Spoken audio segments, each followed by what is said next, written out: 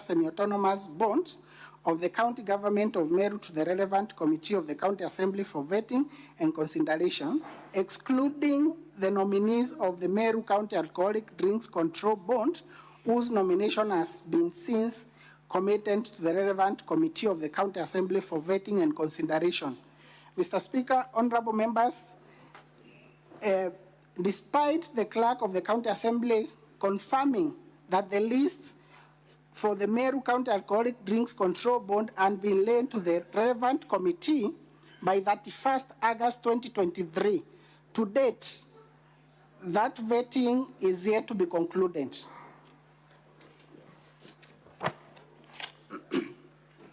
Mr. Speaker, honorable members, volume 2 of the County Assembly documents, page 60, is the letter I was referring to, dated 15th July 2024. And in this letter, dated 15th July 2024, the county secretary is indicating that is making a follow-up of those, the position of the nominees, whether they have been approved or not, and indicates that to date, the county assembly has deliberately failed to approve and or communicate its rejection of the nominees to the county executive despite constant reminders. Despite constant reminders. This is a letter dated 15th July 2024. And my emphasis, Mr. Speaker, honorable members, on that statement, despite constant reminders, is because I'm aware that yesterday the clerk of the county assembly appeared before this honorable house and indicated that the letters, the 3 letters that I have mentioned, that is the letter dated, the letter appearing on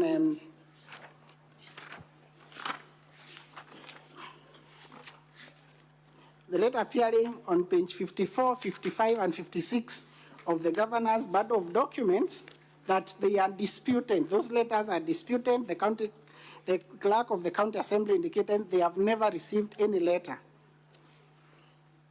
For a reminder. Thank you. I think that point has been exhausted. Let's proceed to the next issue. The next accusation is that the governor has refused to implement resolutions of the assembly to dismiss the county secretary, Dr. Kiambi Tambura, and the chief of staff, Mr. Gatobu Nchamba. What's your answer to that, Mr. Munene? Thank you, Mr. Speaker, honorable members.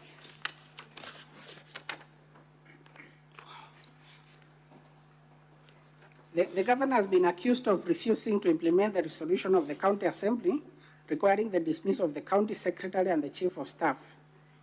Mr. Speaker, honorable members, I'm aware of the information that, by virtue of the position that I hold, that once a report of a committee of the county assembly has been discussed, that report has to be tabled. Once a report has been prepared of a petition, the report has to be tabled in the county assembly, and resolutions pursuant to that report made.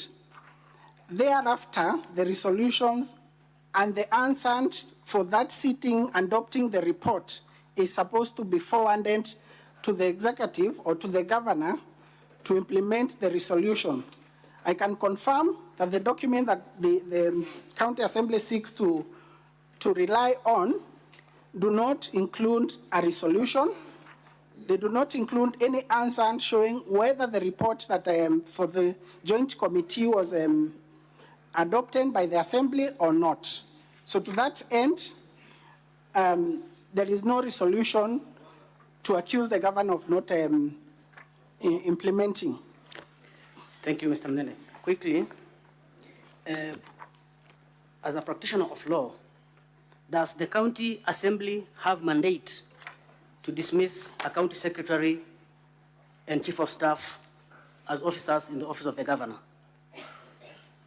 Mr. Speaker, honorable members, I'm not aware of a provision in law that mandates the county assembly to dismiss the county secretary or the chief of staff.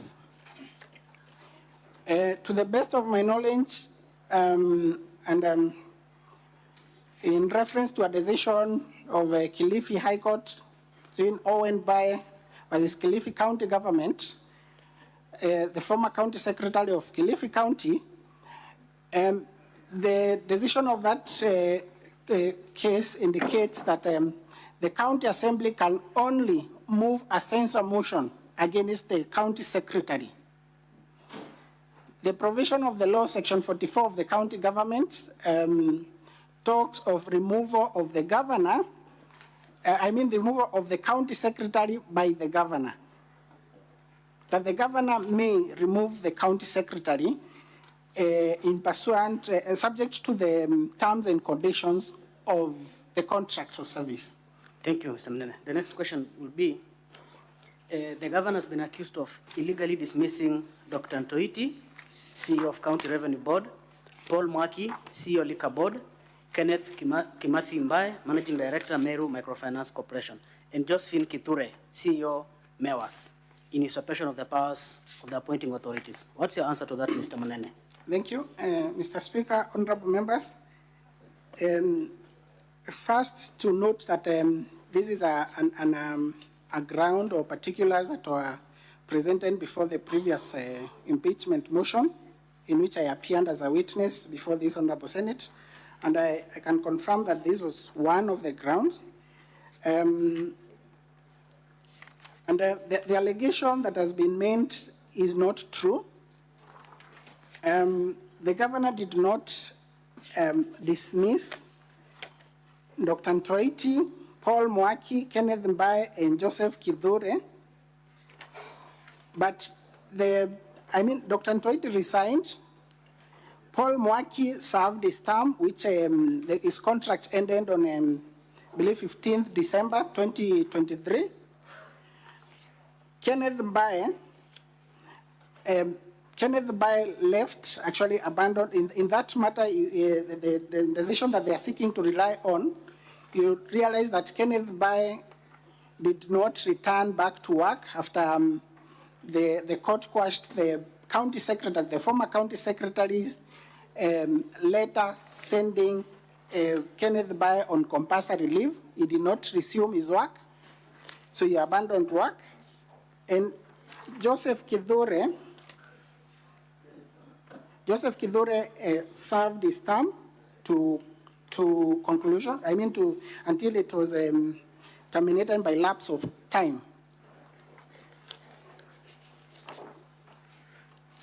So, and also the allegation that the county government of Meru has been slapped with the 4 million in that decision. It is not true. It is not a correct observation. The county government, Mr. Speaker, honorable members, is not a party to that employment and labor relations dispute. And in the same decision, in the same order, the general damages that were granted of cumulative general damages of 1 million. Perhaps very quickly, Mr. Mnene, if you could refer the House to the specific documents they wish to rely on. Mr. Speaker, honorable members, page 68 of the bundle of documents, volume 1B of the governor's bundle of documents,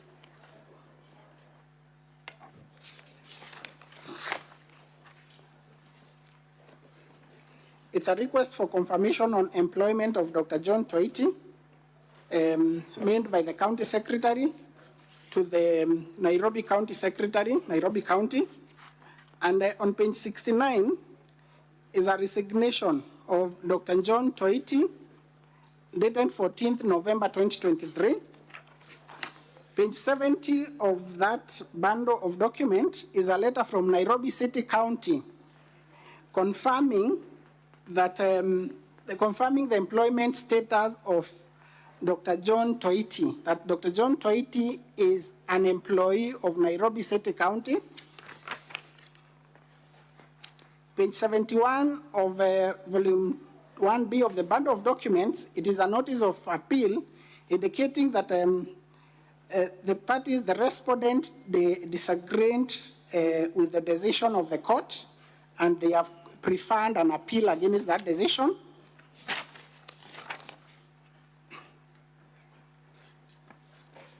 Mr. Minister, I think that is sufficient. I'll move to the final issue. The governor has been accused of having a bloated workforce in his office. What's the response to that, Mr. Munene? Mr. Speaker, honorable members, I confirm that there is such an allegation of bloated workforce, and that allegation, there was a similar allegation in the previous motion in which I also appeared as a witness, whereby the governor is accused of having a bloated workforce. There are documents on the contrary to indicate that the governor has been categorical on the issue of controlling the wage bill in the county. That is by minimizing any hiring or replacements.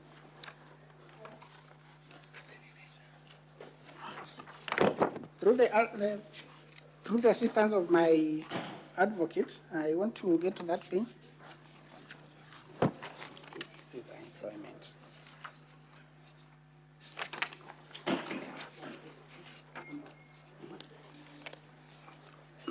Page 170 of volume 1B, part of documents.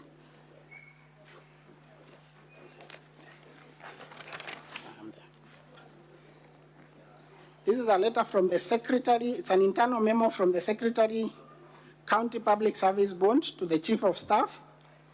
It is dated 17th October 2023.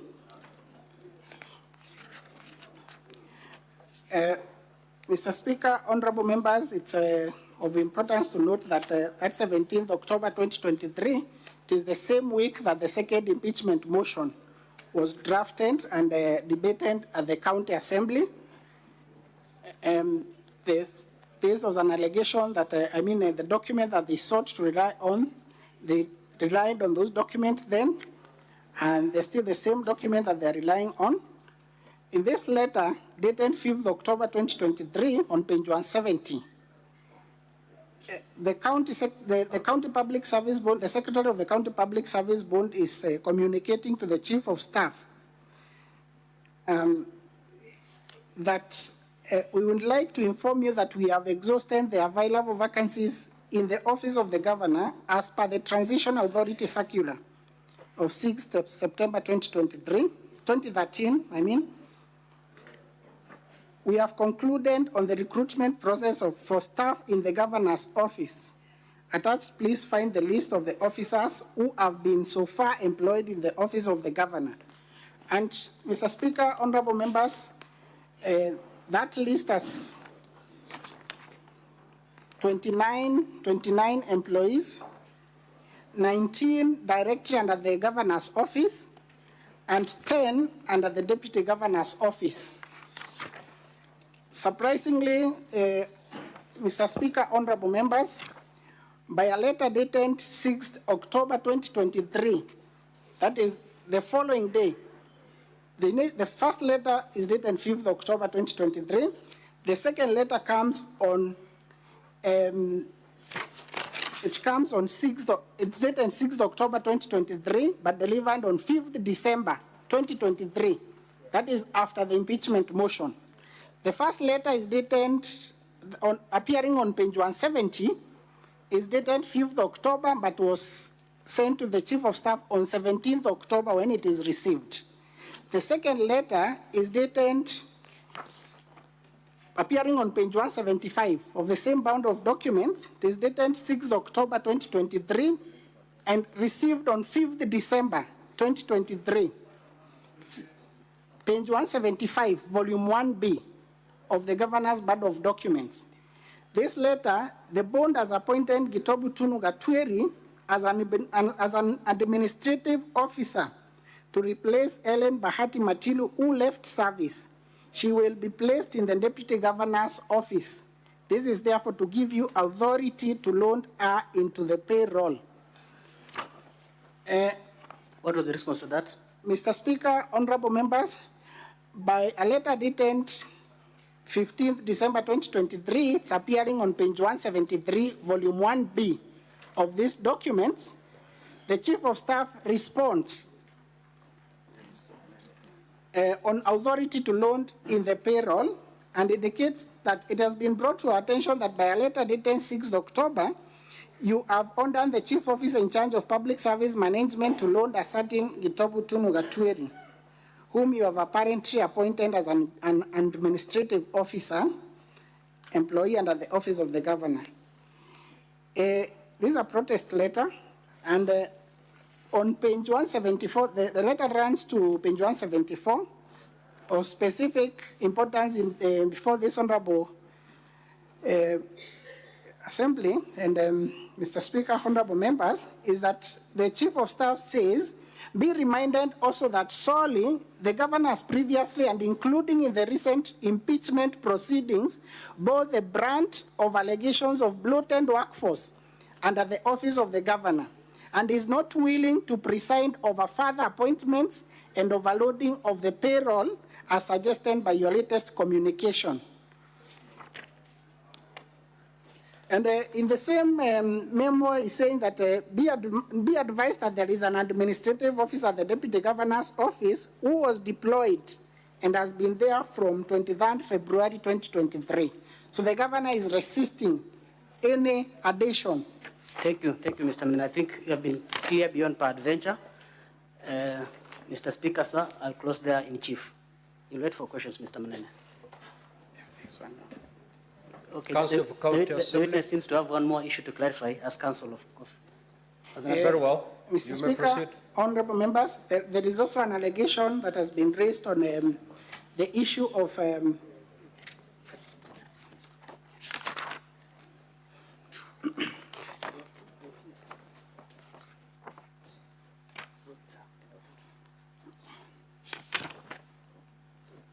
that the governor has been accused of abuse office for paying Kiabi Christas Manyara his full salary while still in remand.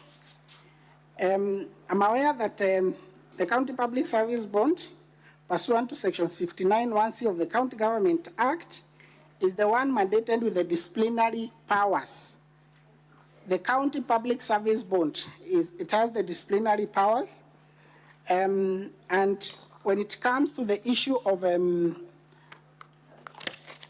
interdiction of an employee, it is the role of the County Public Service Bond to do the interdiction.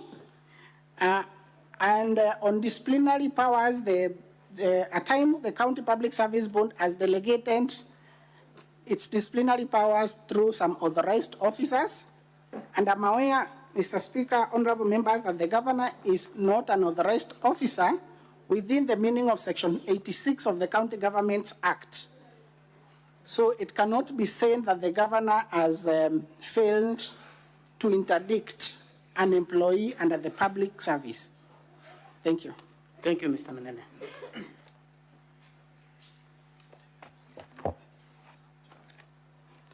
For the record, Mr. Speaker, my name is Mwangaza. I'll be taking about 10 minutes in cross. Bwana Dixon. Mr. Speaker, honorable members, yes. Yes, sir. How are you, Bwana Dixon? I'm fine, thank you. I refer you to your affidavit at page 24 of your documents, specifically paragraph 3 of your affidavit. You report the issue of the revocation of the appointment, correct? Yes. Do you dispute that Ms. Miriti was appointed? No, I don't. Now, you have also deponed that the appointment was not legal, and you have deponed the issue of revocation of the appointment, correct? Correct. And it is your evidence that the revocation was pursuant to the legal advice. Correct. And you're on record that the legal advice was done both by yourself and the alleged legal advisor. Correct. Now, have you brought to this Senate an original copy of that legal advice? No. Do you have even a certified copy? No. Now, I take you to that legal advice, Bwana Munene. The legal advice is to be found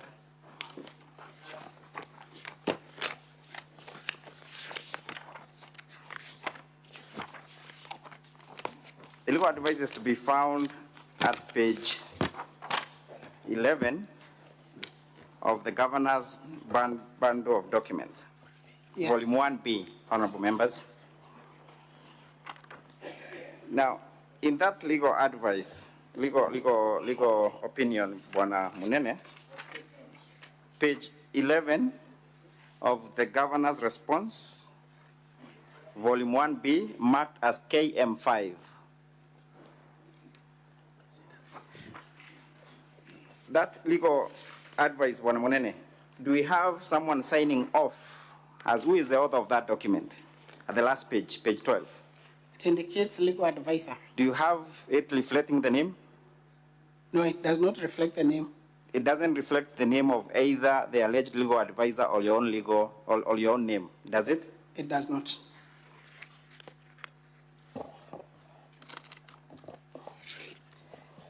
Honorable Senators, I want to move with you to the affidavit of one Linda Gaki Kiome that was filed yesterday before the Senate, yesterday afternoon.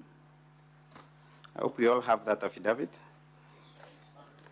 It's a standalone affidavit that was filed yesterday afternoon by Linda Gaki Kiome. Now, Mr. Munene, do you have that affidavit? No. And in that affidavit, there is an annexure. I don't have the affidavit. You can supply a copy. Okay.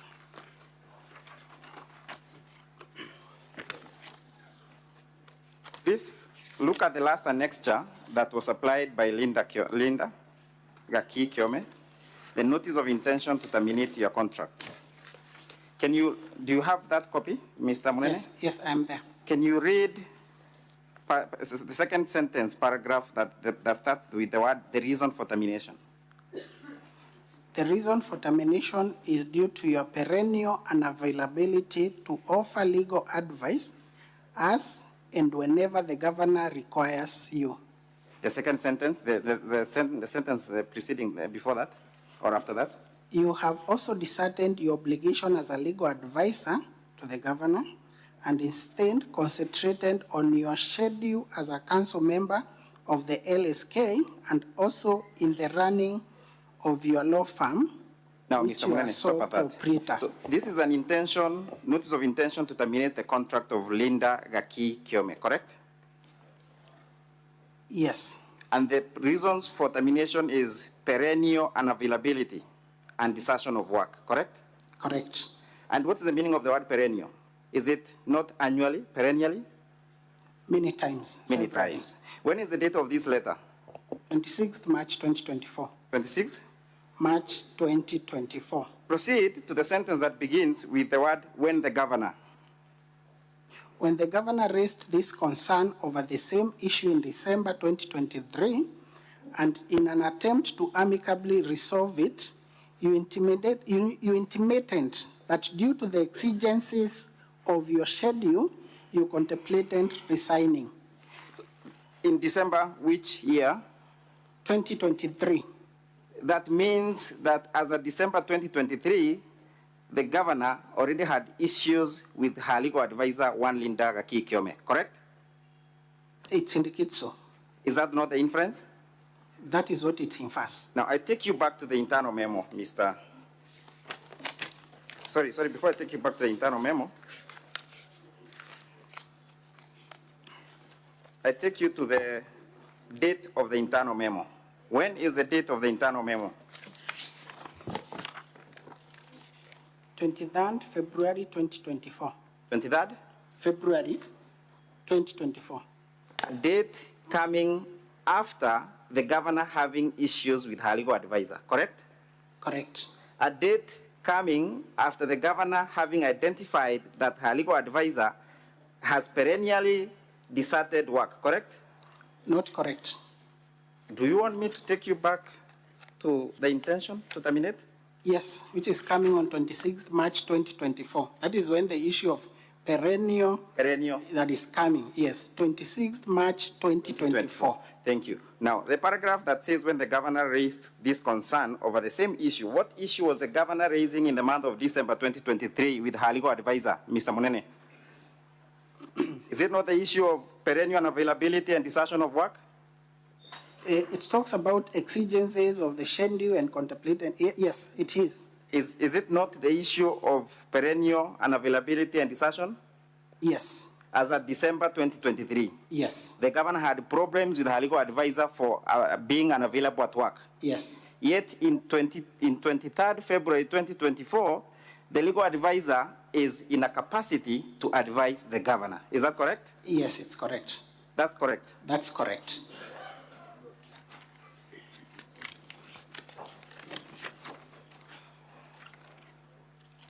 Now, if we are to look at the veracity and the legality of that opinion, Mr. Munene, which you have admitted that you did indeed give or issue, and as an advocate, what's the legality of that opinion in light of Section 58.5 of the County Government Act? Can I take you there, kindly? Yes, sure. Section 58.5 is to be found at our volume 3, the County Assembly Bundle, volume 3.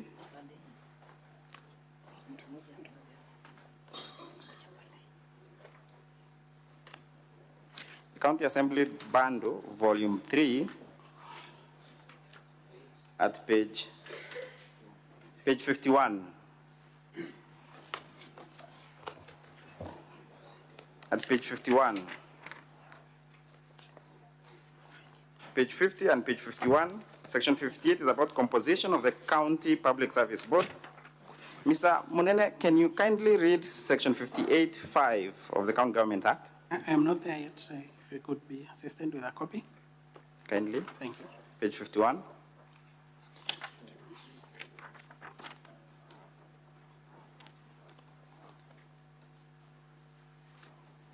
Yes. Can you kindly read? The members of the board may only be removed from office on grounds set out for the removal of members of a constitutional commission under Article 251(1) of the Constitution, and by a vote of not less than 75% of all members of the County Assembly. That is the process of removing a member of the board, correct? Yes, but not an ex-officio member of the board. Wasn't Ms. Miriti appointed to the board? She was an ex-officio member of the board. Is she not a secretary? She's a secretary. Does this fly on the face? Sergeant at Arms.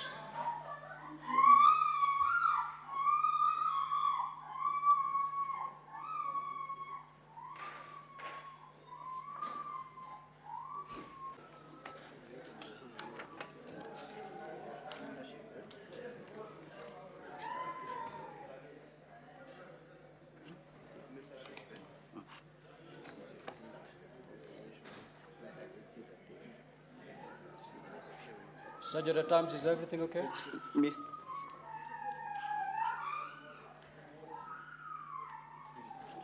I hope my time was post, Honorable Speaker. Now, Mr. Munene, it's your evidence that the... Just hold on, Counsel. Sorry, Mr. Speaker.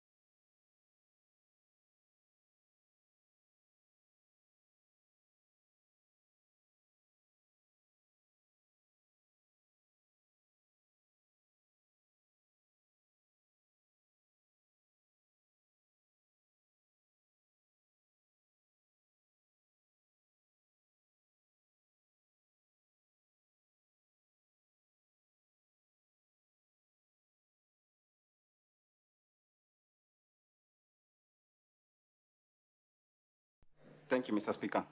Now, Mr. Munene, it is your evidence that the secretary is an ex-officio member. Yes, Mr. Speaker. Can you kindly look at page 50 of the same volume 3 bundle of the County Assembly, section 58(1) on the composition of the board? Are you there? Yes, I am there. What is the composition of the board? The County Public Service Board shall comprise a chairperson appointed in accordance with section 58A, at least, C, specifically C, go to section 58, subsection 1C. I'm on 58, at least 3 but not more than 5 members appointed in accordance with section 58A, a certified public secretary. A certified? Public secretary. So is a certified public secretary a member of the board? An ex-officio member. But a member of the? An ex-officio member. Where is the issue of ex-officio on section 58(1)(c)? Because Constrain yourself to that section. Is a secretary a member of the board? Yes or no? Yes. Now, in respect of section 58(5), is the procedure depicted under section 58(5) the procedure for removal of the secretary? Correct? It's for the members of the board. And the secretary, correct? Article 251. No. 1, Mr. Munene, section 58(5), the members of the board may only be removed from office pursuant to section 58(5), correct? Yes, and Article Correct? 251. Yes or no? Correct. Now, in respect to the legal opinion, doesn't that legal opinion that you claim to have given fly on the face of section 58(5) and article 251? Yes or no? No. Now, Mr. Munene, I take you to the question of boards. As paragraph 6 of your affidavit, you've deponed that the letter by the county secretary dated 18th June 2023 was forwarded to the county assembly in the name of Japhet Dombi, correct? Correct. Were you copied in those letters? Were you copied? Take me to the letter, I'll confirm whether I was copied or not. Honorable senators, the said letters are to be found at volume 1B of the governor's Order, honorable senators. There is a lot of loud consultations. Kindly, let's hear the witness in silence. Volume 1B, the governor's bundle, is marked as KM9A at page 53. Yes, I am not copied in that letter. That letter dated 18th June, are you copied? I am not. How did you become aware? By virtue of my position as a county executive committee member. How did you become aware? Were you copied? I am not copied in the letter. How did you become aware with the information? By virtue of my position in the county executive. Who informed you? Yeah. Who informed you? The county secretary. Is he testifying in this Senate today? No. Now, there was a response that you responded to the various requests by the county assembly, particularly the letter by the clerk seeking clarification on the missing information.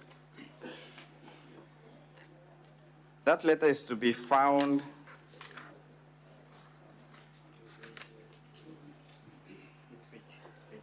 to be found in page 60 of the same bundle, the governor's bundle. It's marked as KM9H. Yes, I'm there. Is received 21st July 2023. Is a letter by the office of the clerk.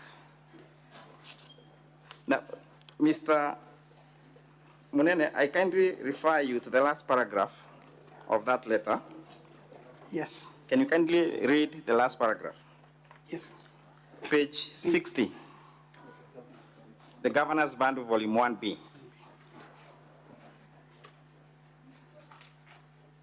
Kindly also feel free to provide any other additional information regarding the nominations that may facilitate the county assembly to effectively discharge its mandate. We look forward to your response and clarifications. And the preceding paragraph, we are therefore? We are therefore kindly asking for more information / clarification regarding the availability / existence of vacancies in the offices within which the nominations are being made in order to facilitate their transmission to the County Assembly for consideration. This will enable the County Assembly to... Stop there, Bwana Munene. Okay. Did you ever forward a response in terms of providing the necessary information as required by the clerk? Yes or no? Yes. Where is the evidence?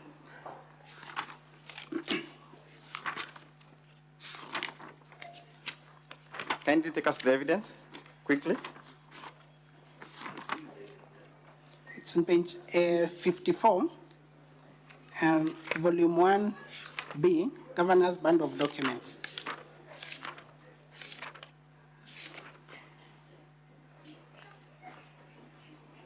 Did you provide the evidence on the further and better particulars as sought in terms of further information?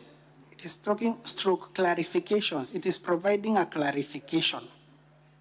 Now, let me take you to our bundle where were you not appointing members of the board to non-existent positions or positions that have already been filled up? No?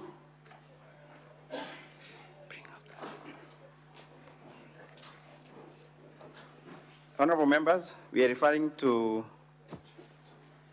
page 52 of the County Assembly response.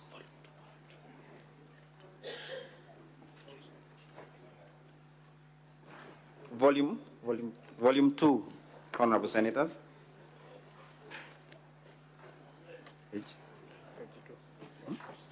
Page 52, volume 2 of the County Assembly documents. It's at page 52, volume 2 of the County Assembly documents, exhibits. Now, Bwana Munene, can you kindly read out that Gazette notice? Page 52, Honorable Senators. Should I read from here? Mr. Munene, very quickly, time is not with us. Can you read out the Gazette notice number?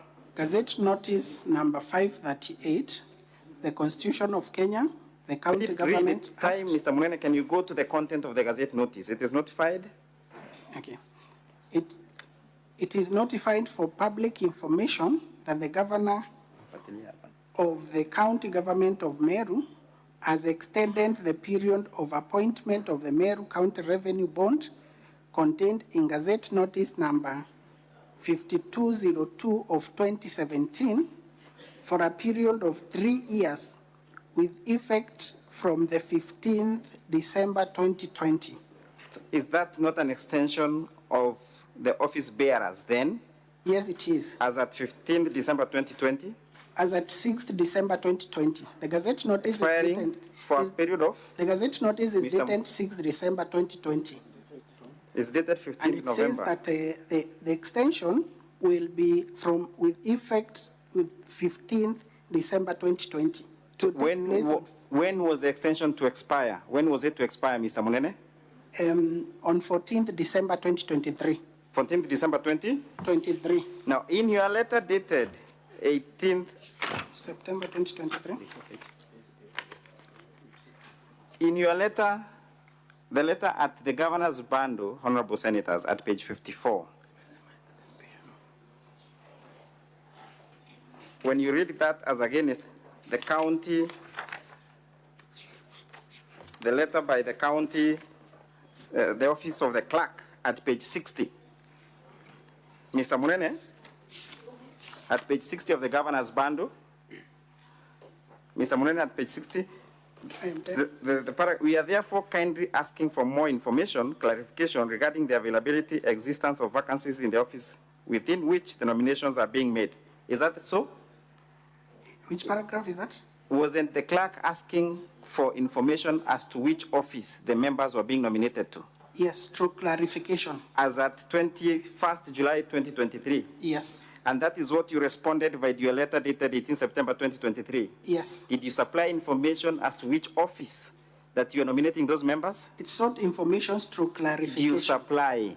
Yes, the clarification. Yes was or no? supplied. Did you supply? Did you clarify that the office was already having office bearers? Yes, Were these office bearers in office on 18 September 2023? yes. To which office were you nominating members? The nominees of the County Revenue Board are made in anticipation of their lapse of term on 14th December 2023. That is the clarification.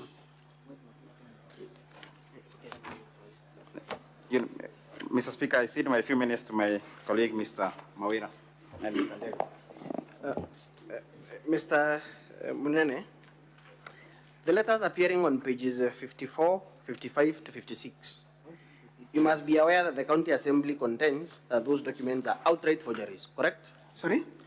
The documents appearing from pages 54 to 56 of the Governor's Volume 1B, you are aware that we contend that those documents are forgeries, correct? Yes, And because his allegation was brought out yesterday, Yes. and the clerk was here, yes. have you sought the leave of the Speaker or made any attempts to bring the delivery note of these 3 letters that you purport and that you say you are aware they were received by the office of the clerk? No, You've not made such an attempt. we have not made the attempt. Okay. Is it a coincidence that these 3 letters, and Mr. Speaker, I do not purport to be a forensic examiner or a forensic expert, or a document examiner, rather, but is it a coincidence that these 3 letters that were in different months, in fact, in different years, is it a coincidence that the 3 of them were stamped on the same place, different months, different years? What do you mean by same place? Just look at the letterhead of those 3 letters. They are stamped on different pages, Stamp, yes, but same place, correct? not same. Okay. I'll leave the honorable senators to draw their own conclusion. Mr. Munene, you said that there's a requirement that the County Assembly actually table and adopt a resolution with respect to petitions that are made by members of the public. Is that your position? Sorry? Is there a requirement, or what is your position with regard to, was there a requirement, rather, this is the question, was there a requirement that a resolution be passed by the County Assembly for the removal of those officers? That is the Chief of Staff and the County Secretary, pursuant to that public petition. Is there a requirement in law? The requirement is that the resolution, the report is tabled to back to the County Assembly. No, is there a requirement? Because you say that there's a requirement that a resolution be passed by the County Assembly. That there is debate and a resolution passed. Is there such a requirement in law? The letter makes reference to resolutions of the Assembly, not of the committee, of the Assembly. Yes. Let me refer you to that report. That is Honorable Speaker, that is volume 2 of the Assembly documents, the exhibits in support of the impeachment motion, at page 140. Page 140 of volume 2 of the County Assembly documents. At 5.2, you will see the committee's recommendations. Is that the Assembly or the committee's recommendations? These are the committee's recommendations. And what is recommendation number 2? That the governor do dismiss the county secretary and the chief of staff, correct? Yes. I'll refer you to our volume 4. Our volume 4, Honorable Speaker, the County Assembly documents. Volume 4, that is at page 295. Volume 4 of the County Assembly documents, that is, those are the standing orders.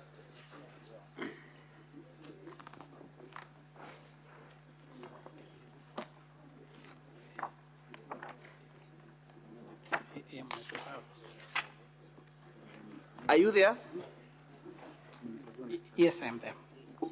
Page 295 of volume 4 of the County Assembly documents. On committee of petitions, I'll read it out and you tell me whether you agree with it. every petition presented or reported pursuant to this part shall stand committed to the relevant sectorial committee. 2, whenever a petition is committed to a sectorial committee, the committee shall, in not more than 60 calendar days from the time of reading the prayer, respond to the petitioner by way of a report addressed to the petitioner or petitioners and laid on the table of the assembly, and no debate on or in relation to the report shall be allowed, but the speaker may, in exceptional circumstances, allow comments or observations in relation to the report to the petitions for not more than 20 minutes. So, do you still maintain the position that there needed to be a debate and a resolution passed by the county assembly in light of this standing order on the public petition that was passed by the county assembly of You Meru? did not get me clearly. I think that the resolution that you are making reference to of the assembly, Yes. you said resolutions of the county assembly, Yes. which are in existence. We do not have in the bundle of your documents resolutions of the county assembly adopting that report, and that is that is your allegation. I'll refer you, Mr. Munene, to page.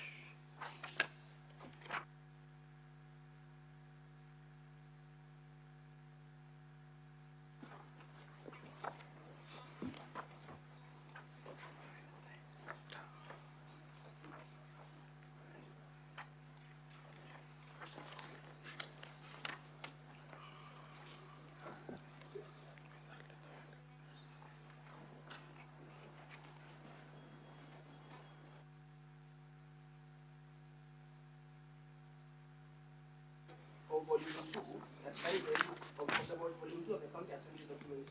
Honorable Speaker, the first paragraph.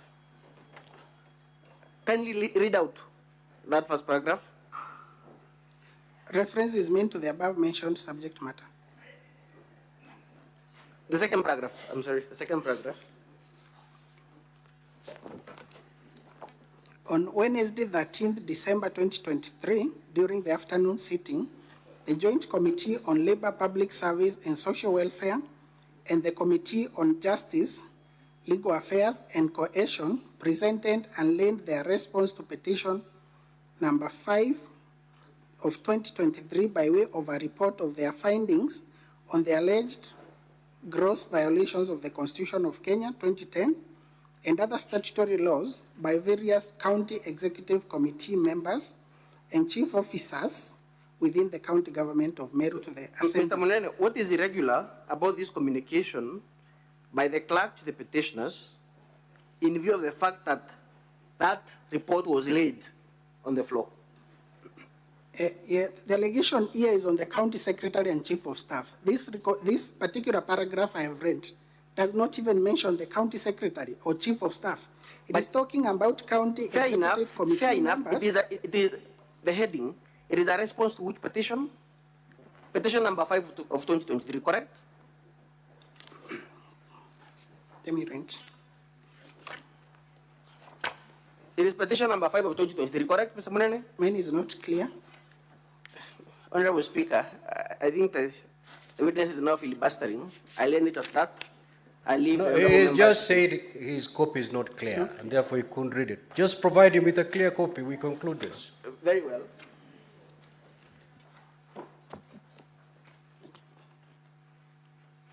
On my copy, it is petition number 5 of 2023. Can you see that? Yes. Okay. Yeah, petition number 5 of 2023.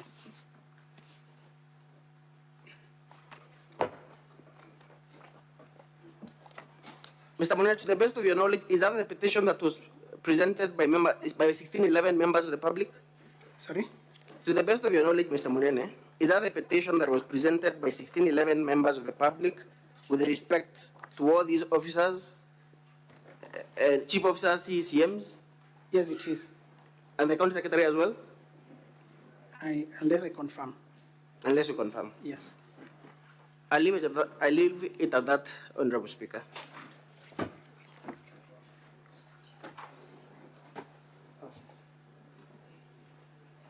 Mr. Munene, I'll be very brief with you.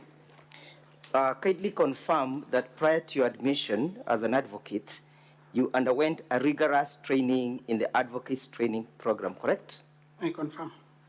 And that during that training, you must have interacted with a topic called legal drafting, correct?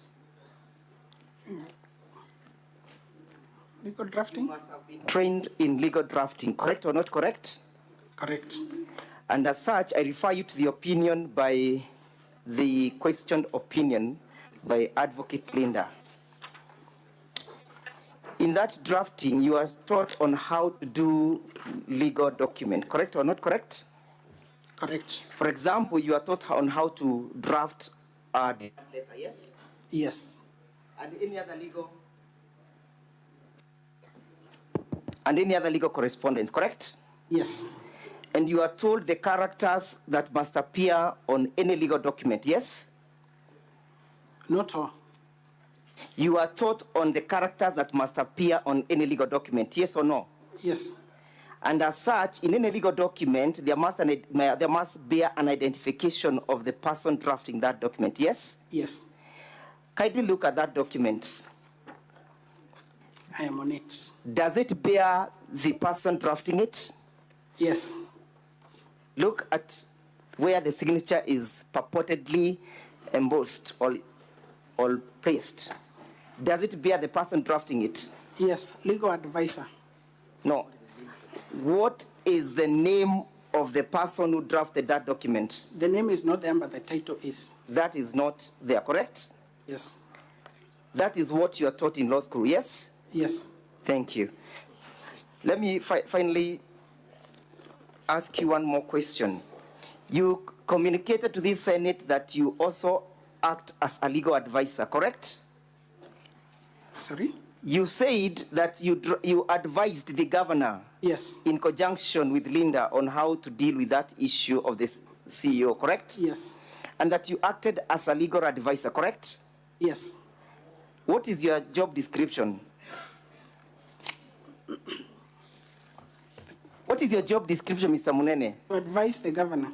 What is your constitutional job description? Are you a legal advisor or are you a CEC? I am a CEC. You are a CEC. Yes. Who also doubles up as a legal advisor, correct? That is part of my. I'm asking who also doubles up. Yes. So you have two job descriptions, correct? Part of advice. You have two job descriptions, Mr. No. Munene. No. Kindly look at the TA, Transitional Authority document appearing on volume 3, volume 2, at page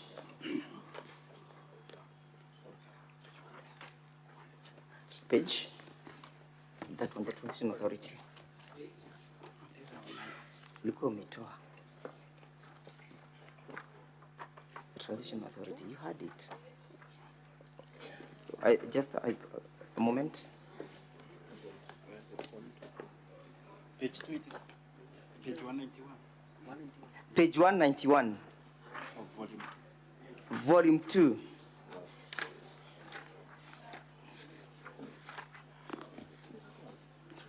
Is it that one? See, okay, just get it. But before we go to that, as I look for it, Mr. Munene, you are aware, Mr. Munene? Yes. 176. Wachana na katiba, haiko hapo. It's the act. One. Page 178, Honorable Senators. You are aware that there was a transitional authority that was constituted that was to oversee the transition from the local government to the county government, correct? I'm aware. And that during that particular of trying to formulate the county government, they issued a communique dated 16th of September 2013, correct? Correct. And that document creates the offices that were to work under the governor's office, yes? Yes. And that you, as a CEC, is part of what is contemplated, yes? No, it is not. CC is in the County Government Act. It's not in the transition. Honorable Senators, I'm looking at page 108 or 180 of that document. Yes? Volume 2, page 180. Mr. Munene? Yes, I'm there. Can you see where there is a provision for the legal advisor? Yes. Are you the legal advisor to the governor? No. Thank you. No further questions.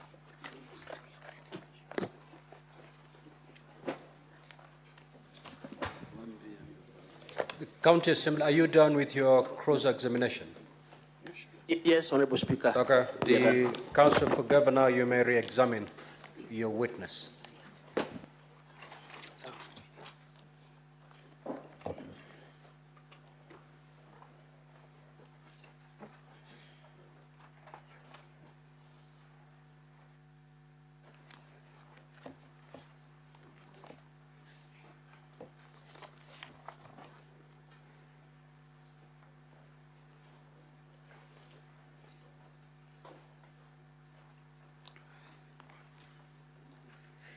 Mr. Munene, I'll have a few questions for you, just for clarification. Thank you.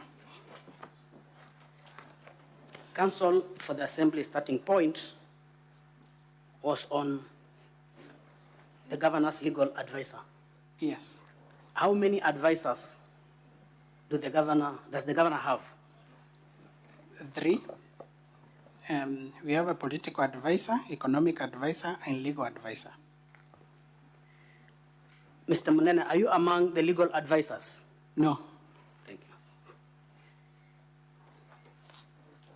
You have been shown the legal advisory through an internal memo that was issued by the legal advisor. To you, is that in contention? It is not. As a legal practitioner, was it necessary for the name to be indicated? Not necessary. It's an internal memo. It's actually it's a legal advice, not a legal opinion, as I read it. Thank you. Is there an active matter in court between the said Linda Kiome and the Honorable Governor? There is. Has that matter been determined yet? No, it's still active. Thank you. You are shown an affidavit by Linda Kiome. Do you have that affidavit with you? Yes, I do. When was the notice of intention to terminate issued? It is dated 26th March 2024. Was there a subsisting relationship as of December 2023, as a matter of fact? Yes, there was. Thank you. An insinuation or innuendo was passed that the advisor was unavailable completely. Are you in a position to confirm whether it was sporadic appearance or total shutdown, unavailability? She was not totally unavailable. She was available, but there was perennial absence that was noted. Thank you for that clarification. And the other That will thing be is all. that she was still earning a salary, so she was still an employee of the governor. She earned a salary up until the date of the lapse of the notice. She was an employee until 30th April 2024. A legal advisor. Thank you, Mr. Mnene. That will be all for this witness. Honorable Senators, for those who wish to seek for clarification or questions or pose questions to the witness, this is the moment. Senator Muma.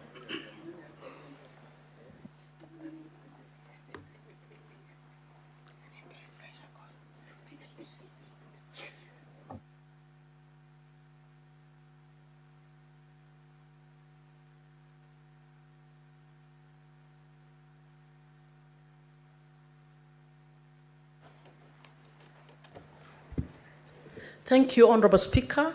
I have some 2 or 3 questions to you, witness. The first question relates to charge number 1. Is there a difference between revocation and dismissal or removal from office? That is question number 1. Question number 2. Is the Secretary or CEO of the Meru County Public Service Board an ex-officio member, or they are a member they are a voting member of that board? And then finally, is it the practice that I can be a CEO of an institution and at the same time a holder of an office in the same institution? So I have taken leave of absence from being an officer in order to be a CEO in the same organization. Is that part of good governance practice in human resource? Thank you. Thank you, Mr. Speaker, honorable members. I start with the first question on revocation and dismissal. Those are, in my opinion, and which I believe is the opinion of the law, revocation is different from dismissal. An appointment is made pursuant to certain condition precedents of qualifications. And the moment the appointing authority realizes that those qualifications have not been met, they have that residual right to recall the appointment, which is technically revocation. It is recalling an appointment. Dismissal, it's a dismissal pursuant to Section 41 of the Employment Act. Thank you. The other question on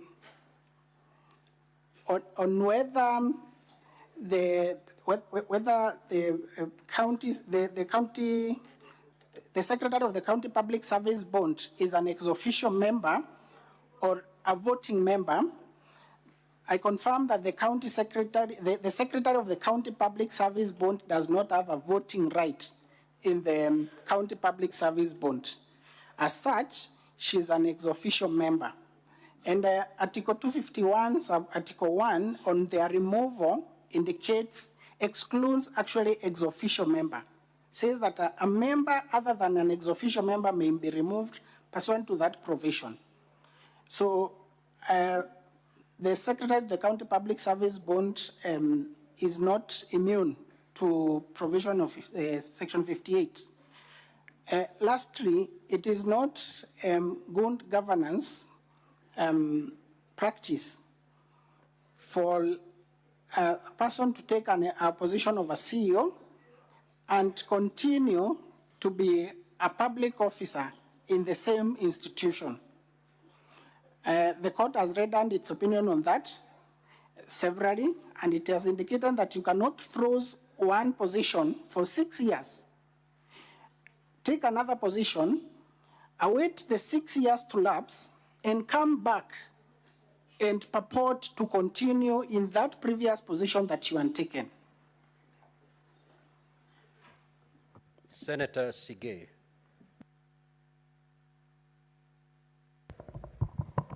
Thank you, Mr. Speaker.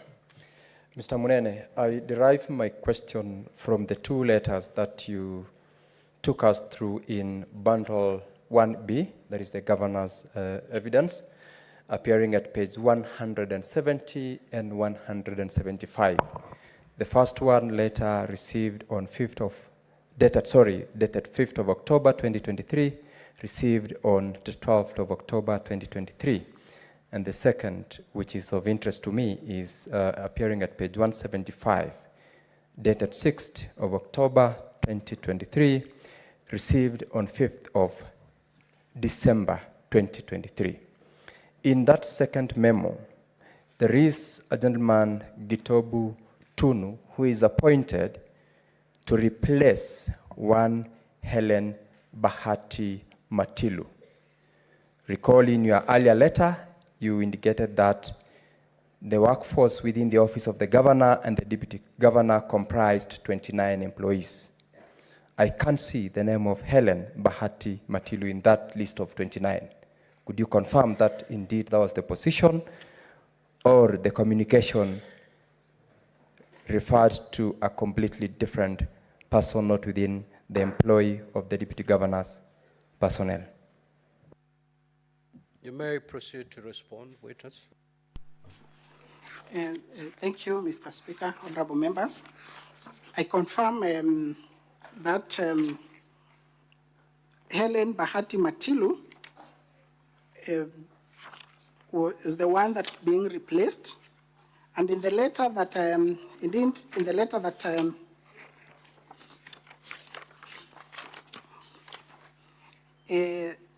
that appears at page 173, it's of importance, the last paragraph indicates that whereas no request for appointment of an administrative officer was made from myself as the Chief of Staff under the Governor and Deputy Governor, be advised that there is an administrative officer at the Deputy Governor's office who was deployed and has been there from 23rd February 2023.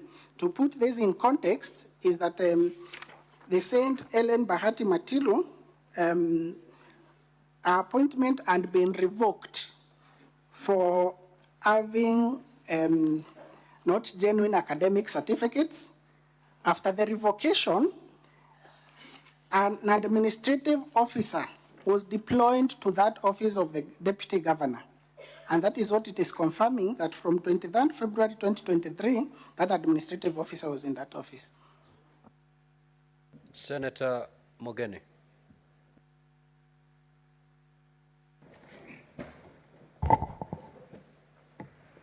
Yes, when I heard your introductions, you said you are county attorney. No. Yeah. Is CCM? Just put the record straight. Thank you, Mr. Speaker. I'm the CCM in charge of legal affairs, public service management, and administration. Okay, that's even better for me. So there is an issue that has always caused problems for us. I just wanted to get clarification from you. Issue of public participation. So as a county attorney, I just wanted you to shed some light to us. When you do public participation, do you use your professional staff as a county, or it's in order for MCS to conduct public participation on their own and prepare minutes? Maybe you could refer to page 355, volume 5, where I think minutes were taken and recorded by MCA. I've seen it in 340. It appears severally in the report that is before us. I wanted your comment.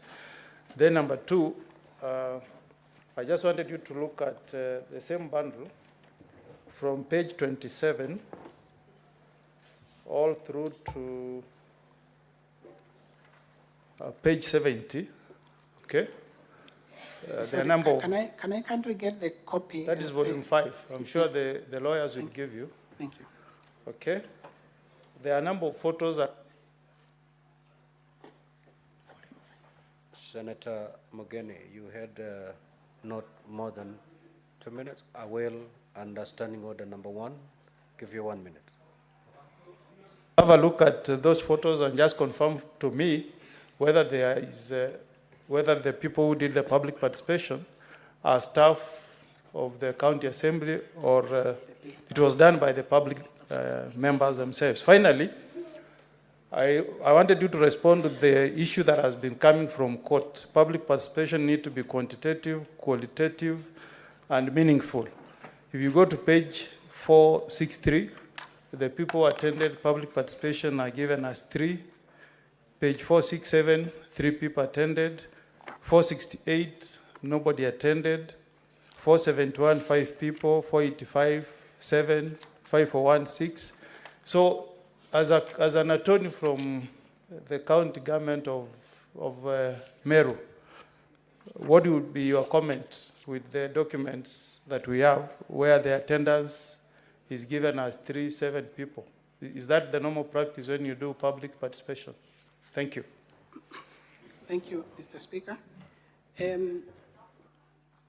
Public participation, ordinarily, when it comes to the impeachment of a governor, is carried out by the staff of the county assembly. Although, under the county government, we have a Directorate of Public Participation and Civic Education, which is at the county executive.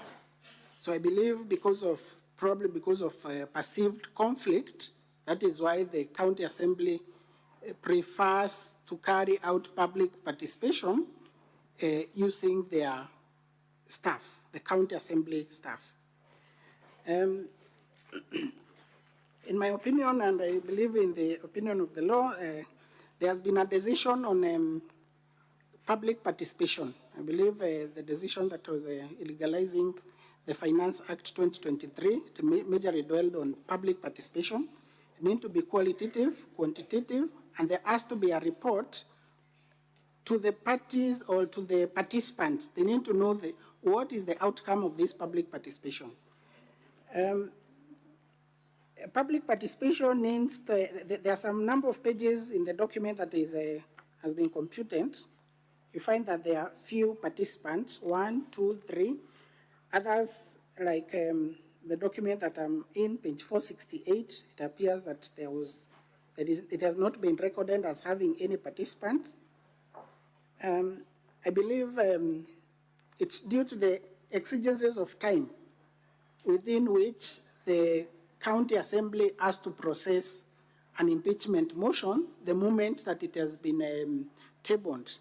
They have to carry out public participation within 7 days, and they have also to debate that motion between 7 to 10 days, within 7 to 10 days. So in this particular case, public participation was allegedly carried out during the same day, on one day, in the 45 warrants. And a notice that was given for that participation was a 4 days notice. So the reason why that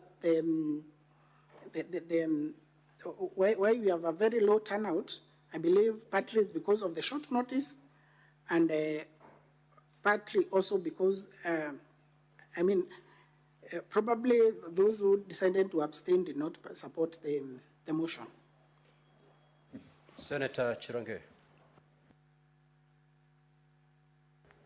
Thank you, Mr. Speaker. Mr. Witness, in Kanata Dixon Munene, in LSK portal, you have indicated that your workplace is Okubasu and Munene Advocates. Why is it so? And you are CCM of Meru.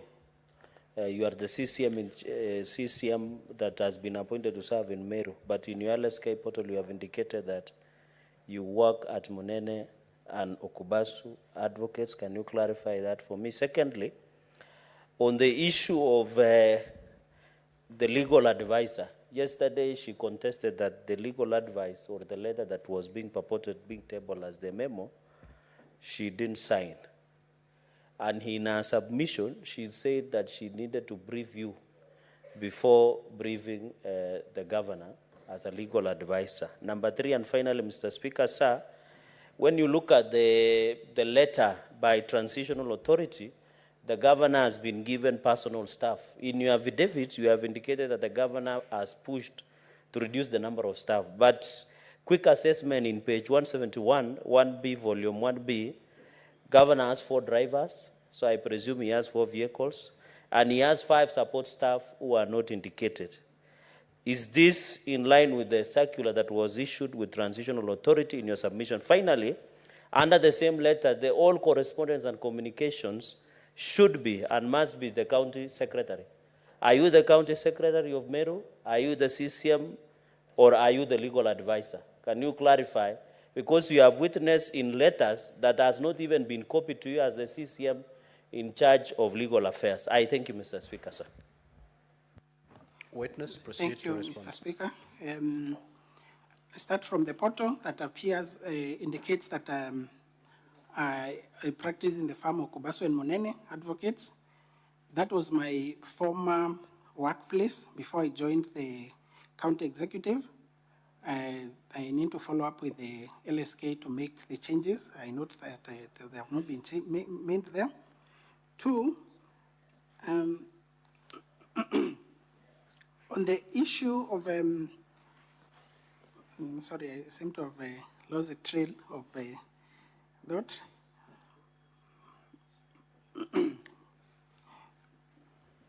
You didn't get the question? Sorry, Mr. Speaker, I didn't get the other questions. Can you give him a full scope and a pen so that we don't go back to it. Senator Chirange, just pose it again. Mine, Mr. Speaker, quickly, under page 171, volume 1B, the letter that has been part of the evidence, in the breakdown of governor's personal staff, there are 4 drivers, so I presume there are 4 vehicles, and there are 5 staff that their job description has not been indicated. So the question should be, in your affidavit, you have indicated the governor is trying to bring down the wage bill. And finally, the final question was, under the same letter by the Transitional Authority, all communications and correspondence should be and must be through the county secretary. So my question is, are you CCM in CCM? Are you county secretary or are you legal advisor? Who are you in Meru? It looks like you are the king of Meru, and we don't know. Thank you, Mr. Speaker. Thank you, Mr. Speaker. It is indeed page 171, volume 1B of the governor's documents. It indicates that the governor has 4 designated drivers.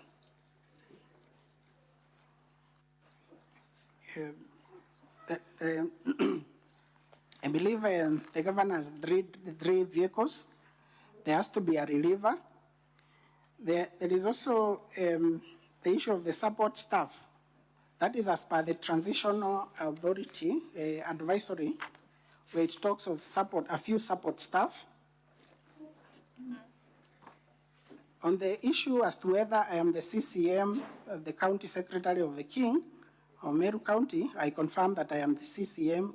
I'm not a county secretary. There is a county secretary by the name Dr. Kiambi Aderu.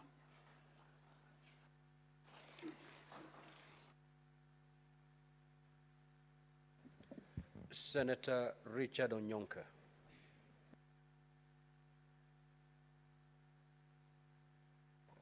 Thank you, Mr. Speaker. I just needed clarity on the charge of illegally dismissing Dr. Ntoire. I think you're aware of that case. That also includes Paul Mwaniki, Kenneth Kinuthi Mbaye, and Joseph Kithure. Right. I wanted to ask you, could you confirm to this House if indeed these officers were dismissed by the governor? And if so, what procedure did she use to dismiss them? If she's the one who did the dismissals, or was legal procedure followed? Thank you, Mr. Speaker. Thank you, Mr. Speaker. I can confirm that the officers were not dismissed by the governor. They was, the gravamen of that dispute was that they were sent on compulsory leave by the county secretary, the former county secretary. They disputed that letter sending them on compulsory leave. They went to court. The court stayed the decision to send them on compulsory leave. They came back, served their term. Some of them resigned, like Dr. Ntoire resigned after the court stayed the decision sending them on compulsory leave. Another one did not resume. The other 2 served their term, the contract term, until it lapsed. So there is no instance or incidence or of dismissal. They were never dismissed. Senator Mutinda.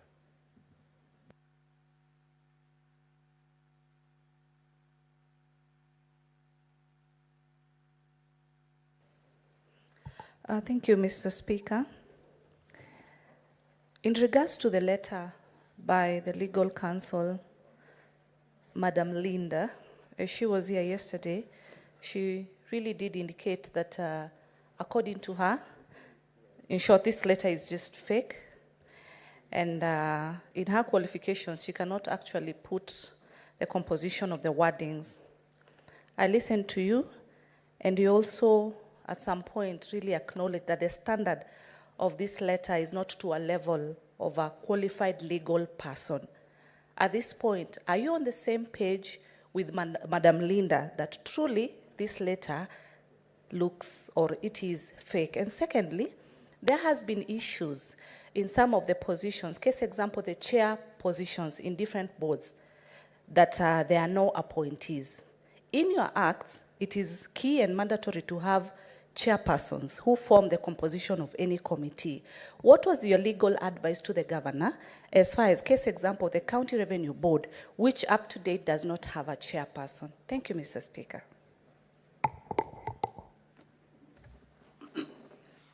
Thank you, Mr. Speaker. Honorable Member. The letter by the legal advisor, let me make this categorical. I did not indicate that that letter is fake. As to the advice that is given there, I do not see any mediocrity or mediocre in the legal advice that is given there. This is an advice that was being given to a governor who does not have the background of legal knowledge. So it is a simplistic letter that is meant for the consumption of the governor. On composition of the appointment of the County Revenue Board chairperson, the advice that I gave the governor is that the law requires, Section 6 of the County Revenue Board Act requires that the governor should appoint the chairperson, who is supposed to be through the approval, upon the approval of the county assembly, and 2 other members. The same act indicates that in the absence of the chairperson, one of the members or the vice chairperson will take over the role of the chairperson. Indeed, the governor forwarded 3 names to the county assembly for approval. That is the chairperson and the 2 members. When this the delay in the approval persistent, and the 2 members that had been, the 3 members, that is the chairperson and 2 other members, served their term up to 14th December when it lapsed, I advised the governor, since the law does not strictly require the approval of these 2 members by the county assembly, my advice to the governor that she can proceed and appoint the 2 members and leave the position of the chairperson vacant until it has been approved by the assembly. And these 2 members, together with the CEO and the chief officer finance, would constitute the revenue board. And that way the bond would be able to run without any issues. Thank you. Senator Wambua. Thank you, Mr. Speaker. I've followed submissions by Munene and the other witnesses.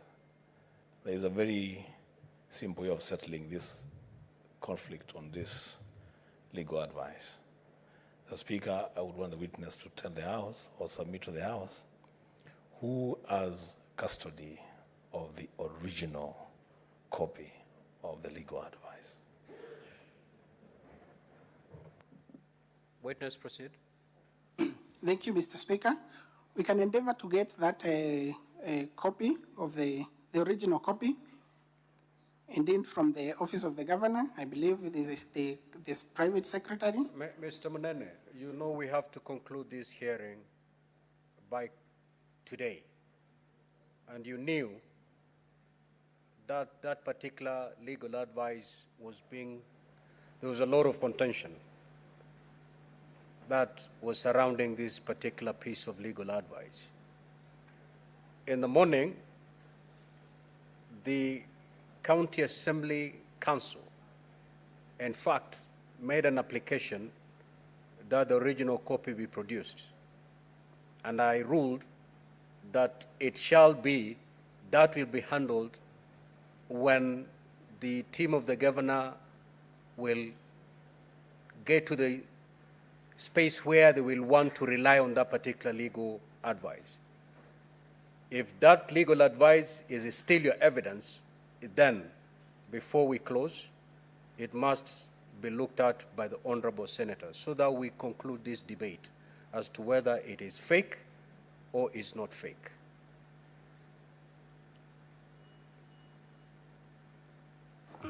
Thank you, Mr. Speaker. I believe that the legal team to the governor's hand. Because in the absence of the Will original oblige. copy, each side will basically settle for their own opinion. Thank you, Mr. Speaker. Yes, Senator Wambua. Mr. Speaker, I do not want to guide you on this, but I would request that you give that as a directive, that at a point that is appointed by you, that advice then should be made available to us so that it helps us to make a decision. I think. I will not direct the team of the governor on how best to present their case. If you feel withholding the original makes your case stronger, then so be it. If you feel by producing the original makes your case stronger, then so be it. It's really within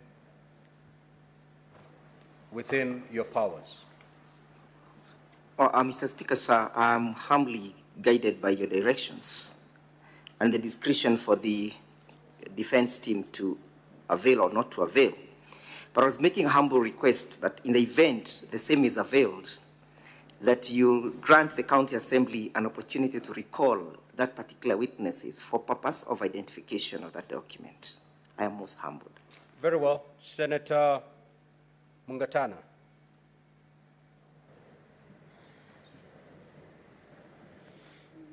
Mr. Speaker, I am asking the witness this question again. The witness, Linda, explained very clearly to the House that she was requested or directed by the governor to work with you. Now, from my understanding, and that's why I'm seeking your clarification, working with you, working with the minister in that department means that she was working under you, technically.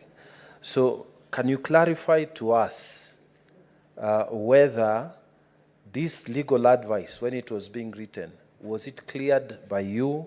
Were you aware of it before it left the department to go to the governor? Just clear for us, because then it might help us to know the authenticity of this letter. I thank you, Mr. Speaker. Thank you, Mr. Speaker, honorable members. I was aware of this legal advice when it was sent to the governor. We discussed about this issue. Indeed, we used to work together as a team. We used to discuss issues together, especially on legal issues. We used to consult with the legal advisor severally. Most of the time, it would be when there's a legal issue that needs to be addressed, we won't work together. And I can confirm that when this legal advice was dispatched to the governor, I was aware. Now, honorable senators, due to the time factor, we will terminate this witness at that. And the team of the governor, do you still have more witnesses you want to call? You may now proceed to call them. Call the next witness. Thank you, Mr. Speaker, sir. Our next witness is Evans Mawera. Clerk, how many minutes do we have for the team of the governor so that they can prepare themselves accordingly on how to manage that time?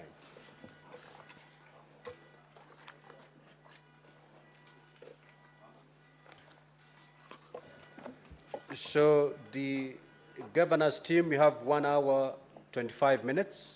Not just for this witness, but for all the remaining witnesses. And the county assembly, you have 32 minutes to do your cross-examination on the remaining witnesses. Yes, Senator Fonandi.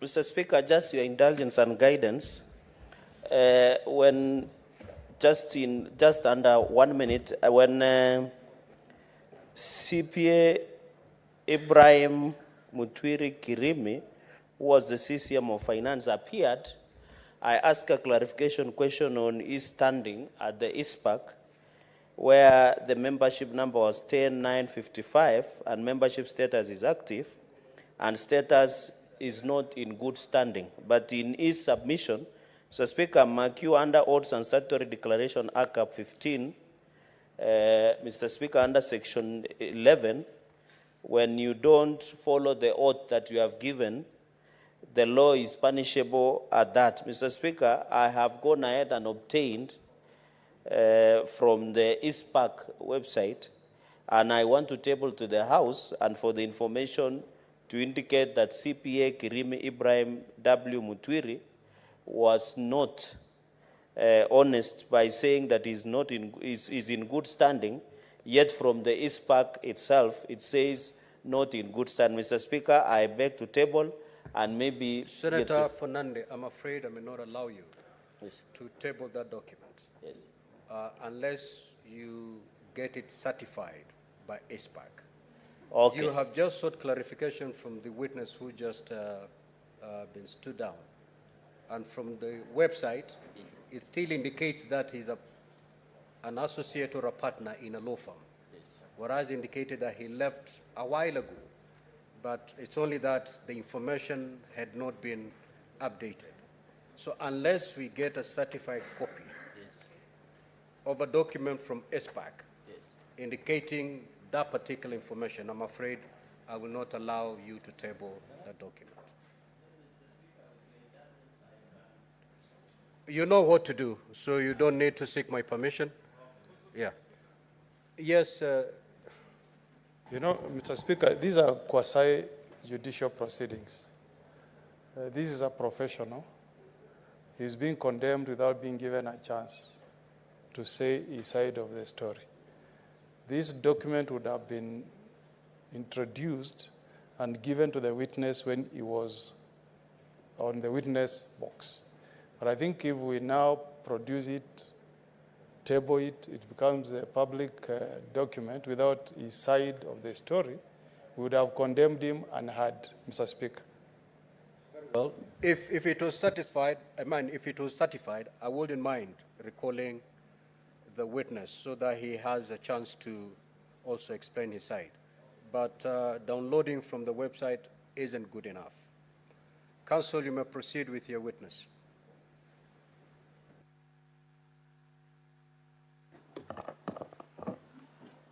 I, Evans Moira Karia, do solemnly swear that the evidence that I shall give before the Senate in respect of the matters before the Senate shall be the truth, the whole truth, and nothing but the truth.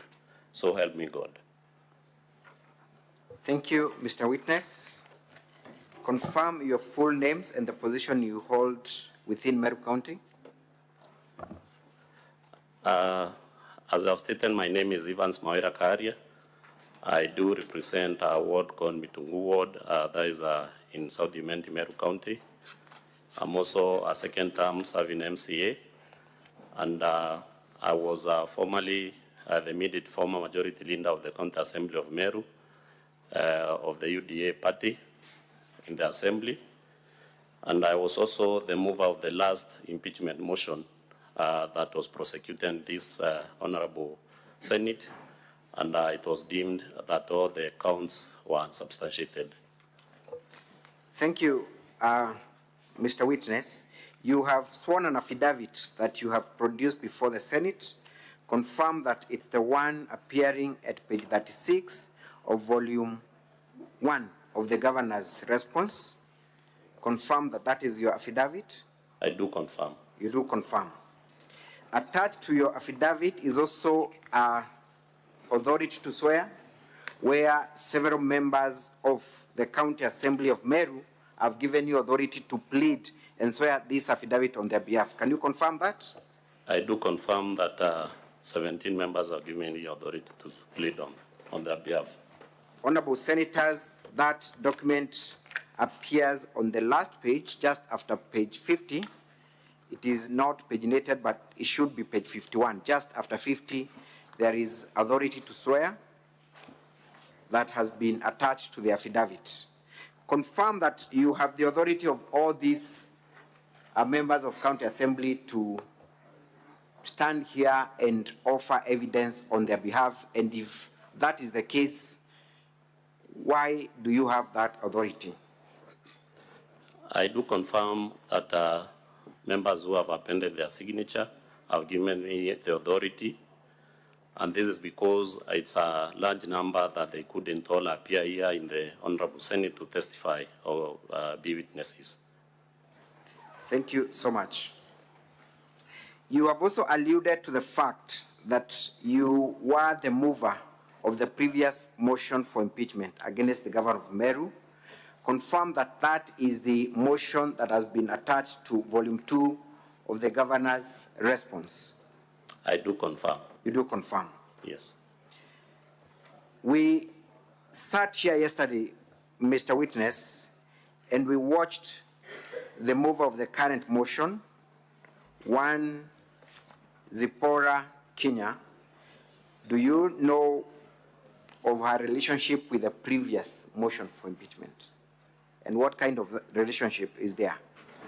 Yes, I know one Honorable Zipporah Kenya, the mover of the present motion, very well. And she played a key role in drafting the previous motion and collecting evidence. And also, she sat down in the small team that finally came up with the motion that was brought in the previous impeachment motion in the Senate.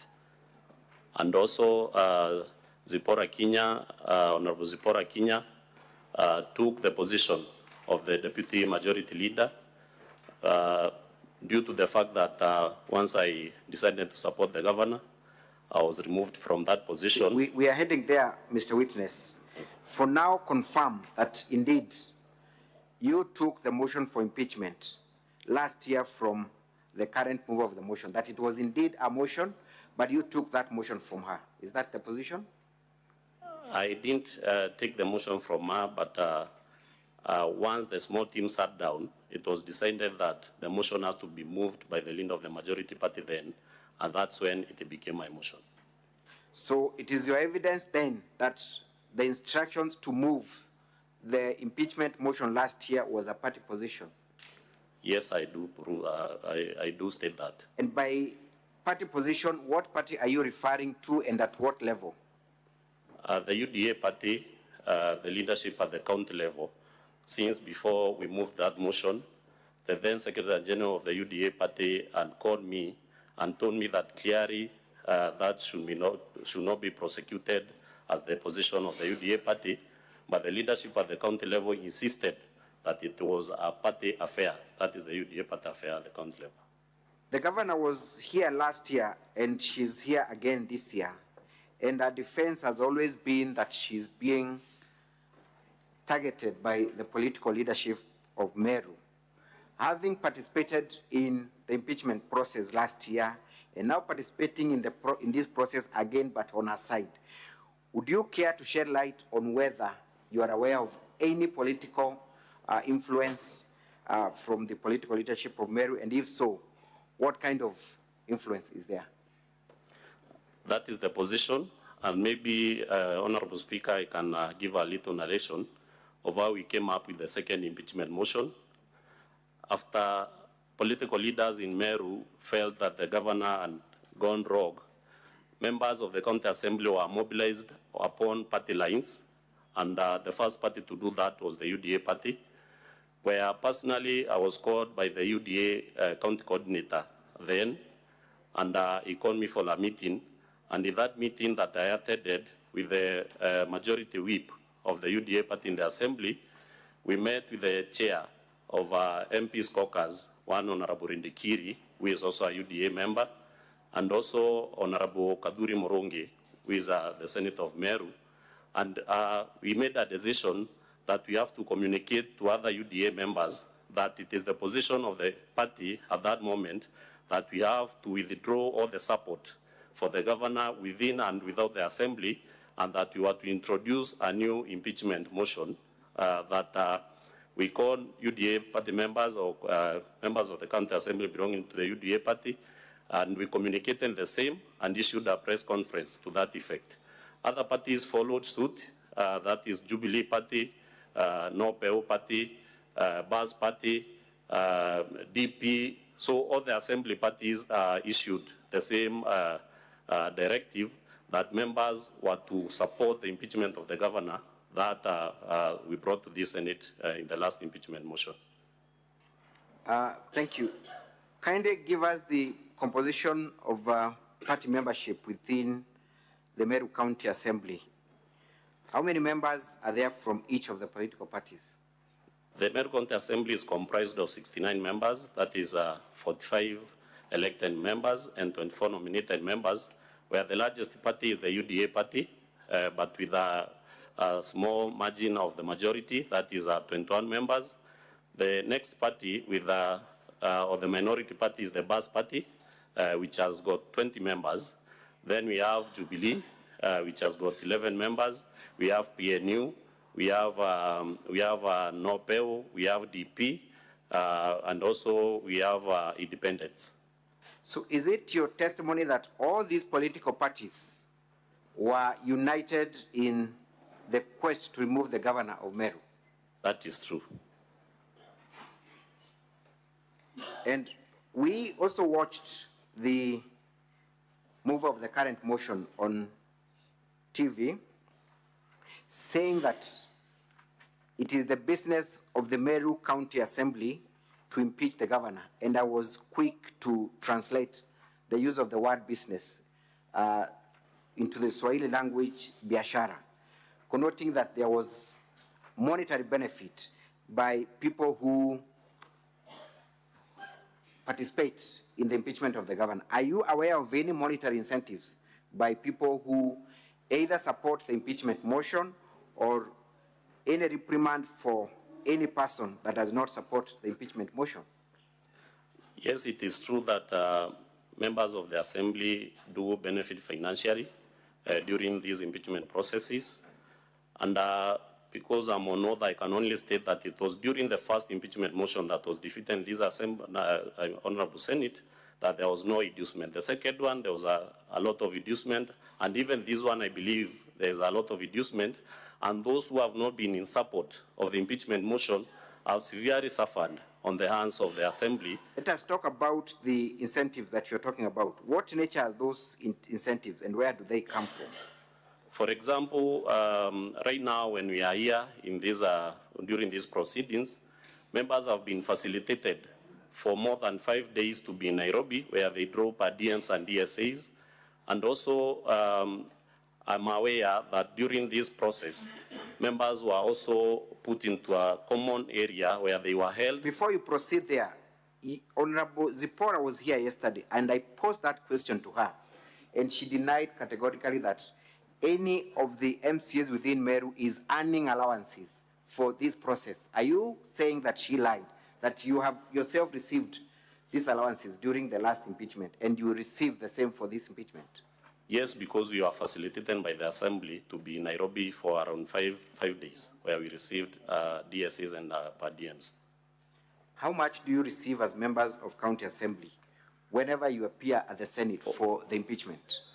According to the directions or guidance by the SRC, whenever members are out in a county headquarters, they draw 14,000, which is the DSA for all county headquarters. So even here in Nairobi, they draw 14,000. Then they also facilitated or given transport back to and fro from Meru. Does the County Assembly facilitate all the 69 members of County Assembly? Not always. Unless there's a common cause, that's when maybe they can. I'm asking for the impeachment processes that you are aware of, the second and third, last November and this one. Does the County Assembly facilitate all the members of the County Assembly? The second impeachment motion, all members, only members who are in support of the impeachment motion were the ones who are facilitated. For this one, they sent out messages to everybody indicating that we should be in Nairobi for the Senate proceedings for about 5 days. My understanding of the workings of the County Assembly is that you are only entitled to allowances if you are out on official duties and for a very specific purpose. Under what vote do you get these allowances? Sorry? Under what vote do you get these allowances? Under what? Under what vote? Under what? Domestic travel. Domestic travel. It's actually domestic travel and accommodation. For all the members of County Assembly? Yes. I want to refer you to page 382, volume 2 of the County Assembly's documents. Tell us the amount of expenses under domestic travels. 382 of volume 2 of the County Assembly.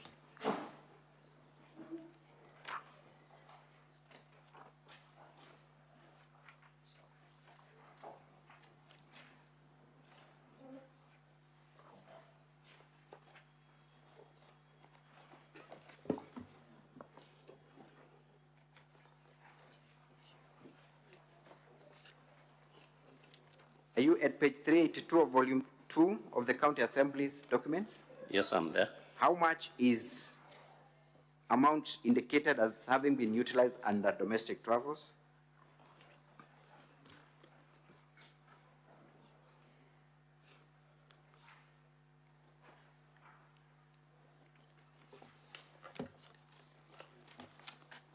Have you identified that?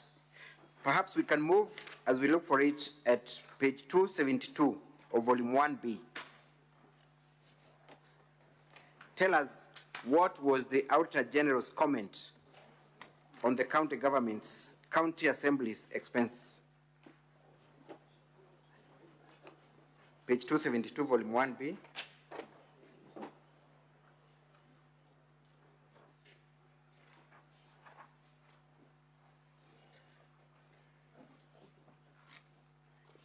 Are you able to see that? Yes. As the Auditor General flagged impeachment as a project of the county? It is flagged as an activity of the County Assembly of Meru.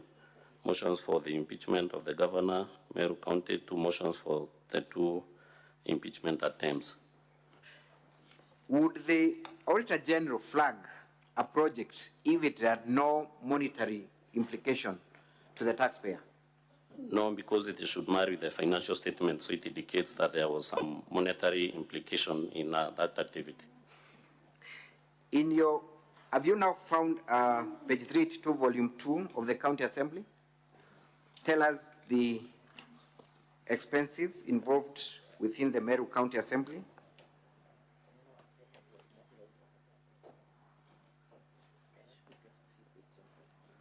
The County Assembly spent that 5.50 million on committee sitting allowances for the 68 MCAs against an annual budget allocation of 71.36. The average monthly sitting allowance was 57.63, and the County Assembly has established 27 committees. Thank you. As I move to the next issue, confirm that each MCA that were in support of the motion last year walked away with at least 80,000 as facilitation from taxpayer, and that they are likely to walk away with the same amount this year. That one I confirm because the DSA's paid was for 5 days and the transport allowance of 10,000. So if you were to look at the 49 MCAs that are in support of this motion, times 80, that would be around 4 million Kenya shillings? Yes, on average. Thank you. Let us proceed to the next issue. Well, we were in Senate last year, in November. You lost the impeachment motion, correct? Yes, all the counts were not substantiated. They were not substantiated. Tell us what transpired immediately when you lost the motion. Were there any reconciliatory efforts from your side? And by your side, I mean the members of the County Assembly that were in support of the impeachment motion. Were there any efforts to reconcile with the governor and have a working relationship with her? There were none, and immediately we lost the impeachment motion. The following day, we met in a hotel in Nairobi, where all the 59 members and the Speaker of the Assembly were in support of the impeachment motion, together with the Deputy Governor and Honorable Mporo Abori came together. And in that meeting, it was deliberated that members should be taken for a retreat to freshen up and maybe relax. Do you recall the name of the hotel where you attended and you had this meeting? Yes, Sunstar Hotel in Nairobi. Sunstar Hotel in Nairobi? Yes. You confirm that that meeting took place the following day after you lost the impeachment motion? That is true. What were the resolutions of that meeting? I was just stating that it was agreed that the Assembly facilitates members for a retreat, for members to go and relax and freshen up maybe after the vigorous impeachment process that they taken. And then immediately after that... The retreat was in addition to the 80,000 that each of you had pocketed? No, it was a new retreat that members... I'm saying it was in addition to what you had Yes, already in addition pocketed. to. In addition to. Okay, proceed. So we agreed that we'll be facilitating for a whole week, and we went to Mombasa for a whole week where we were facilitated along committee lines. Therefore, members who had been de-whipped earlier from committees were not participants, and we did committee work for 2 days.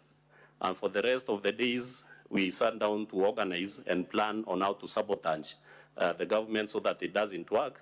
And that is when the time it was agreed that a petition be introduced in the county assembly to try and impeach. Mr. Mawira, you are using very strong terms here.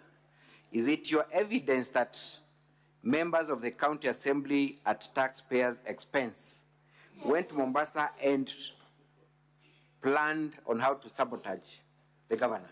And you're saying that on oath? That is my evidence, and I want to say to this Honorable Senate, that is when it was agreed that a petition be introduced in the Assembly, petitioning or praying that all CCs for the county government of Meru, chief officers, the county secretary, and chief of staff be impeached so that the government can be sabotaged and does not function, because we have already lost the impeachment motion. What petition is that you're talking about, and was that resolution ever acted upon, to the best of your knowledge? It was acted upon because immediately we went back to Meru.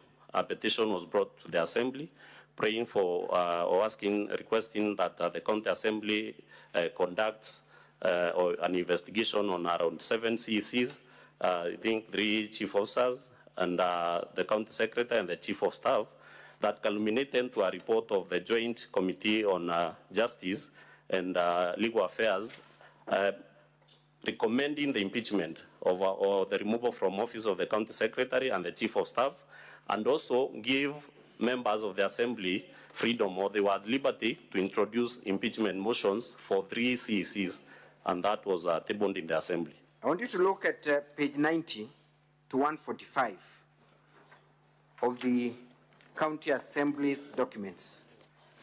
That should be volume.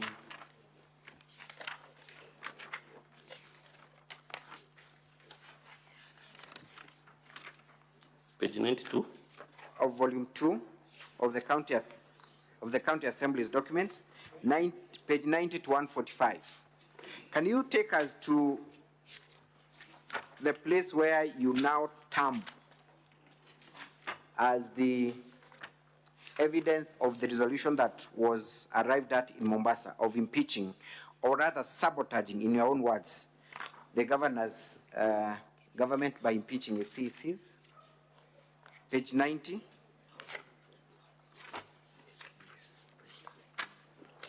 Page 90 of volume.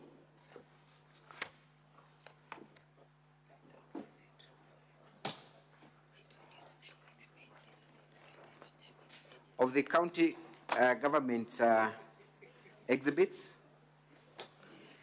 This one exhibit for the governor. I'll retrieve it shortly. So, as we retrieve that, confirm what transpired in actuation of that resolution.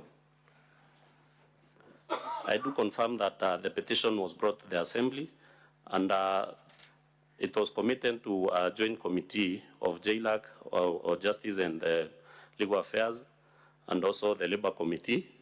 And the resolutions or the recommendations of the committee came back that 3 CECs. Before you proceed, Honorable Senators, I'm referring to Volume 4 of the County Assembly's bundle of documents at page 90 to 145.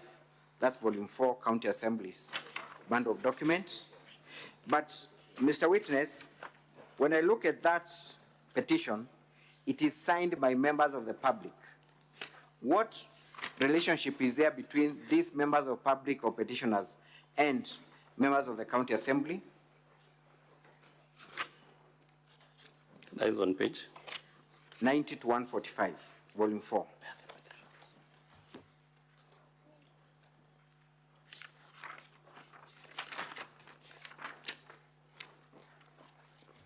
Yes, the petition is signed by members of the public, but in that meeting it was agreed that members of the County Assembly look for friendly members of the public who can introduce the motion, or the petition, sorry, and one is a perennial petition in the Assembly. One, Salesio Mutuma, who has signed that petition, has introduced more than, I think, 20 or 30 petitions in that Assembly.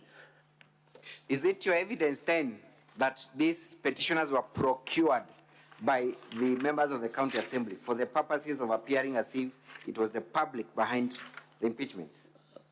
I've stated so. That is your evidence? Yes. How soon after the first impeachment was that petition brought before the Assembly? In less than a month. In less than a month.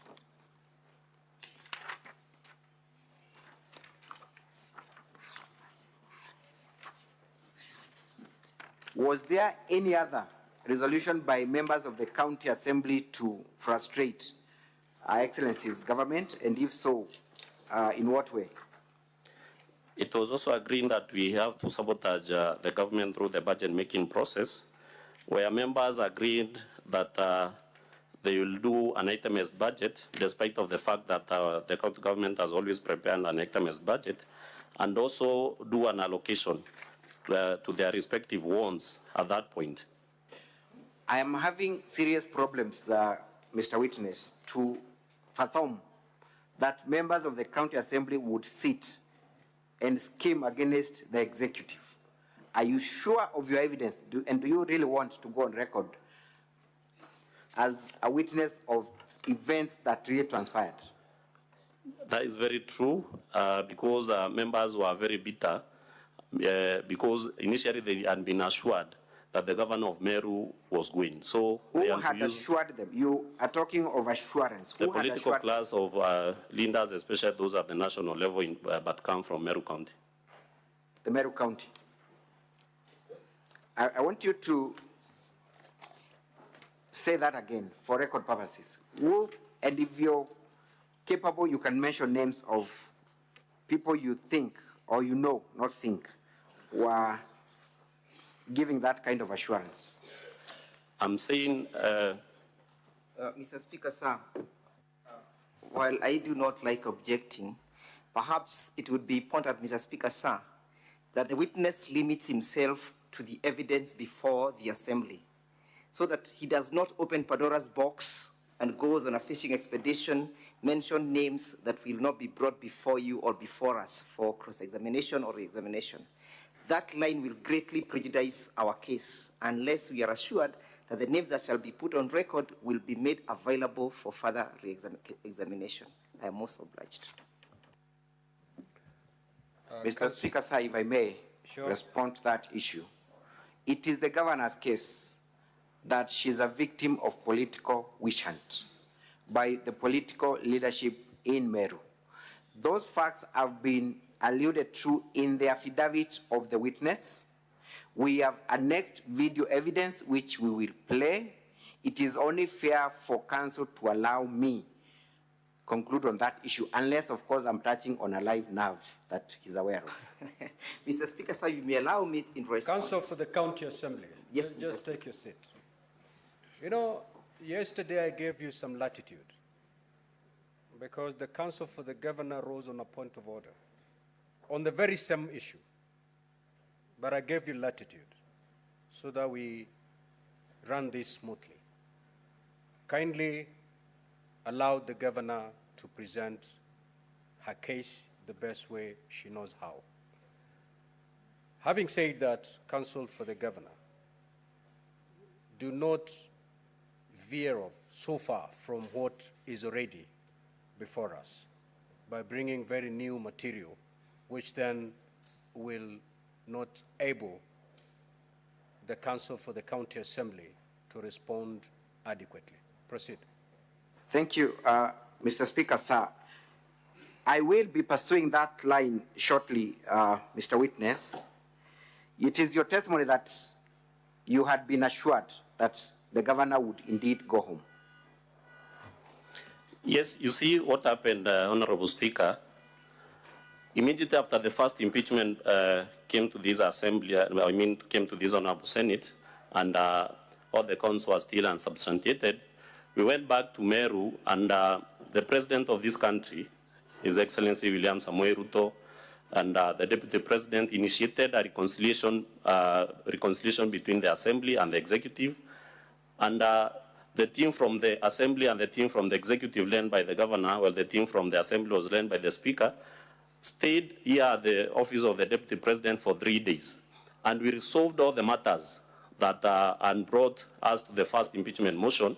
And therefore, when we went back to Meru, that was maybe for, I think, approximately from February, we had a cordial working relationship between the executive and the assembly. And that is the time that the assembly approved budgets for the school feeding program, the one cow, one needy family program, and so many others. But immediately when the political class sat down and felt maybe the governor had gone rogue, they started mobilizing us, members, intimating to us that now it was time to remove the governor from the office. So many members were reluctant because initially they had a good working relationship with the governor. But now we were mobilized along the political party lines, and that is when we were assured that for sure this time the governor of Meru will not come back to Meru as the governor. Thank you. You have alluded to a meeting that took place at Mombasa and another meeting that was convened in Nanyuki. Yes. After 1 month. Yes. Kindly explain to us what transpired in Nanyuki, and if you can remember, who attended that meeting, what was the agenda, and what were the resolutions? Just before Christmas, and when news for the famous blogger, one sniper, started circulating that he was missing, the county assembly members were facilitated to go to Nanyuki for committee work. And after finishing the committee work, 59 members who had supported the impeachment process were left for a meeting, which was attended by all the MPs from Meru, the former CS for Agriculture, in the exclusion of the senator only. All the other political class was there. And we were urged and asked to remain united so that the cause that we had just lost, we can maybe later, at a later date, and we were told that is by 2024 June, the cause that or the fight that we had lost will be brought back, and by that time, for sure, we'll win it. The cause that you're talking about, what cause is this that you're being urged to continue pursuing? It was impeaching the governor of Meru. It was impeaching the governor of Meru. Did at any time the political class within Meru County preach peace, unity, you having a working relationship with the governor of Meru? Did they do that at any moment? At no point did anybody talk about reconciliation or peace. How was this meeting facilitated that took place in Nanyuki? It was facilitated by the assembly through committees. Then later, after the meeting ended, we were given cash of 20,000 each, and we were told it was for Christmas. Who gave you the 20,000? The speaker shared it among his members, but of course, it was from the members who had attended that meeting, the political class that attended. By speaker, you mean which speaker? Of which Speaker of the County Assembly of Meru, sorry. Yes, we are a Senate which has a speaker. Certainly, it That's why I wanted cannot that be to go me, counsel for the government. I wanted to have that on record, Mr. Speaker, sir. Thank you for that clarification. It was the Speaker of County Assembly of Meru. Yes. Thank you. How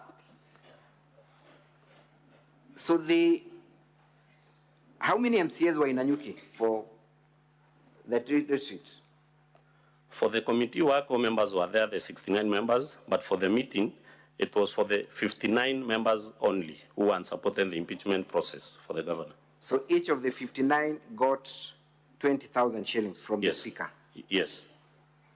Might you know where that money had come from? It wasn't disclosed, but we were told it was a Christmas gift from the political leaders who were there that time. I stated that all the members of National Assembly from Meru were there, in the exclusion of the senator only. The women rep was there, and also the former CS Agriculture was in that meeting. And you are talking about the political leadership across the political divide, not just one political party? Yes, across the political parties or the political divide. Were you given any timelines or any specifics on how you would prosecute the resolution that had been arrived at? Of course, we gave all the plans that we reached at in Mombasa, and then we were told to forge ahead with them. And then for the impeachment of the governor was to be reintroduced on or around June 2024.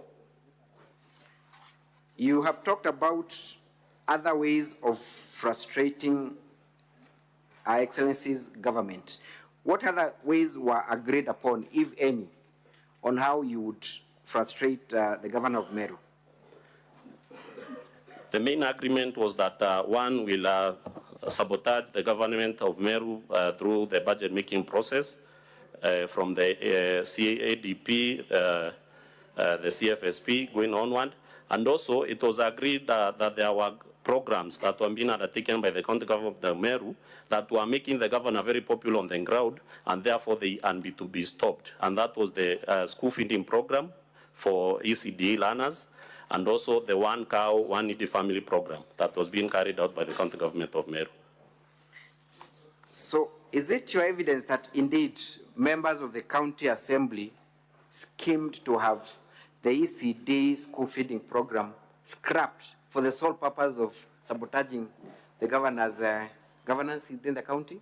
Yes, and indeed it happened in the assembly where the Committee on Agriculture tabled a report and declared that there was no policy for the school feeding program, and for the one cow, one needy family program, and it was halted, and also the school feeding program was halted by the same assembly. Mr. Kawira, the members of the County Assembly of Meru are public officers, yes, paid by taxpayers.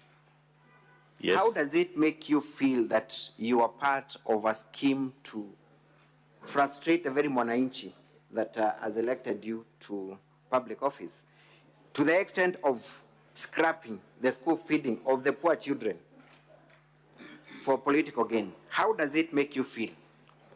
It is very and what unfortunate. does it say about the County Assembly of Meru?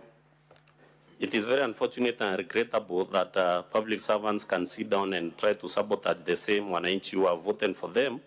And it also shows the level of desperation or the laws that the County Assembly of Meru can go so as to remove from office one Governor Kawira Mwangaza.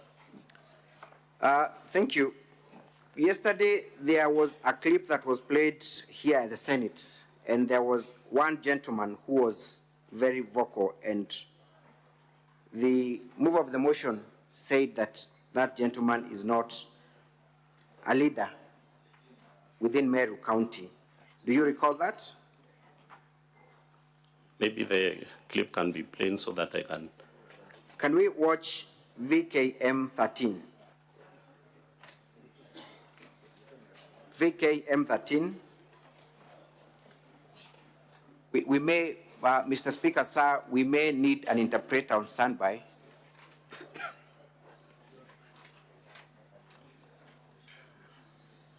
Mr. Speaker, sir, with your indulgence, we may need a translator of the Meru language with your guidance. Sergeant at Arms, kindly usher in the translator.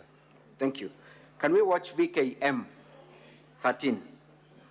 Finally, as I said, I want to tell the County Assembly of Meru, we can't wait any longer. We lost in the second impeachment. Give us the third and the fourth and the fifth and the sixth impeachment. And within a month's time, we want to see the County Assembly of Meru. Give us that.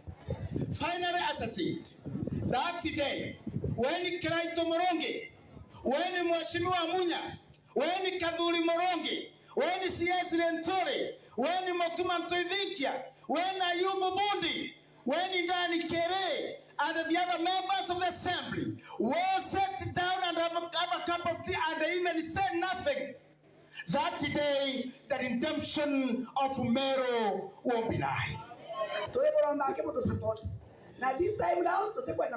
We can pause there as we wait for the interpreter is here. Thank you.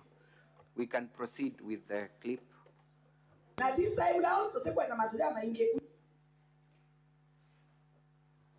Mr. Speaker, sir, honorable members, my name is Muthengi Mpara. I'm from KBC, Mwago FM, as an interpreter. Kindly, can we play the clip now?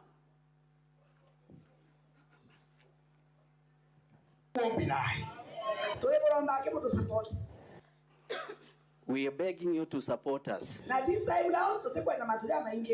And this time round, we don't want many stories. We want to be very simple.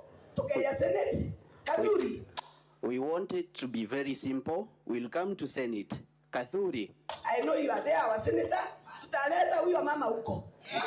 Na this time round, hata sisi mtatuona kama wa mama. Akitoa kitambaa tunatoa. Okay, japezo himo kwa kuigelwa kiao. And amesema, and then we'll bring that mother there and we'll be ready.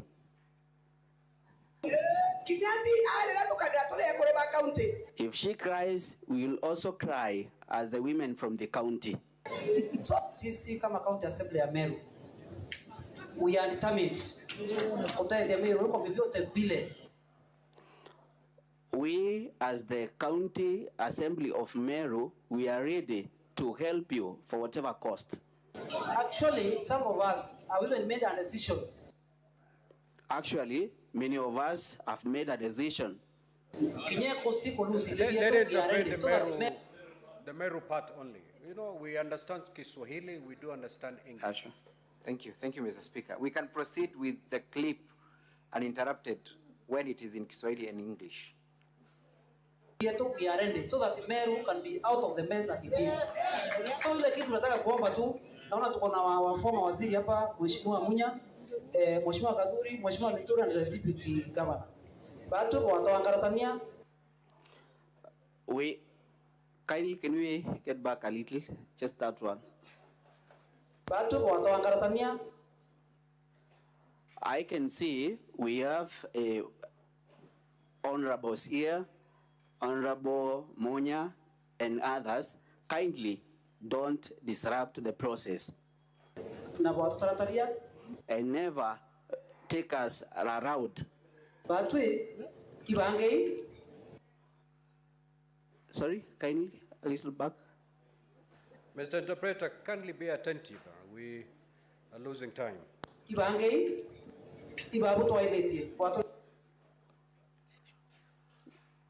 Maybe something like that can flow kindly, just a little something. Just prepare yourself. It's you who will help us. Don't let us down. And because we're men,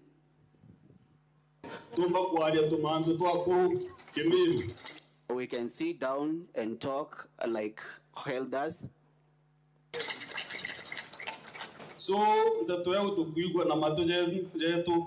So we heard whatever you were saying with our ears. Niwaambie rais amesikia shinda zile tuliko nazo Meru. Thank you. Honorable witness, and I would request the translator to remain by, with your permission, Mr. Speaker. Mr. Witness, kindly explain to us, if you are aware, the venue of this meeting, who are in attendance, and what was being said. And most importantly, the gentleman who spoke first, who is he? Yes, it was in Abario, in parts of the Gembe region, where all members of the, members of the county assembly, the majority who support the impeachment process were there. And also other leaders were there, the former governor, Honorable Vita Munya. We had the CS then for agriculture. Our beloved senator was there also.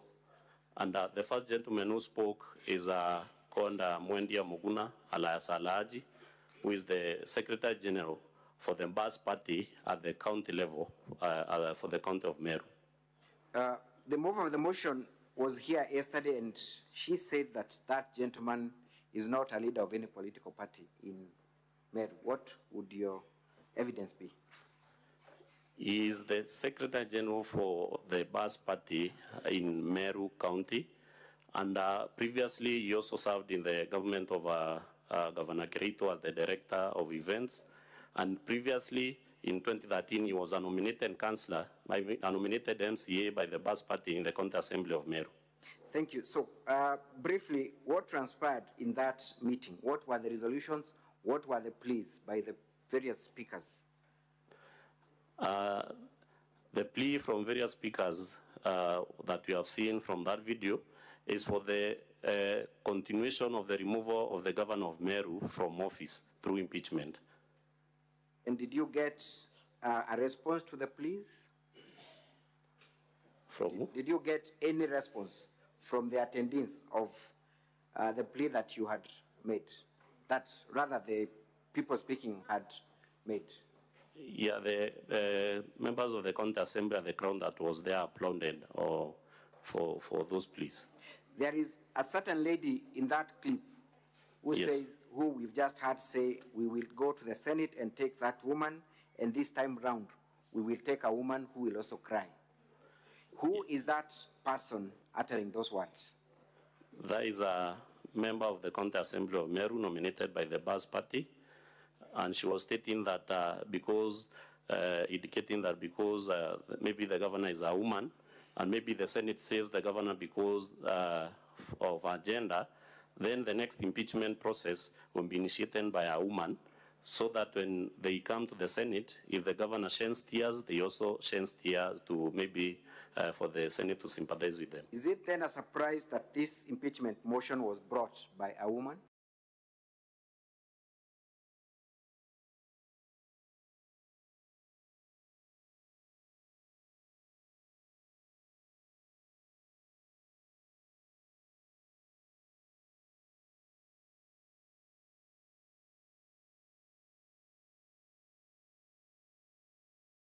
And have the translator tell us what he has just said. We can play it again for The Secretary General of BAS. We can pause. The Secretary General for the party of BAS. So that gentleman introduces himself in the capacity that he holds. Is that so, Mr. Witness? That is true. Thank you. Let us proceed. Nataka kusema hivi, na hii ni amri. Hii ni amri. Every MCA ambaye anasimama ama ameteuliwa na chama cha BAS, minority leader na uongozi wa assembly, kama kunaye amehasi akaondoka njia yenu, mwambieni kimo chake kimotoni. Huyo apende asipende ataenda. Lazima kila mmoja atii amri, na leo ni amri tunatoa. Hakuna wa kusimama kando hata hiyo kiti ulichonacho tutachukua. Kwa hivyo tunataka kuambia viongozi wakishindwa na Kawira watuachie sisi wananchi, tuende tumtoe hiyo nyumba yake. Ukaona libaya latendeka, zuia kwa nguvu ya mwili. Ukashindwa kuzuia kwa nguvu ya mwili, zuia kwa mdomo yako.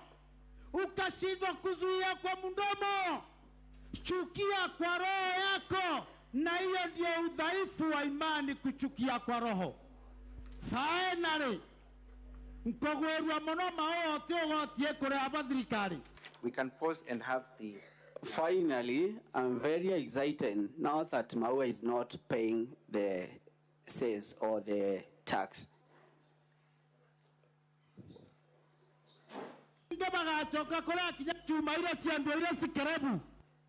No one is going to pay anymore. Even those metals should be sold like scrap metals.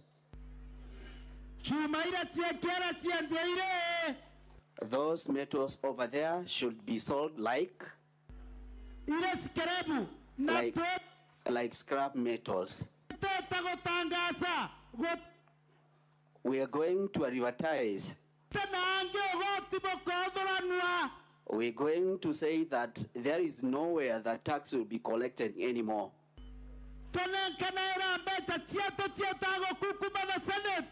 We'll never give out our money to be used in corruption in Senate.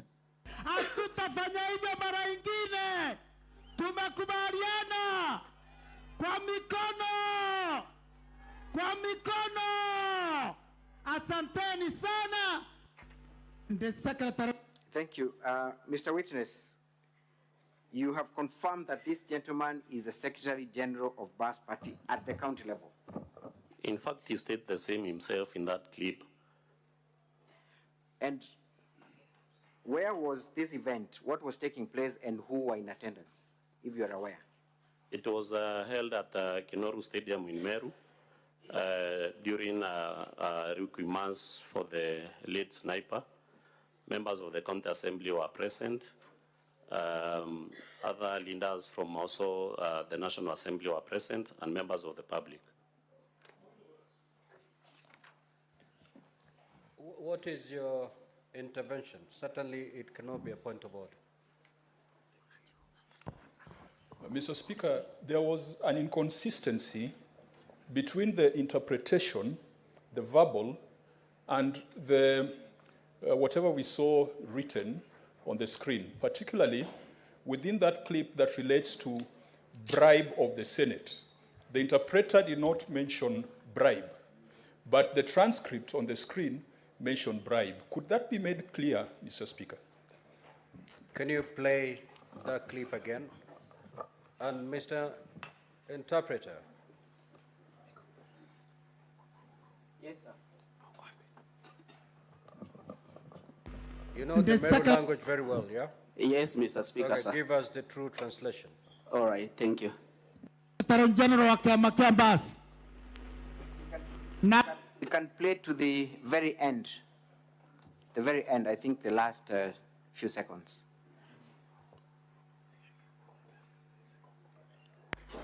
I'm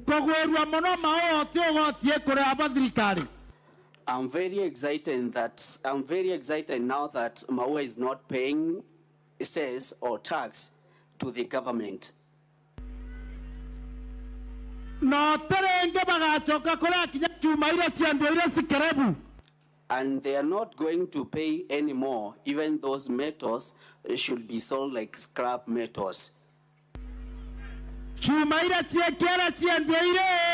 Those metals over there should be sold like scrap metals.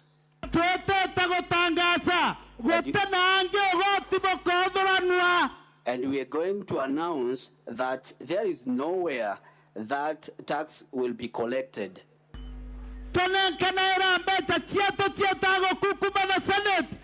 To give out our money to go and bribe a Senate.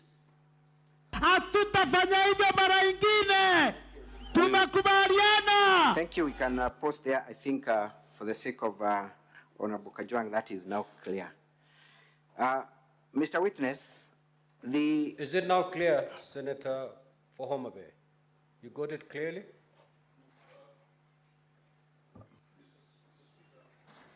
In the first instance, the translator used the word to corrupt the Senate. In the second instance, he's used the word to bribe the Senate. Perhaps I leave it to the senators to confirm whether those are synonyms.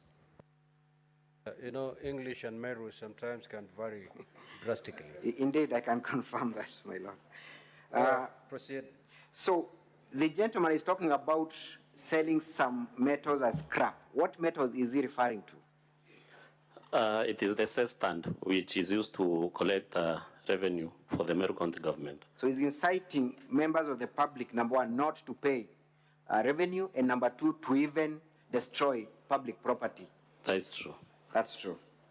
And why is he telling them to do that? He is alluding to the fact that he is alluding that the revenue collected by the county government of Meru is used to bribe the Senate during impeachment processes. Thank you. Can we now watch VKM 18? From the beginning. Mwere jasnaipa jole yale, tutatembea na hii familia kwa vyovyote vile, Mungu akitujalia. The body of sniper is over there. Viongozi tukishikana na hawa, hakuna kitu tutashindwa, tutasaidia hii familia. So familia sniper, personally, mimi mwenyewe nitafanya maneno mimi mwenyewe, na pia wabunge tutasaidiana tuone hii familia imekaa vizuri. Na inaonekana mauaji yalifanyika na gavana wa Meru. Tunaomba gavana wa Meru leo na bwana wake wakamatwe leo. Mnakubaliana na mimi? Wasipomkamata leo, sisi wa Meru tutawasha moto Meru. Si basi tutoe sandaka tuweke hapo kwa sniper. 247. Then account number 07 ndero akiro ina cash. For the one who has cash.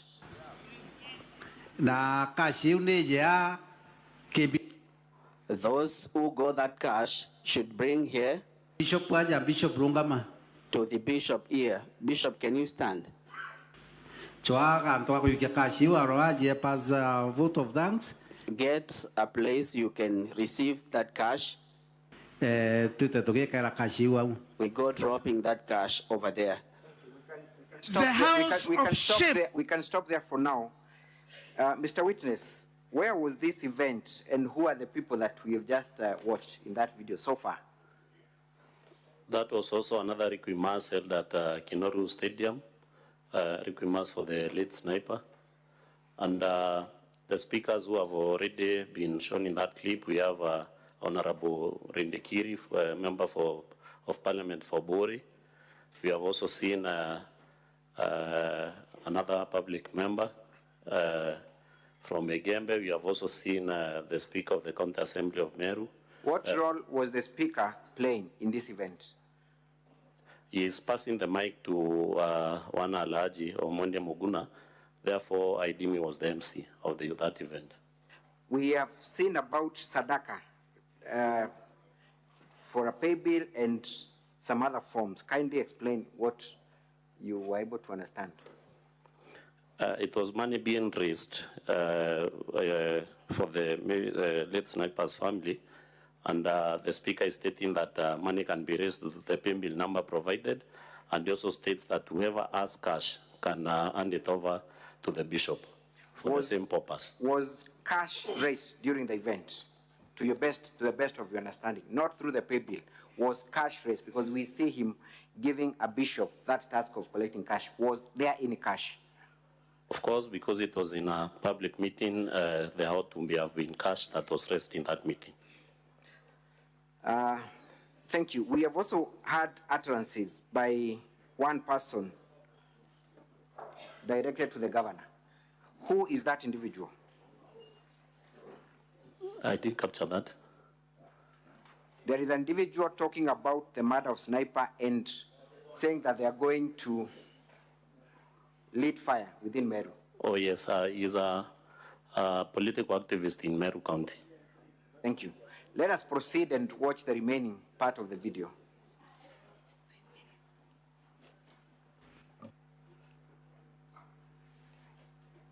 Ndero kiroi na cash. Na choaga antoa ko yukia cash wa roaje pa thanks tuta toge kara cash wa. The house of shame, that house of greed called the Senate, a house of shame, a house of greed, aingeturudishia ugonjwa huu Meru, atungekuwa hapa. Therefore, I am sounding people like Kimbone Garware na wale wengine, tumbo zenu zikaongoza nyinyi mpaka ugonjwa ulio Meru, mukafanya ugonjwa huo ukakita. Shame on you, house of shame.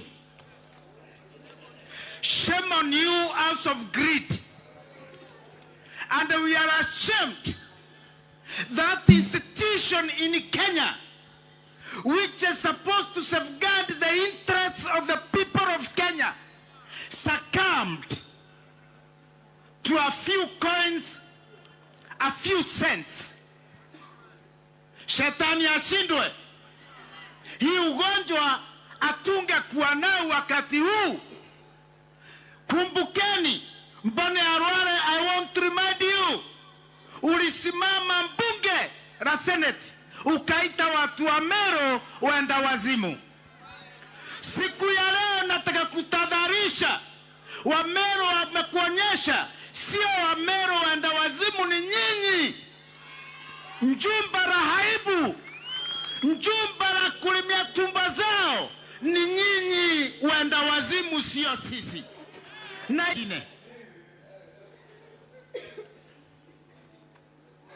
Thank you. I do not know whether you want to make any comments in respect to that video, but I felt that it is self-explanatory. I do not wish to comment because it is regrettable and the ones are self-explanatory. Now, Mr. Mawira, kindly, in very few minutes, talk about the governor's efforts. Thank you for the indication of time. Tell us any efforts that you are aware of that the governor of Meru made to reconcile with leaders, if any, and what role you played. Because the assumption has been that the governor is a lone ranger who does not work with any member of the county assembly and other political leaders within Meru. In fact, immediately after the second impeachment failed in the Senate, the governor of Meru went back to Meru and made a clarion call that let all leaders come together and unite.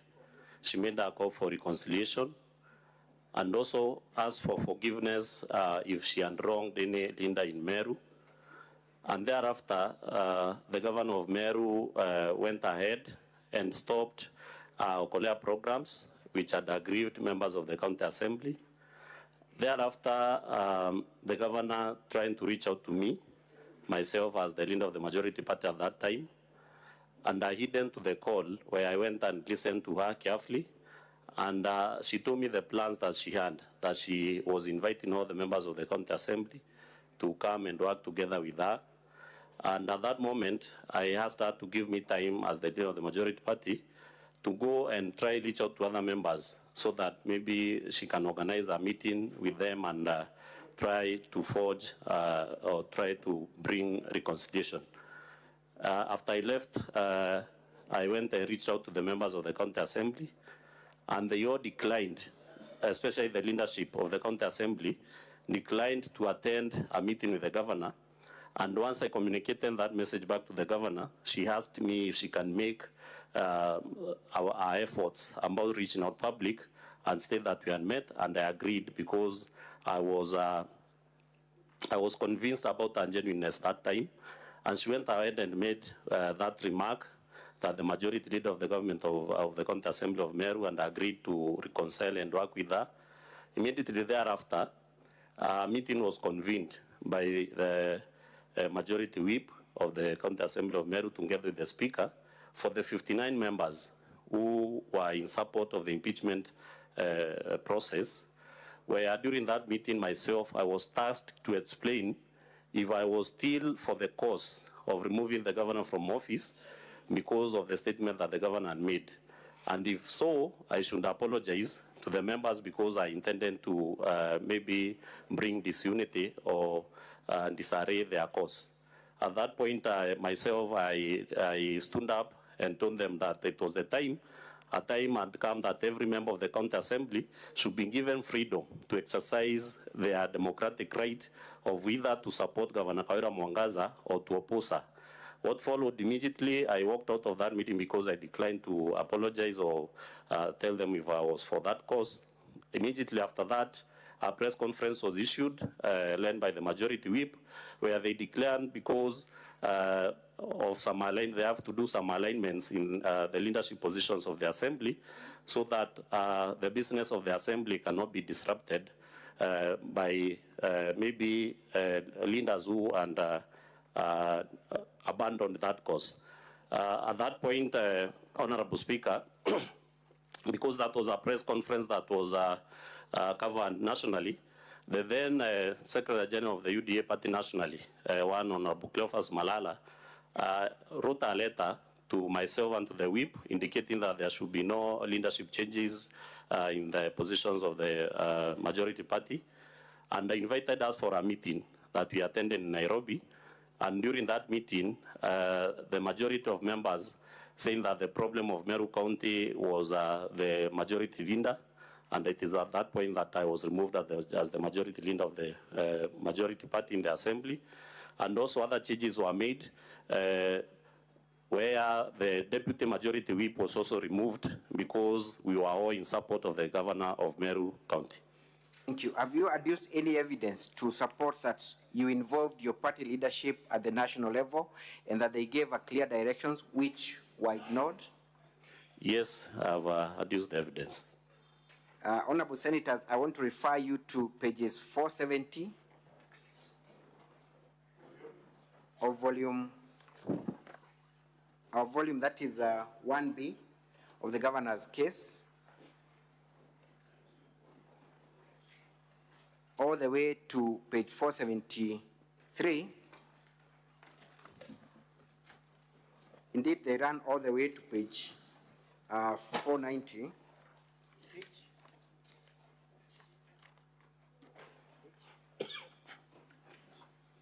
Page 470 to page 491. But we can go all the way to page 500, indicating the complaints by the members of County Assembly who are in support of the governor and who are being victimized for their move. For the sake of time, I would just leave the senators to refer to those documents. Mr. Mawira, what transpired after your removal from the County Assembly? Who took over your position? My position was taken by the member who was formerly my deputy, and that of the deputy was taken by the mover of the current motion, Honorable Zipora.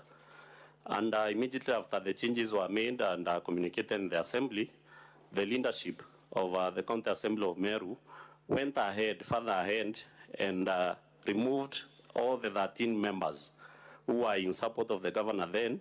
You remember during the second impeachment motion, the governor had only 10 members. And when I was tasked to state if I was still for the cause and I walked out, other 2 members followed me, so we became 13.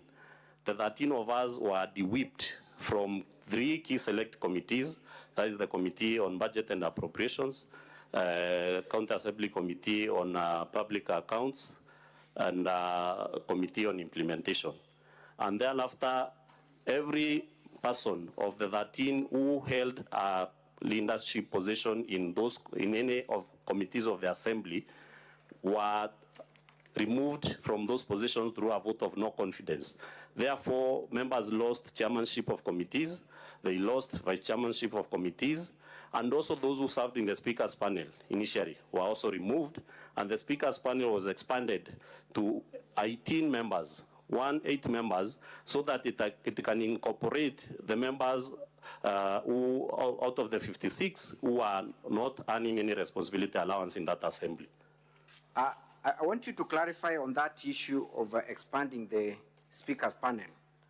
What was the initial number of members of the speaker's panel? The initial number that the assembly had approved was 11 members, but in our standing orders, the members of the speaker's panel should be 5, that is the speaker, the deputy speaker, and 3 other members, but it was still expanded to 18 members, so that it can take care of members who are not earning any responsibility allowance, and they were in opposition to the governor. And when you talk about speaker's panel, what kind of allowances, if any, do they draw? Of course, when you serve in the speaker's panel, you draw some responsibility allowance, and also you benefit from trainings, capacity building, skills improvement, and what have you. And you said the maximum number of members allowed as per the standing orders are 4. Yes.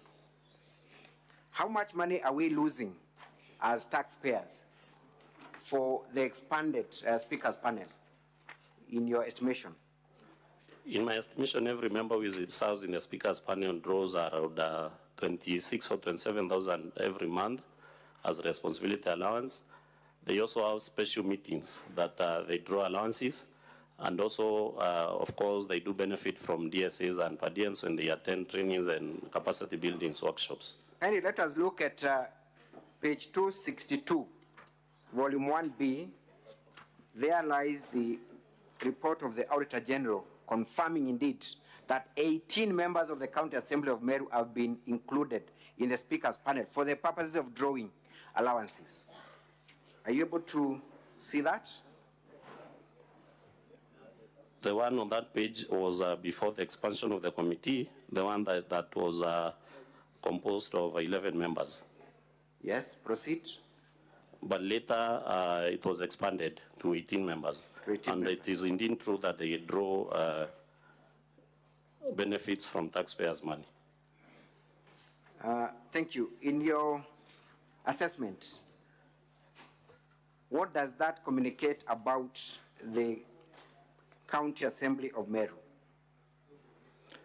It clearly shows that the County Assembly, especially the leadership, was going to any length to make sure that no single MCA will decide to either support the governor because of the victimization and intimidation that has been happening, and of course the financial losses that any member who decided to support the governor was undergoing. Thank you. For the sake of time, I want to conclude.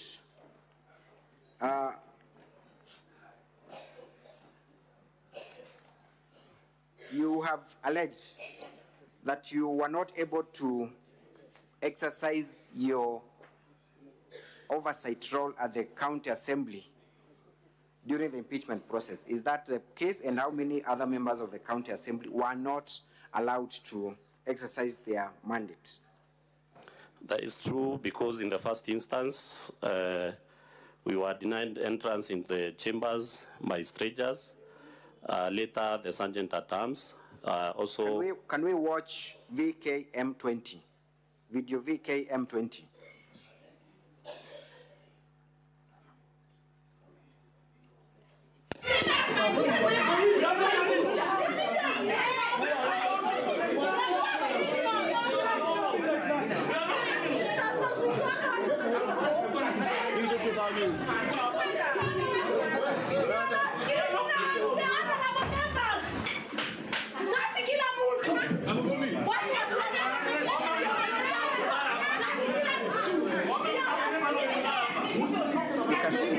There, thank you. So would you explain to us What is happening, and which day was that? That was the day when the impeachment motion was being prosecuted. And when the first impeachment, the third impeachment motion was introduced in the Assembly, 10 members out of the 56 who are left opposing the governor felt that it was not right for us to continue fighting the infights between the Assembly and the Executive. And 10 of the members joined the 13 of us who were in support of the governor. But later, 3 members were intimidated and left the cause, so we were left with a number of 20 members. So during that day, when the impeachment motion was being prosecuted in the Assembly, we came in as a team, and there was an attempt to deny us entry to the chambers so that we cannot prosecute that motion. And also during the process was rushed, and most of us who are in support of the governor, especially me, was denied a chance to contribute to that motion. Thank you. Previously, you had, through your video VKM10, we may not have time to play it, you had alleged that you were also excluded from crucial meetings of the county where MCA are taken for retreats and other meetings, and you're not involved. It's true, and I wish maybe that clip can be played. VKM10, kindly. Request.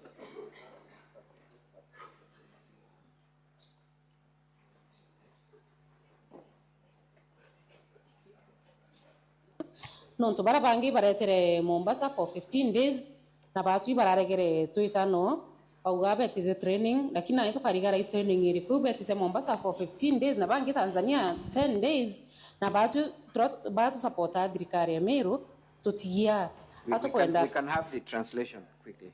Can we go bit by bit kindly so that we can you understand?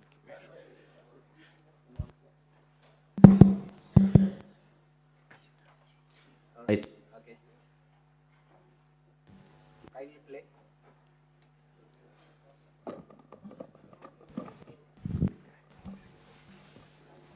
Kindly, can we play now? Batu temania toe MCAs ba Meru. Maybe we could start from the start, kindly. Batu temania toe MCAs ba Meru bara ba supporta governor ni. Let's meet here as Meru MCAs who support the governor. Mama, nonto bara bangi baretere Mombasa for 15 days. Because others went to Mombasa for 15 days. Na batu bararegere tuitano. And we were denying to go with them. Augabe the training lakini na ito. They said they were going for a training. Karigara training iri kubete Mombasa for 15 days na. But we are having questions. Which kind of training are they going? Thank you. We can proceed to where the current witness is speaking for the sake of time.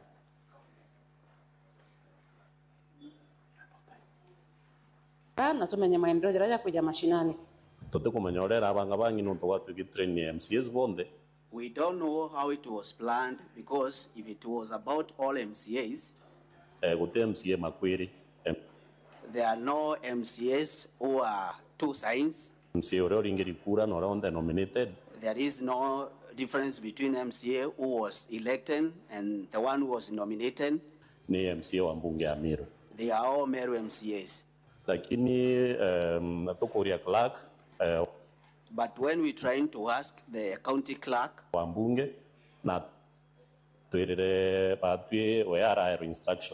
he's saying that he was given instructions. After a kind of a discussion was done, majority leader, minority leader. He was advised. You can stop there. So, Mr. Witness, what had happened during this event?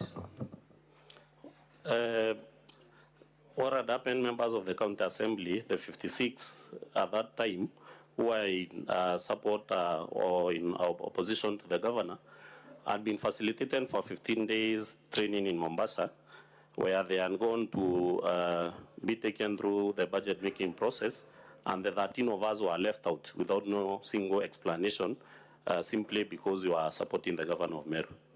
So, is it your evidence that you have been punished and targeted for supporting the governor? We have been punished, we have been ridiculed, we have been intimidated, we have been threatened just because we decided to support the governor of Meru. That is true. Does the governor have any working relationship with other groups within the county?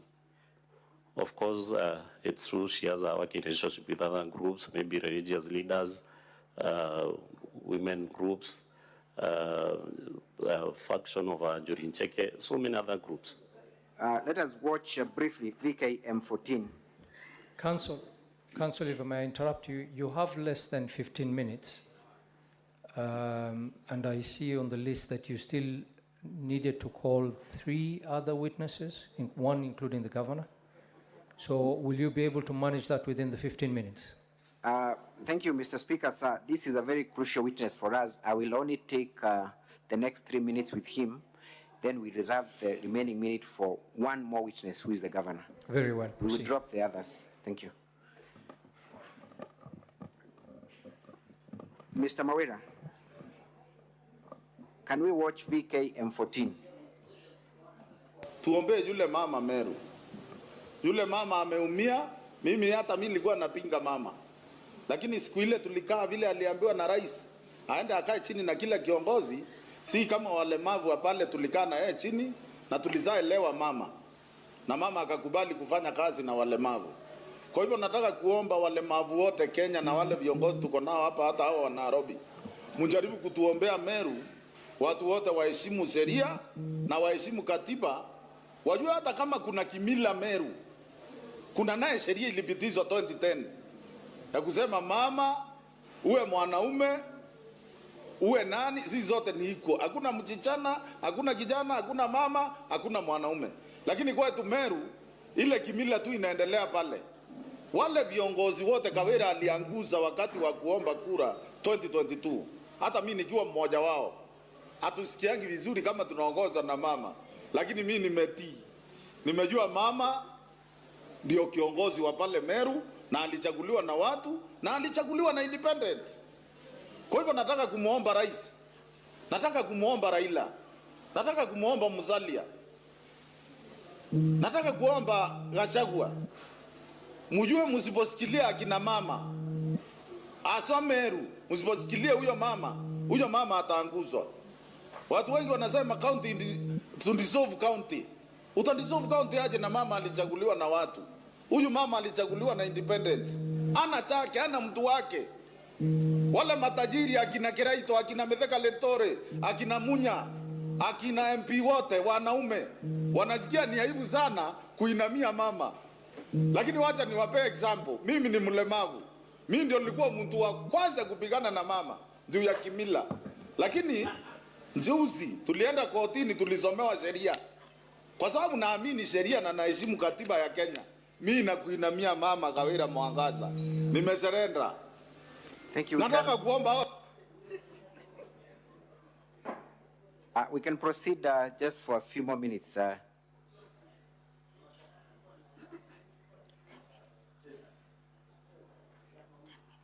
Viongozi. Wajua kwa nini nacheka wa Kenya? Wa Meru viongozi wetu hawajaamini kuita Kawira Mwangaza gavana kama ni kazi rahisi, wanaona ni kazi ngumu. Wanafikiria wakimpiga through bunge. Kwa sababu MCA wetu wanachangiwa, hata mimi nilikuwa nachanga. Na niko na evidence. Tunawachangia MCA wao wanapewa pesa mpaka tutoe mama. Hatuwezi ongozwa na mama, ndivyo wanasema. Kwa hivyo nataka kuomba wa Kenya hivi na viongozi wetu, wacha tuheshimu huyu mama ndio alichaguliwa. Nyinyi mko na chama. Tuko na chama PNU imesimamiwa na Munya. Tuko na chama PNO inasimamiwa na Mporo wa Bori. Tuko na chama Mbasi inasimamiwa na Kiraito Morongi. Tuko na UDA inasimamiwa na Rigathi, inasimamiwa na Ruto, inasimamiwa na Kadhuri Morongi, inasimamiwa na Metheka Lentore. Tuko na chama inaitwa Azimio yenye iko na Jubilee, inasimamiwa na Jeremia Keoni. Mimi ile kitu naomba kwa hizi chama zote, muite watoto wenu wale mulipeleka mbunge ya Meru yenye haina mlemavu, muwaite muwaambie gavana ni mama. Kwa sababu tusiposema hivyo, Meru hata mukindissolve saa hii, museme tumendissolve county ya Meru, vita itaisha. kwa sababu wa Meru, yule Mmeru kamili. Hata saa hii Mungu anajua, hata Kiraito anajua, Metheka anajua, Munya anajua. Hata tukirundi kwa ndebe saa hii, Kawira atapigwa 400,000 na Mmeru yule wa kawaida, kwa sababu watu wanaona kazi ya huyu mama, wanaona mama ana vita na mtu yoyote, lakini mara stop there now. We will play it shortly, but Mr. Witness, tell us your summary of the charges that are before the Senate. You have a time to go through the motion of impeachment now and back then in 2023 rather. What are the basis of these charges? Because I've been present in that assembly since the first impeachment process, what I would like to tell this Honorable Senate, Honorable Speaker, is that the impeachment process has been abused in Meru County Assembly, and it has been weaponized to fight political fights, whereas we know that impeachment should be used sparingly. It should be a measure of the last resort whenever that there are violations of the Constitution and other laws. And therefore, it's my humble submission that the Senate vindicates the governor of Meru from objectivity of the charges that are there, because according to me, the charges are malicious and they are also frivolous in nature. Do we have specific charges? One of the charges is employing a bloated workforce. Yes. Was that a charge that you brought before this Senate last impeachment? It was. You have a charge that accuses the governor of dismissing certain employees of boards, one of them being Mr. Mwaki. Is that a charge that you brought and prosecuted before this Senate during the last motion? It was part of the motion. There is a specific charge where the governor is accused of misconduct by stating that 86 million shillings was raised in support of the burial of the blogger, Mr. Sniper. What would you say about that specific charge? Because I was privy to the happenings behind the whatever was happening during the demise of one blogger, Mudiani, I think the governor didn't allude to a specific collection of money because there were several fundraisers that were held in support of that family. Are you aware of any other forms of fundraising that were done? Did you participate in any yourself? Yes, personally I participated in the one that was conducted by members of the county assembly, where initially we contributed 1,000 each member, the 59 members who were then opposing the governor, and later we contributed 10,000 each for the same. And also other political leaders contributed to that cause. By political leaders, who are you referring to? And in your estimation, how much money was raised? And I'm also sorry to ask this, what is the status of that kitty, if you're aware of, and how was it utilized? The one for the assembly was utilized in conducting the road shows across crisscross in Meru, and other monies were used to hold prayers in various stadiums, as we have seen, Kenoru, Maua, and others. And by the time I left that group where the fundraising was being held, we had not been accounted for the remainder of the money. So when the governor states that to the tune of 86 million might have been raised, is it anywhere near the truth in your estimation, having participated in the fundraisings in various modes? It will be the truth. Thank you. I think I will rest this witness and hand him over to cross-examination. Thank you.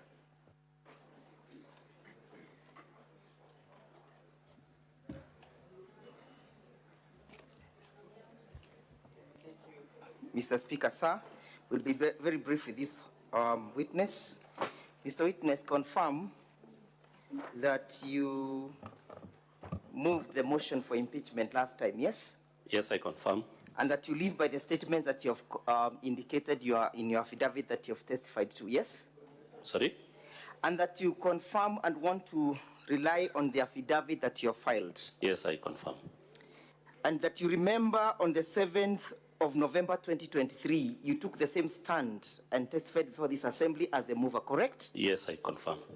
And you remember a question was put to you whether or not the impeachment then was politically instigated, correct? Yes. Do you recall your answers? I may not recall the exact answer. I'll give you the answer. Honorable Speaker, I'm referring to the answers of this House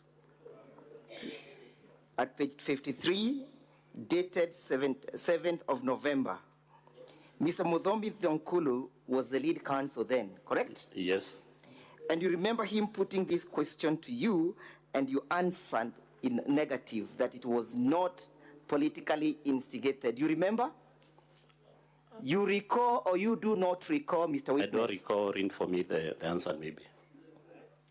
You remember Mr. Muthomi asking you whether it is true from the governor's allegations that the impeachment was politically instigated, and your answer was Evans Mawira Kaaria. You said it was not true. Have I now refreshed your memories? From the records, yes. Do you still want to hold that preposition? Of course, everything that was in that You motion want to was still not hold, excuse me, substantiated. Mr. Witness, I want a yes or a no answer. Do you still want to hold that preposition, or you want to run away from it? As at then, I hold that position. You hold that position? Yes. What has now changed? So many things. The one, that you are no longer the leader of the majority in the assembly. No. Yes. Number two? The governor reached out and called for reconciliation. I did a lot of soul searching. Thank you. I consulted widely. It's okay. Don't answer questions that I have not put to you. You have testified at length how people were induced to bring that particular motion, correct? Yes, and I've stated the facts. That is the motion that you brought on the 7th of November, correct? Yes. So you brought motion out of ulterior motives of being induced as at then, correct? According to the circumstances then. You allowed yourself to be induced, yes? As per the circumstances then. So on that day when you took the stand on the 7th of November 2023, you did not speak the truth to this at Senate, but you spoke out of inducement, correct? I'm saying as correct the or not correct? circumstances I at want that an point. answer, not a vague answer. Correct or not correct? Not correct. So then, were you induced that particular time from your evidence? I've narrated all the events that led to One of the production events, that motion. Mr. Witness, was that you are induced, correct? One of the events is that you are induced. I didn't say you were induced. I said you were mobilized according to party lines. How were you mobilized? Of course, I stated that we met as the leadership of Was financial gains, correct? Including 20,000 shillings that you were given, correct? That was later, after okay. the But you remember second the Christmas impeachment. gift, correct? After the second impeachment had failed in the Senate. You remember the Christmas gift, yes? I'm saying later, after the second impeachment had failed in the Senate. You received a gift. Yes. For the work well done, correct? A Christmas gift for our work well done. Christmas was not even, Christmas was oncoming. So, Mr. Witness, if you allowed yourself to be induced that particular time to bring that particular impeachment motion, how truthful is your statement today? I was not induced. I said we were mobilized on party lines. On party lines? Yes. So which party do you belong to? UDA. UDA. Yes. So UDA mobilized its MCAs to bring the motion. UDA at the county level, Meru county level, mobilized the MCAs to introduce an impeachment motion. Does that mean that the UDA party is against the governor, or was against the governor? I stated in my statement. Does that mean at that particular time the UDA party was against the governor? At the county level, yes. Nationally, the Secretary General had stated that that was not the party position. Which other party was against the governor as at then? The parties that were mobilized, we have BAS party, we have PNU, we have Jubilee, and other assembly parties. You spoke about receiving 80,000 shillings. You correct? You remember? Facilitation to be in the Senate. Who gave these 80,000 shillings? It was paid from the assembly. It was paid from the assembly. Did you receive or did you partake of it? Yes, I received. And it was a motivation for you to appear, correct? It was facilitation to be in the Senate for the 5 days that you were here. A facilitation. Yes. Today, have you been facilitated? I've seen that you have received a message. Today, have you been facilitated? Facilitation, yes, we have been facilitated, but it has not already been paid. But it will be paid because we have received a message from the clerk saying that members will be facilitated for 5 days to be in the Senate. Notwithstanding whether or not you appear for Governor Kawira as a witness or the witness for the Senate, for the Assembly. Witness for the governor. The County Assembly has equally facilitated you, correct? I have received that message. That you'll receive your per diems for participating? Yes, yes. So it was usual for the County Assembly to facilitate its members? The previous one, only 59 members were facilitated. It is usual for the County Assembly to facilitate its members, correct? Because today you have received a message that you receive facilitation, correct? Yes, we have received the message. And therefore the County Assembly considers its members as equal, correct? No, no, no. Mr. Witness, I want to refer you to your affidavit. But before I refer you to this affidavit, have you critically read the motion before this assembly for the impeachment of the governor? I've gone through the motion. Have you answered those allegations in your affidavit? And if yes, kindly point to us the particular paragraph that answers to the allegations. The particular allegations? Excuse me, just take your affidavit, take it. Yeah, and lead the Senate to the particular paragraph that has responded to issue number 1.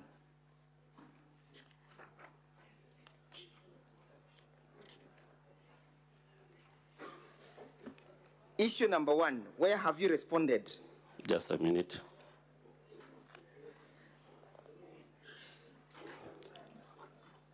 I've responded to the issue of money that was raised for the... Not the money that was raised, the issue of illegal revocation.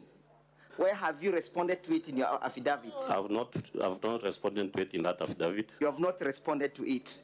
Issue number 2, where have you responded to it? I've stated... Do you know what issue number 2 is all about? Yes, yes. Show us the particular paragraph that responds to those allegations. Number 23. Paragraph 23. Yes, paragraph Read 23. It out. That the clerk of the assembly, under the instructions of the speaker, has been writing several letters to frustrate the approval of the governor's nominees for the boards of various semi-autonomous government agencies. The clerk has no role. Do you have evidence in that respect? It is in the governor's badul. Were you aware of this frustration by the clerk before you came to this assembly? Yes, I was aware because when those... You were aware, thank you. Yes. Did you take any actions to curtail these frustrations? Yes, I did. What did you do? When these letters came... Where is the evidence in your affidavit? It is not what in the affidavit, but personally I gave my opinion in a meeting discussing these nominees. Mr. Witness, please listen. Yes, I'm not asking you to give us your opinion. You've given so many of them, so we do not want to entertain any further opinion. Okay. We want to go to the facts. Okay. Where have you pleaded in your affidavit that you took actions against the clerk for frustrating the works of the governor? I didn't take any action against the clerk, but I have responded to that count number 2. Yes? I didn't take any action, but in my affidavit I've responded to that. Us in your affidavit where you've responded to issue number 3. Can I have the affidavit? And I put it to you that issue number 3, now 23, does not respond to the allegations contained in the notice of motion, issue number 2. Sorry? I put it to you that paragraph 23 of your affidavit is not a response and is not evidence that relates to the allegations of failing to appoint chairpersons. I don't agree to that. Let us go to issue number 3 and point us in your affidavit where you have responded to it. I have not responded to issue number 3. Thank you. Let us go to issue number 4. Point us in your affidavit where you have responded to it. I've responded to it where I stated that I'm aware that count was initially in the previous impeachment motions. Where in your paragraph?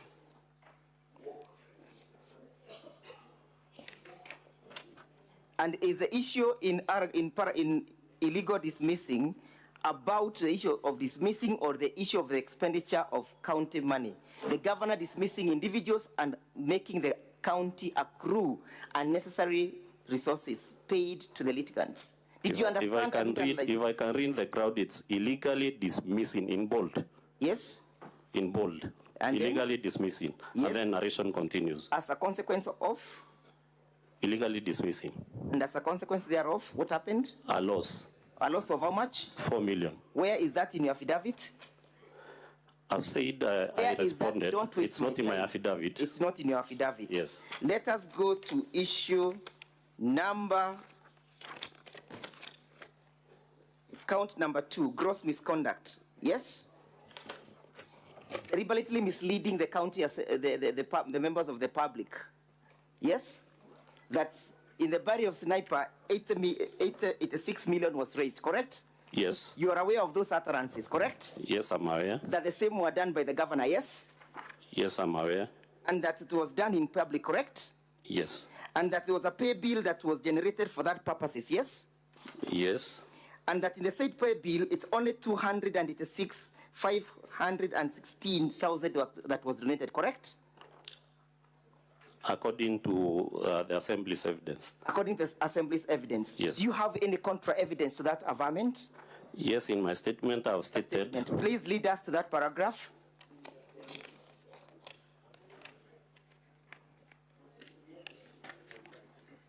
Lead us to that particular paragraph. Just a minute.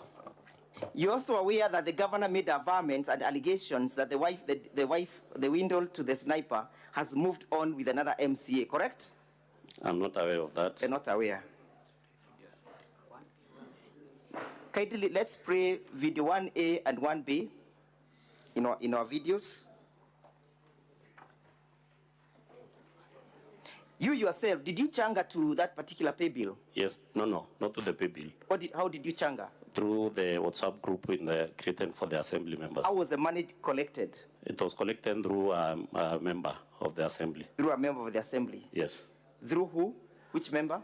Member of a county assembly known as Sarah Gaki, Honorable Sarah Gaki. Is it true that the wife of the deceased sniper moved on with an MCA? I'm not aware. Did you see her testifying yesterday? I didn't watch the... Are you aware that she was a witness? Sorry? Are you aware that she was a witness? Yes, I'm aware she was a witness. Did you follow through her evidence? I didn't follow. All right. As we wait for the playing of those videos, you have indicated before this assembly that one of the frustration that you colluded to undertake was to make sure that the governor was frustrated in the feeding program, correct? Yes. And that frustration was actualized according to your evidence, correct? Yes. How was it actualized? Through a motion in the assembly, a report of a committee. Through a motion, correct? Yes. So it is in your evidence that that program is no longer running, correct? It was stopped. It was stopped. Mr. Witness, I refer you and I refer the senators to our further bundle of volume 6 at page 83. At page 83. Yes. Kindly look at the entry where we have the votes, correct? Can you see them? Yes, I can see the votes. Vote 22-11-015. Can you see it? Yes. Confirm that this is a Meru County budget estimate for the year ended, for the year 2024-2025. It is. Confirm that you participated in this process, correct? I did participate. And that you are aware of the allocations and apportionments, correct? I'm aware. And therefore you want to read with us about that particular vote, yes? Yes. What does it provide? Food and rations feeding program. How much has been allocated? 54 million. 54 million, yes? Yes. For which financial year? 2023, 2024. What was the purpose of the allocation? The feeding program. Thank you. Was it approved? It was approved by the Assembly. Has this year budget also been approved? This year's budget has been approved. Thank you. Let's go to the next one about the cows.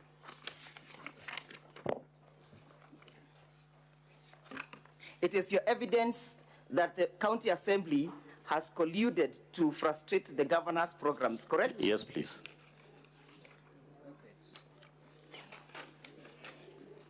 Let us look at page 78, 79 of the same bundle. Honorable Senators, we look at the vote end written 31-11-302-00001.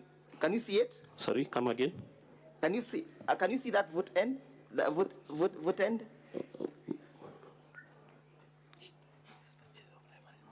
Yes, yes. Can you see it? Yes, I Again, can see it. confirm that these are the financial year 2024-2025.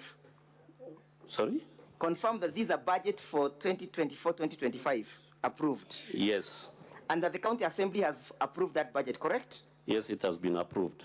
And that even 2024, 2023, 2024, the same was approved, correct? But you saying it's the budget for the 2024-2025, there's nothing that has been approved for that vote. Yes. What was the reason for failure to approve? Because the assembly halted the program. On the failure to have policies, correct? Yes. Is there a policy that exists in that respect? It was introduced in the assembly, and the assembly Is there a trying to policy approve. that exists in that respect? I'm saying the policy was introduced in the assembly by the CC Agriculture, and the assembly failed to approve that policy. Is it mandatory for the assembly to approve anything or everything? That was the requirement that they had, the recommendation in the report. Are you aware that that policy was rejected through the public participation? No, it was not subjected to public participation. So the county assembly must at always time act according to the demands as they come, according to your evidence, correct? Sorry? The county assembly must always pass anything without scrutiny, correct? Even without looking at the viability of the project, correct? It has to look at the viability and... Thank you.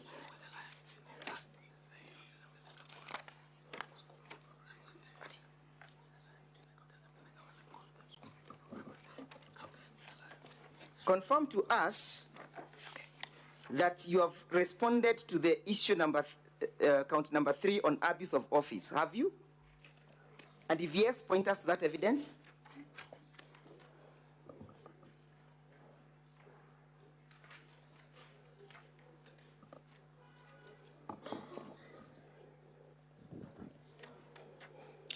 I've, under abuse of office, I've responded to count number, paragraph 10. Yes, paragraph 10. Employing a bloated workforce of at least 111 personal staff.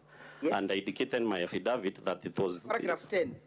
Yes, I indicated in my affidavit that it was... Paragraph 10. Can you read out paragraph 10? Employing a bloated workforce of at least... Paragraph 10 of your affidavit. I didn't say paragraph 10 on my affidavit, but let me see. I've asked you whether you've responded to paragraph Yes, I've responded to... I'm saying, Council, I've responded to count number 3 in paragraph 10, employment of a bloated workforce. Where is that in your affidavit? Just a minute. That's what I want you to show us. Paragraph 22 of my affidavit. Read it out. That I'm also aware that the current impeachment motion features some issues which were also in the previous motions in the Senate, and the Senate finding the allegations unsubstantiated and not meeting a threshold of impeaching a governor. The issue of bloated workforce and alleged illegal dismissal of Dr. Ntoiti and 3 others was in the failed motion. Do you work in the county executive? No. How did you conclude on the question of the bloated workforce? We brought it here and it was not substantiated. We couldn't prove it. Did you call out for any statement from the responsible organ of the county government? My work ended when I brought it to the Senate and it was not substantiated. Did you not?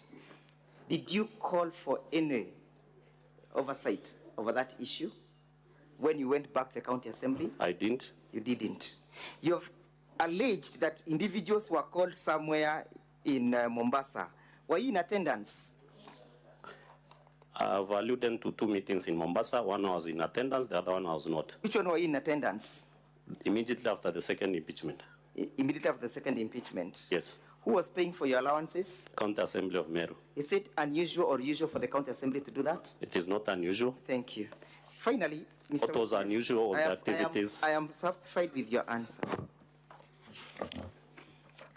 Mr. Witness, confirm that county government must spend money in accordance to the budgetary allocations. and prudence, correct? Yes. Have you looked at issue number 11 in our motion? And to that effect, do you want Kiambi Christus Manyara? I'm there. You know Kiambi Christus Manyara? He's not personally known to me. He's not personally known to you. Have you ever heard of him? I think that I have the name being mentioned during the case for hearing case for one. In what circumstances was the name being mentioned? That he was an accused person. He was an accused person. In which matter? Involved in that matter. In that matter. Do you know of somebody called Supu? Yes, Supu is well known to me. How do you know him? He's a personal friend. Do you know where? And we come from the same locality. Do you know where he was working or where he works? According to my knowledge, I'm not aware of where he works because he has always told me that he's not employed. You are aware that he works in the office of the governor, yes? I'm not aware. I therefore put it to you that he does work in the office of the governor. I can't accept that one. Equally, have you seen that from that allegation that this one Crispus Kiambi Manyara, sorry, while he was in custody, he was being paid his full salary? I'm not aware if he's in custody. Read the allegations. Read them out. Paying Kiambi Crispus Manyara, a public communication officer in the office of the governor, his full salary and benefits while in remand and despite being accused of murder, contrary to section 4.2 of the Public Service Commission Discipline Manual for the Public Service. You're aware that he was arrested pursuant to that murder, correct? Yes.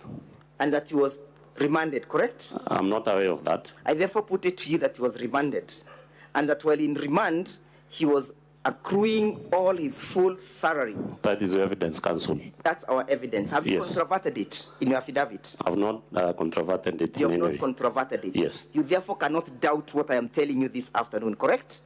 I can doubt because You there's cannot no... doubt what I am telling you unless you have a contra Is your word against mine, counsel? Where is your word? It's nowhere in the affidavit, but I'm stating it now. It's nowhere in your affidavit. Yes. I told you, or I put to you, or I asked you whether you know one Supu. Yes, I said I know one Supu. Have a look at this document, Honorable Senators. We are looking at volume 2 of our evidence.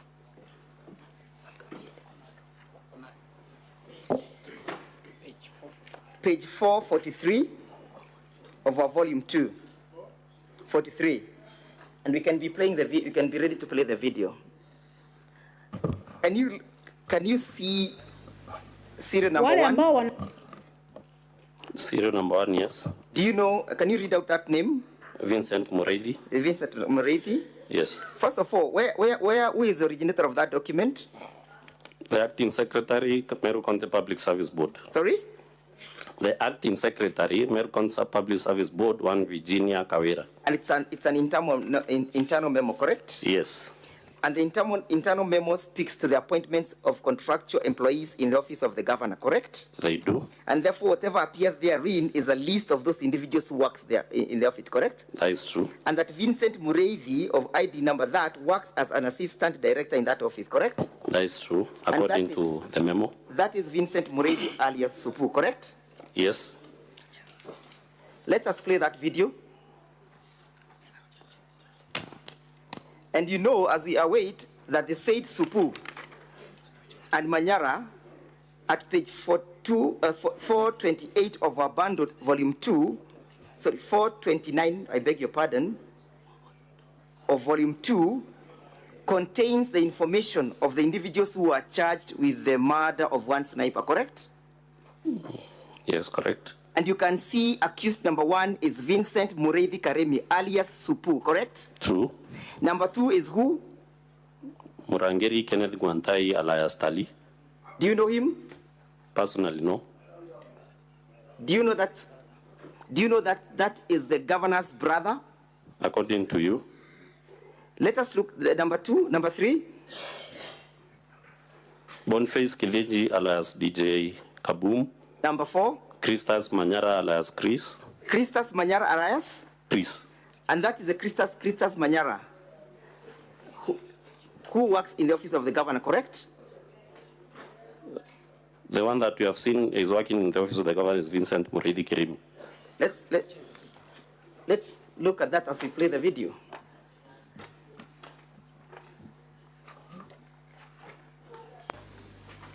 Wale ambao wanazunguka na mwili wakisema haki ipatikane, si haki ipatikane, wako katika siasa na biashara. Ile ni biashara yao.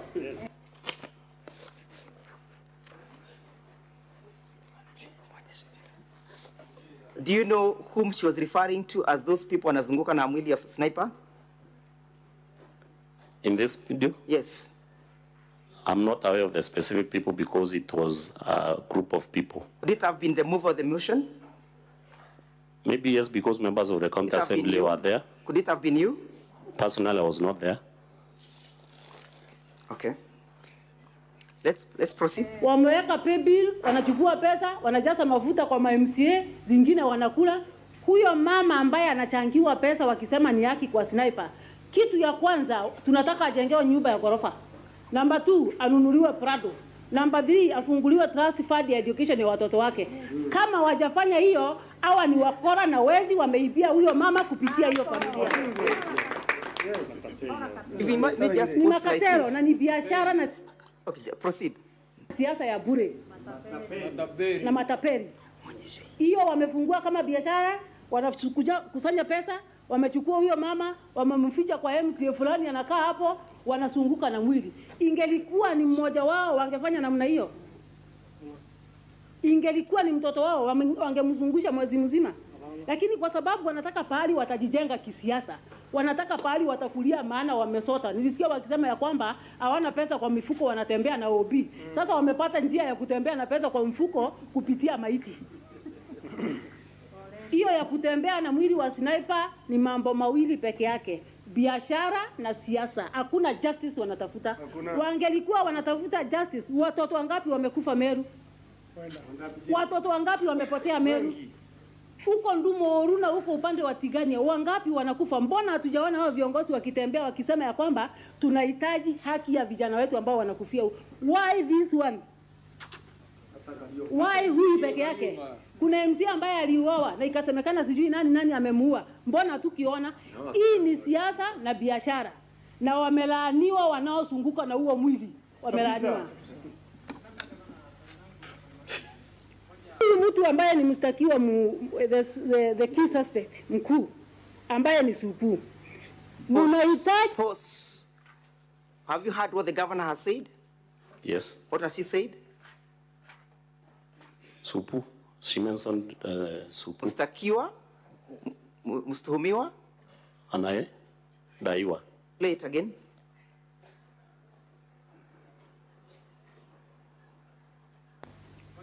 Mtu ambaye ni mshtakiwa the key suspect mkuu. The chief suspect. Who is the chief suspect? Supu. Has that Supu been charged before the court of law? Yes. Proceed.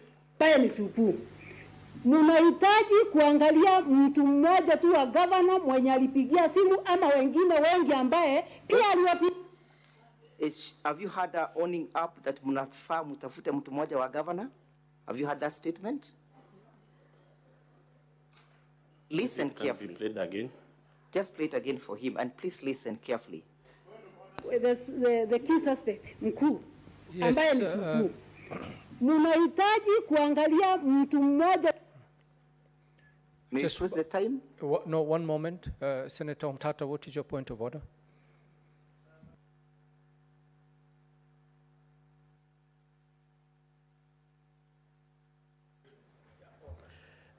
Mr. Speaker, sir, my point of order is that this matter is live before a court of law under criminal proceedings, and I think we should exercise a lot of precaution and deference to the court process, because I think that we are beginning to tread into the area of testing the evidence and the witnesses in that matter, which is not before this court, and that is, I think, sub judice for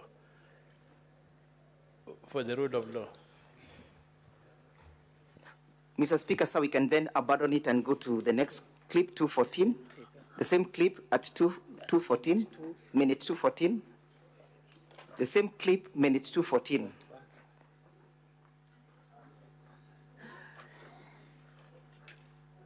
simu. Hakuna mtu mwingine alipigia simu siku hiyo. Ndio mbebe kijana ati mseme ati kwa sababu Sivua alimpigia simu, you want to charge him. Wale ambao wamewasukuma kisiasa kwa sababu mnasema ya kwamba mmepewa pressure, political pressure. Wenye wamepatia nyinyi political pressure, wapatie nyinyi ushahidi. Sure. Maana tutahitaji haki kwa kijana wetu, ninahitaji haki kama familia yangu. Ningependa kusema You've heard the governor stating wanataka haki kama familia. Yes.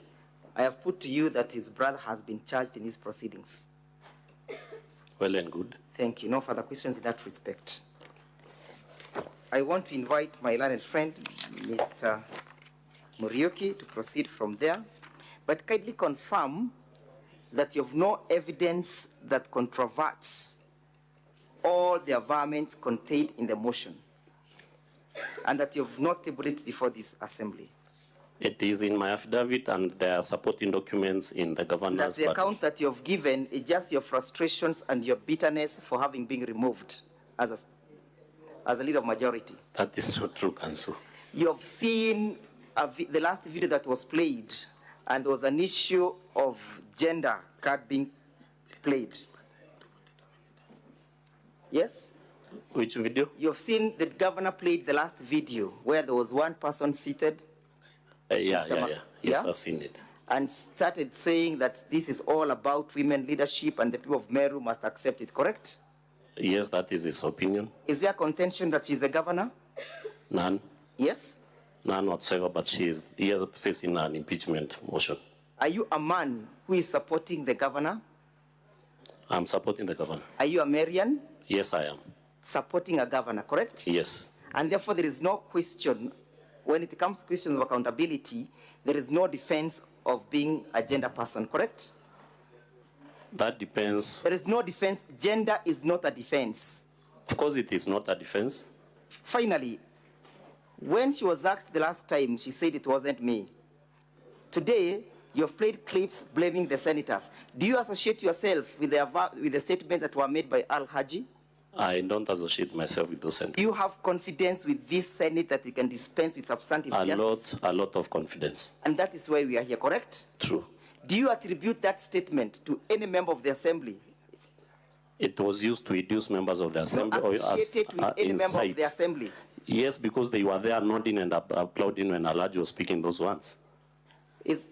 Let me ask you, is it wrong for somebody to hold an opinion? It's not wrong. Thank you, Mr. Muriuki. But before I go to Mr. Muriuki, you remember he claimed to be Secretary General of the Bas Party. Al-Haji, yes, he claimed. And he said he's a Secretary General, and he never defined where he's a Secretary General. He gave a statement that I am the Secretary General. Yes. Thank you. Thank you. Council, you have 3 minutes. Thank you, Honorable Speaker. Mr. Mawira. Yes, Council. Today you have taken an oath when you stood here. True. Just like you did the last time you were here on 7th of November. True. And in that oath, you said that you're going to tell this House the truth, the whole truth, and nothing but the truth. True. Now, you have come here today saying that last time your impeachment motion was politically instigated. Yes. Did you tell the Senate that last time when you were here? At that point, Did you make any such statement last time when you were here, yes or no? I didn't make such a statement last time. You did not tell the whole truth to the Senate. I told the truth. You did not tell the whole truth. I told the truth. Mr. Mawira, you have said, to me. I don't have time, so please don't argue with me, just answer yes or no. You have said that party formations were used to whip you into moving an impeachment motion. That is true.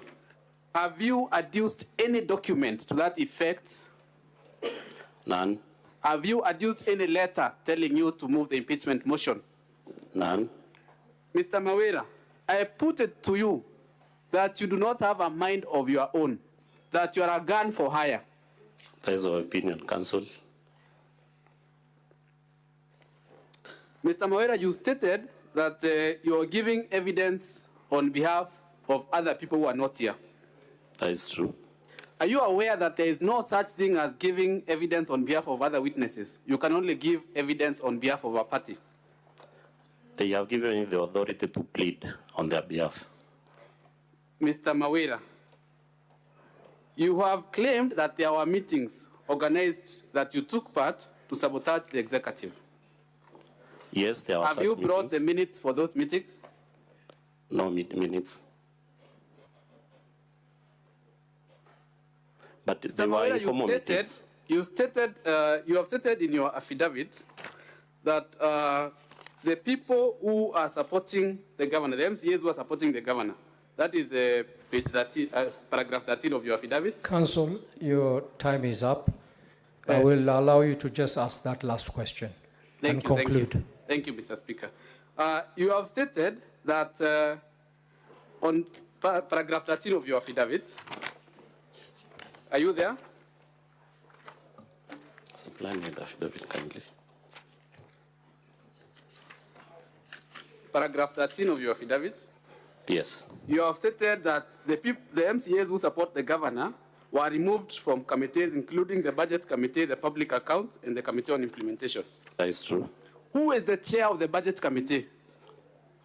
Honorable Mwirigi from Kibiritia Ward. Is he a witness for the governor in this case? Yes. Who is the chair of the Gender Committee? Honorable Murogocho. Did she support this impeachment motion?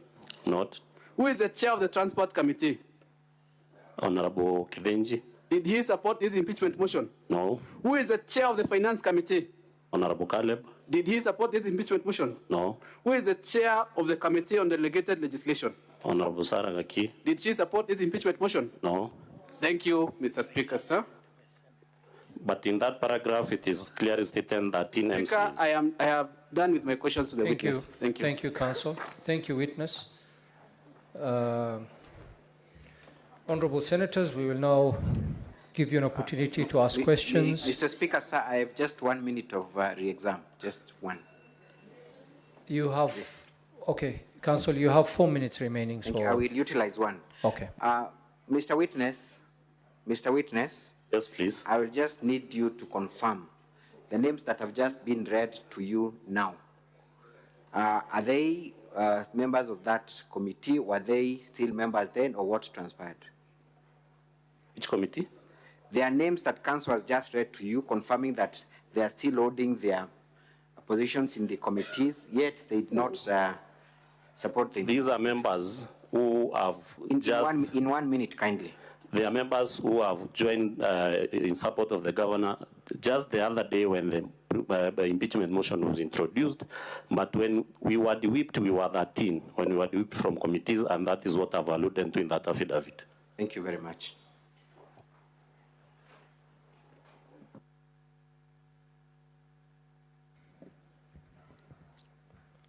Legal counsel for the governor, have you concluded your questioning? Yes, Mr. Speaker, sir, I am done with the witness. And your time of 3 minutes? I have the governor as the last witness, Mr. Speaker, sir. So are you calling the governor? Yes, I am, but with your kind permission, Mr. Speaker, sir, I would be seeking your indulgence to engage the governor in under 20 minutes, with your kind permission.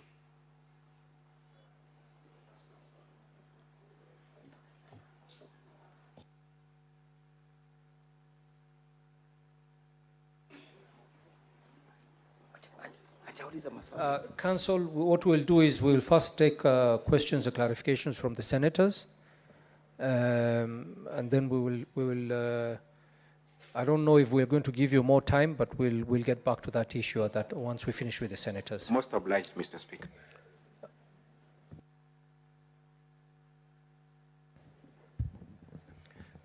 Honorable senators, we'll now be taking your questions, and we'll like to keep it within 30 minutes. So we'll be giving each senator 1 minute to ask a question because there are several requests, and we need to get to as many people as possible. So one question, 1 minute, and be very brief. Senator Murangu James Kamau.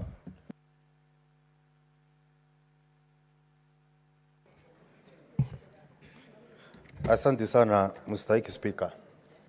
Mstahiki Spika, mnamo tarehe 16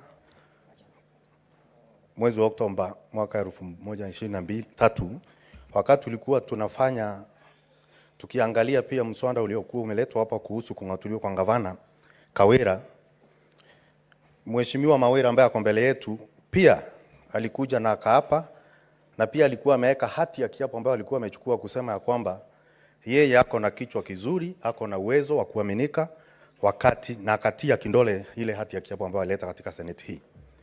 Leo chini ya kiapo ameleta pia hati ya kiapo ingine ambayo amebadilisha mawazo na kusema kwamba hii Senate ilikaa chini kuangalia nakala na makaratasi, tukapoteza pesa ya umma, na wakati kufuatilia stakabadhi ambazo zilikuwa hazina maana kwa sababu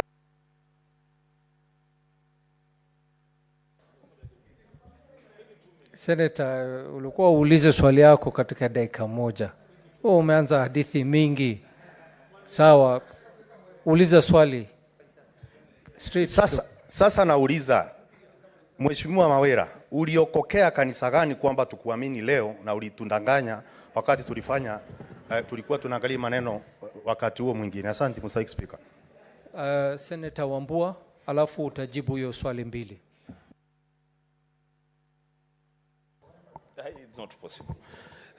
So, Mr. Witness, is it your evidence on record and under oath that last year you moved a motion for the impeachment of the governor of Meru under duress, and that what you said, the grounds that you adduced, you don't believe in those grounds? If that be the case, why should we believe that you have faith in what you're telling us today? You see, Wambua, you managed it within 1 minute. Witness, go ahead and answer those two questions. Thank you, Mr. Speaker, sir. It's true, I moved the previous impeachment motion. And whatever I stated then under the circumstances and the facts available to me, I believe to be the truth at that point. But later, looking at the sequence of events that led to that impeachment motion, I felt that we were misused at that point and lied to. And I believe also that would answer to the question by Honorable Senator Wambua. If I believed in the grounds then, yes, I didn't believe in them. I believe in what I've seen right now, what I've stated. Yes, I believe in it. Next questions by Senator Karen Nyamu and Senator Muma, in that order. Mr. Witness, you say that you were part of a scheme to impeach Mama, politically instigated, the governor, politically instigated, and you even were part of the team that went to Mombasa for a retreat. What changed your mind? What was the exodus moment that now you are supporting Mama? Governor, Mama Governor Kawira. The other question. Senator, just one question, please. Senator Catherine Muma. Thank you, Mr. Speaker. My question to the witness is, the governor is widely accused of not being a people person who brings people together. What efforts have been made to bring the governor and the county assembly to work together for the benefit of the people of Kenya, of Meru, I mean? Thank you, Honorable Speaker, Honorable Senator. To answer to the first question, what changed my mind? Immediately after the second impeachment motion failed in the Senate, Honorable Speaker, and immediately we left Mombasa and also the Nanyuki meeting, Personally, I suffered because I fell ill. I was admitted in at current hospital here. My blood pressure levels had gone up, and that is a fact that I disclosed to the Speaker of the County Assembly who came visiting me. And thereafter, I felt that I need to take some time to chart a way forward on what was happening in Meru. So I did a lot of soul searching. I consulted my wife and family. I consulted my close confidants and electorates. Even my electorates and started saying that they didn't send me to fight the governor. And it is at that point now when the governor reached out herself to me, I felt that now I need to listen to her and see if she is genuine. And I could see her genuineness then. And that is the point when I decided to support the governor. About the governor not bringing the people together, I stated that immediately the governor left the Senate last impeachment motion, she went around the county making a call for peace and reconciliation amongst all leaders. And she also asked for forgiveness if at all she had wronged any leader in Meru. But on the side, and she went further even to reach out to me. And I know she has also tried to reach out to other leaders because there were reconciliation efforts brought by the president and the deputy president, where the governor sat down with all leaders from Meru County, including the deputy governor, which didn't culminate to any peace in that county. But from the side of the assembly, they have been going out, doing all that is possible to frustrate any reconciliation process. The next questions will be from Senator Samson Cherargei, followed by Senator Beatrice Ogola. Thank you, Mr. Speaker. Mr. Witness, Mheshimiwa, according to November 7 Senate answered, Dr. Mutomi Tiankulu asked you, since you are the mover of the motion, is this message consistent with the narrative of a peaceful governor who is a victim of some evil scheme to oust her out of office? And Honorable Evans Mawira Kaharia, you responded by saying it is inconsistent. Is this still your position or has it changed? And what will make you or make us believe that it might be out of inducement, that is why you are supporting the governor now? Thank you.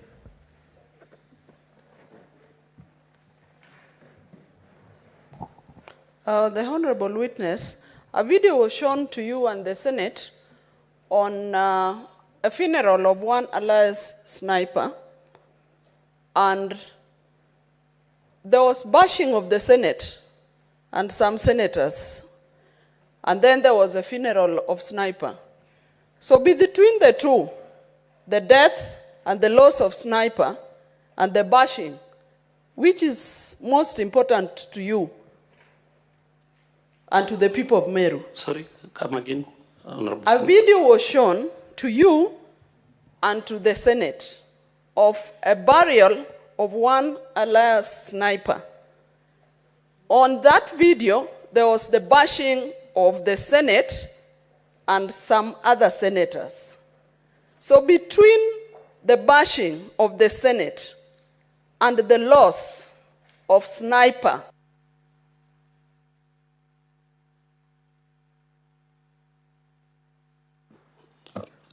thank you, Honorable Speaker. The message that we passed during the second impeachment motion, that at that point the governor was not a peace-seeking person, was valid at that point, and during, depending on the activities that had happened previously. If it is still valid as at this point, it is invalid because we have seen efforts from the governor herself trying to bring peace and call for reconciliation in the county. And Honorable Speaker, if there is one sign that can tell you the governor is peaceful, I'm the one who was here crucifying the governor. I moved the motion to impeach the governor. And if it went through, the governor could have been sent home packing, condemning her from serving in any public office in this country for the whole of her life. But when she reached out and we sat down and considered all the events and factors surrounding that position at that point, she told me she has no problem at all with me or with any other leader or with any other MCA. And if from that point up to now, we have been working together, I've been supporting her, and we have been trying to bring peace in that county, then I don't believe there will be any other sign to show that the governor has reformed and she's a peaceful person. About any inducement, I'm not aware of any honorable speaker, and if at all there's an inducement that would have led me to support the governor, is the service delivery for the people who elected me, that is the people of Mitungu Ward.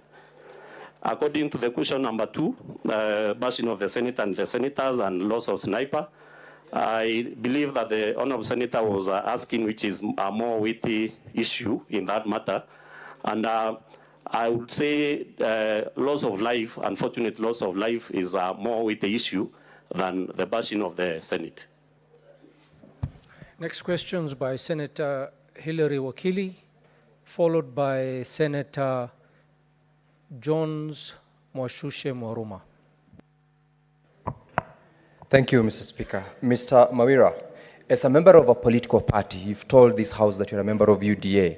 Had you any meeting prior to the alleged meeting that you said you were caucused to bring out an impeachment motion against the governor, which you were a mover?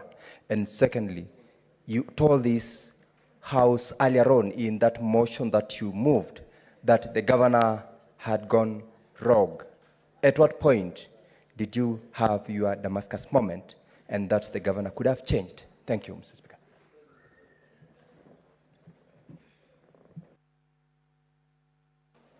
Thank you, Mr. Speaker. Honorable Kawira, in your own assessment, if the governor happens to be acquitted, perchance, do you think there is a possibility of the governor working with the assembly?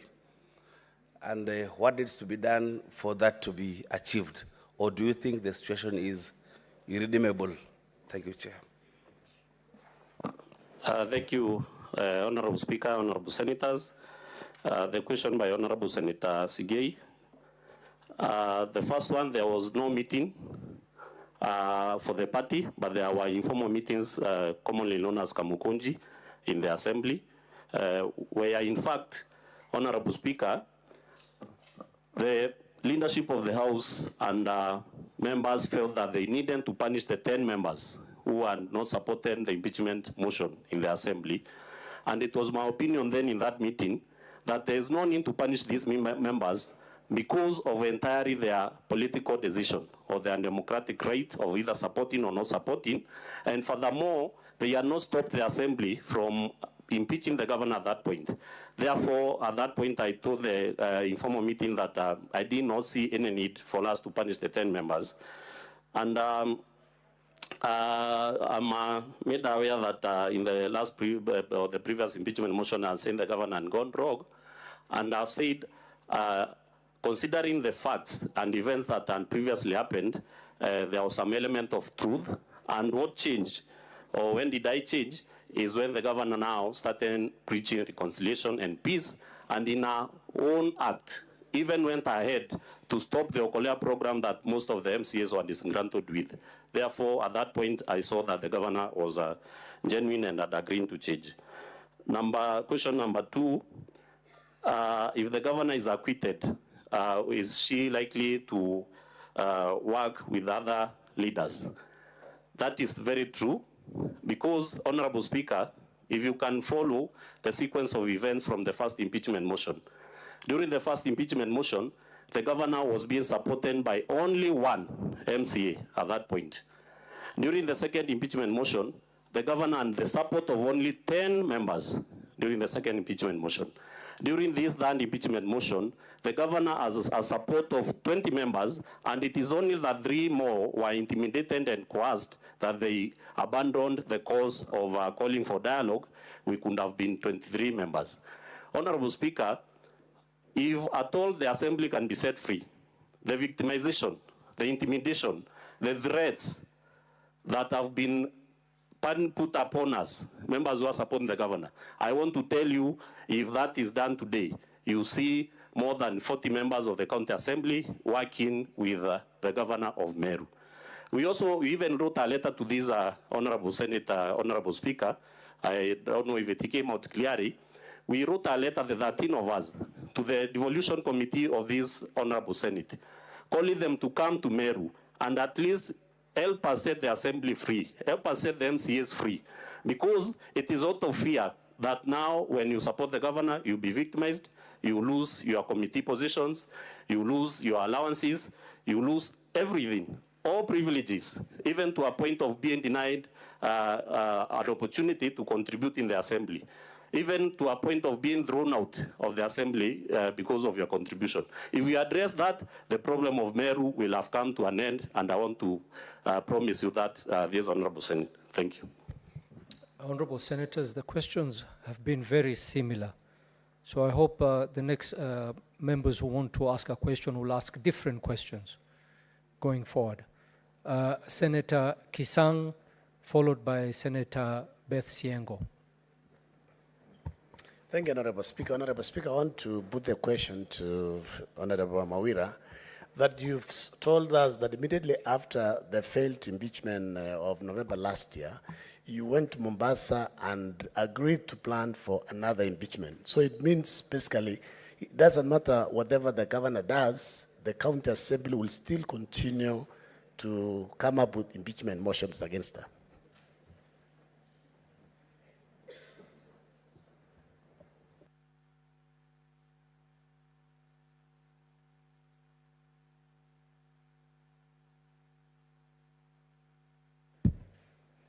Thank you, Mr. Speaker. Mr. Witness, the other time during the second impeachment motion, you were on the other side.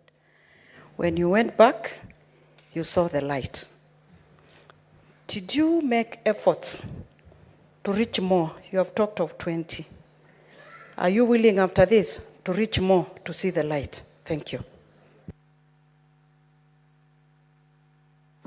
Thank you, Honorable Speaker, Honorable Senators. It's true, I stated that this impeachment motion that has been brought to this House started being planned immediately after the second one failed. And I've narrated what has happened, what has transpired previously. And Honorable Speaker, I think you have all seen clips, especially alluding to the mover, indicating that even if the Senate acquits the governor today, they are ready to bring more motions, up to a number of maybe 6 or 7. And it's a character of the Assembly of Meru, especially where I'm saying that MCAs are not being set free to exercise their democratic right. Unless that is reversed, you expect to see more impeachment motions in this Honorable Senate, just in case the governor is acquitted. But if that is addressed, Honorable Speaker, I want to assure you that this will be the last impeachment motion to come to this House, because the governor herself has proved that she is ready to work with other members. About my efforts to reach others, yes, I've severally done so. And when you approach anyone in that county assembly of Meru, and they tell you, we don't have any problem working with the governor. But now, when we come to support the governor, we lose the privileges of the assembly. So that single fact owns many members in abeyance of supporting the governor. And I believe if the governor is acquitted, and this Honorable Senate helps us address these issues in Meru, you see that the governor will be ready and willing to work with each and every member of the county assembly. And nothing proves that more, Honorable Speaker, than the evidence that has been placed before this Senate, that the governor herself and the executive team have agreed to allocate 33 million shillings for each and every ward, which was a bone of contention previously for the allocation of the ward fund. Therefore, I believe if the Senate finds it objective and finds it depending on the facts and evidence that has been placed them, that they acquit the governor, there will be peace in Meru. Senator Danson Mungatana, followed by Senator Agnes Kavindu. Thank you. Thank you, Mr. Speaker. A very quick one. A video was played here in the course of your evidence, and in that video, this Senate, Mr. Speaker, was called a house of shame, a house of greed. In fact, it went in Kiswahili and said that we are wenda wazimu in this house. Mr. Speaker, I just wanted the witness to tell me and this house, what was the purpose of that? Was he adducing evidence to annoy us or to abuse us? What was the purpose of that evidence? Because evidence is supposed to build your case. What did it build in terms of the case? And Mr. Speaker, secondly, I wanted to invite the Speaker to make a ruling on whether we can allow any form of evidence to be adduced. I cannot speak in this house like that. Why should someone who is a... Thank you. Senator Agnes Kavindu. Thank you, Mr. Speaker, for this opportunity. Mr. Witness, you've said that you've been whipped on party lines, the previous impeachment motion. Don't anyone have a right to stand with their own understanding? If you knew that the governor was not right or was right, why then did you agree to take over the motion, which actually the lady told us that she's the one who drafted it, but you took it over because you were so sure that the governor was going to be impeached so that you can take the glory? I believe even in this Senate, we have parties and we have people who can stand on their own and make decisions and make the right decision.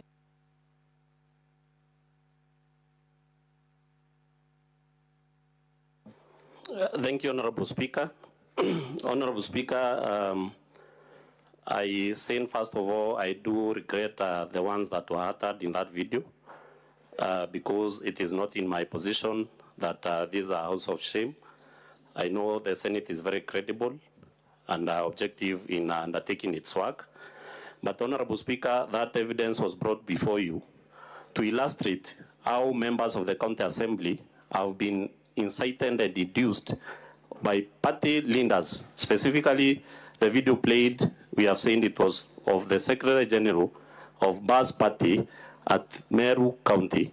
And that maybe was the feeling of the MCAs at that point who are supporting the impeachment motion. Therefore, we are to play to show to you the level of the level that political players in the county of Meru can go, the law that they can go, so that they can make sure that the process of impeaching the governor doesn't stop even once the Senate acquits her. My question number 2, whipping on party line, and if anyone doesn't have a stand, I believe honorable senators in this house were elected on parties, and we have seen that parties can bite. The consequences of defying party orders are there, we can't deny that, and we have already seen it being effected on us by being removed from committees, denying to attending trainings, capacity building, denying even opportunities to contribute in the house. Therefore, at that point, because our sales we have sacrificed, Honorable Speaker, members who have been supporting the governor, the 13 members who have been supporting the governor, I want to tell you as a matter of fact, since February this year, no one has gotten a single dime from that assembly as a matter of being in support of the governor. Therefore, when it comes to that point, most members decide to weigh the consequences or the consequences of defying the party lines, and you find that most of them, since we are all human beings, decide to support the party line. Next question by Senator Veronica Nduati, followed by Senator Eric Okongo. Honorable Evans Mawira, you were in this house on 6th and 7th of November 2023 with an impeachment motion. And you say this was politically instigated by some political leaders. However, in your paragraph 4 of the affidavit, you did not disclose who are these political leaders. And I've seen a lot of meetings have been taking place, a lot of fights and squabbles in Meru County. In your opinion, do you think the residents of Meru County are being served by Meru County Assembly? Are you, honorable members of Meru County Assembly, serving the people, or a lot of time has been spent fighting, tossing the ball from this side to the other side? Are the Meru County getting any benefit from devolution with all these fights?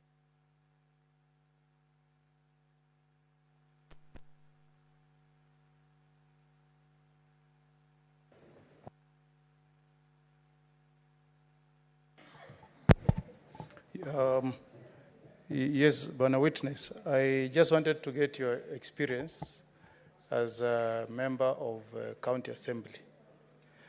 You seem to have conducted this public participation. The entire process was done in one day. And I've seen the photos and the people who were in attendance. There seemed to have been a very low turnout. Have you done any previous public participation exercise? How was the attendance? And was the process carried out, chaired, and minutes recorded by MCAs, or minutes were captured by members of staff from the county assembly? Just wanted to understand, because we have had issues with public participation before.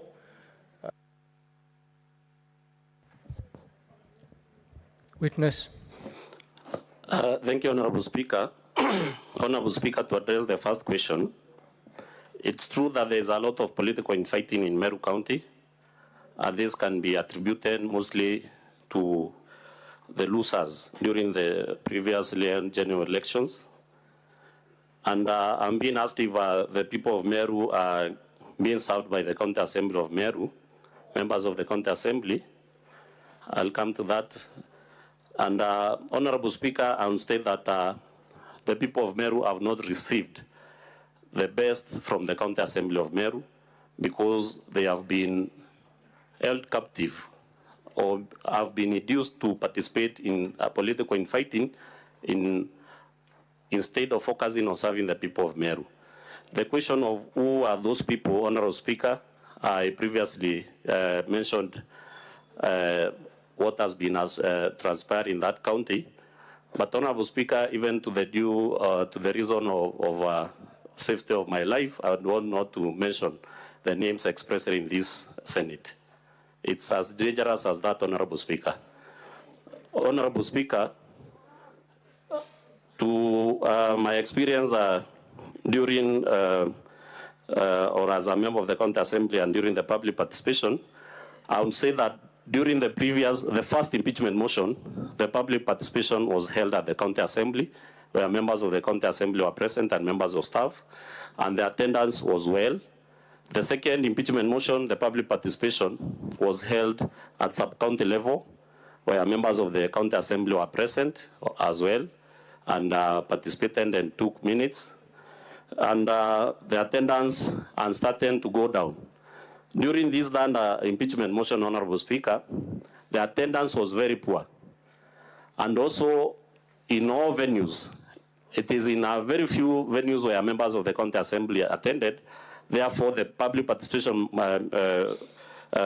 meetings were conducted by members of the Assembly. And what I can attribute to the low attendance during this impeachment motion is that the feeling of the people of Meru, they are really tired of these fights. And if you could listen to most of them, because personally I listen to my electorates, they would say, kindly cease of these fights. Let us give every elected leader a chance to serve. And when it comes to removing you from office, we'll do that during the general election because they are about 3 years away from now. Thank you. The next questions from Alexander Mwinyi and Senator Geoffrey Osotsi.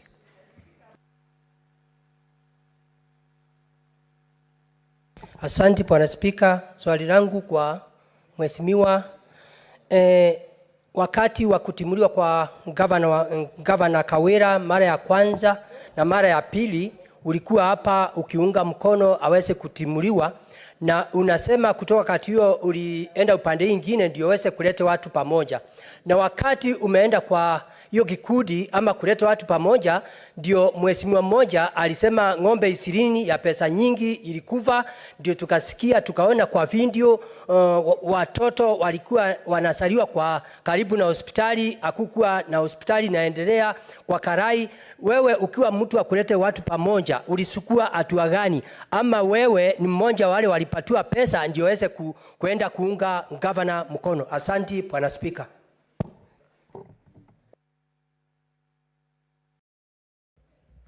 Mr. Mawira, I want to refer you to your affidavit, which is on page 39, where you have said that the anger and malice was directed towards the 2024-2025 county fiscal strategy paper, where 56 MCAs openly went against the previously agreed Ward Equalization Development Fund and allocated 45 million in each of the wards whose elected MCAs were against the governor, and 15 million to the wards whose elected MCAs were supporting the governor. This is after they had agreed, been advised against tabling a ward development Senator, fund. ask your question because you only have 1 What minute. I want from the witness is... Just give him 30 seconds to ask the question. What I want from the witness, Mr. Speaker, is this particular statement confirmed that this is an illegality because it's against Article 10 of the Constitution. It's clearly discriminated. What is your view about this? And was this physical strategy paper approved?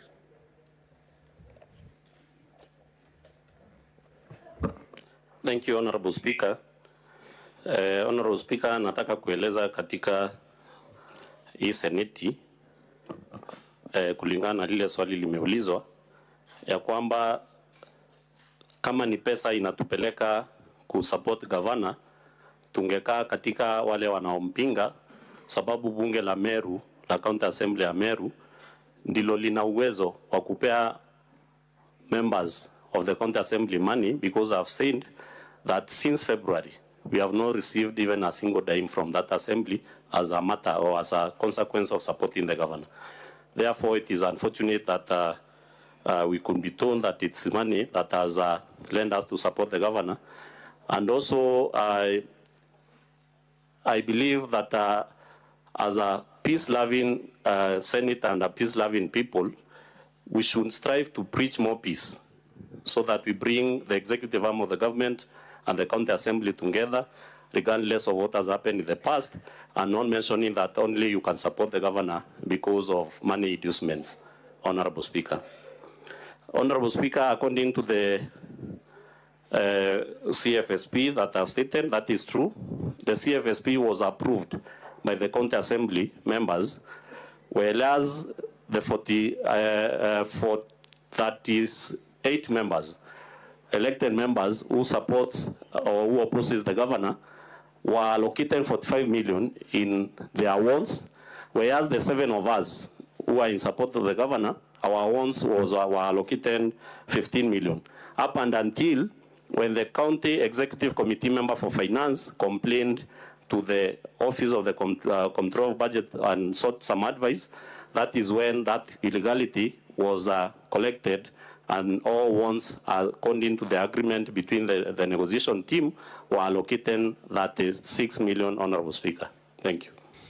Honorable Senators, because we are out of time, I will take the last 2 questions from Senator John Kinyua, followed by Senator Mofaya Kataya. Asante, Bwana Spika.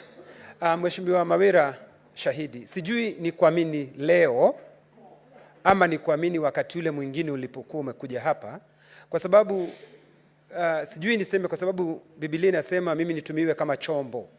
Sijui kama wewe ni chombo, kwa sababu nashindwa ni kuamini leo ama wakati ule mwingine, kwa sababu unasema ulishurutishwa wakati ule mwingine, tena unaonekana ulitishwa. Sasa sijui leo ulipokuwa ukiongea ukaulizwa swali ukasema ya kwamba huwezi ukataja jina fulani kwa sababu unahofia maisha yako.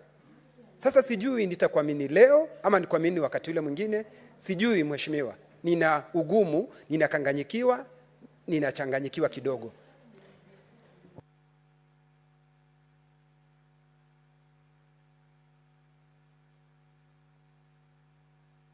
Honorable Speaker, Honorable Mwangaza, I have just captured your confession that once you left this house, once you had brought the motion of impeachment against the governor extended some gestures of reconciliation to the MCAs. So in your own view, why do you think other MCAs didn't listen to the reconciliation mood and gesture extended by the governor as you did? You know, I've been an MCA for a decade, and I know the workings and relationship between the governor and the MCAs. Why do you think other MCAs didn't listen to those reconciliation moves from the governor?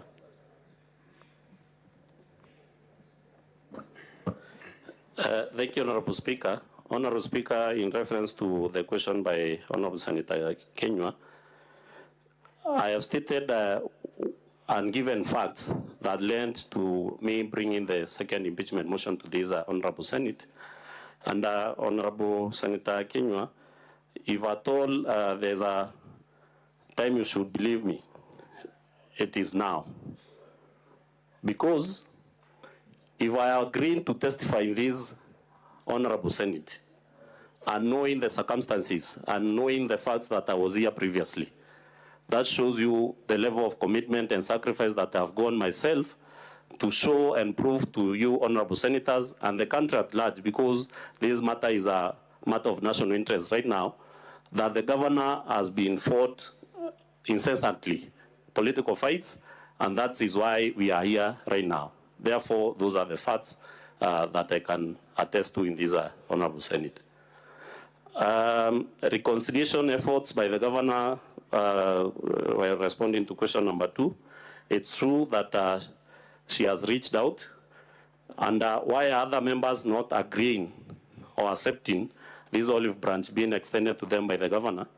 The reason I've said is the assembly will punish, or the assembly leadership will punish each and every member who attempts to even work with the governor, to an extent of the MCAs in Meru County Assembly, especially the elected ones, cannot be seen even following up for a project in the executive wing of the government. Because if you are seen there, you've been deemed as a traitor, you'll be punished, you'll be removed from committees, you'll be denied assembly privileges, and therefore this makes it very hard for other members to try and forge a working relationship with the governor. Thank you.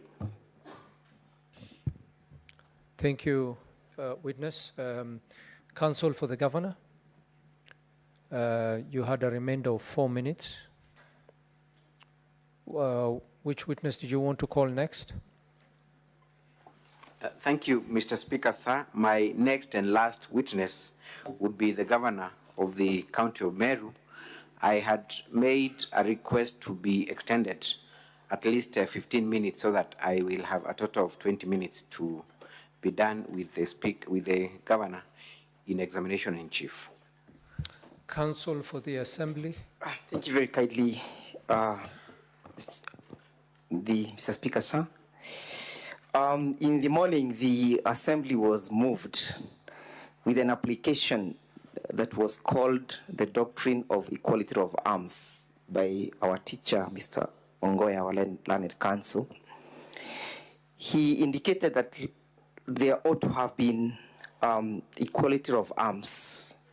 I still invoke the same wisdom that there ought to be equality of arms, to which I am seeking indulgence that since this is a main character in these particular proceedings, and when they had the opportunity of dealing with our main witness, they had 1 hour, 30 minutes.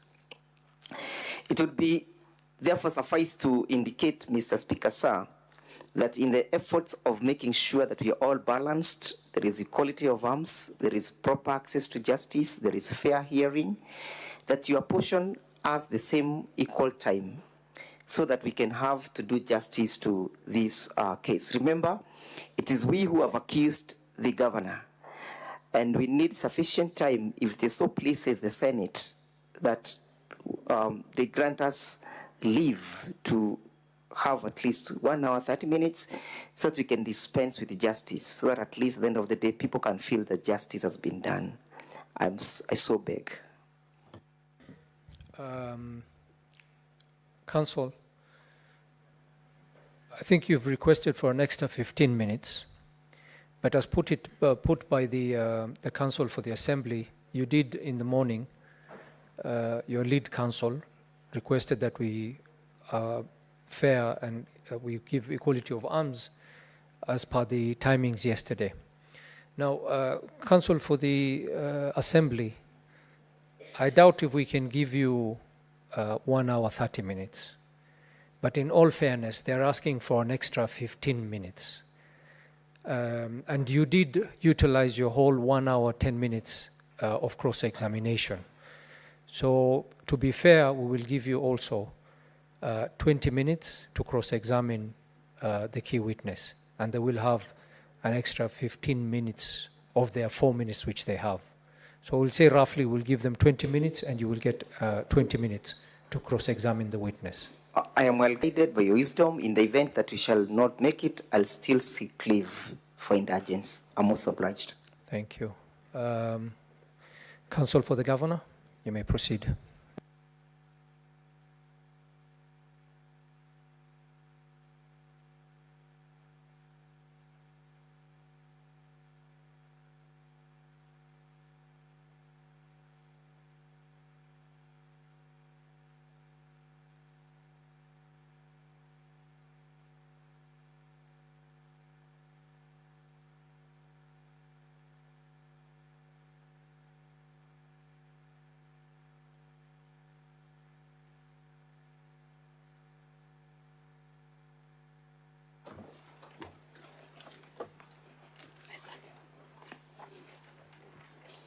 I, Bishop Kawira Mwangaza, do solemnly swear that the evidence that I shall give before the Senate in respect of the matters before the Senate shall be the truth, the whole truth, and nothing but the truth. So help me God.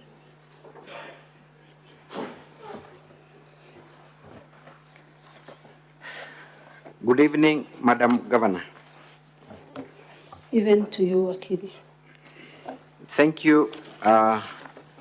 You are appearing before the Senate for the third time, courtesy of the County Assembly of Meru, who seeks to have you removed from office by way of impeachment, and they have cited 3 main grounds for impeachment. One is that you were invited to appear before the County Assembly of Meru, but you did not. Could you explain to the Senate why you did not honor the summons at the County Assembly? Thank you, Honorable Speaker and Senators. I did not appear at the County Assembly of Meru because there was a court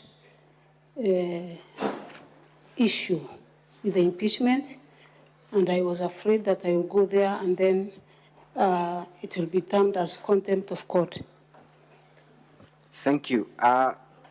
You have talked about there being a court issue. Are you aware if the court had stopped the impeachment process at the County Assembly level? Thank you, Speaker. The court had issued a court order for the same. And subsequent to the impeachment, did you take any action against the County Assembly for disobeying court orders?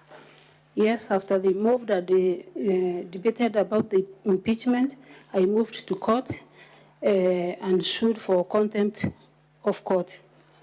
Thank you. Subsequently, you wrote to the Speaker of this House informing him of the court processes and the orders that had been issued. Do you recall doing that? Yes. What was the date of that letter?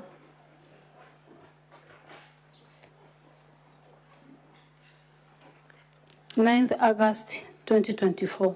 Thank you very much. Nevertheless, you're here today to answer to the charges. You have filed a response, the one that is dated 17th day of August 2024. Do you wish to stand by the response as adduced before the Senate? Yes. And all the affidavits attached therein? Yes. Thank you. I want to go specifically to the 3 charges, and I want you to guide me on any evidence that you have adduced, and if the same has been adduced by other witnesses, then you're free to state that indeed that issue has been addressed to your satisfaction. The first ground for impeachment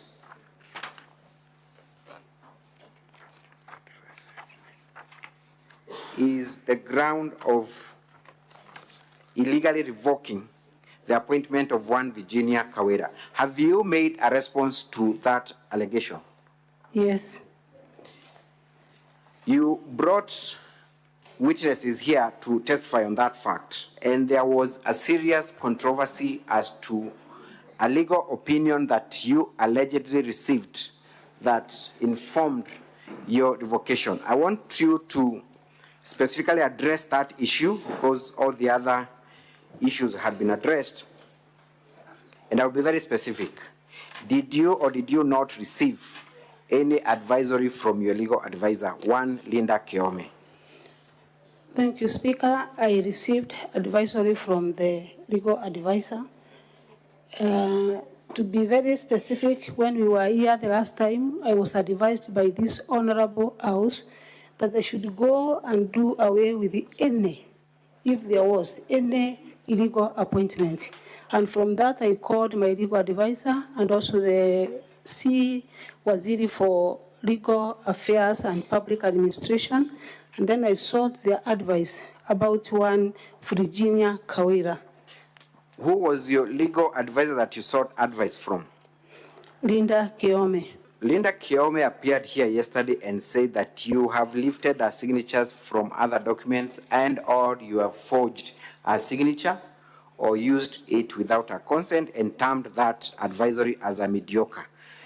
Why would Linda Keome, an advocate of the High Court of Kenya, appear before Senate and disown a document that you allege she had forwarded to you, in your own understanding?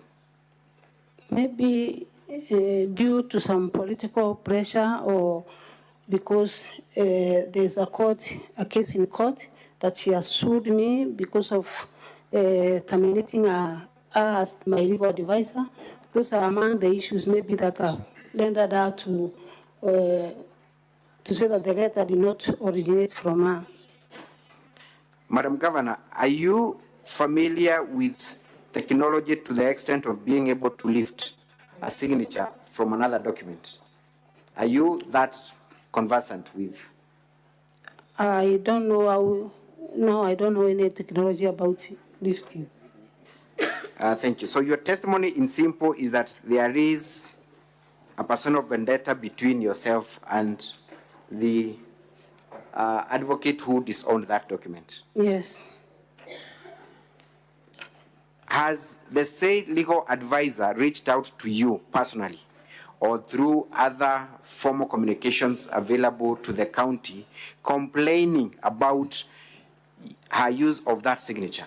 Has she written any letter to you? Has anyone from your office been called? Has she called you personally to make that complaint? She has not called me. She has not written anything to me. I just saw her here yesterday. For the first time? Yes. Thank you. We move on to the next issue.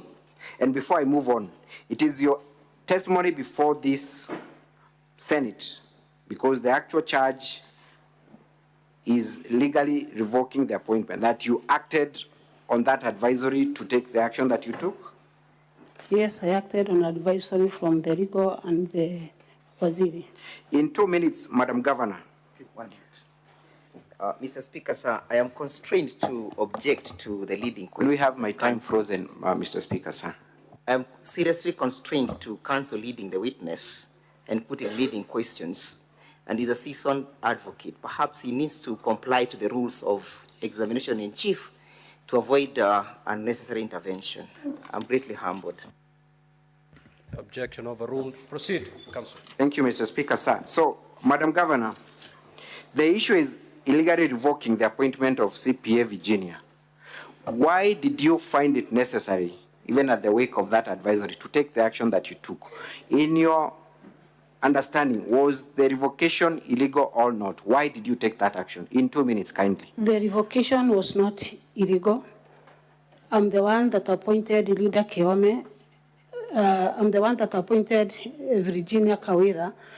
And from the original agreement with her is that she would put away the first assignment that was given by the county government, that is financial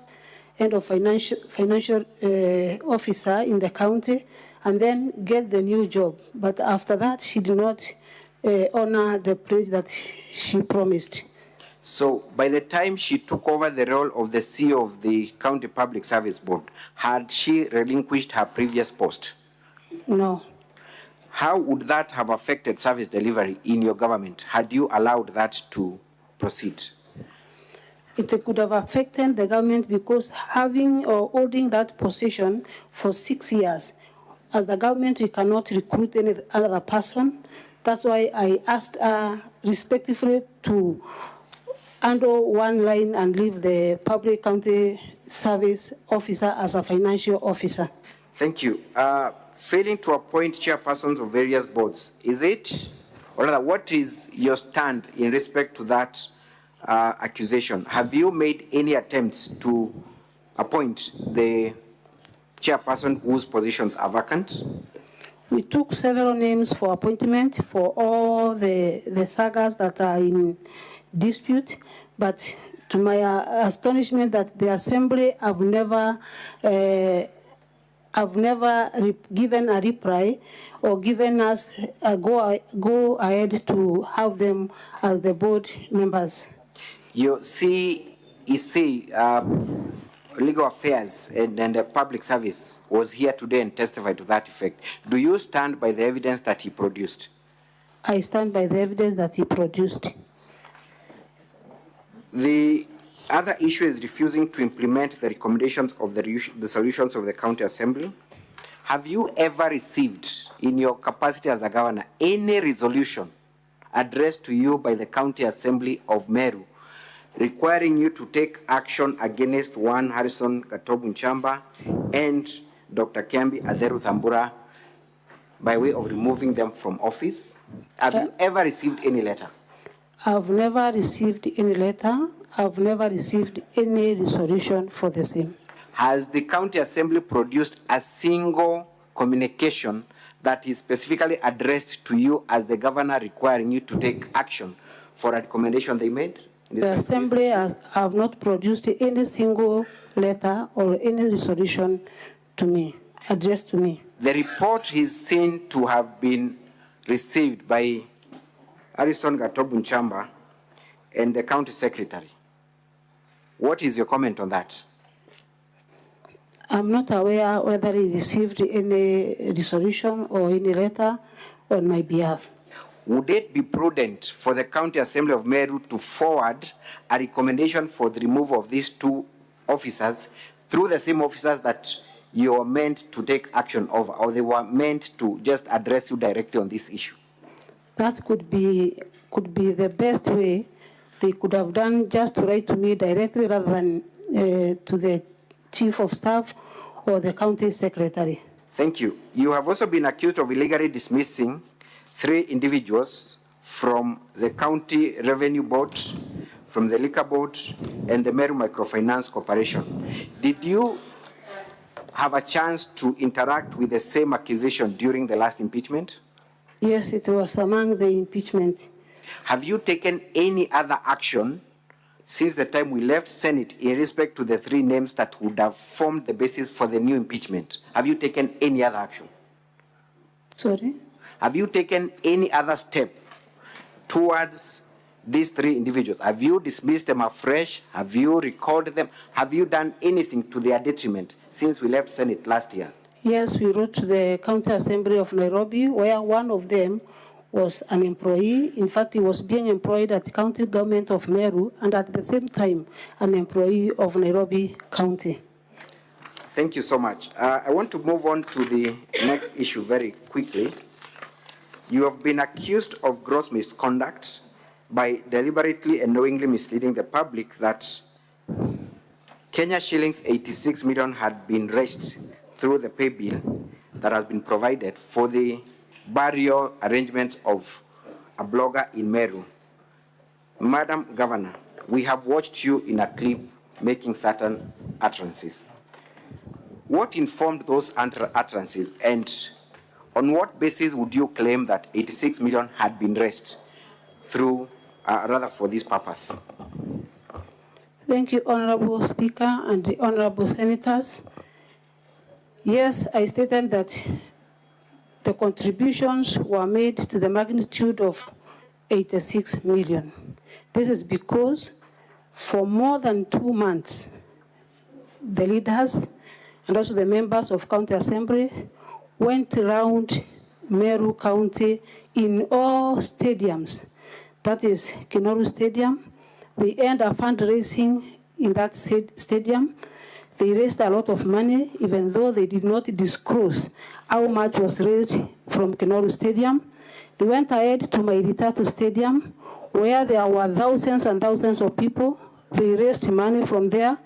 They raised money from Maua Stadium, all members of National Assembly and also MCS. They raised a lot of money. Again, they had to cross-cut across Meru County. Thank you, Madam Speaker. What was your connection with this issue that you had to make this statement? How was it concerning you that you had to make this statement? How was it your business that you had to make this comment? It was Give that context. Thank you, Speaker. For me to make the statement, the leaders and also the MCAs were accusing me of being one of the killers to the young man.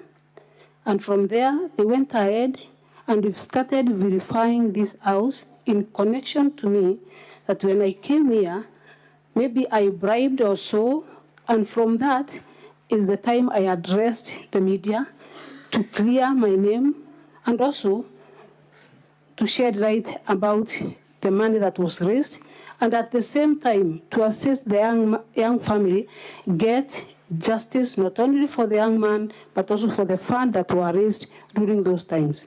This is an incident that was widely covered and a lot of disquiet was in Meru. What did you do to the family of the deceased, if any? Did you take any action? Did you reach out? What did you do, Madam Governor? I tried to reach out to the family, but unfortunately the person that I sent there, one of my supporters, his home was touched because he was associated with me. I continued now to call media at least to see that the money which was raised was given to the family. Thank you. Let us watch VKM4 and VKM8 very quickly. We may need the help of the translator, Mr. Speaker, sir. Sergeant at Arms, kindly usher in the translator.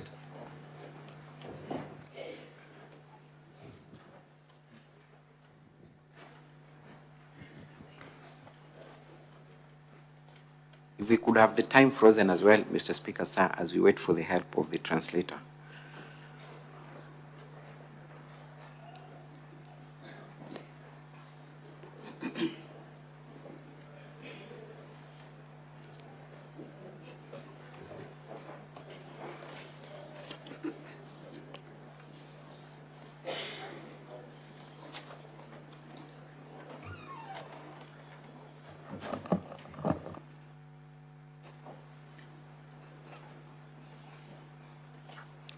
We can now play the video. Onyo, mwere yo, kiresidence gavana. Tunapeana onyo, hiyo mwili tutaizika kwa mboma ya ungavana.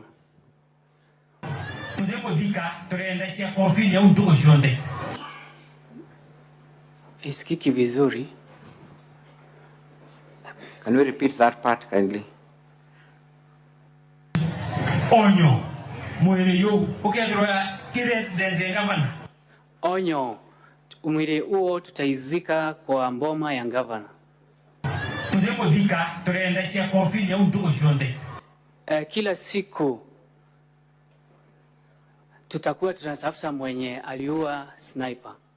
I object to that line of translation. It is grossly misleading, Mr. Speaker. Sir, I fully understand the Meru language. It has nothing to do with How many translators do we have out there? We have... Wait. Is it the only translator we have?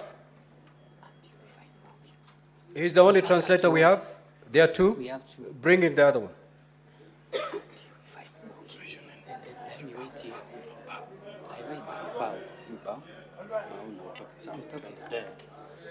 As a translator, there can never be any doubt cast upon you.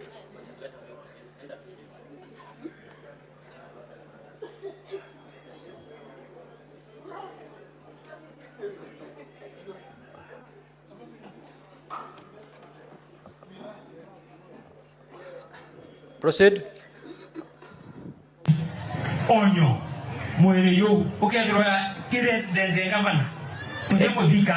A warning, if that body is found at the home of the governor, I think we have a serious problem, Mr. Speaker. Sir. Oh, kindly, can we, let's pray, kindly.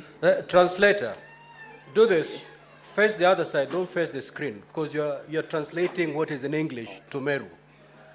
Just face the other side and simply hear the Meru language and translate it. Yes. Onyo, mwere yo, kiresidence gavana. A warning, if that body is found at the residence of the governor, where I won't bury that body. There is the sound is not that good, kindly. We all can hear, Mr. Speaker, sir. Okay, just replay.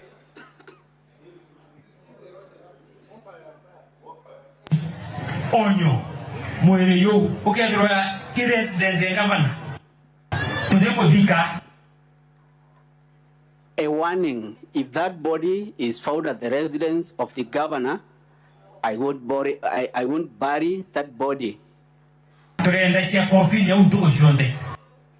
It will remain there forever.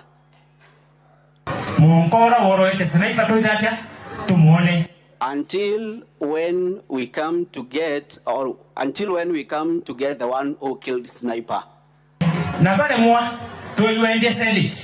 And if it is not possible, we'll take it to Senate. Because those are the people who brought back that person who killed sniper. And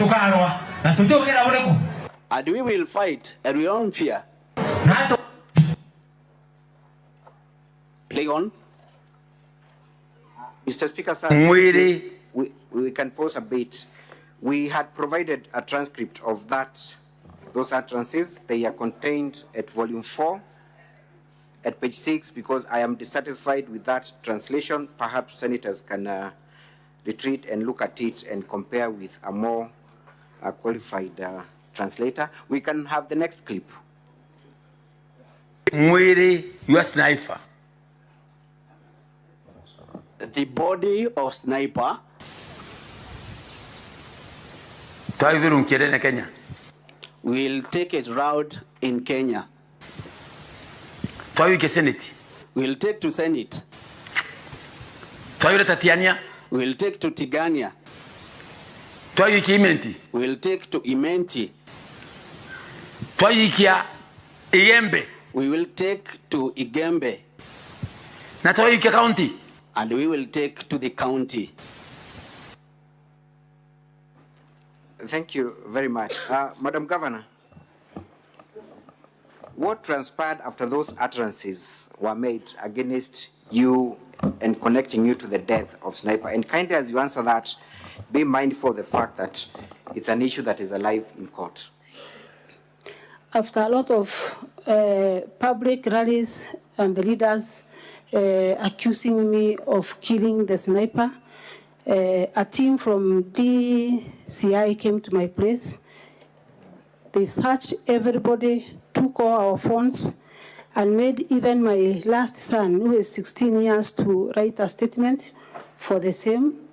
And after that, they arrested my brother, who is my small brother. I tried to ask them as to why they did so. They said the investigation is still on, and I believe that justice will be served also as we serve justice to the Sniper's family. My brother will also be served with justice. But to me, Honorable Speaker and this Honorable House, I've never even thought of killing, leave alone killing. Even thinking it's very far from me. Thank you. So is it your evidence that you are thoroughly investigated and you have not personally been in any way connected to this murder and you have not faced any charges? I have not faced any charges. I did not even record a statement for the same. They came to our place, that is the governor's official residence, did the investigations and went away. Counsel for Governor, I'm informed your time is up. What do you say? Mr. Speaker, sir, I am truly saddened by that fact. I know we've had serious issues of mismanagement of time. That is a fault on our side. If I can have just 10 minutes with your kind permission. This is a very crucial witness. She's the governor who is facing the charges. 10 minutes, I believe, will do us justice in this matter. I will be done in 10 minutes. Because it's her career that is on the line, and she only has today to fight for her career, I'll give you 20 minutes. Thank you. Thank you so much, Mr. Speaker, sir. I am really obliged. Madam Governor, so you confirm that the criminal investigative agencies within the country were involved in this process? Yes, the criminal investigative agency were involved and they came to Meru for more than a month to do investigations. By the time those utterances were made by the people we have seen doing them, had investigations been concluded or begun? Not even begun. They had not begun? Yes. Did you make utterances during the course of the investigations? Did you make any public statements in respect to the issue during the course of investigations? The only public utterance that I made is about the amount that was raised during that time. During that time? Yes. Thank you. We have been told that you have caused a lot of problems to the widow of the deceased by claiming that she's cohabiting with an MCA. What do you say about that issue? That is very wrong. I've never uttered such. In fact, maybe they think by the time I said that the MCA is being hosted by the sniper's wife was being hosted by an MCA, thought that I was alleging a male MCA, which was not. Which was not the case. Yes. We have seen in the clips saying that they will take that body to various places. Have you witnessed them doing exactly that? And if they have done that, who has done that? And what is the target? The target was just to victimize the governor, and they had the purpose that immediately they raise alarm and also continue telling people the lies that I'm a murder sniper. I will take plea and immediately they will impeach me and bring another impeachment motion out of that. Thank you. Madam Governor, there is an accused person in that murder, one Chris Kambi, and you have been told that you have continued to pay him despite him being a murder suspect. Number one, I want you to confirm if you know the said individual and if he works in your office. I learned after the investigations were over that he's an employee of county government in the Department of Communication. There is a letter of appointment that appears at volume 2,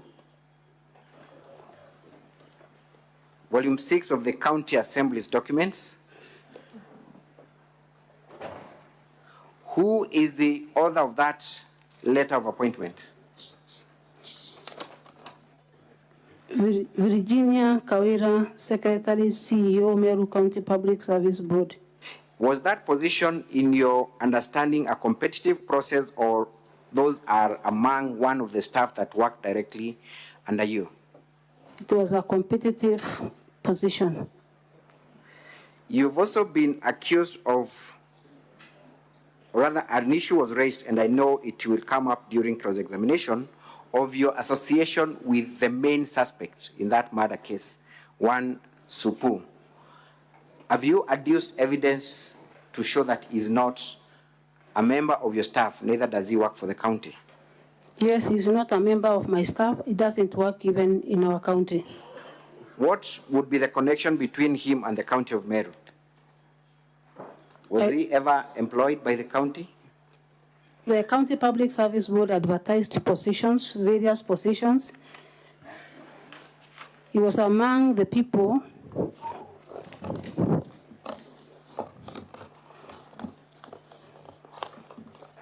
Thank you. The County Public Service position advertised positions, and he was among the people who were appointed by them.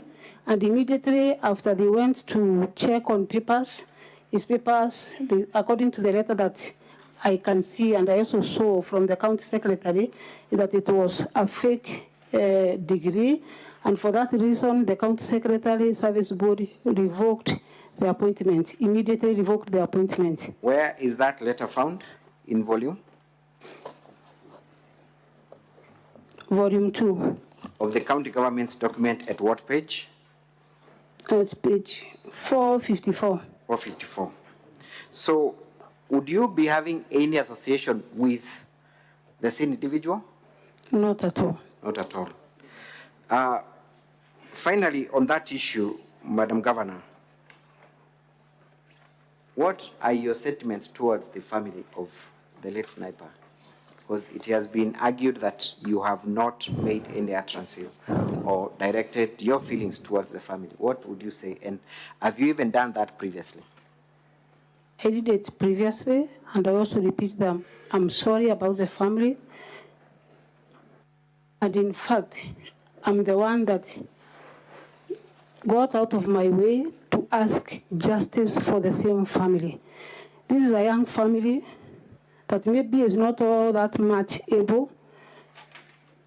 And the reason as to why I went to media to give my stand is that I saw a lot of kind of mishandling the same family, stealing from the same family, doing it for politics and not to assist the same family. Your utterances in that press statement, were they directed at the family, or to whom were they directed? My utterances were directed to the general public of Meru. Thank you. Let us go to the last count of abuse of office. And you have been accused of employing a bloated workforce. Did you stand before the Senate last year and answer to the same charges? Yes, I was here for the same charges. Were you found guilty of those charges? Not guilty. A list was produced here of the names that you have purportedly employed. Was it the same list that was produced last year, purporting that you had a bloated workforce? It was the same list that was brought here. Thank you. You have also been, let me go back to the issue of paying Kiambi Christas Manyara. You have been accused of not taking any disciplinary action against the said individual despite him facing criminal charges. Do you have powers to take disciplinary action against an individual who has been accused of any criminal offense as a governor? I don't believe I have any powers to do that. Because Who should take disciplinary action in your understanding? Who should take disciplinary action in your understanding? I think the County Public Service Board. To the best of your knowledge, has that issue been brought to the attention of the County Public Service Board for their attention? The issue has not been brought to the County Public Service Board, and if there is any, maybe they could have informed me. Thank you. We also watched clips by the mover of the motion touching on two main issues. One is the issue of the death of certain cows within your county, where 20 cows had died because of an outbreak of a skin disease. Are you aware of that issue, and what have you done in respect to that issue? Do you have any data of any form? I saw the issue on this screen that is yesterday. For the veterinary services that you offer in Meru County, for the last 2 financial years, we have vaccinated over 200,000 against various diseases. So that one, I only saw the clip, but I did not see any dead cow or any even people supporting the same. You were also accused of poor service delivery, where even mothers within your county, specifically within Kegocho Hospital, are giving birth by the roadside. Are you aware of that incident, and what have you done about it? I also saw the incident yesterday, and Kegocho is not a level 4 or level 3 facility. It is just a dispensary. We are putting up a maternity facility, and there is no facility that is supposed, maybe the woman that went to that place, because I saw yesterday, was also assisted by the in charge of that facility, but it has no maternity wing. Thank you. Madam Governor, I have less than 10 minutes. You have brought several witnesses to testify in support of your case. One of those witnesses is Mheshimiwa Evans Mawira. It has been alleged by the County Assembly that you have procured this witness by way of buying his loyalty. What would you say about that specific allegation?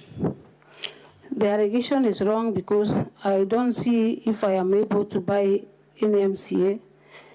Immediately after the third impeachment, I called Mawira as the majority leader by then, just to bring us together and also bring other MCAs as their leader. And from that time, he has faced a lot of challenges, as he said, because of joining this other camp and also refusing to fight the government. This is your third impeachment motion, Madam Governor. At the point when you first brought at the Senate, how many MCAs did you have in your team that would support anything that the county government executive would do? How many MCAs did you have? Having been elected as an independent candidate, the first time when the impeachment motion was brought here, I had only 1 MCA out of 69 MCAs. And then I did a lot of effort to bring them together. The second impeachment, I had 10 of them. That is from 1 to 10. And after the second impeachment, I went ahead, tried to look and see how we can work with them together. And I can proudly say that up to now, I have 23 MCAs on my side.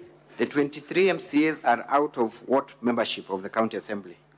Out of 69. Out of 69. What other efforts have you made to bring about unity and reconciliation in the Meru County? From the first impeachment, the issues were about the first gentleman of Meru.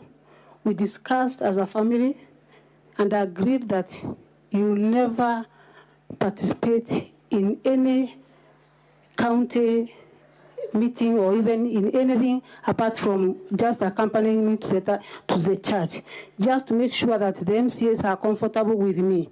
The issue of first gentleman appeared in this Senate, and therefore we sat as a family, and that was over for him attending any meetings that pertains to the county. Again, I thought it was the issue of money because it was raised in this Senate. The first financial year, that is 2022-2023, we allocated 10 million per every ward. That is the equalization or ward fund. They call it ward fund. They said it wasn't enough. I went ahead, increased it by 5 million, up to 15 million. They said again the money wasn't enough. They wanted more money. This financial year, we've given every ward that 3 million to see if at all there will be peace in Meru. Those two steps I took as early when I realized that there are issues with the MCAs. There's also an issue that I should have stopped my programs that I do with the church. That is the Okolea program, whereby we go as a church, donate cows, donate blankets, donate mattresses to the poor. Again, the MCAs and the leadership was not happy with the program. They said I should rest the program and I should not continue doing anything to do with the charity work in Meru. For the sake of unity and bringing people together, I stopped my charity work that I've been doing for the last 15 years. I've taken a lot of steps to see that we work together, even by writing to the devolution committee of this Senate to come to Meru and at least see what is the problem. I wrote twice to this, to the devolution committee, and to my surprise, I'm still waiting to see if they will come and see the issues that are ailing Meru. Immediately after that impeachment, I went around across Meru County saying sorry if I had wronged anyone. In fact, at one point, I said sorry 70 times. Each sorry for every MCA and another sorry for the speaker. 70 times if I had wronged anybody. I asked for forgiveness so that the county will take progress. I want to thank this Honorable House from the advice that they gave me to go and try and sit with every leader. I started with Injorin Cheke. I went to them and asked for a sitting. We sat, we talked, and then we amended everything what was not going well. I sat with the MPs. I sat with every leader who is in Meru. The only person who would not avail himself for a sitting to see that Meru moves forward is the Honorable Senator of this House. The rest, we've talked, we've sat, and we have no issues at all. Yet, Madam Governor, you're here yet again, even after all those efforts. Clearly, the senators might be inclined to think that you have a problem, and the people of Meru and across the country imagine that you are the one with a problem. Where is the problem then? Why are you here? Maybe I'm here because of various reasons. One is the threats and intimidation to the honorable MCAs, as the witness who has just left the stand said. Number two is about the external forces from the leaders at the county level. We have a lot of leaders from county level. You've seen them in the clips. And maybe you will play another clip that one of them is saying, the senator, but I need protection for this because I might land myself in problem. You can make the application directly to the speaker for that line.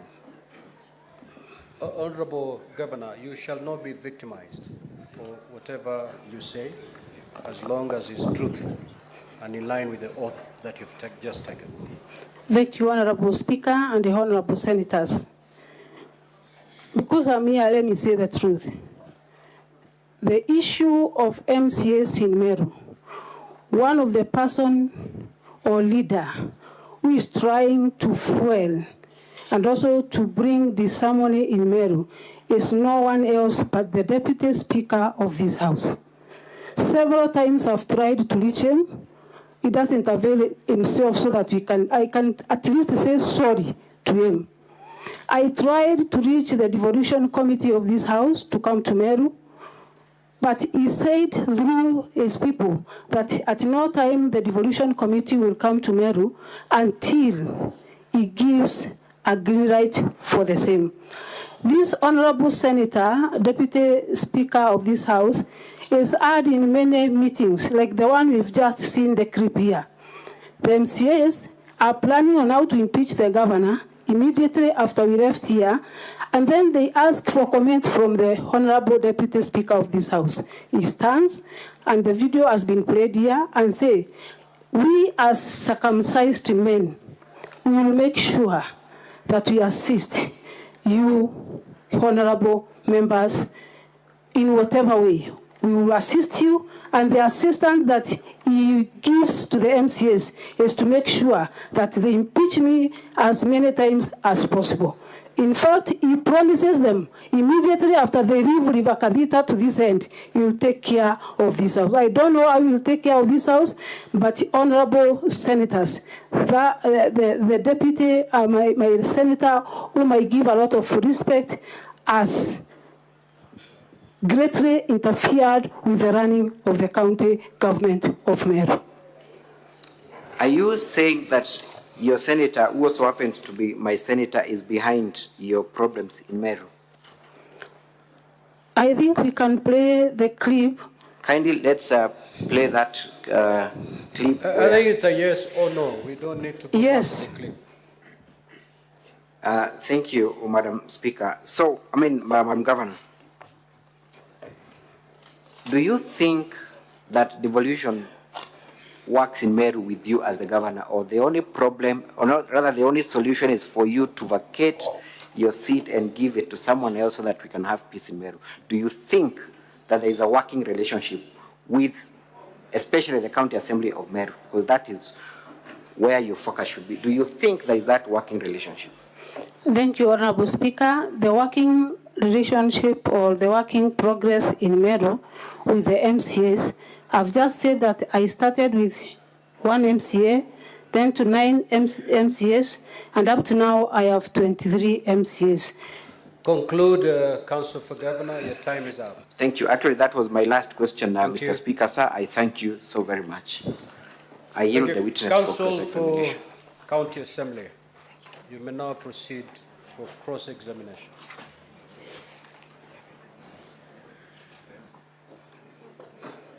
Mr. Speaker, sir, with your kind permission, kindly I beg your indulgence to advise us as to extension of time. We had agreed previously that shall be equality of times, but I leave it to you as we progress. We will consider.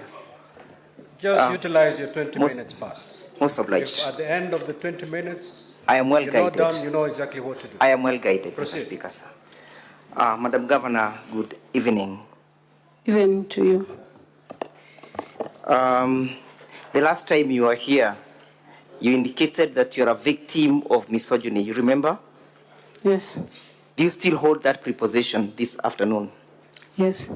You still hold the position that you're a victim of the gender card? Yes. And that it's because of the gender card that you've always been brought before this assembly? Yes. Do you reckon that the move of the motion was a woman? Yes. Do you reckon that the motion was equally supported by the men and the women of MCAs of the Meru County? Yes. And you still hold the preposition that you're a victim of the gender, correct? A victim. Should female governors be held to account? Yes, they should. Should they be told when they are wrong? Yes, they should. Are they bound by the law? Yes, they are bound. Are they exempted by any clause that you know of? No. And therefore, Madam Governor, when we tell you that you illegally revoked the appointment of Virginia Kawira, and that you contravened Section 58, subsection 4 and Section 5, and Section 59A of the County Government Act. Yes? No. How is that victimization? It was not a How is that victimization? How do we victimize you as a woman when we say you violated Section 58 and Section 59? How do we victimize you as a woman? I did not I'm violate asking, any section. listen to my question. How do we victimize you? I'm not asking whether you violated. I'm asking, how do we victimize you as a woman? I did not violate. I know you didn't violate. That's why you're putting a defense. But I'm asking, how do we victimize you? The question is, how have we victimized you?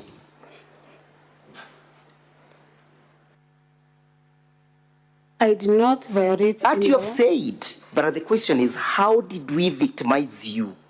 Tukisema kwamba umevunja hii sheria na umesema hujavunja, tumekuonea vipi ati kwa sababu wewe ni governor wa mwanamke? Na kwa sababu sijavunja hii sheria, amjanionea. Understanding my question? Yes, I'm understanding. The question is about victimization. How have we victimized you?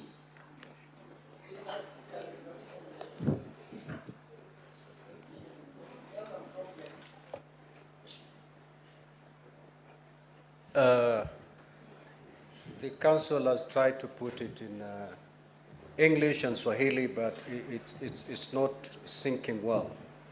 I wish I could allow Meru, but that language is not allowed here. Now, let me try to assist the witness maybe to understand.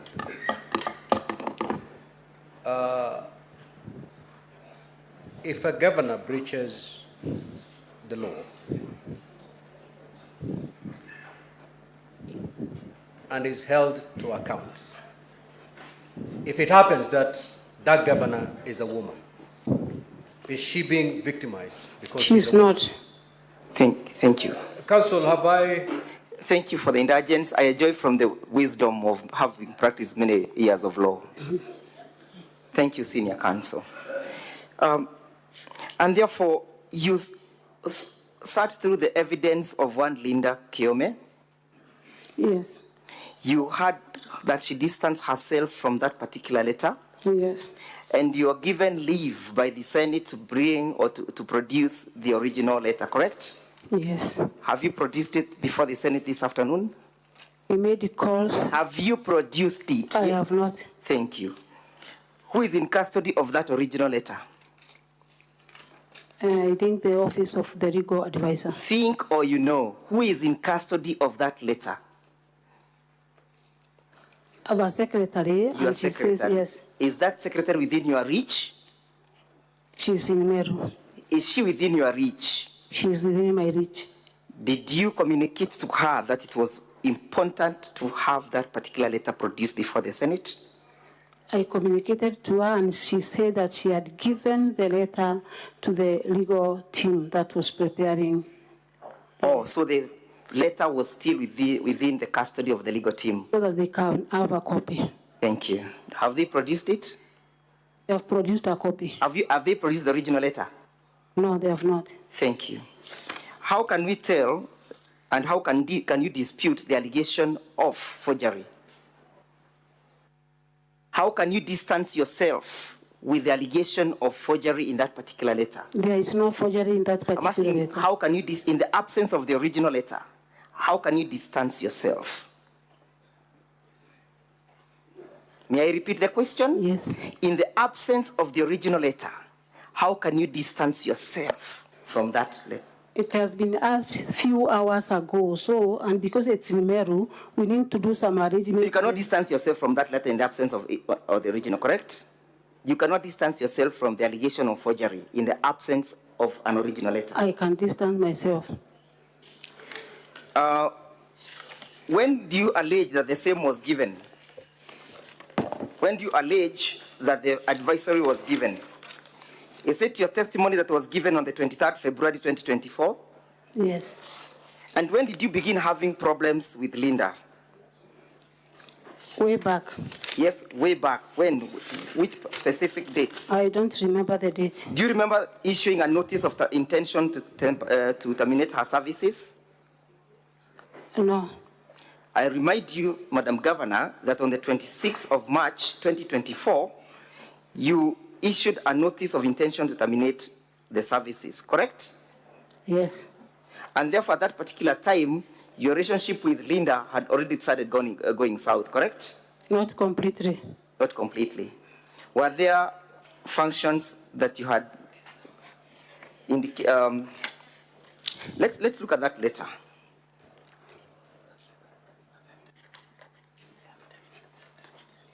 You indicate that the reason for the termination is due to her perennial unavailability to offer legal services or legal advice. Then you also say, when the governor raised this concern over the same issue in December,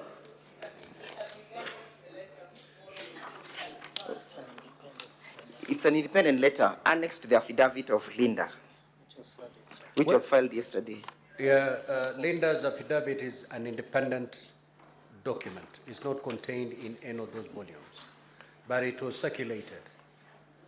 If you don't have a copy, kindly make available a copy to Honorable Oroba. Is there any other senator who doesn't have a copy of Linda's affidavit?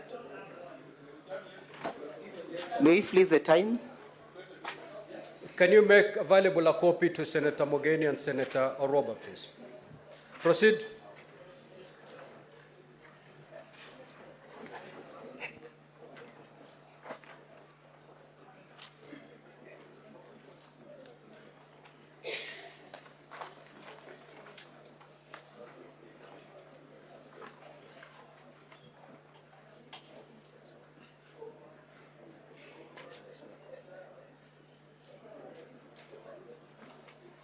You got it?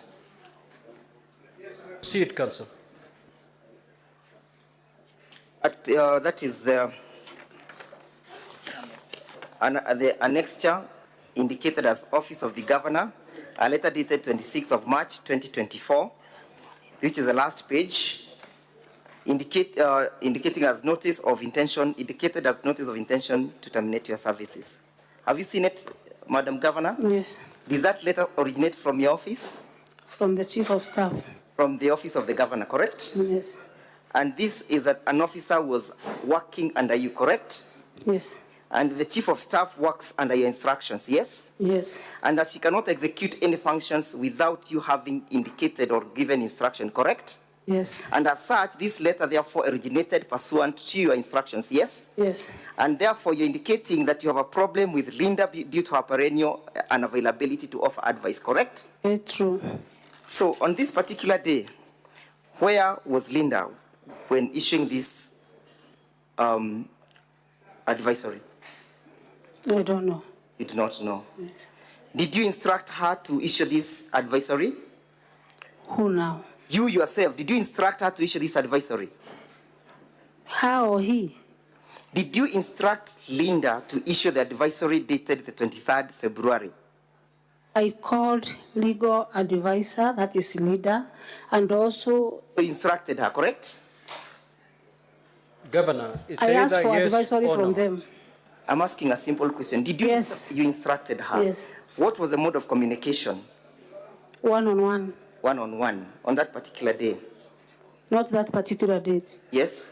When did you seek when did you seek this advisory? After maybe 3 days. When did you seek the advisory? I can't remember the date. What had triggered you to seek this advisory?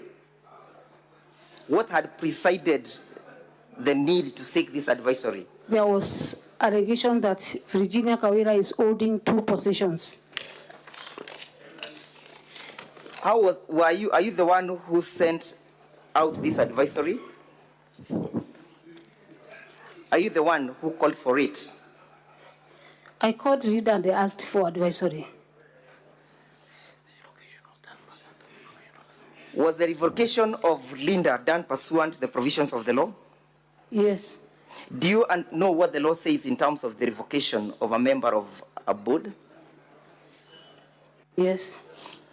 You understand that you cannot revoke an appointment of a member of a board without a resolution of the county assembly, correct? It's not true. Just show her the law. Show her the law. Read it out for her. You are talking about leader of Virginia? Virginia. I'm at Virginia.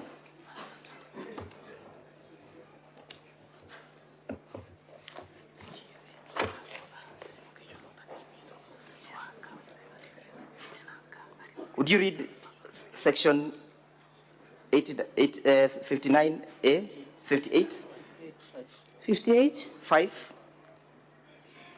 The members of the board may only be removed from office, A, on grounds set out for the removal of members of a constitutional commission under Article 25(1) of the Constitution, and by a vote of not less than 75%. A vote of not less than 75%? We have two ways of removing person from an office, correct? I revoked, not removed. When you revoked, did she leave the office? She went to court. I'm asking, when you revoked, assuming that she did not go to court, was she to leave the office? After revoking, she was not to leave the office. Ulipo revoke hiyo barua yake, ulitarajia atarudi katika ofisi yake siku nyingine? Nilitarajia atachagua kazi moja kati ya kazi mbili ambazo alikuwa anashikilia. Kwa hivyo haukutarajia kwamba atarudi kwa ile ofisi yake siku nyingine. Kweli si kweli? Nilimpatia achagua anarudi kwa ofisi gani. Nijibu swali langu, nimekuuliza vizuri sana. Ulitarajia kwamba atarudi kwa ile ofisi yake awe CEO wa board tena? Yes. Ulitarajia vipi na usha revoke? Revoking is not dismissing. I understand English. My question is whether you dismiss, whether you revoke, the ultimate result is that she is going to leave that office. She is going to be removed from that office, correct? Angetoka kwa hiyo ofisi kama angeacha kazi ambayo alikuwa amenashikilia kwa miaka yote. The revocation was done pursuant to which law? Which law did you invoke when revoking that appointment? The law that makes me an appointee. The laws in Kenya are known. We know all the laws. Which law specifically did you invoke? And perhaps show us from that purported advisory which law was invoked while purporting to revoke. Have a look at that advisory and lead us to the law from that particular lawyer who advised you that a revocation can ensue. Which law did he invoke or did she invoke? The legal advisor that is leader knew the law that yes, I understand. she used. Which law did she invoke in her advisory?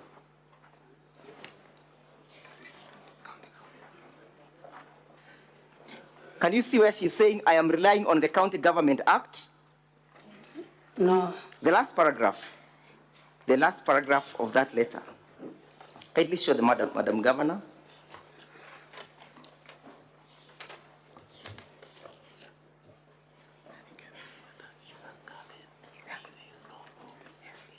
This is leader's affidavit. Madam Governor, be patient, be shown where to read.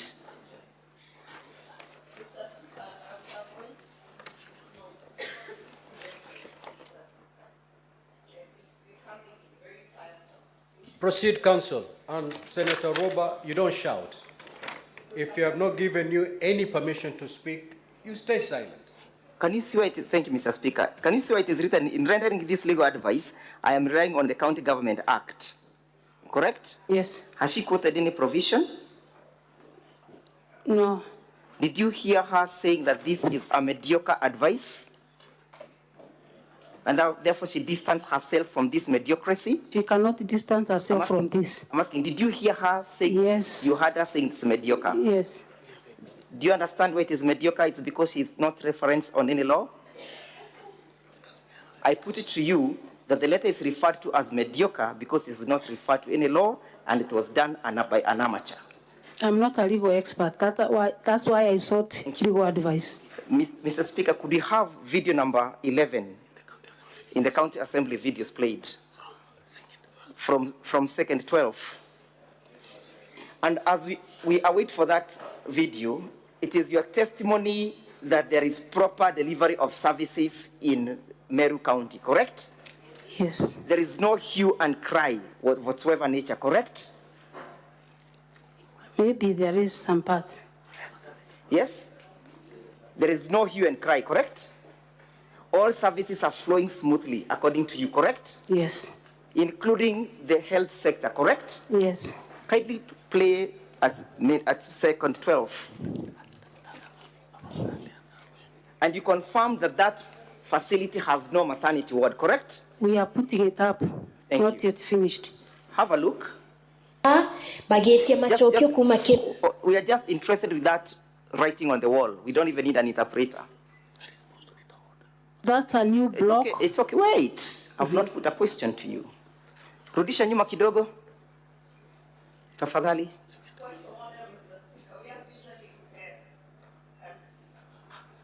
Can you see, sorry.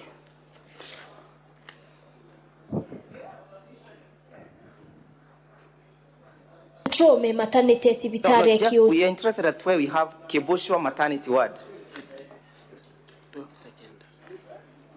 Kindly, Madam Governor, would you kindly read out? That's a new block which is not even furnished. Can you see where it is written Keboshwa maternity ward? It was written 2 months ago. Yes, I can see. It's okay. Yes. When was this? Who opened this facility? It has not been opened yet because it has no furniture. Is this facility functional? It is functional as a dispensary. As a dispensary? Yes. A dispensary that can take any emergency of whatsoever nature, correct? No. Yes? Limited to services. Limited to services? Yes. Let's have where, and perhaps you need an interpreter now, let's have where the women are saying that a woman delivered on the road.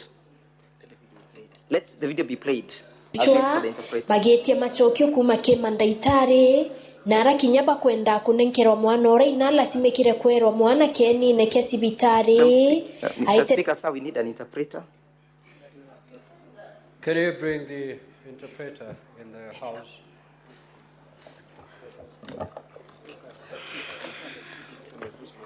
What is your issue, Senator Gloria, as we wait for the interpreter to walk in? Keep it short. Mr. Speaker, in the interest of this House, I hate to say this, but we have been taking time out of the other team to get the interpretation and for the purposes of the visually impaired. Mr. Speaker, I don't see why now when we are saying there's a visually impaired person in the interest of time that they are getting favored to run clips without an interpreter, Mr. Speaker.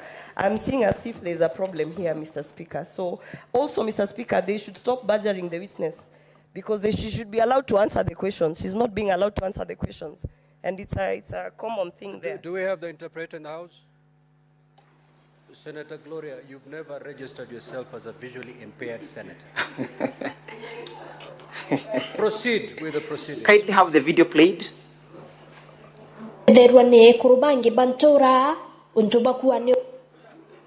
These are women from the village who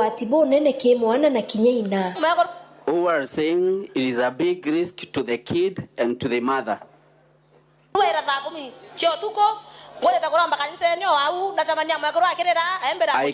I came here early in the morning, that is 4 a.m., and I was going to pray, and I found women here. I think we can stop at that. Thank you, Honorable Speaker. You've heard what those women are saying, correct? What are they saying?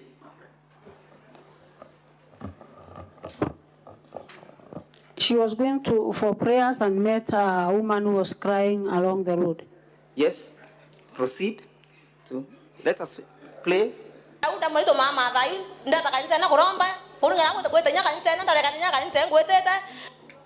As I was going to church, even the church I didn't have to attend,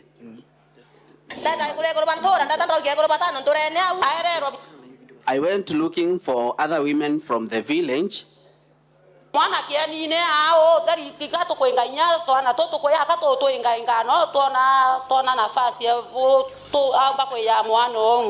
During delivery, the kids were all over, and we were chasing them so that they cannot join us in the process. Thank you. Heard what the women are saying, that they are complaining that one of them is delivering from along the roadside, correct? Yes. Did it surprise you or did it catch you by surprise?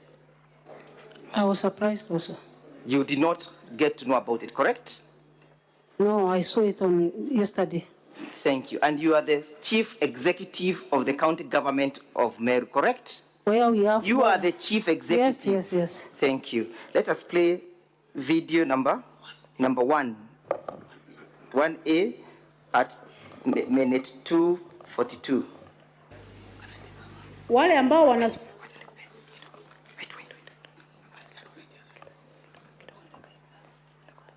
Yes. Ningependa kusema hivi. Vincent Moreri ama Supu ambaye ni key suspect. Hajawahi andikwa kwangu. Yes. Mfanyikazi wangu. Hakuna siku amefanya kazi kwa gavana na si mfanyikazi wa county. Ni shabiki kama vile hao walio nyuma yangu ni shabiki. Suppose that is you speaking, correct? That's very true. And what is the context? What is the context of your address? You are addressing about the death of Sniper, correct? Yes. And you are distancing yourself from that person called Supu, correct? Yes. And that he has never worked in your office, correct? He has never worked in Do you my still hold that preposition even this evening? He has never worked in my office. Thank you. Let us look at the evidence. Volume 2 of the County Assembly bundle of documents at page 430. Yes, County Assembly. Your time is up. Council for the County Assembly, your time is up. Yeah, that has caught us by surprise, Mr. Speaker, sir. And because this is a crucial witness, we seek your indulgence and your favor that you may grant us at least 20 more minutes so that I can also yield to my learned friends to just carry on with the rest of the... Council for County Assembly. We have a deadline to beat. We have until midnight tonight to conclude this matter. We are not doing very well in terms of time management, and therefore I will give you 10 more minutes. Most obliged. Let's have a look at that document. Page 430.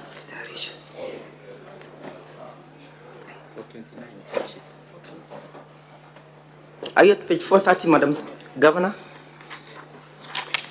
That is, we can begin at page 429.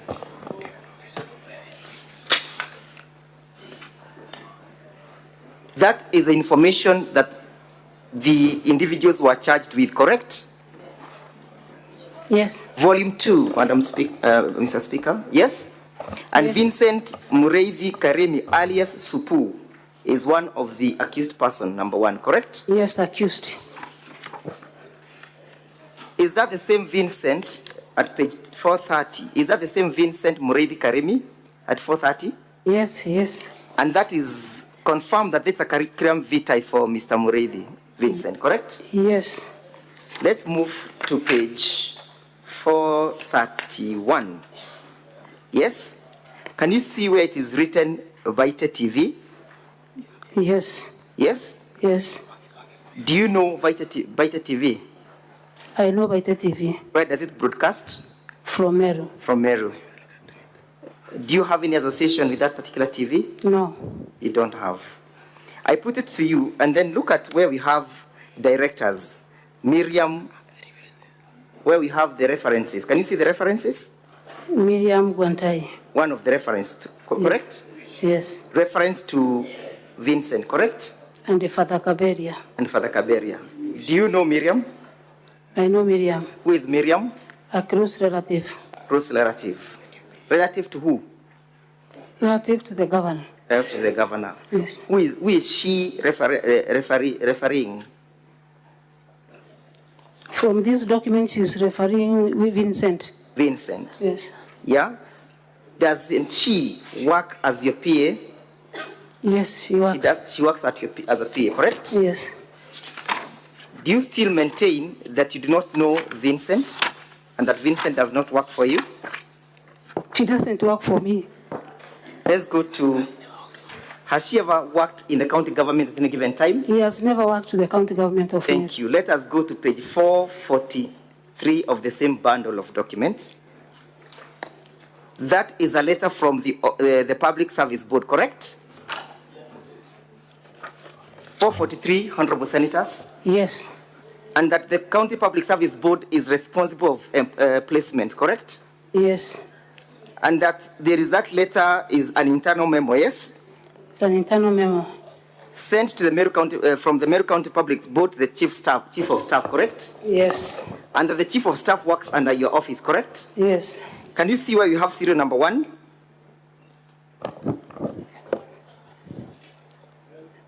Yes, I can see. Who is that? The number 1 person? Yes. Vincent Muredi. Vincent Muredi. Yes. Can you see where it is written designation? Yes. What is she? Assistant Director. Assistant Director? Governor's Press. Governor's Press. Yes. Do you still maintain your preposition? Yes. That she doesn't work for you? It doesn't work for me. As I yield to my next counsel, I put it to you that you are capable and you have been a pathological liar who has always craved and hidden under the card of gender. And that you have come before this assembly to lie, and that your witnesses have always been lying, and that they have lied today. Yes? I will prove to you now. Did you listen to the submissions or the response of the CEC for ICT? No. Did you listen to that evidence? From who?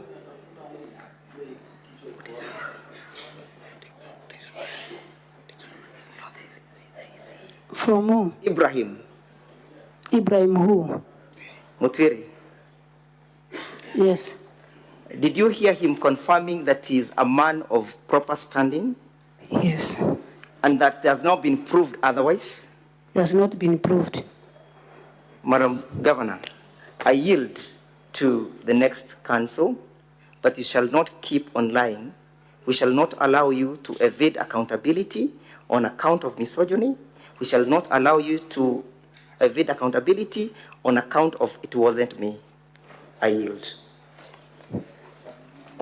Honorable Speaker, my name is Kawira. I will take the few minutes that are remaining.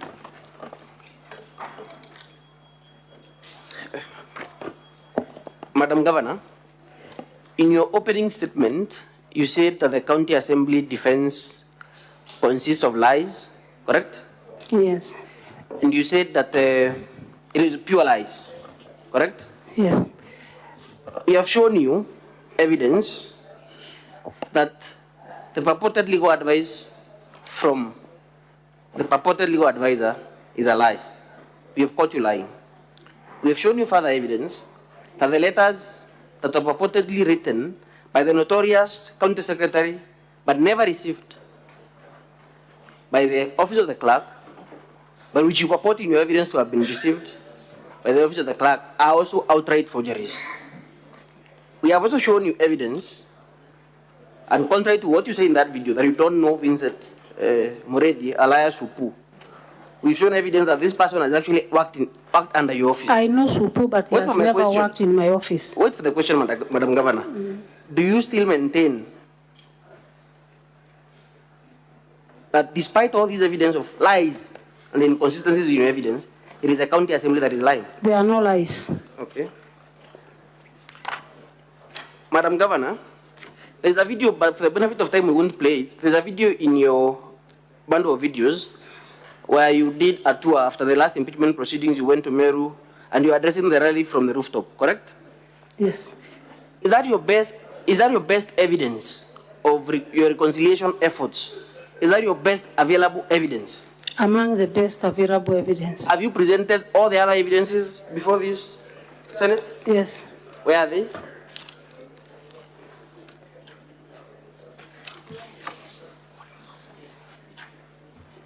Madam Governor,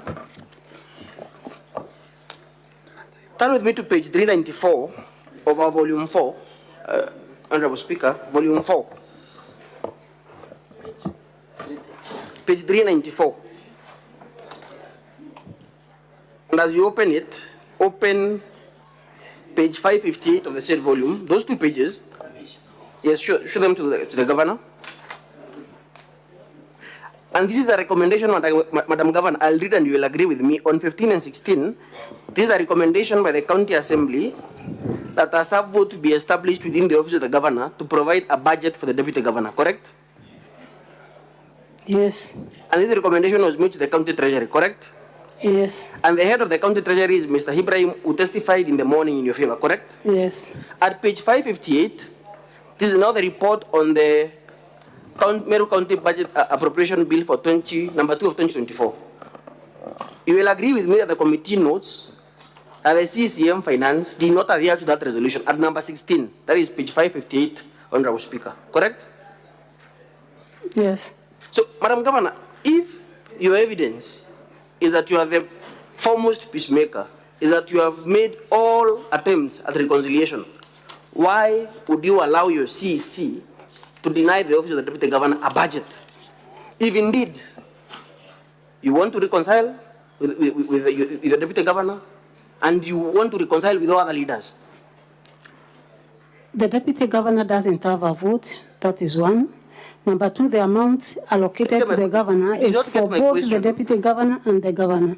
You did not get my question. Why would you deny that office within your office still? We've never denied that office budget. I think, Honorable Speaker, I leave it to interpretation by the Honorable House.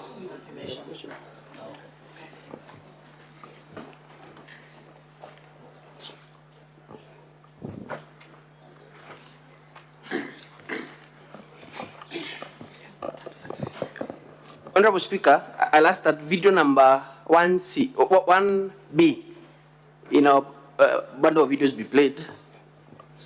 And that is my last question. 1B of the County Assembly bundle of videos.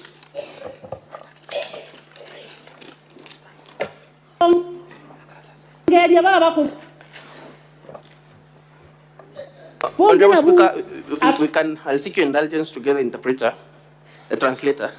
And this is my last question. It's rendered in English. Proceed. The video can be played. Atongeria baba barathiurunkaga na mwiri jwa sniper bari biashara ene na isiasa ene bari gatigati mbeca ile bothite monka nande inkoroki ya milioni 86 turenda mwakuro sniper kiro nyombe ngoroba turenda mwakuro sniper Council, your time is up. Turenda na 1 minute. sniper. We conclude. Thank you, Honorable Speaker. Who is speaking that video, Madam Governor? Myself. Proceed, Council. Posture. Senator Gloria, you're out of order, and I'm giving you a caution. Madam Governor, would you say in that video, the posture you have taken in that video, which is quite different from the posture you've taken in the witness stand, would you say you are sensitive to the plight of that family? No. You are not sensitive. You agree? Thank you. Thank you for that answer. What evidence have you placed before this Honorable House to prove or to show that indeed 86 million Kenya shillings was raised? There's a video clip. No, evidence of money, not a video clip. Evidence of money. Evidence of money in the video clip. Thank you. Thank you, Honorable Speaker, for listening to me. Council for Governor, you may re-examine. You have 5 minutes to do that. Thank you, Mr. Speaker, sir. I will be very brief with the Governor. Madam Governor, you have been taken through a series of questions about a number of issues. Is the murder of Sniper subject of this impeachment? Has there been any accusation in the notice of motion about your involvement to the murder? No. Secondly, you have been asked to, or rather you've been put to task about certain employees of the county government of Meru, one of them being Vincent Morethi. Again, in the impeachment motion, is the issue of the employment of Vincent Morethi featuring anywhere in the notice of motion? Is Not it an featured accusation anywhere. you're facing? Not. Does it have any relevance in these proceedings? It doesn't have any relevance. Do you confirm that there is a murder trial that is taking place as we speak in respect to the unfortunate murder? Very active one. Thank you. You have been told about a facility within Kigocho ward. Kindly clarify what is the status of that ward. Is it an operational maternity wing or it's not an operational maternity wing? It is not operational. We just finished construction the other day and yet to have the furniture so that it can start being operational. Are you offering maternity facilities or other maternity services at the facility? We are not offering maternity facilities there. Thank you. Again, back to the issue of the employees of the county. How many employees do you have at the Meru County government?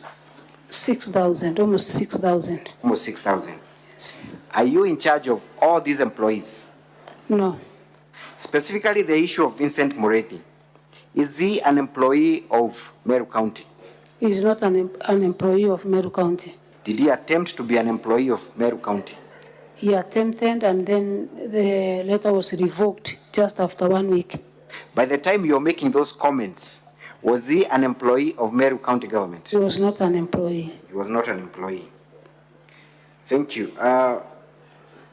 Finally, you've been asked about the copy of the original of the legal advisory that was offered to you by one Linda Kiome.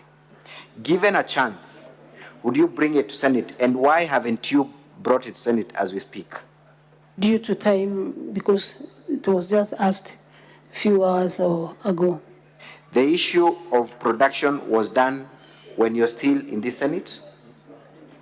Is that your evidence? Was that request made while you're still in Senate? Yes. How far is Meru from where we are currently? 5 hours drive. 5 hours drive. It would then require reasonable amount of time for that to be availed in time, isn't it? Thank you very much.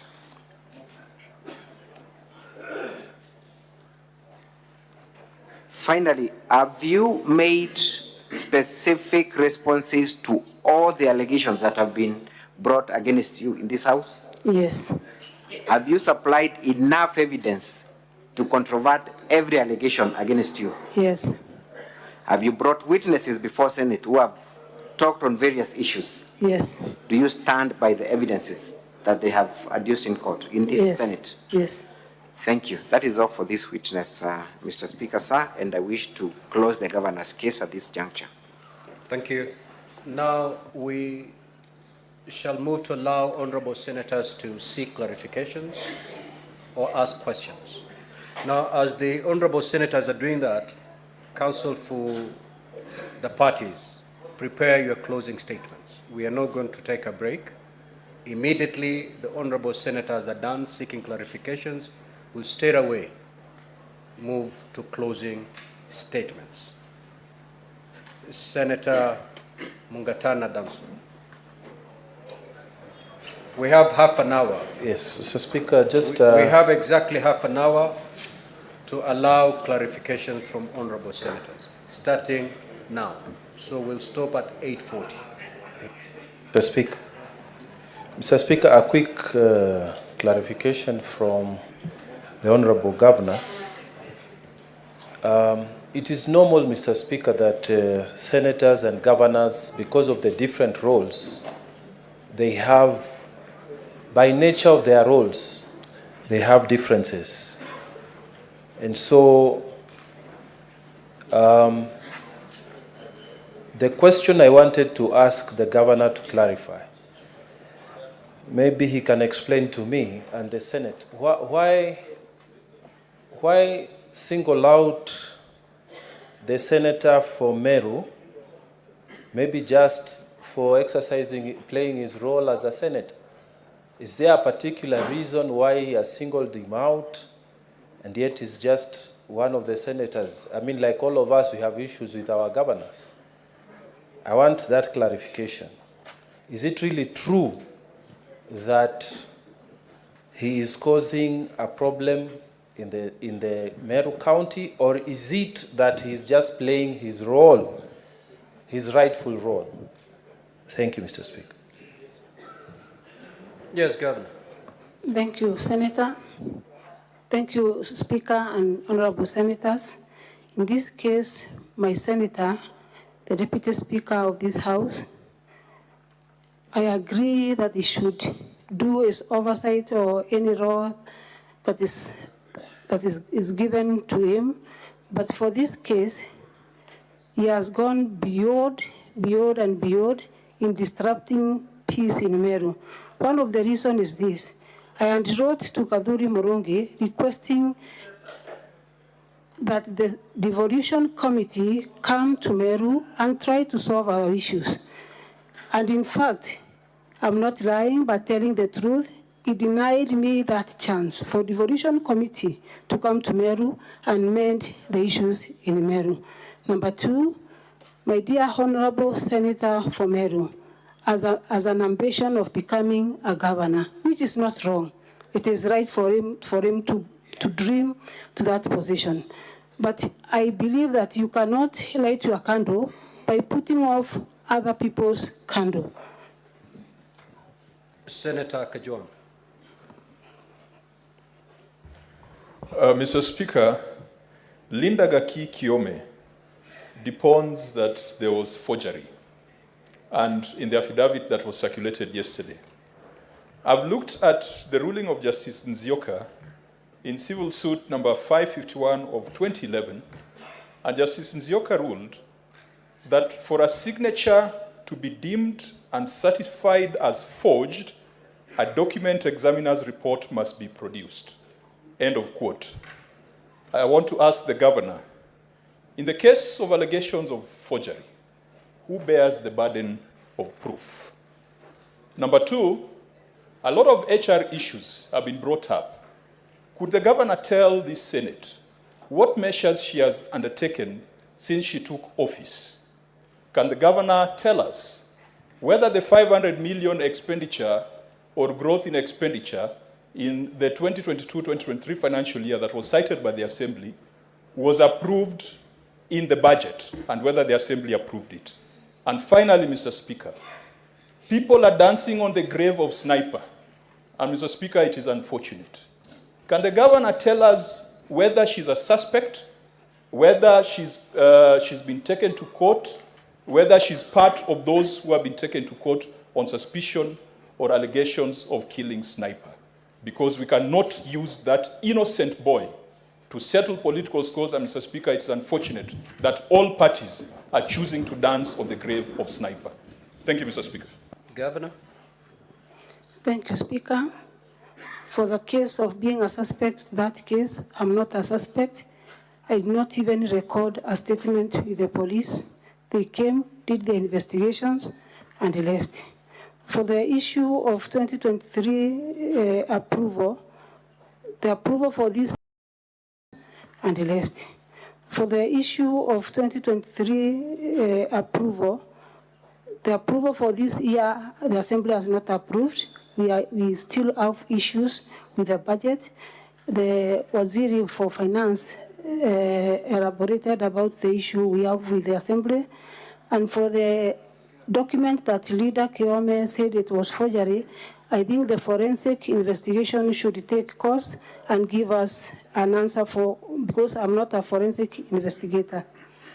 Neither this House, I don't think this House has the powers to know if the document is forged or not, unless we take to the examiner. Senator Abbas.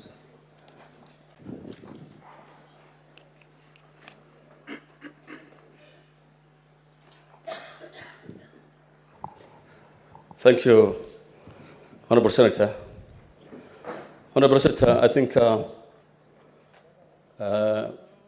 Excellency the Governor has said that the Committee of Revolution tried to intervene in the issue between her and the Assembly. That's very true. However, there was no one time, I want to put the record straight, there was no one time the Deputy Speaker of this House said that we cannot go to Meru or have a reconciliation with anybody. We did meet, a team went there, led by the Vice Chair of the Committee of Devolution and Intergovernmental Relations. They met Her Excellency the Governor. They also talked to the Speaker of the Assembly and the Assembly members. However, clarification, Senator, because your time is running. Okay. And the mic will go off. I just want to put the record. But we did not succeed because the Assembly that time was going to a retreat. And as I said, that is actually why we could not be able to meet the two of them. However, we tried again, and the Deputy Governor, when we were going there was an issue in Meru. We could not go back again. I want to put that record straight, Your Excellency. Your Senator Omtata.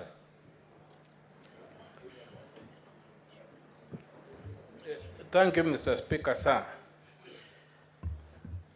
A lot turns on this issue because some of us have been wondering why there has been no intervention in these matters of Meru by the Senate before we come to be treated to this theater of the absurd. And I would like confirmation from maybe the Secretariat whether it is true or not that the Meru governor sought the intervention of the committee. You should seek clarification from the witness, not from the Secretariat. But they said they wrote to this house. The witness has alleged it. The only person who can defend is the Secretariat. No, the Secretariat is not on trial. It's not, but now... Senator Omtata, if you don't have any clarification that you're seeking from the governor. Okay. Please. The governor, to whom did you address the letter that sought the intervention of this house in the Committee of the Devolution in the affairs of Meru? Thank you, Speaker. I wrote to the Committee of Devolution, which is led by the chairperson, Senator Abbas, and the senator who has just spoken before Mtata. I've agreed that indeed I tried to call them to Meru so that they can intervene. Very well. Senator Oroba. I have two clarifications. You have alleged that one of the interference that you have, the political interference, is by the Deputy Speaker, Senator Kathuri. Is this the only person? Because I would like to know if you're saying that this impeachment is being pushed by Senator Kathuri, or who are the other politicians behind it. I would also want to know if in those politicians there's any woman who is also trying to get impeached. My other clarification is the issue of the hospital. The CEC, do you have a CEC of health? And if you have a CEC of health, has the county, have the MCAs tried to impeach the CEC, because there is an actual clause in the Constitution for removal of a CEC, because the duty of care of the Ministry of Health actually falls under the CEC, yet they are jumping the CEC and going straight to the governor to impeach. I would like that clarification.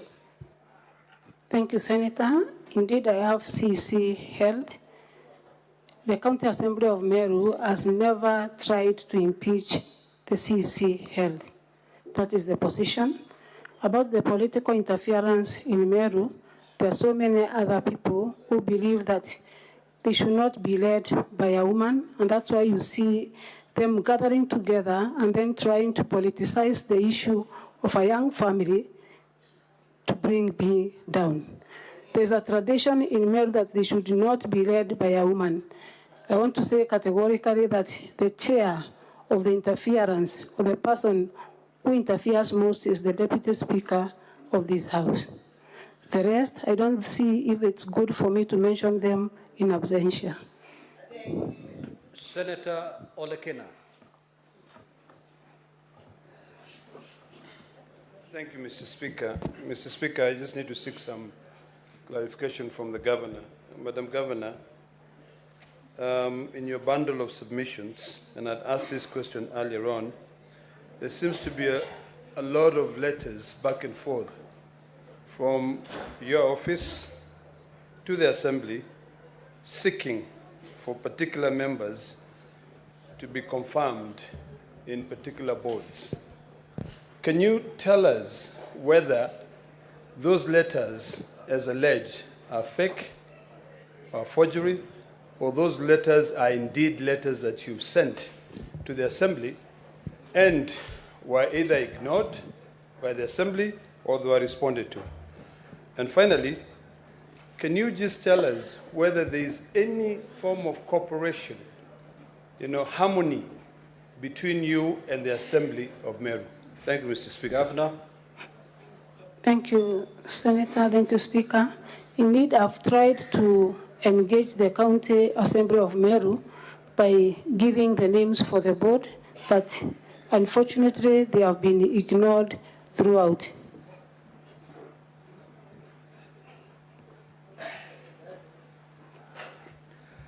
Senator Mofai. Honorable Speaker, Honorable Speaker, I want some clarification from the governor. I happen to be a neighbor to the governor, and of late I have witnessed influx of patients from Meru County to Tharaka County seeking medical attention. I would request to know from the governor, maybe there could be some breakdown in any of the facilities in Meru County, as alluded in that video we have just witnessed before us. But Honorable Speaker,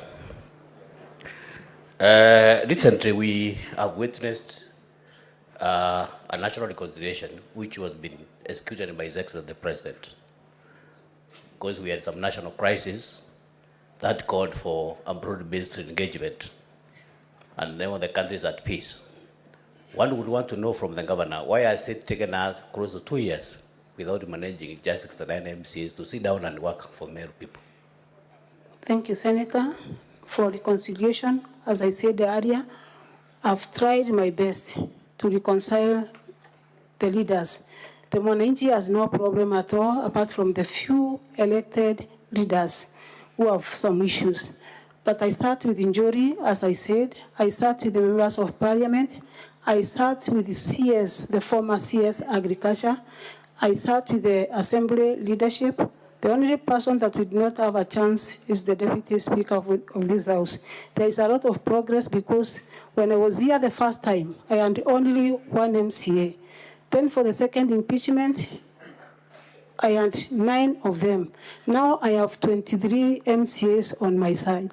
To me, that's a great progress.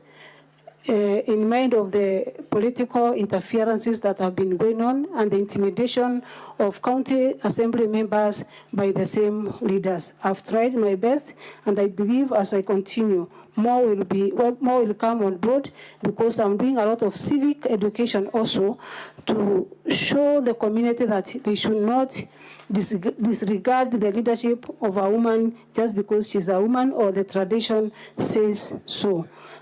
About the hospital in Meru County, Senator Mofaya, most of our patients come from Tharaka to Meru General Hospital. They don't come from Meru to Tharaka, but Tharaka to Meru. Thank you. Senator Majayo.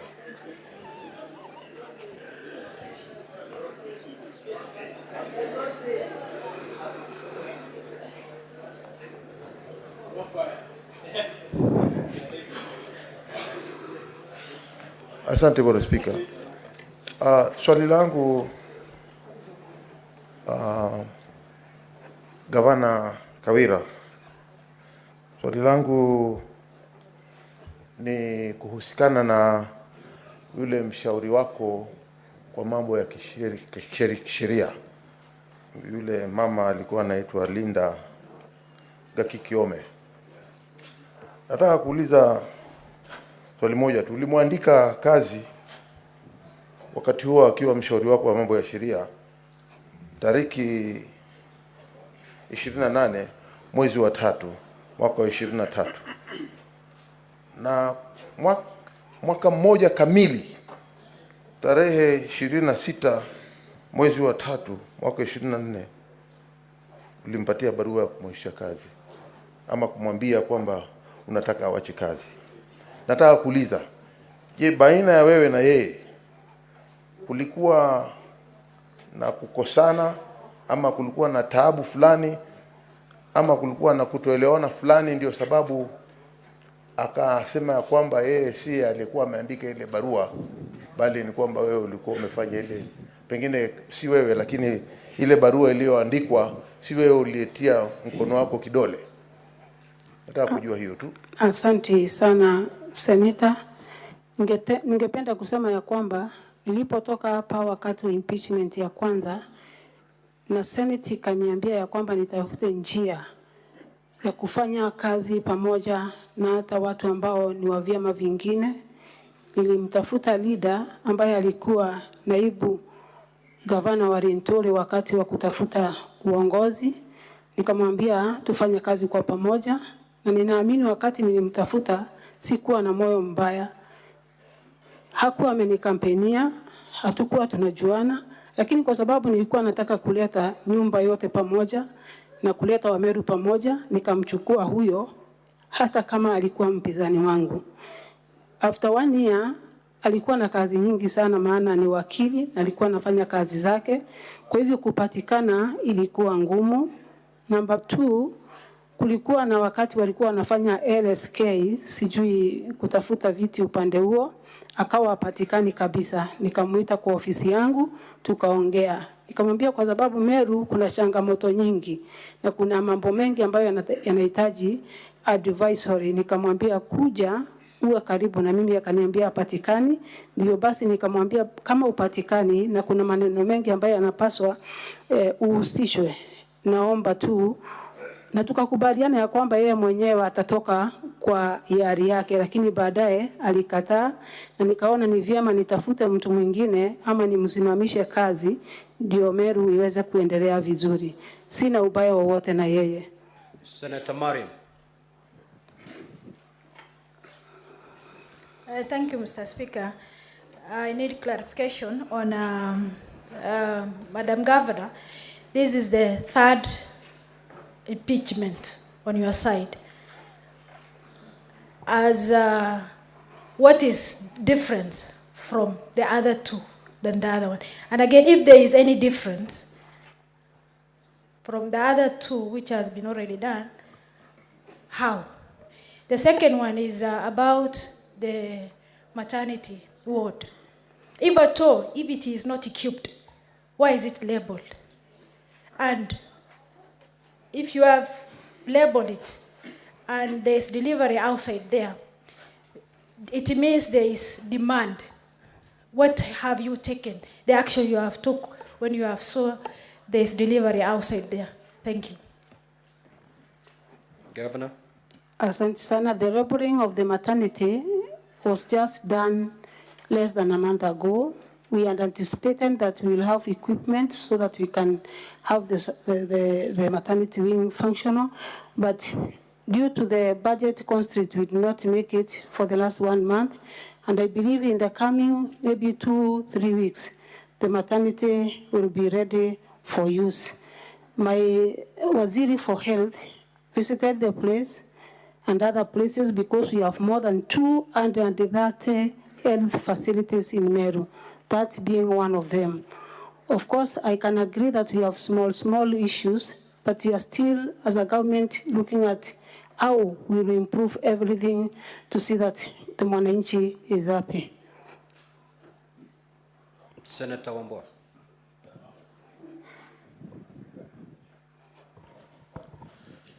Thank you, Mr. Speaker. Mr. Speaker, I have 2 questions to the Governor. Madam Governor, one of your key witnesses, Honorable Kawira, confessed on record and under oath that he and a group of other members of the County Assembly of Meru, on their own motion, converted themselves into economic saboteurs, that they sat down and conspired to sabotage the economy of the county government of Meru. At what point did you get to know about this admission of crime? And as the governor of Meru, did you report this matter to police with a criminal offense? Secondly, Madam Governor, I want to get your appreciation of the impeachment process. Do you appreciate it as a legal constitutional process that the Assembly should take as part of its business and facilitated by the Assembly, or is it a personal initiative by people who have a grudge against their governor? I thank you, Mr. Speaker. Governor. Thank you, Senator. I've not reported any economic sabotage to the police because this is kind of political, which is fueled by external forces to sabotage my administration and also the good work that I do. And I want also the honorable senators of this house to know that the real mwananchi kwa ground has no issues about the way I run Meru County. It's only a few class of leaders that have sworn that I will never have peace in that county. They must keep me busy with other things because of 2027 politics. There is nothing more or big than more. It's only 2027 politics that is being played by the MCAs who are used by the political class or political leaders across Meru County. About the personal initiative,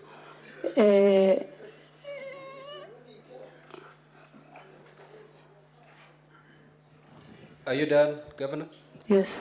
Okay. Senator Joyce Correa.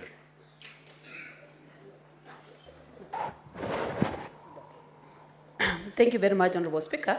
My question to the Governor is the efforts that she has put in place, especially on the third impeachment, and the relations that she has with the rest of the governors,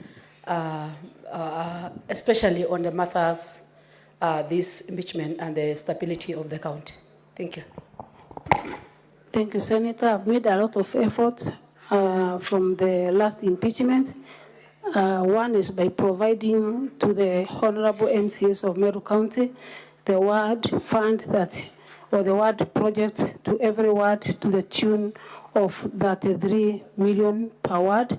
Number two is involving them to be part and parcel of my tours to the ground so that at least they can assist in participating and knowing what is ailing the community for us to work together. The relationship about myself and other leaders, especially the governors, is good. I have no issues with the other leaders, apart from few leaders from Meru County. Senator Hamida.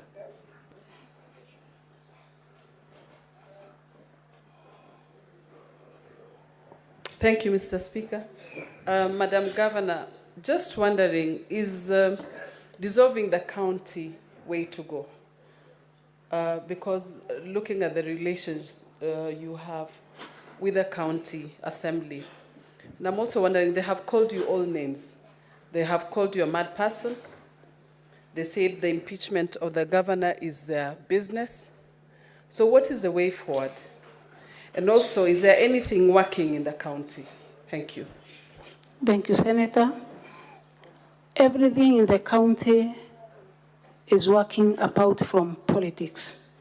In terms of development, Meru County has been ranked among the 5 best performing counties in Kenya. We have no issues with even absorbing the budget. We have been ranked with 79%. That means that Mwananchi is getting services. Mwananchi is very happy about the leadership. Mwananchi is very happy about the progress that we are doing as the government of Meru, apart from the few political leaders who want to show that filthy picture to the country that there is something wrong. Dissolving the county, honorable senators, This is the mandate that is rested upon you. I cannot dissolve it on my own unless I don't think I have powers to do so. But this honorable House has powers. I think the president also has the powers to do so. But I said earlier, we have young men and women as MCAs in Meru. Those who are not in the madness of political issues. They participated in the elections, won in different ones. They have just been in office for 2 years, remaining 3 years. They did their best to be leaders in respective ones. We will be doing justice to a person who has no issues with Meru politics. Will there be any justice to the governor who ran the whole county as an independent governor and won the position against 2 bigwigs and against the tradition of Meru that says that we should not have a woman as a leader? As I speak, honorable senators, in Meru, we have only one elected lady who comes from my place. Out of the 45 elected MCAs, we have only one. Meru has never elected a leader at the national level. We get all the nomination slots and no election to women. I think the other way about or to solve this issue is to do a lot of civic education to Meru so that people can understand and embrace the leadership of women. That is the only issue in Meru. For development, we are doing well. For absorption of the budget, we are doing well. Mwananchi is very happy. Thank you, Governor. You're now repeating yourself. Senator Veronica.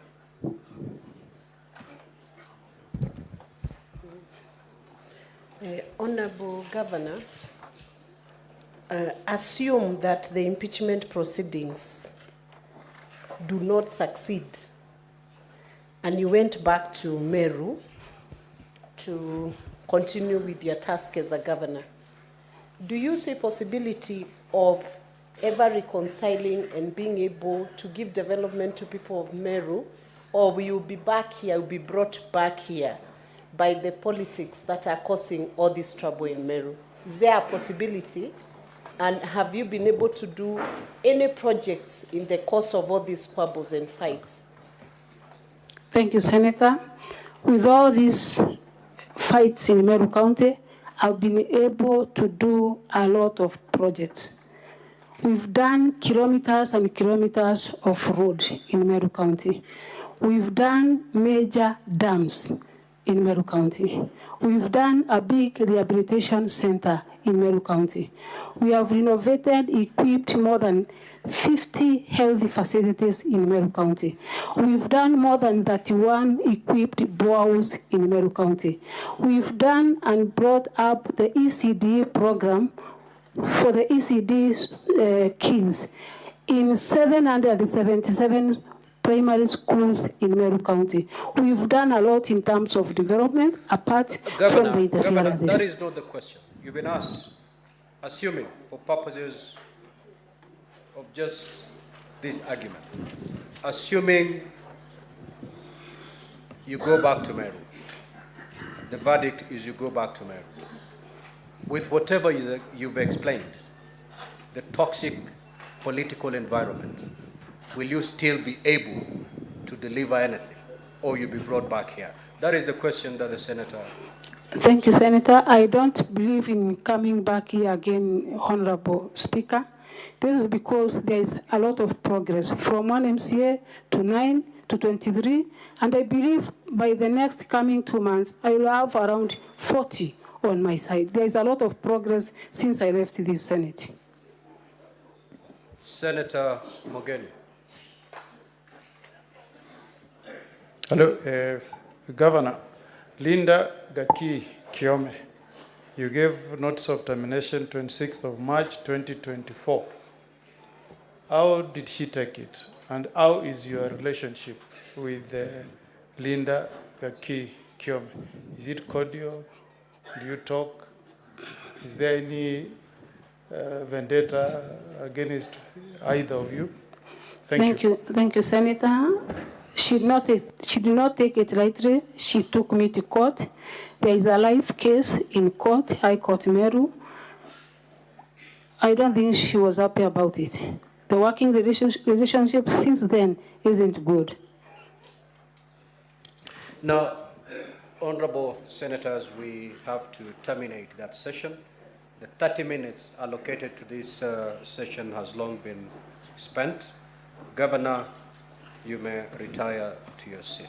Thank you, Honorable Speaker. We are now going to move to the closing statements. And the first team to proceed to make their closing statement is the team from the County Assembly. So, Council for County Assembly, you may proceed to make your closing statement for not more than 60 minutes. Thank you very kindly, Mr. Speaker, sir. We'll have Mr. Muriuki taking the first 20 minutes.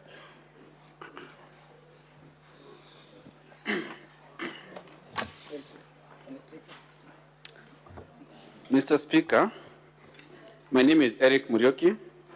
I will take the first 20 minutes of our closing argument. Mr. Speaker, sir, honorable members of the Senate, when the story of devolution in Kenya is told or is written, the members of the 3rd County Assembly of Meru will be remembered fondly as champions of devolution who, without compromise or favor, exercise their oversight role, champion for accountability, transparency, and good governance by holding the person accused before you to account for every transgression. These members of the 3rd County Assembly have performed their oversight duty even when it was inconvenient to do so, even when it was not fashionable, despite several and serious challenges, including threats to their lives and their families, as you heard the testimony of the attempted touching of the Assembly. Mr. Speaker, sir, the MCAs, the elected representatives of Meru County, have told this honorable House time and time again that there is a problem in Meru. In 2022, the MCAs were before this House when the governor, barely a few months after being sworn in, had opened war fronts against members of the County Assembly through vilification campaigns, against the church, against elected leaders in the county. And back then, during the first impeachment process, the governor was offered invaluable pieces of advice by the members of this House who were in the select committee that was investigating the matter. And indeed, the governor vowed to become the foremost peacemaker in Meru. This vow was short-lived, and in 2023, the governor found herself again before this House, answering to other charges, having opened more war fronts, including now her own deputy, by encouraging and condoning junior officers to undermine and insult that deputy governor. She was at war with the members of parliament from Meru. She was at war with the Council of Elders, with the Senator of Meru, and other leaders, as records of this House will reflect. Now, the governor has fallen out with her own secretary of the County Public Service Board. And perhaps inspired by getting away with her actions twice, the governor has now become so bold in her violations of the law to the extent that she has personally, and her own signature, purported to dismiss the secretary of the County Public Service Board in clear and gross violation of sections 58 and 59 of the County Government Act and in usurpation of the powers of the Assembly.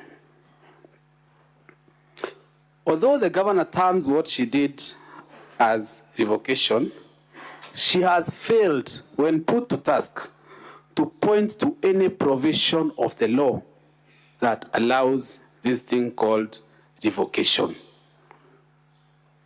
Mr. Speaker, sir, for purposes of putting the record straight in this House, once a member of the Public Service Board, or the County Public Service Board, is appointed in accordance with the County Governments Act, Section 58, the process of removing that member is as is provided in Section 58(5) of the County Governments Act, and upon the grounds that are set out in Article 251 of the Constitution.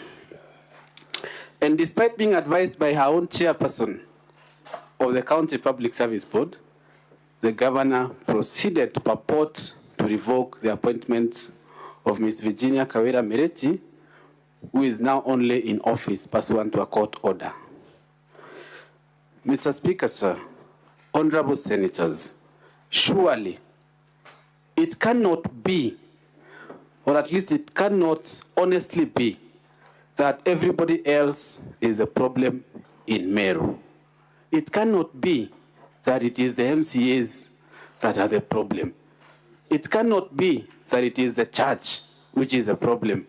It cannot be that it is the elected leaders that are the problem. It cannot be that it is her own deputy that is a problem, and now the County Public Service Board. Mr. Speaker, sir, during previous proceedings before this House, the governor blamed her misdeeds or whatever went wrong in the county on two officers, the chief of staff and the county secretary, in her famously infamous defense of "it wasn't me." However, when the county assembly made recommendations that the governor institutes disciplinary measures, including dismissal, against these officers that she blamed for things going wrong in the county, she refused to implement this recommendation.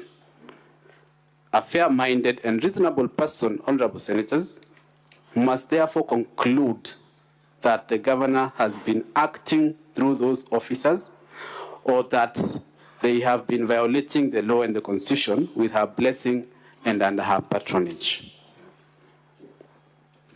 On one hand, the governor tells you in her defense that the violations of the law she is being accused of are occasioned by others. It is the county secretary, it is the chief of staff, and that those others should be called to answer those violations.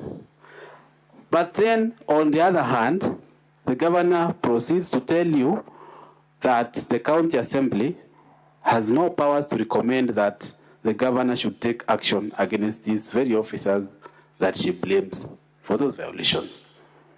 Surely, honorable senators, the governor cannot have it both ways.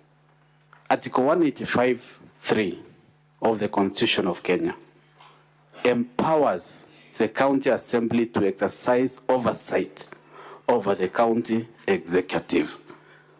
And one of the measures of oversight is to recommend removal from office of these officers that the governor herself has previously pointed at and blamed for violations of the law. Mr. Speaker, sir, honorable senators, when you retire to make your determination, remember, it is not the MCA's word against the governor's. No, it is the governor's own words and actions against the legal and constitutional requirements of good governance and integrity. Mr. Speaker, sir, honorable senators, you have heard in videos number 1A of the County Assembly and 1B, the governor, in her own words, tell a dangerous lie that 86 million shillings was collected for the burial of the deceased sniper, a fact she very well knew to be false. And when put to task to prove those statements, she has failed. In cross-examination, the governor states that the only evidence that she has of 86 million is a video, which video has not even been shown to this House. Mr. Speaker, sir, you heard the young widow that stood here, Irene, tell you that as a result of the governor's lies, she has not only been ostracized by the community, but has also become a target because people think she has 86 million that she is holding on to. Honorable Senators, let me remind you that the evidence of the young widow was unchallenged. Not a single question was put to her in cross-examination by the governor.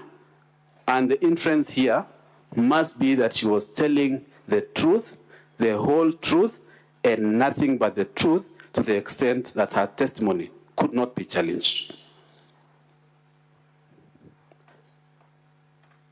Honorable Senators, words spoken by leaders mean something, or at least they ought to. Words spoken by leaders have real consequences.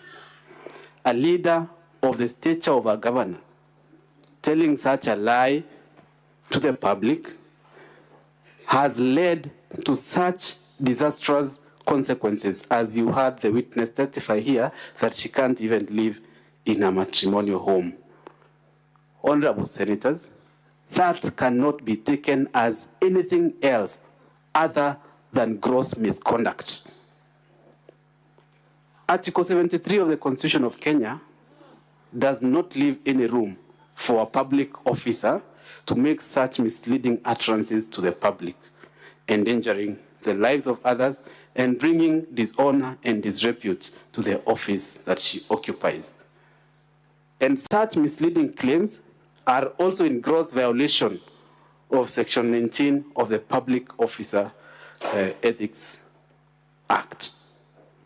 Mr. Speaker, sir, honorable senators, you heard the governor in cross-examination admit here that her conduct was insensitive to the family.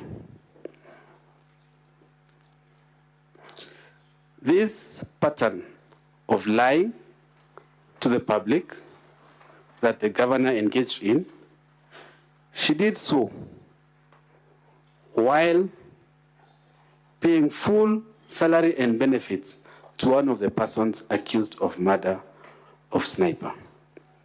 Christas Kiambi Manyara is a communications officer in the office of the governor.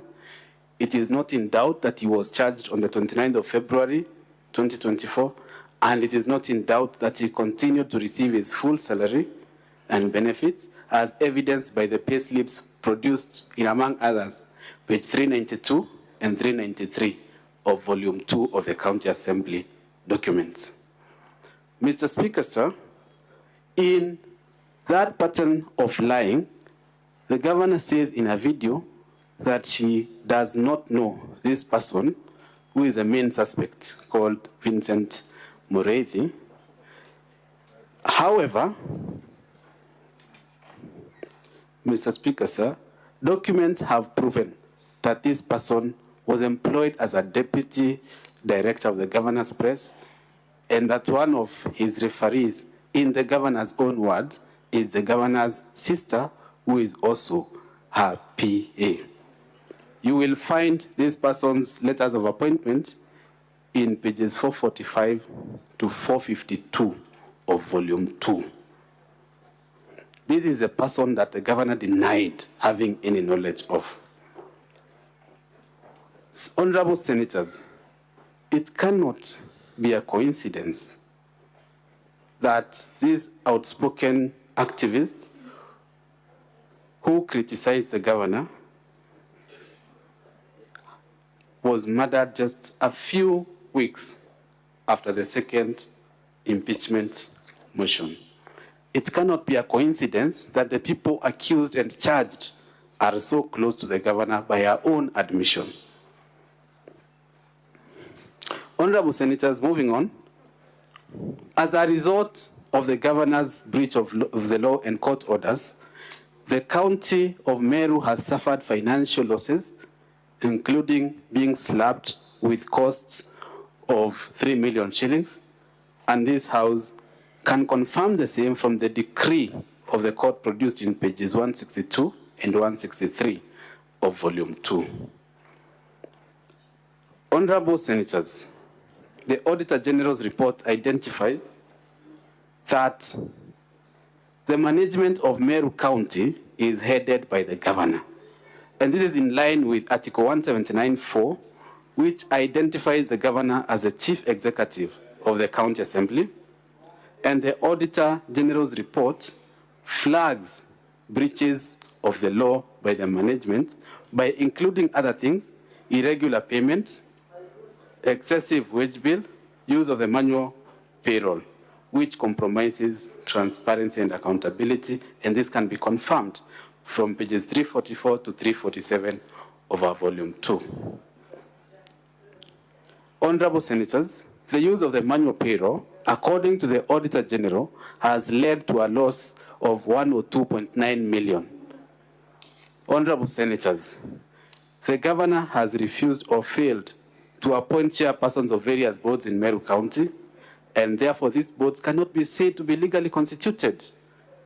Even when the governor purportedly forwarded names of nominees to these boards, she failed to forward accompanying information or clarification sought, as is required by the Public Appointments County Assemblies Approval Act, sections 4 and 6.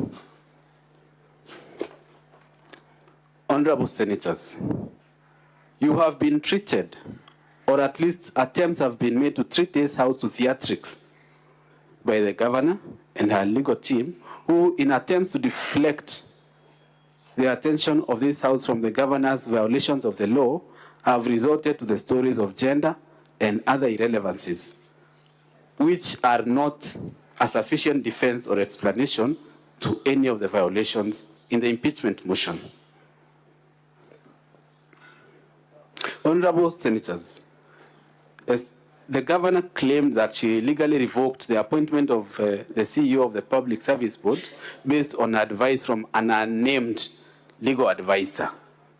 The person who was serving as the legal advisor to the governor at the time in question came here, testified.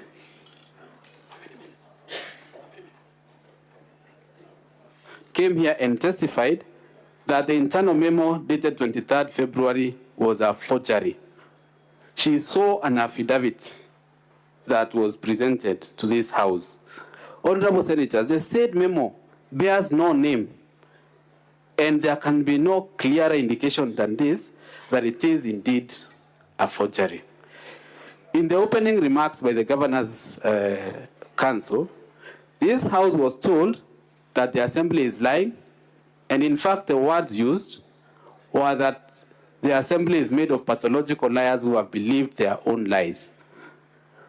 In view of this forged memo, I therefore ask this Honorable House, and I invite the senators to ask, who is lying?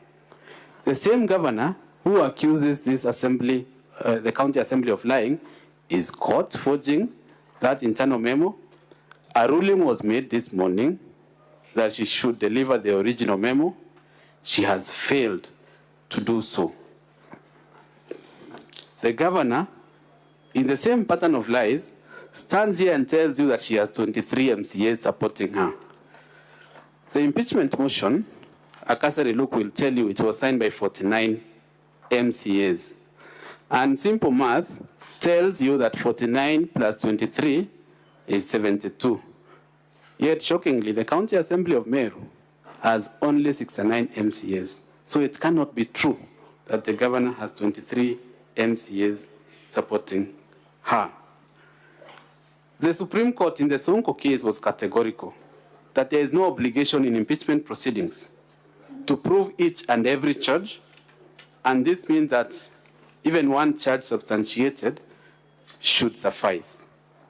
In that case,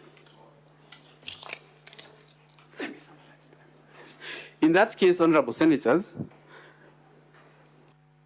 guidance was offered that Impeachment proceedings are quasi-judicial in nature and are not in the nature of criminal proceedings. They don't necessarily require that criminal culpability should be proven to succeed. All that is required is that these allegations be substantiated.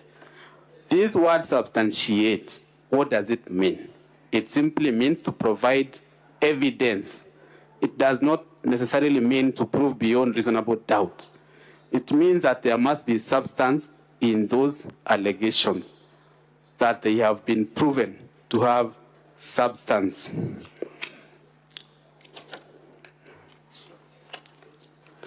Honorable Senators, as I conclude, the evidence presented before this House cannot be trivialized to statistical count as an attempt was made in cross-examination of the mover. The gender card cannot be used to escape accountability. It is not a carte blanche or a shield to commit impunity. It is not about being female or male. It is about violations of the law and the Constitution. Honorable Senators, finally, in paragraph 7 of the Governor's response, that is volume 1 of the Governor's document, she seems to suggest that the county assembly, the county government of Meru should be dissolved. I call on this House to reflect on the words of the Bible in the book of Matthew, chapter 18, verses 8 to 9, and to paraphrase the words of Jesus Christ as he was teaching the people then: if your hand or your foot makes you sin, cut it off and throw it away. For it is better to enter the kingdom of heaven maimed or lame than to be thrown to everlasting fire with both feet and hands. There is no cause for dissolution of Meru County. The problem is the governor, and Meru can be saved by removing the governor from office, as the Constitution empowers the County Assembly and this Honorable House to do. Thank you, Mr. Speaker, sir, Honorable Senators, and I pray that you will find that the charges against the governor have been substantiated, and I pray that in keeping with the motto of this Honorable House, for the welfare of society and the just government of the people, including the people of Meru, that you will do the right thing and send Governor Kawira Mwangaza home. Thank you. I invite my senior, Mr. Ndegwa, to conclude our closing.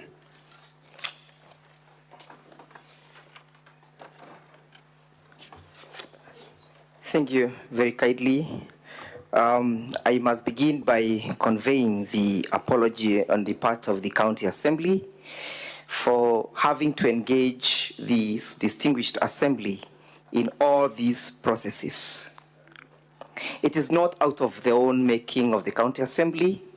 It is a call of necessity.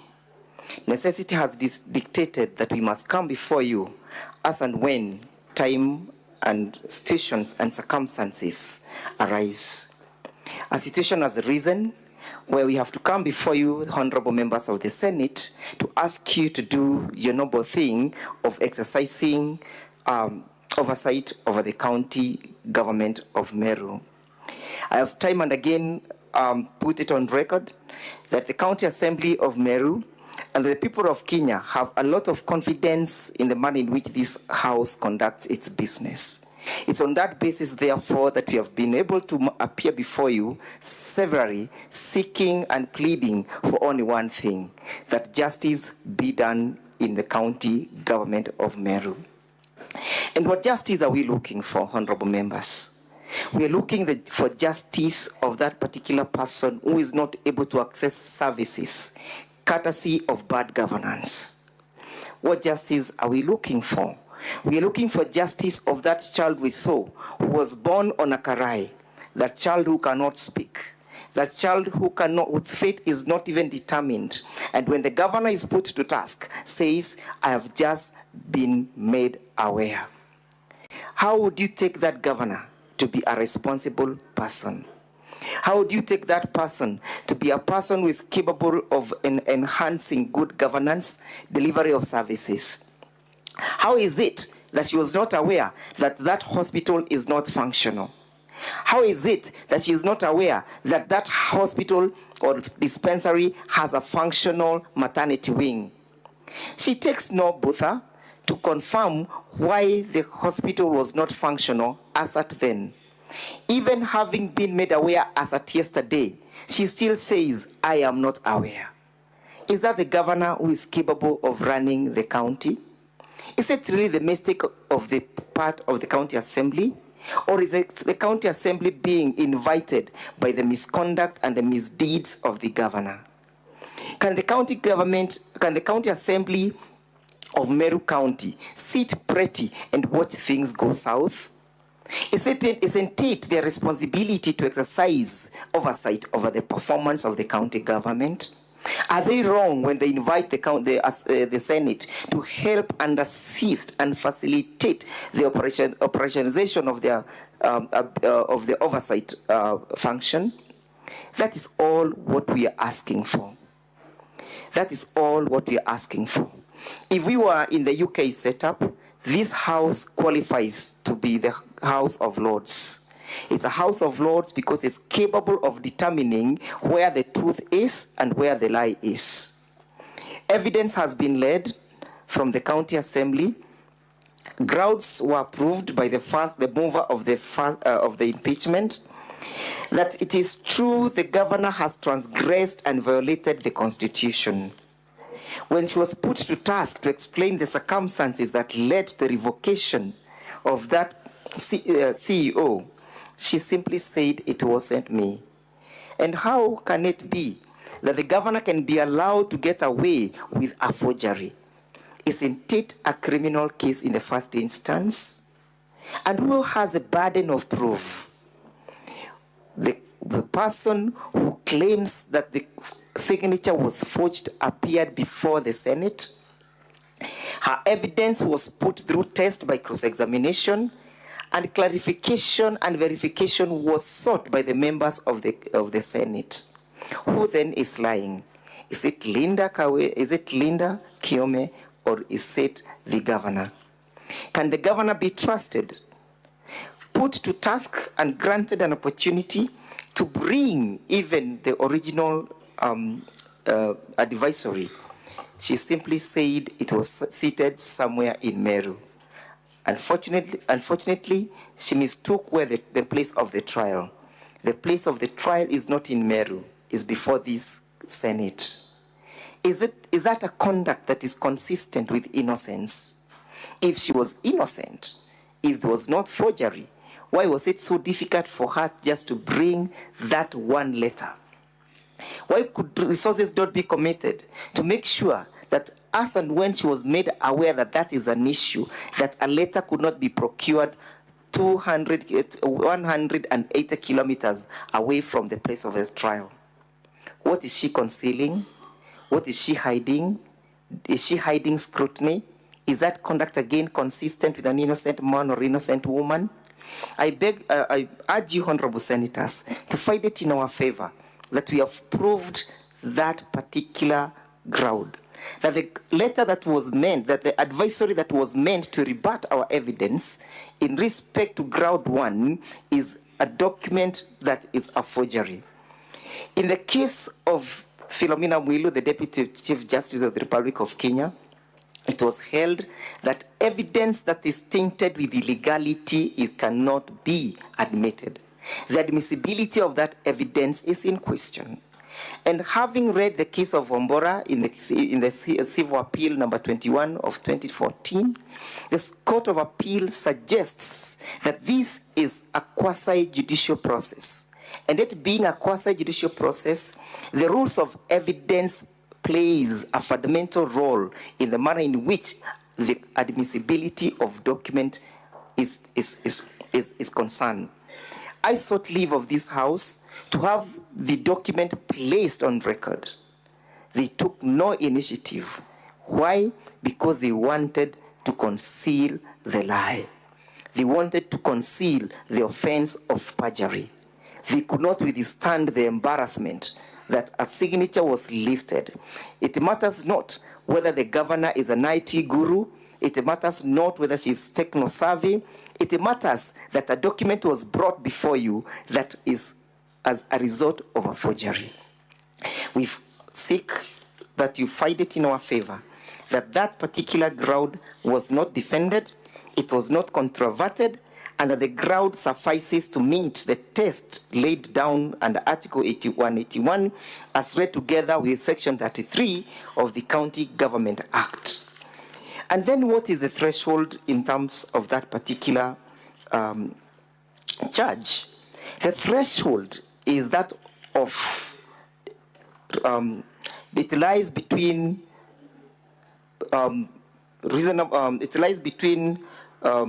balance of probability and below beyond reasonable doubt. That is what the case of Governor Wambora stated, that we are not supposed to prove. The burden of proof is not beyond reasonable doubt. It's not beyond reasonable doubt because this is not a criminal trial.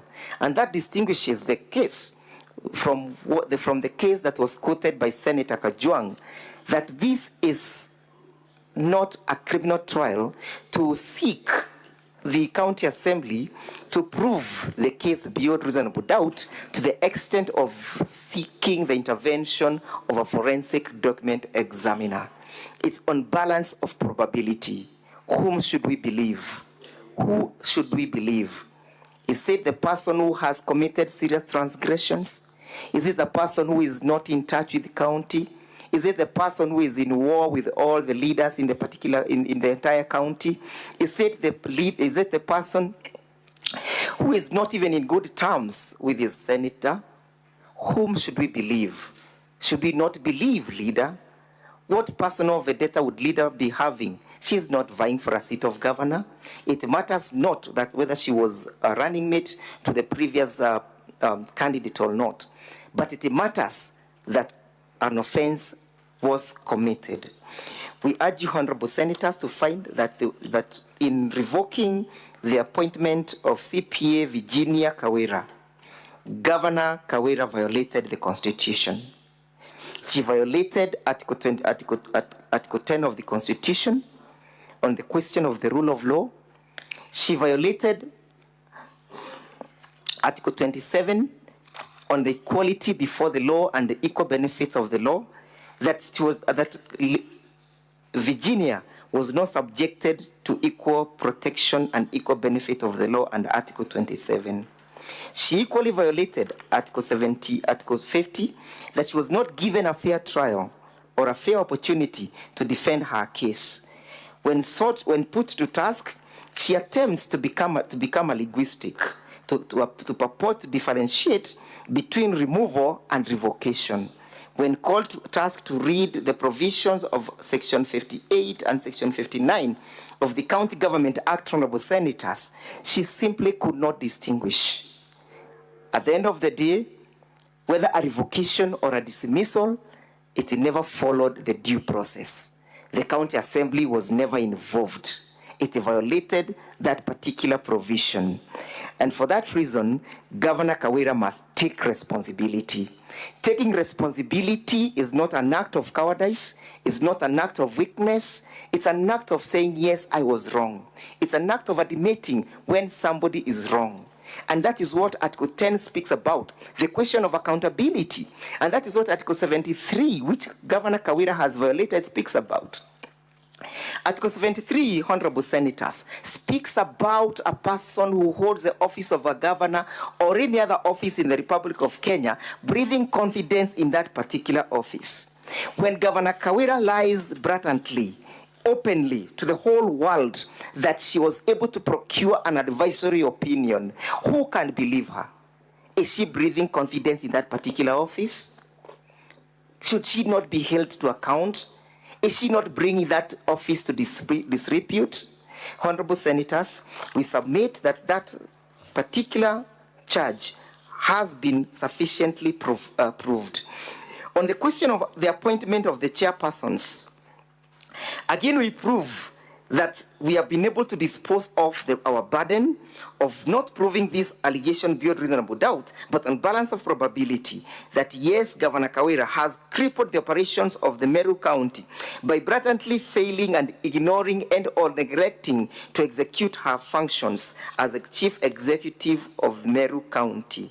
That amounted to the violation of Section 4 of the Public Appointments Act, in that requires when the governor is bestowed with the responsibility of a duty to follow the provisions of the law. Can she be acquitted? How many times is Governor Kawira going to commit transgressions and get away with it?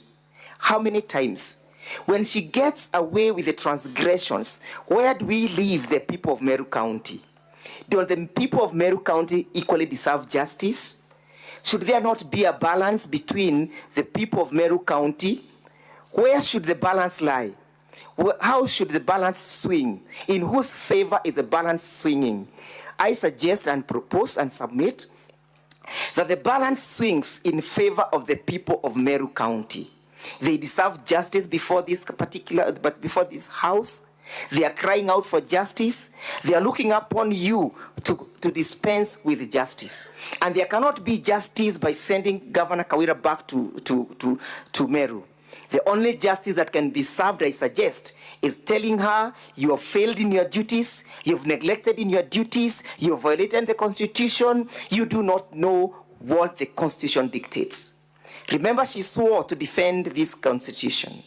But she is one of the greatest transgressors of the same document that she's seeking solace and reprieve from. Honorable Senators, Governor Kawira has come before you with dirty hands. She deserves no favor. She deserves no kindness. She deserves no kindness before this particular house, before this Senate. She has come to you with dirty hands. She is not even remorseful that a toddler was born in a Karai when there is just an adjacent health facility.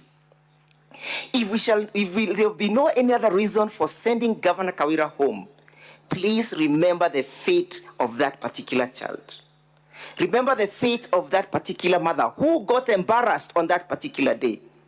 Remember the interpretation that was done, that men and women had to make sure that young children do not go near that naked woman to see her nakedness. How many embarrassments will this house be treated to? Isn't that something that we need all to take cognizance of? Was that video proving failure of service delivery? Who is responsible of delivering those services if it is not Governor Kawira, who has proved on oath that she has failed? Who else should we hold accountable? Who else should we hold accountable? Should she even be allowed to hide behind the cultural card? She has said and submitted that it's the culture of the Meru people to become and to look down upon women.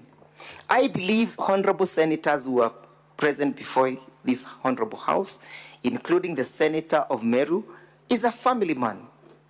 There must be a woman in that particular house. If the senator is a misogynist, how does he live with his wife in his house? How does he live with his daughters in his house? If it is true the people of Meru are masculine, how do they multiply and perpetuate the Meru generation? That is a blatant lie. She shouldn't be allowed to hide behind issues that are not founded either in law or in fact. She must be told it's now time for you to go. She must be told, we have given you 2 opportunities, you have failed to reform. She must be told, the Senate has listened to you severally, but you have failed to conform. She cannot conform, she will not conform, she will not reform because she is not a reformist. She does not understand the story of a reformist. Or what she understands, as indicated in her submissions and evidence, is that the county government, the county assembly is telling the story of the single story. Which other single story have we told the Senate other than the single story of the violations of the Constitution? Which other single story have we told this House other than the story of the suffering of the people of Meru County? That is a single story. We have no another story. It's a single story of the suffering of the people of Meru County. They are craving upon you, honorable senators, to save them. They are craving upon you to save them from all these blatant violations. On the question of refusal to implement the recommendations by the county assembly, you might want to ask yourself, why the failure? It was not a coincidence. It is by design, because it's the conduit between the governor, the chief of staff, and the county secretary. That web must be in existence for Governor Kawira to exist. That is why it was impossible for her to implement the report recommended by the county assembly. Those are her conduits. If you find any mismanagement, any embezzlement, any failure of good governance, look at that web. It must be maintained for Governor Kawira to continue transgressing the county. It must be maintained for Governor Kawira to continue perpetuating the suffering of people of Meru. Why is it so difficult for her to implement that report? Why is it difficult for her to see that there was necessity for her to implement that report as recommended by an equal arm of her government? The answer is one. She needs that network for her to perpetuate illegalities that she is perpetuating currently in Meru County. When put to task whether the reports and why they were not implemented, she simply said they were not sent to me. Evidence was laid that yes, they were submitted to her, they were received in her office, and she blatantly refused to act to it. Why? I think and submit that she does not understand the weight behind accountability. She does not understand the weight behind transparency. She does not understand the reason why there is a rule of law in this country. Count 2 on misconduct. Yes, she acknowledged that she made those particular statements. She said, yes, she made those statements about the 86 million. She acknowledged misleading the people. She acknowledged that there was not only one account and that whatever she was saying was falsehood. If a leader cannot be held account for the statement that they make, then where is this country going? We must tell the current generation and the future generation that it is important to speak the truth, that it is important to stick to the way of the truth. That is what is right, that is what is just. Did Governor Kawira maintain the path of truth? Did she stick to the path of truth? Did she do what is right in the circumstances? We submit that she willingly veered away from the path of truth. The evidence of the Windle, and may he rest in peace, was never tested. None of them cross-examined that lady. Her evidence went uncontroverted. Is it usual for a defense counsel not to test the veracity of the evidence of a witness who is putting up a case, and a serious case such as this one? It is not usual. They only knew that they have nothing to cross-examine that lady on, and that whatever she said is therefore truth. And as such, we submit that Article 10 again was proved which speaks to values of and principles of governance.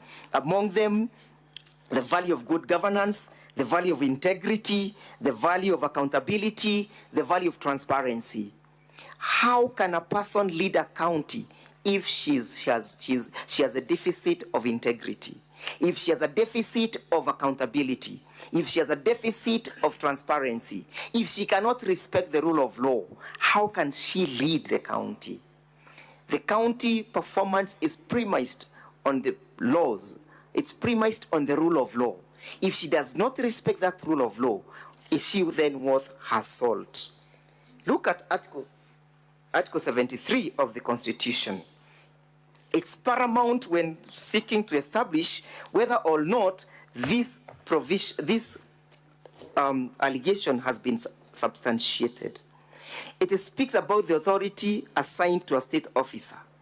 It speaks about public trust must be exercised in a manner that is consistent and demonstrate respect for the people. Does that video and the conduct that was exhibited before this assembly demonstrate respect for the people? Does it bring honor to the nation and the dignity of the office of the governor? Does it promote confidence, public confidence in the integrity of that office? We submit that the conduct exhibited by the governor through the evidence of the witness that was not controverted, flies over the face of Article 73, and that does not breathe confidence, it does not demonstrate respect for the people, it does not indicate integrity, it does not bring honor to that office. If she cannot honor that office, why should she hold it? If she cannot honor that office, why should he keep it? If she cannot honor that office, and she has no dignity for it, why should she keep it? Honorable Senators, I urge you to find it that that provision has been proved and has been substantiated. On the question of paying Kiambi's Christas Manyara, it must be remembered that she has admitted on oath that this Kiambi Crispas is a person who works in the office of the county governor. She has admitted on oath that evidence has been laid that he is one of those people who are accused for the murder of and the slaying of Sniper. Put to task why he continued to earn his full salary while still in custody for 6 months. She simply said, "It wasn't me." When will Governor Kawira learn to be responsible? When will she ever learn to own up for a mistake that is so glaring such as this one? She takes no cognizance that money was spent unlawfully. She takes no cognizance of the provisions of Article 201 of the Constitution. Honorable Senators, Article 201 is paramount in the manner in which the resources of this nation are governed. Article 201 speaks about the principles of public finance, and it provides that there must be prudent use of public finances. Was this one way of prudent use of those resources? Why should a person who is in remand continue to earn a full salary?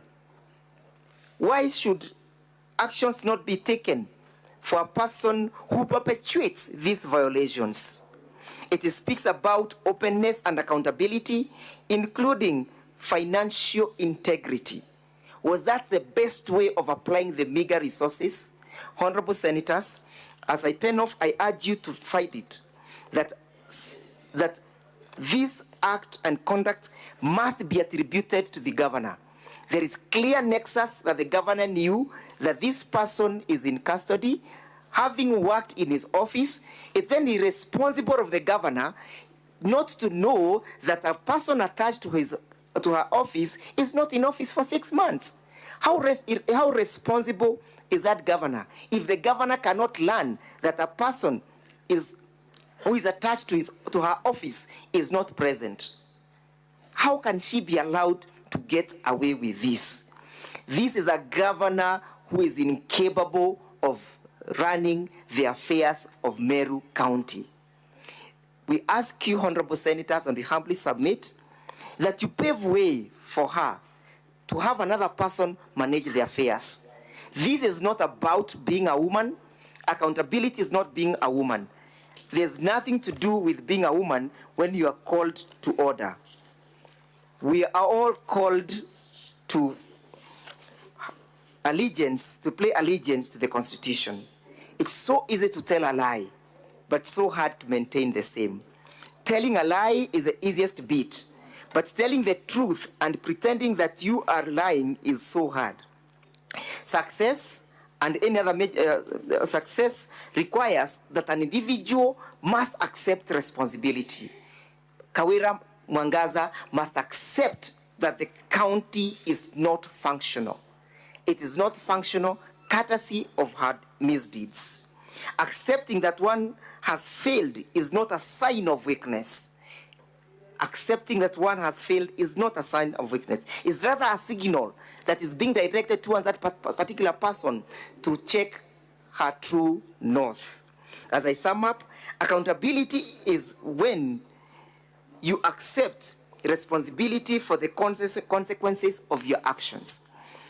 Accountability is when you accept consequences for your actions. And the consequences for the actions, as proved by the County Assembly, demands that Governor Kawira must go. As I sum up, and I want to repeat what I earlier submitted, that for there to be proper running of the county government of Meru, Kawira Mwangaza must go. For there to be services, proper delivery of services in the county government of Meru, Kawira Mwangaza must go. For the women of Meru County to access maternity services, Kawira Mwangaza must go. For the babies of Meru to be saved from the embarrassment of being born in a Karai, Kawira Mwangaza must go. For proper running of the Meru County, Kawira Mwangaza must go.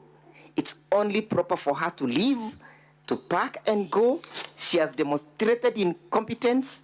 She has demonstrated her inability and incapacity to deliver services to the people of Meru. We urge you, honorable senators, to fight it in our favor and send Governor Kawira home. Let her not hide behind other leaders. Let her not say that political leaders have instigated this motion. She has not brought as a witness any person, including any affidavit swearing that the senator of Meru County is behind this impeachment. Let her not play the victimization card. Let her not hide behind victimization. Let her take responsibility for our actions. Na kila mtu atauchukua mzigo wake mwenyewe. Council, this is a house with rules. I submit. Yeah.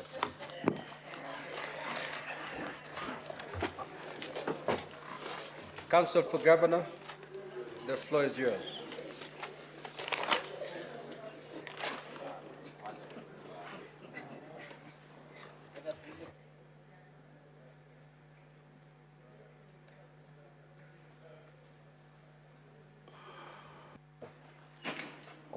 May I proceed, Mr. Speaker, sir?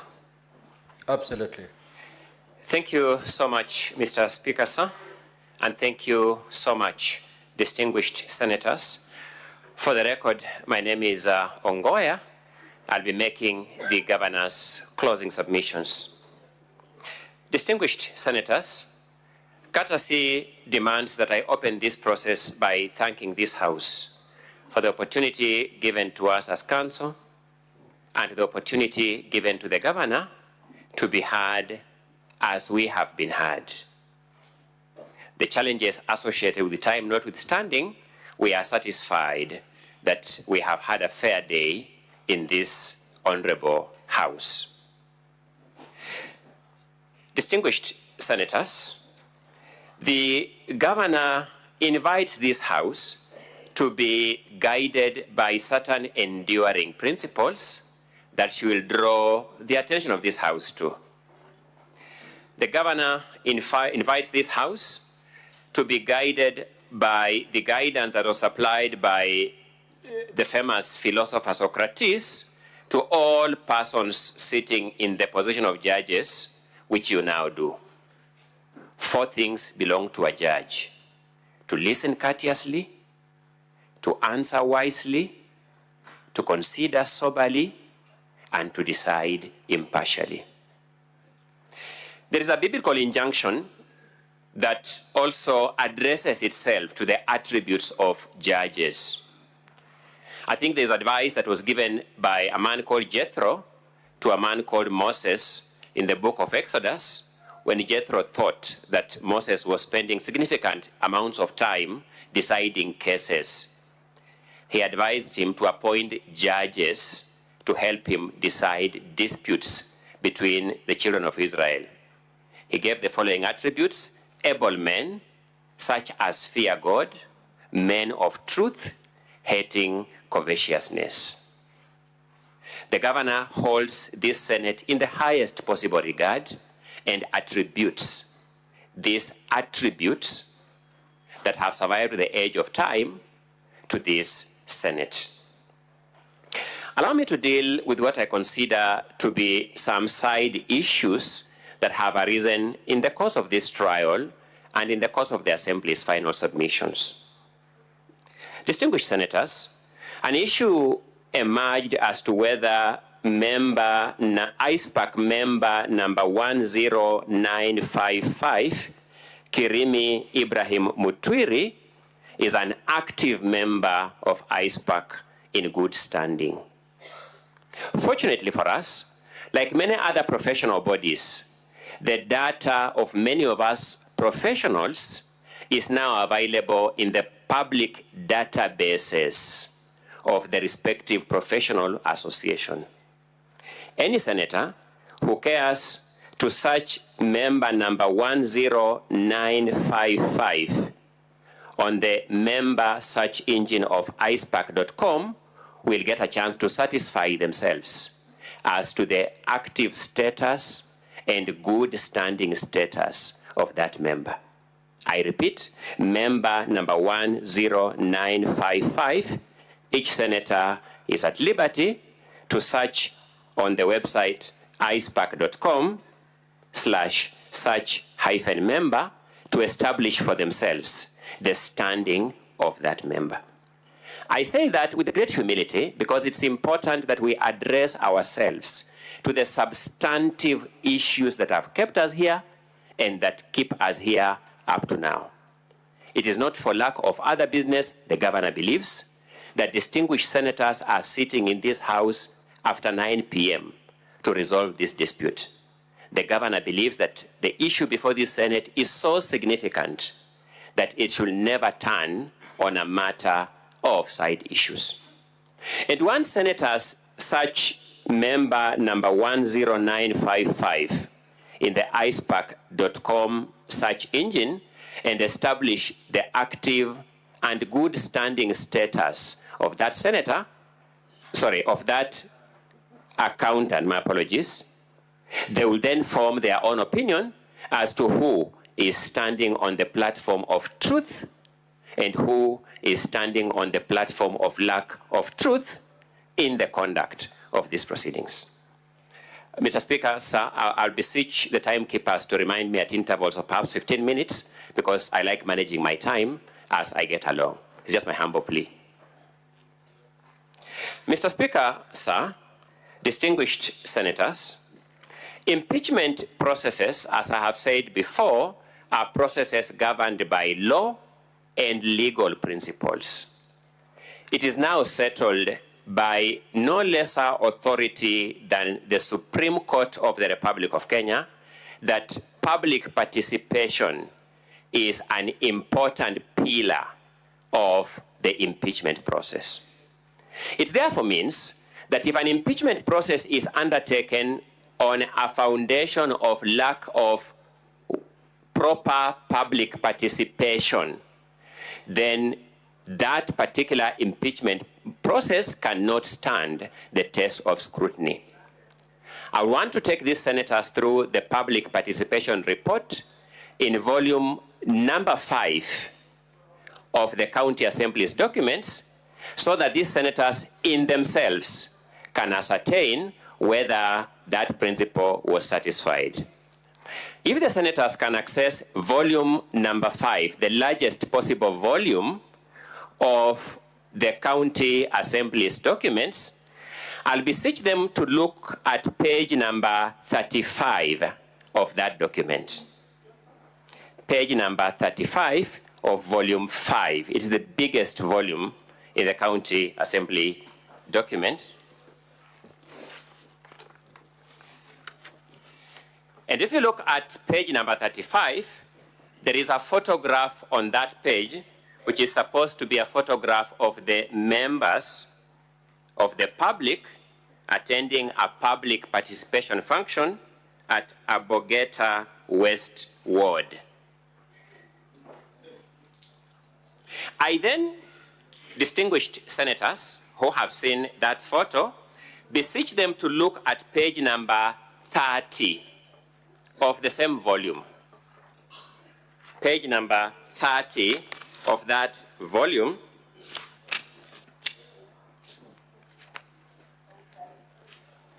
Which is supposed to be now the public participation event at Abogeta East Ward.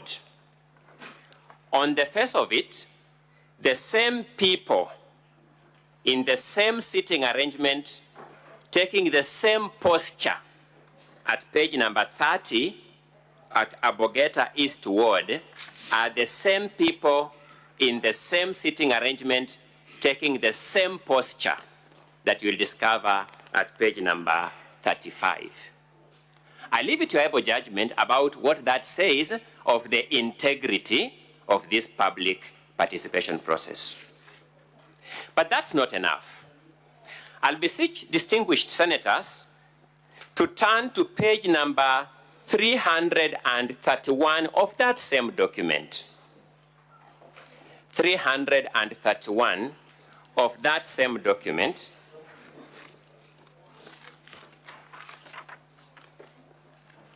May I urge that we start at page 330 for proper context.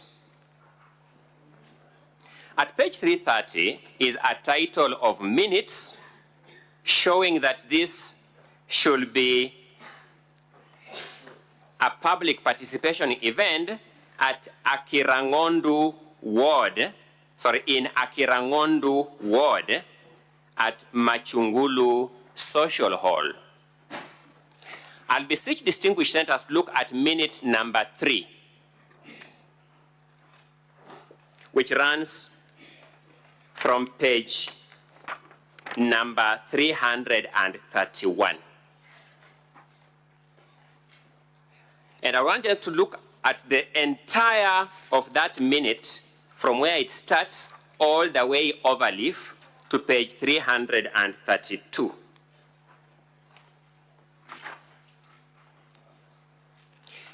To make my point, I would ask the senators, while keeping their finger on that minute, to turn to page number 373 of the same bundle. While keeping a finger on this page 331, to turn to page 373 of that bundle, they will see that these are supposed to be minutes of a public participation function in Meru Ward at a place called Kimiri MCK. These are supposed to be events done on the same day at the same time. You realize that minute number 3 of those minutes starts at page 374 and turns overleaf to page number 375. This minute takers somehow meticulously used the same words word for word across 1.5 pages of minute taking of an objectively taken set of minutes. Distinguished senators, while at it, I want you to turn to page 390 of that same bundle.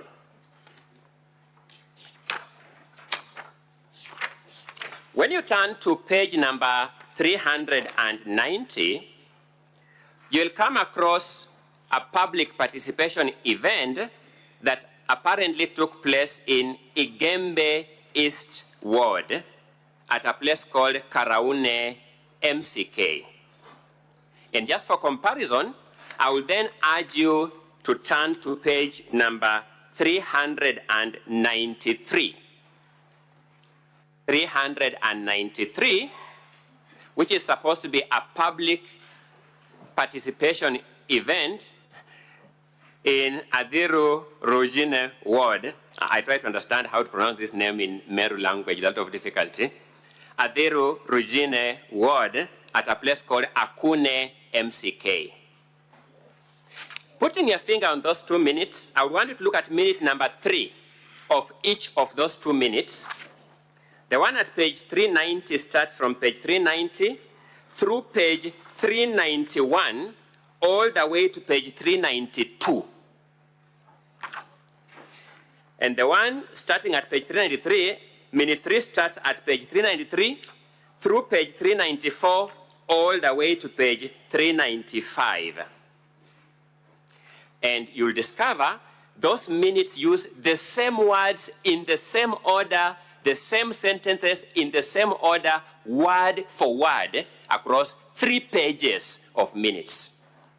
I leave it to able judgments, applying this Socratic standard that I have just prescribed for this sentence.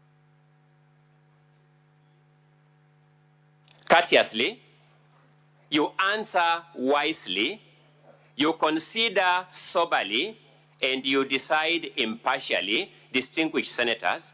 Would you say that this is a public participation process that passed the requisite test of integrity? I just want to demonstrate one thing which can be done without taking too much time, which is page 332 of that document.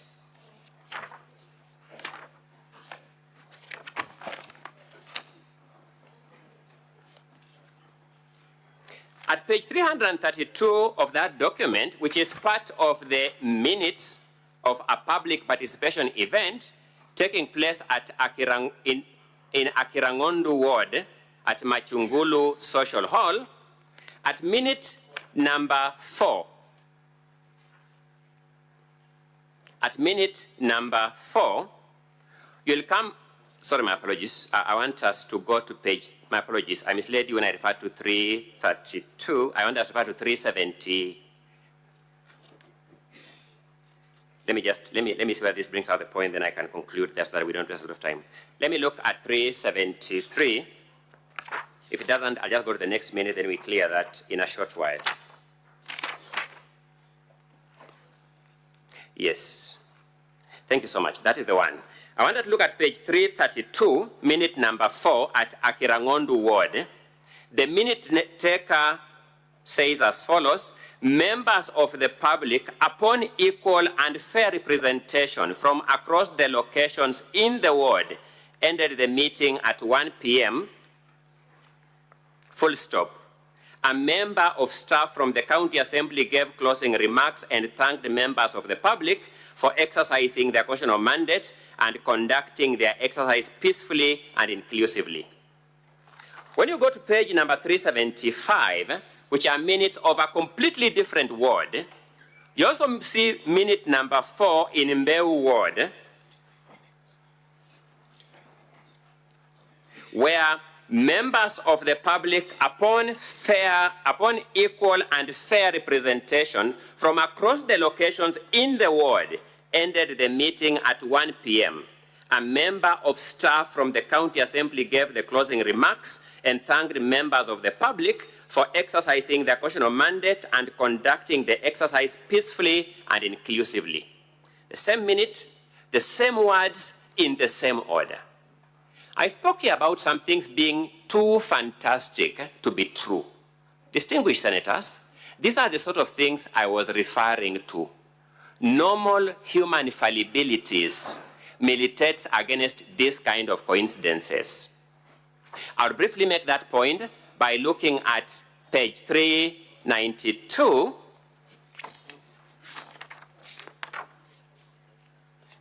At page 392,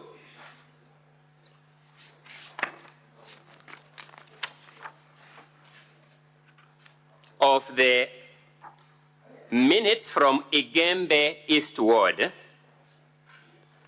Page 392, after Roman 11 up there, there is an entry, a lady who spoke and was not in support of the impeachment motion said that since the governor was a woman, the MCS were planning to impeach out and needs to give her time to work and complete her term. It follows, another one said that she doesn't support the impeachment motion because the governor is the only senior most politician from Meru County. I want us to turn to page 395, which is part of the minutes from Adhiru Rujine ward. Just after Roman number 11, a lady who spoke and was not in support of the impeachment motion said that since the governor was a woman, the MCS were planning to impeach her out and needs to give her time to work and complete her term. It follows, another one said that she doesn't support the impeachment motion because residents of Meru County are tired with these unending fights between the governor and the MCS. Distinguished senators, I leave it to your able judgment as able men, such as fear God, of truth, hating covetousness, using this standard of Jethro, as he advises Moses, to determine for yourself the quality of public participation that underwrites this motion. We are looking at a document that is 1,344 pages. Time cannot allow us to continue with this kind of analysis, but the point has been made. Allow me to move to the next point.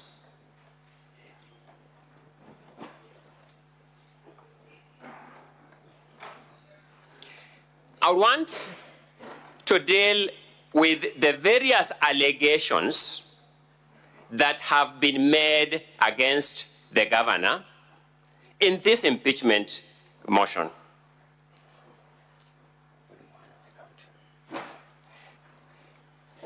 If you look at the impeachment motion at count number 1,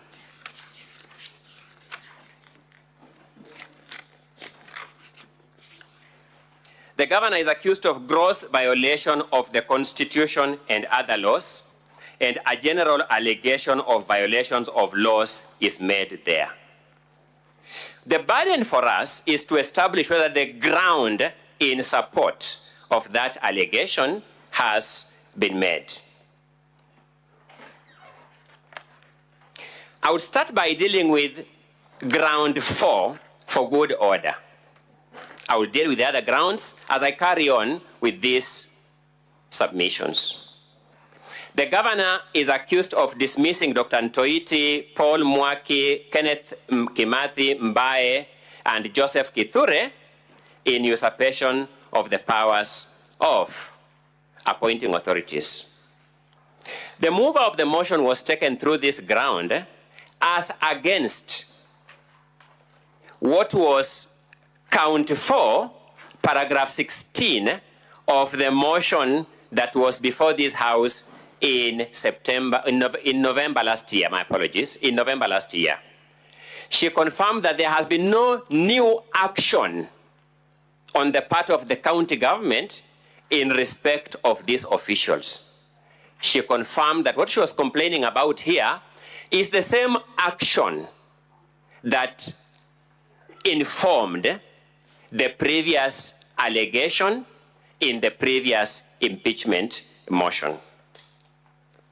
While at it, and so that I don't revisit this question, I'll also deal with count number 3, paragraph 3 of the present motion, where the governor is accused of employing a bloated workforce of at least 111 personal staff in her office.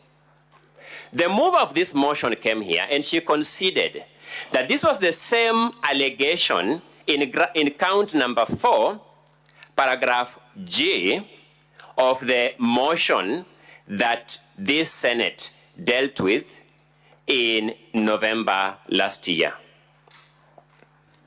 The question I want this Senate to grapple with is this, and this is a question of principle.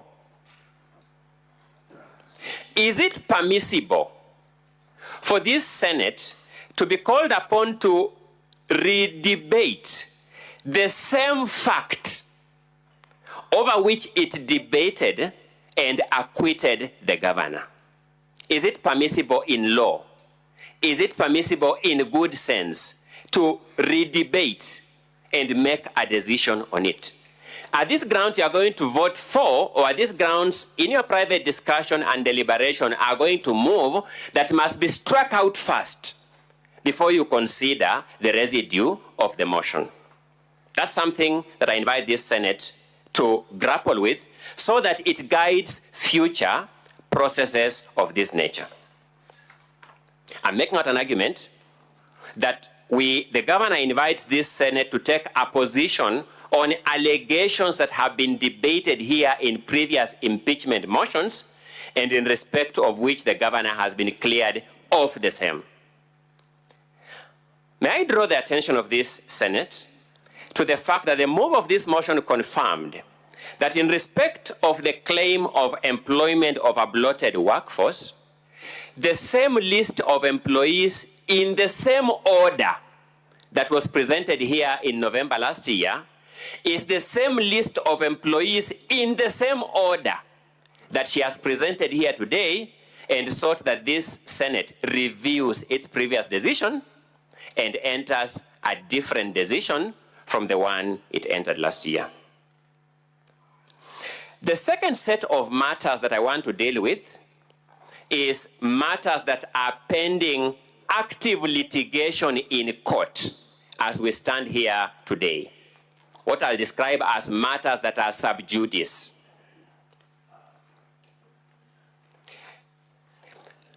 Count number 1, paragraph 1 of the impeachment motion alleges that the governor illegally revoked the appointment of CPA Virginia Kawira Miriti as CEO of the Meru County Public Service Board.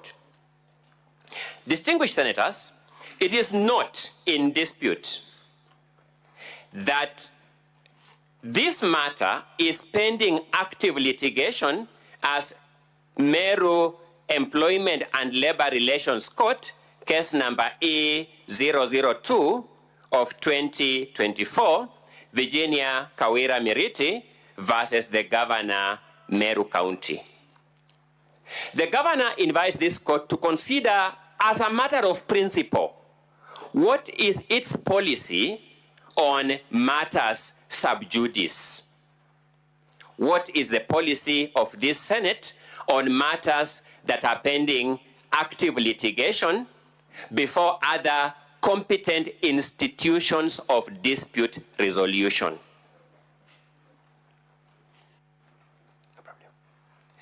Evidence of the pendency of that case has, of course, been supplied in volume number 2 of the governor's documents at page number 14.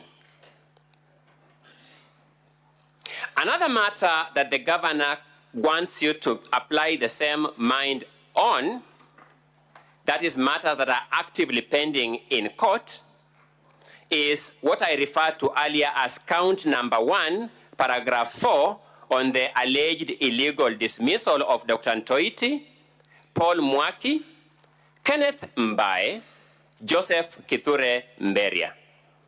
In addition to the fact that this is a matter that this Senate has already applied its own mind upon and made a decision on, it is not in dispute that this matter has been and continues to be in active litigation in our courts. This matter went into court as Meru Employment and Labor Relations Petition number 1 of 2022 and is now pending an appeal. Evidence of the pendency of that appeal process is at volume number 7, at page number 71, volume 1B of the governor's documents. Again, distinguished senators, with tremendous humility, I invite this House to take this as a question of principle. What is the policy, the legal policy of this Senate on matters that are actively pending in our courts, such as ground number 1, paragraph 4, count number 1 of this impeachment motion. If you look at ground number 2, paragraph 6, and ground number 3, paragraph 11 of the impeachment motion, that motion, just for good order, is in the County Assembly's documents, volume 1. This is the matter relating to the alleged, or the case of murder of one Daniel Mudhiani, alias Sniper, and contributions towards his family, and the role, connection, or status of Kiambe Crispius Manyara, an accused person in that murder.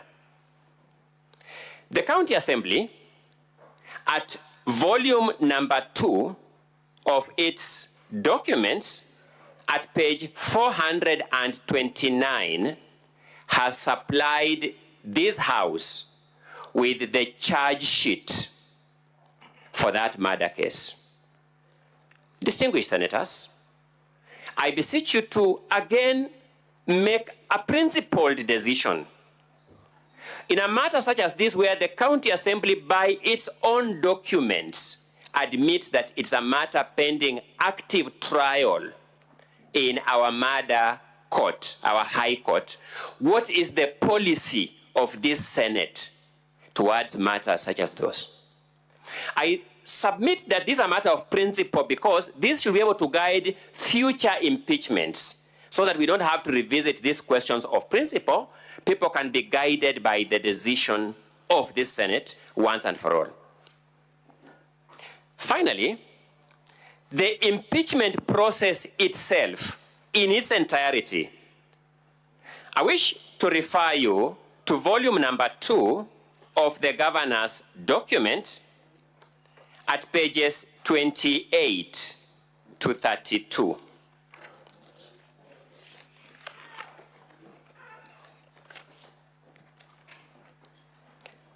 At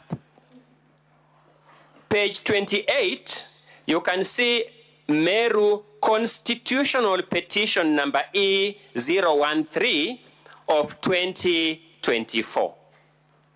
The parties to that case are Honorable Kawira Mwangaza, petitioner, and the County Assembly of Meru, respondent. The two parties now appearing before you and represented by counsel, as has been the case.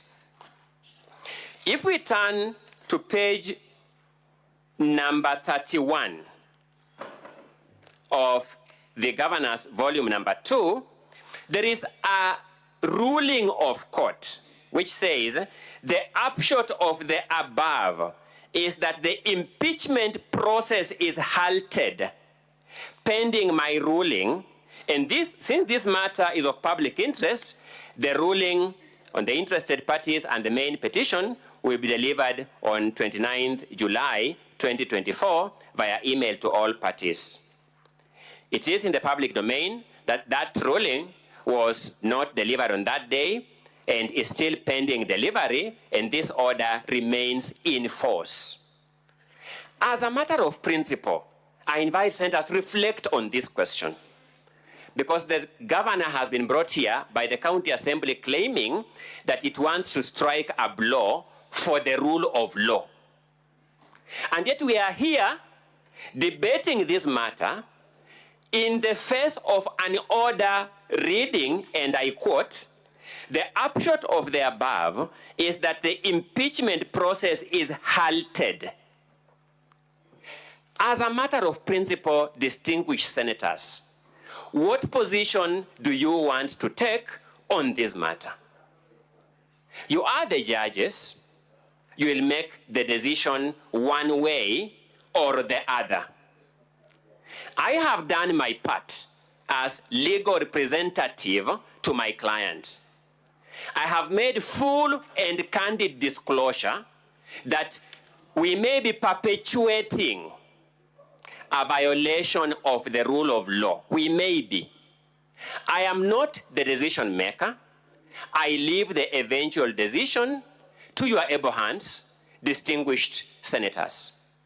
Is this the way we shall grow our institutions if a court of competent jurisdiction can make an order such as this, the county assembly proceeds in violation of this order, the governor has told you on her part, she has taken some action on this violation, and at page 35 onwards, you will see a contempt of court application that she has filed. She has done her part. The court will deal with that. Shall we, sitting here in good conscience and our attention having been drawn to these facts, perpetuate this process which on the face of it, the county government has undertaken in violation of a valid court order? It is not for the governor, it's not for her council to make that decision. Distinguished senators, the heavier task lies with you to make a decision one way or the other on these questions of principle, touching on those specific paragraphs of those specific counts that I have alluded to, and on this impeachment process as a whole, as I have drawn your attention to page 30 of volume number 2 of the governor's documents. Let me proceed by addressing you briefly on the Public Audit Act.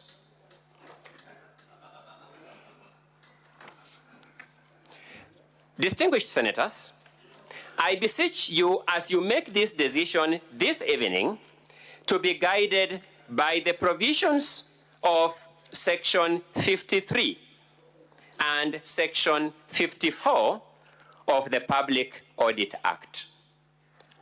I say this in summary in response to the multiple audit questions that have arisen in the course of this hearing. Time will not permit me to point at specific audit queries. Having been present here, we know those audit questions.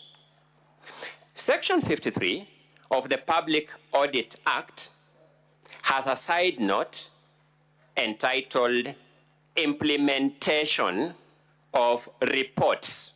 These are audit reports by an accounting officer. Implementation of reports by an accounting officer.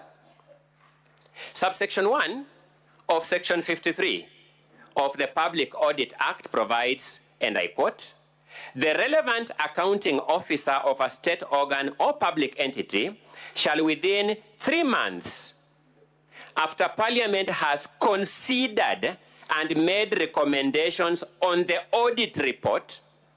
So first, there is an audit report. 2, there is parliamentary consideration of the audit report.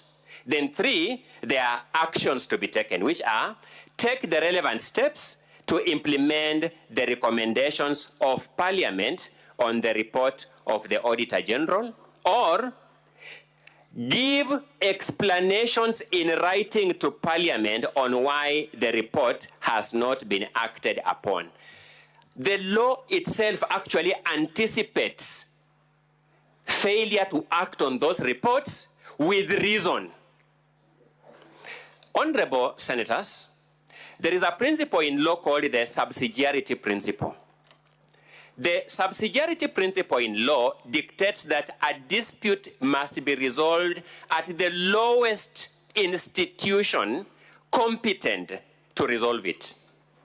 So, for example, as a litigation lawyer, if I have a case that can competently be handled by the High Court, but when I look at the law, it can also competently be handled by a lower court, a magistrate's court, I am obligated to file that case in the magistrate's court, which is the lowest court competent to hear that dispute.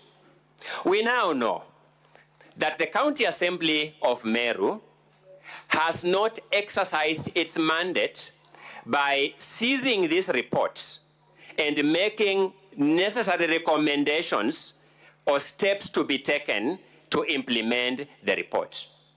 Instead, it has picked the reports and come to this house with those reports. I want to believe, speaking for myself, that that is overburdening this very busy house.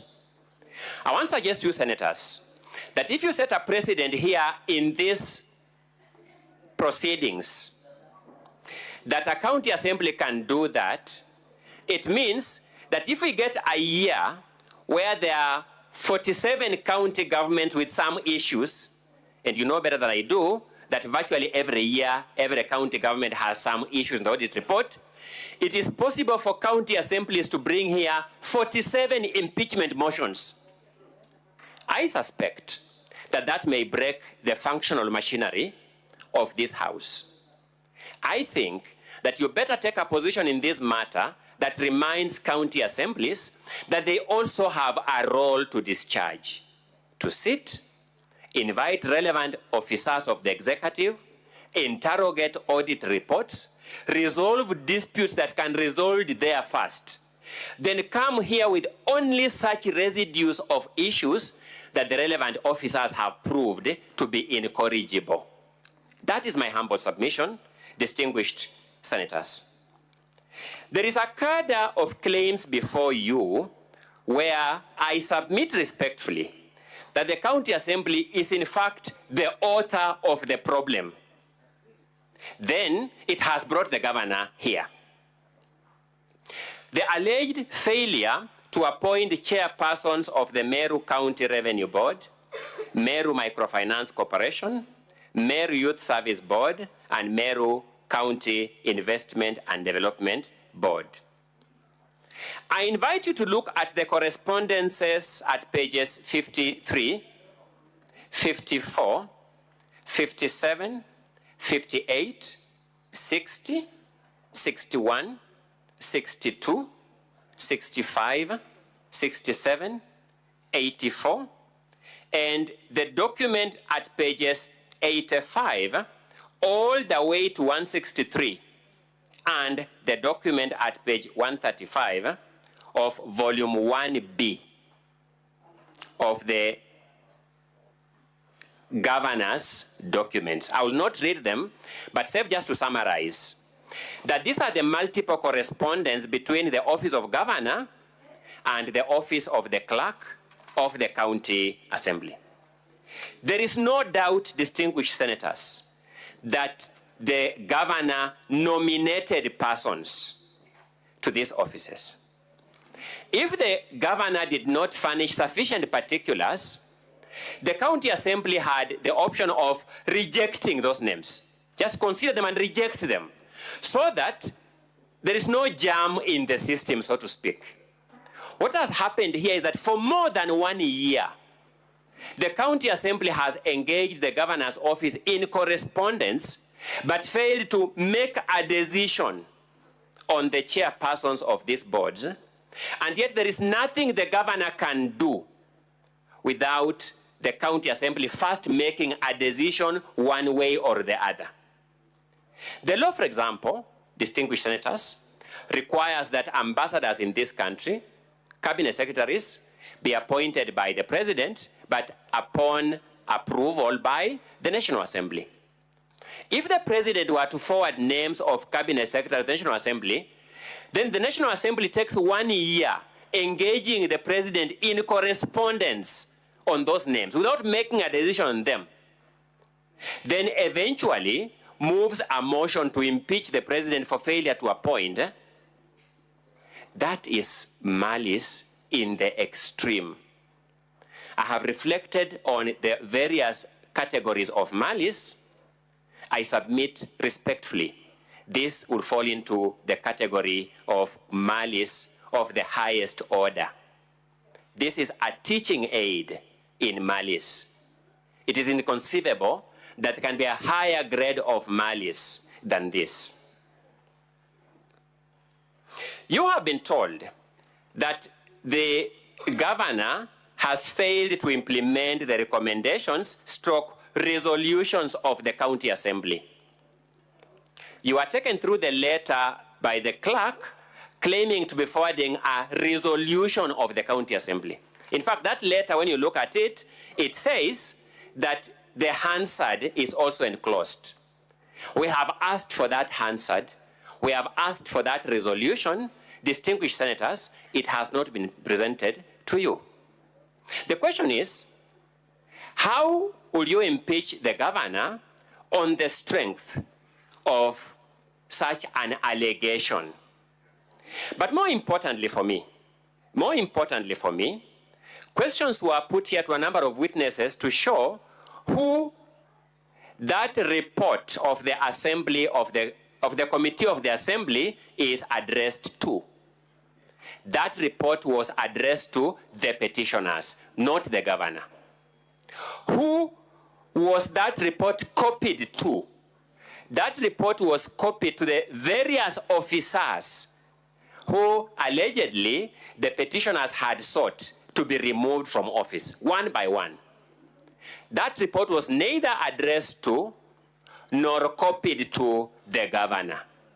But now you are told to make a finding that the governor failed to implement that report that was neither addressed to her nor copied to her. As a matter of fact, can we say that in accordance with the law, the County Assembly of Meru has established this fact? I repeat, it is not in my place to make that determination.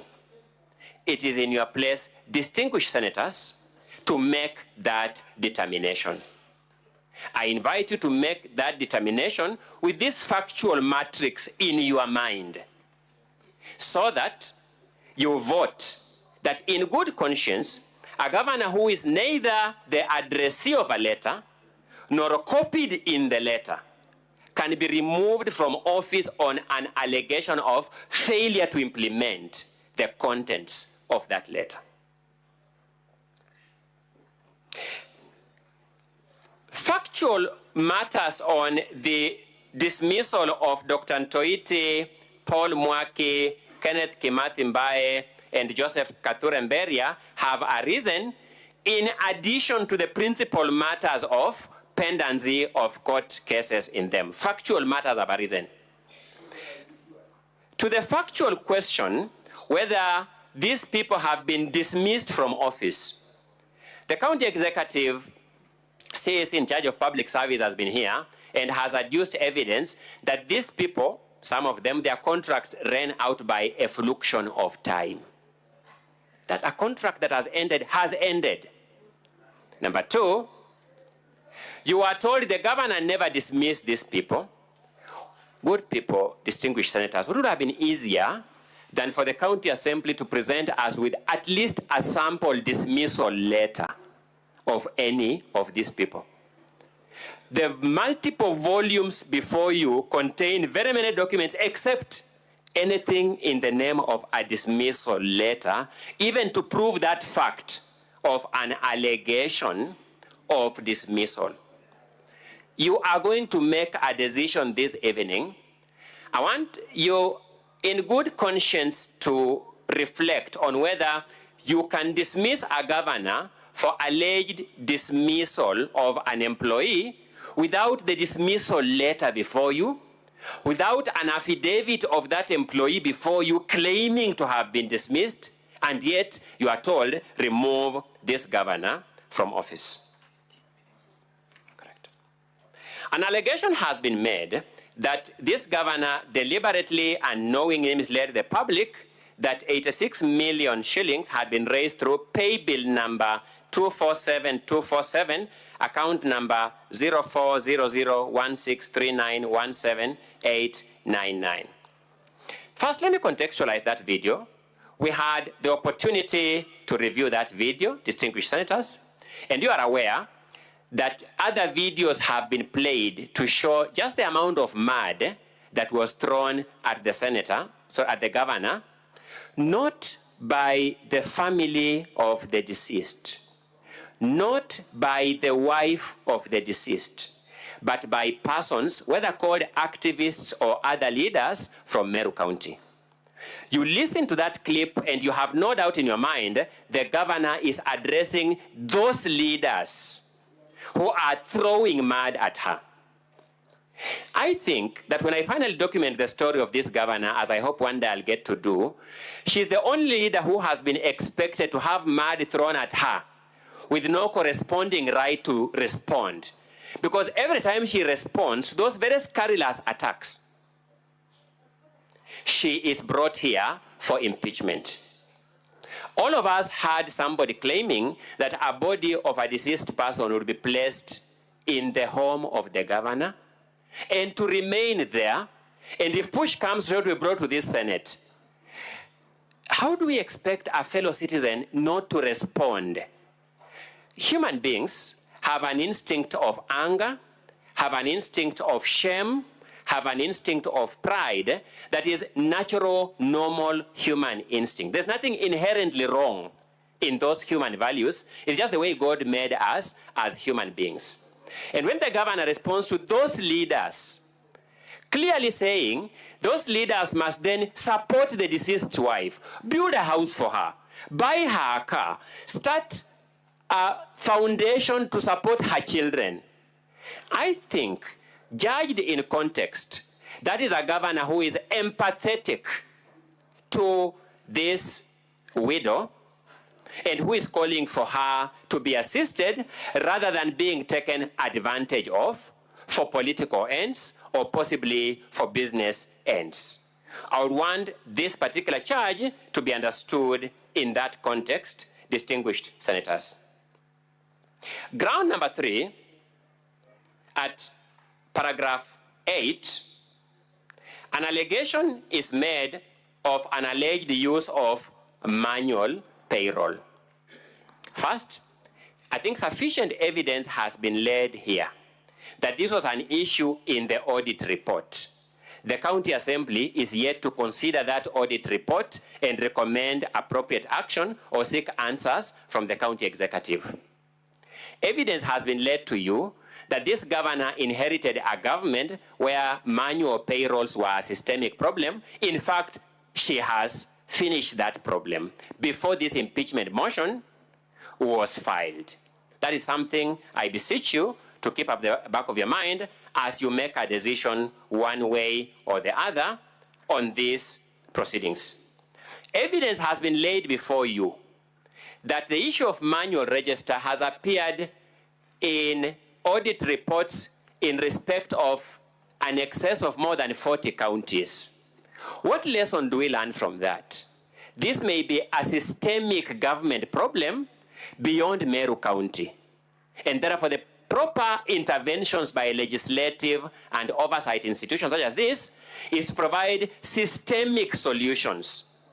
What can we do to ensure that IPPD numbers of staff are processed much faster to conduce an environment where payrolls are run without the necessity to resort to manual payrolls as we wait for IPPD numbers? You will empathize with the governor that if her government were to keep kindergarten teachers without salary for 8 months, pending processing of IPPD numbers by another government institution, that may as well be an unfair labor practice, which will also violate the Constitution. I have addressed the question of employing a bloated workforce. As a matter of fact, the governor has not employed a bloated workforce. As a matter of fact, this matter has been dealt before in a previous impeachment motion. As a matter of fact, evidence has been laid here of the governor's office rejecting other staff being sent to her office. I beseech you to keep that fact at the back of your mind as you make this decision. Finally, on the allegation of paying Kiambi Crispus Manyara, a public communications officer in the office of governor, full salary while in remand, distinguished senators, I want you in good conscience to make a decision whether governors pay staff. Just in the government organogram, whether a governor pays staff. The appointment letter of this particular staff shows that this is actually a staff of the County Public Service Board. That's the appointing authority, that's the disciplining authority. So that where a staff who is charged in court is supposed to be either suspended or interdicted and relevant communication made to the payroll team, that would be the function of the County Public Service Board, which is an independent board established as such under the County Government Act. To blame the governor for the failure or omission of an independent board, which, if the governor sought to interfere with, that may as well be a ground of impeaching her, that will be putting this governor in a grave dilemma. We beseech you not to put this governor or any other governor in such a position of dilemma. The Supreme Court of Kenya, in the case of Sonko versus the County Assembly of Nairobi, set a principle, and I quote, "Though a political process, impeachment is sanctioned by the Constitution and the law, and it is not a platform to settle political scores. It is well within the rights of the governor to adduce evidence before you to show what political machinations are there, so that you can contextualize her allegations that these are processes to settle political scores." Make no mistake, distinguished senators, the governor has set out here. She is a leader like any other leader. She is subject to oversight like any other leader. She is subject to sanction like any other leader. But let it be fair oversight. Let it be fair sanction. Let it not be politically motivated sanction. A side issue has been raised here that this governor is waving a gender card. When the governor was brought here in September last year, she told you, this house, that she was a victim of misogyny. She didn't stop here. She played video clips here for you to see with your own senses, for you to hear with your own senses, for you to feel with your own senses. The decision was yours, and the Hansard of this house shows that even this senator was abhorred by the misogyny that was displayed in those videos. The governor is not creating a narrative of misogyny. The governor presented evidence of misogyny before this house. A narrative has been created here that this governor has been given 2 opportunities before. An impression being created that this governor was perhaps convicted and pardoned. Truth is, this governor has been acquitted on every other occasion that she has been brought here. And therefore, you can't blame her for whatever decision this Senate made based on the evidence that has been brought before the Senate. The case of Martin Nyaga Wambora before the Court of Appeal of Kenya set out the principle that allegations for removal of a governor must be serious, substantial, and weighty. Let's face it. If we want to look for technical infractions of law, that is easy. We can get a technical infraction of law on any officer in any office, on any citizen, wherever situated. The principle, as enunciated by our court, is that to remove a governor from office, the allegation must be serious, substantial, and weighty. And it's in this context that I understood the clarification sought. 5 minutes, thank you. The clarification as sought by Honorable Senator Kajwang as to whether labor disputes, employment disputes would form a basis of an impeachment motion. This institution of parliament has employees. I leave it to your own assessment as whether there are any employees that have ever taken this institution to court. What is sure is that there's an entire court called the Employment and Labor Relations Court, whose business is to resolve labor disputes every day. We don't create institutions for fun. That institution was created because there was an understanding that in our day-to-day lives, people are going to have labor disputes. And therefore, to use a labor dispute that is properly before a court of competent jurisdiction to remove a governor from office, that in and of itself does not pass the test of seriousness, substantiality, and weight. The Court of Appeal also established as a principle that a nexus must be drawn between the governor and the alleged gross violations of the Constitution or any law. So that where the County Public Service Board, for example, fails to interdict or suspend an employee who is charged in a court of law, it strains my imagination how anyone, within the most fertile imagination on earth, can create a nexus between that and the governor. I leave it to the distinguished house here to make a decision on that question. In conclusion, distinguished senators, I have been reflecting on the life and the times of Honorable Kawira Mwangaza. In my other world, Mr. Speaker, I am a teacher, and I talk to my law students every day in a mentorship program, and I was telling them that in the fullness of time, when I am tasked to make my intellectual contributions on gender and the law, my writing will not be on the 2/3 gender principle. My writing will be on the struggle to sustain a woman governor in Meru County. It is difficult for me to imagine of any public official in this country who has been subjected to the trials and tribulations of this governor.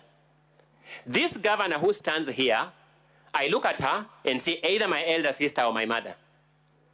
I can't imagine of a lesson in resilience than that is embodied in this woman who sits here before you as governor. I beseech you to have the weight of this submission in your conscience as you grapple with the principal issues, the evidentiary issues, and the factual issues that I have raised this evening. I beseech you to acquit this governor on each of the 3 counts. I rest the governor's final submissions. Thank you, Counsel. Now, honorable senators, ladies and gentlemen, we will now, pursuant to Rules 27 of the Rules of Procedure as contained in the 3rd schedule of our standing orders, we will proceed to a camera session. And therefore, at this juncture, I'll ask the parties to withdraw from the chamber, the members of the public to withdraw from the chamber, and the media to cease live broadcast forthwith.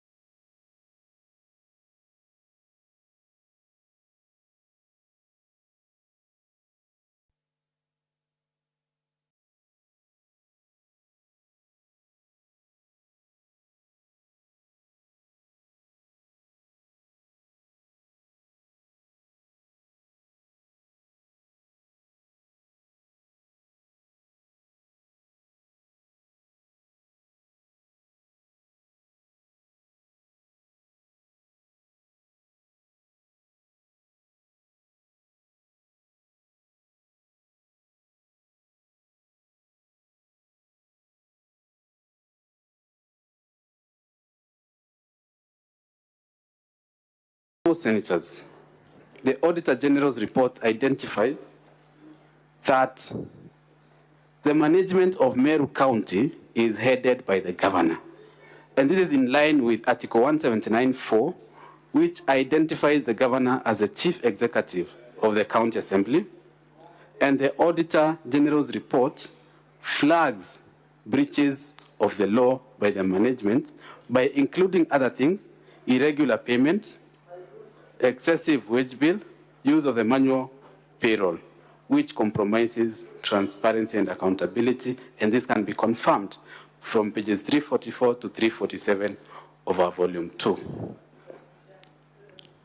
Honorable Senators, the use of the manual payroll, according to the Auditor General, has led to a loss of 102.9 million. Honorable Senators, the governor has refused or failed to appoint chairpersons of various boards in Meru County, and therefore these boards cannot be said to be legally constituted. Even when the governor purportedly forwarded names of nominees to these boards, she failed to forward accompanying information or clarification sought, as is required by the Public Appointments County Assemblies Approval Act, Sections 4 and 6. Honorable Senators, you have been treated, or at least attempts have been made to treat this House to theatrics by the governor and her legal team, who, in attempts to deflect the attention of this House from the governor's violations of the law, have resorted to the stories of gender and other irrelevancies, which are not a sufficient defense or explanation to any of the violations in the impeachment motion. Honorable Senators, as the governor claimed that she illegally revoked the appointment of the CEO of the Public Service Board based on advice from an unnamed legal advisor. The person who was serving as a legal advisor to the governor at the time in question came here, testified.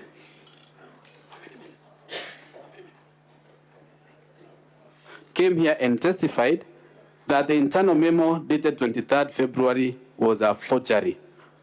She saw an affidavit that was presented to this House. Honorable Senators, the said memo bears no name, and there can be no clearer indication than this that it is indeed a forgery. In the opening remarks by the governor's counsel, this House was told that the Assembly is lying, and in fact the words used were that the Assembly is made of pathological liars who have believed their own lies. In view of this forged memo, I therefore ask this Honorable House, and I invite the Senators to ask, who is lying? The same governor who accuses this Assembly, the County Assembly, of lying, is caught forging that internal memo. A ruling was made this morning that she should deliver the original memo. She has failed to do so. The governor, in the same pattern of lies, stands here and tells you that she has 23 MCAs supporting her. The impeachment motion, a cursory look will tell you it was signed by 49 MCAs. And simple math tells you that 49 plus 23 is 72. Yet, shockingly, the County Assembly of Meru has only 69 MCAs. So it cannot be true that the governor has 23 MCAs supporting her. The Supreme Court in the Sonko case was categorical that there is no obligation in impeachment proceedings to prove each and every charge, and this means that even one charge substantiated should suffice. In that case,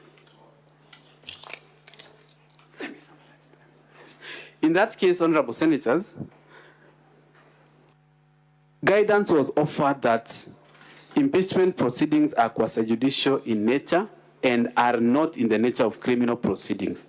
They don't necessarily require that criminal culpability should be proven to succeed. All that is required is that these allegations be substantiated. This word substantiate, what does it mean? It simply means to provide evidence. It does not necessarily mean to prove beyond reasonable doubt. It means that there must be substance in those allegations, that they have been proven to have substance.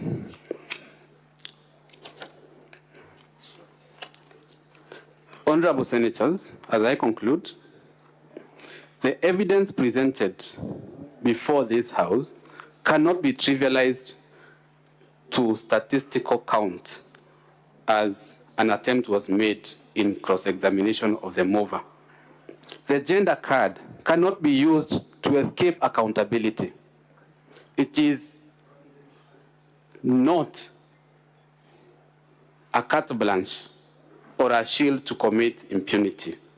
It is not about being female or male. It is about violations of the law and the Constitution. Honorable Senators, finally, in paragraph 7 of the Governor's response, that is volume 1 of the Governor's document, she seems to suggest that the county government of Meru should be dissolved.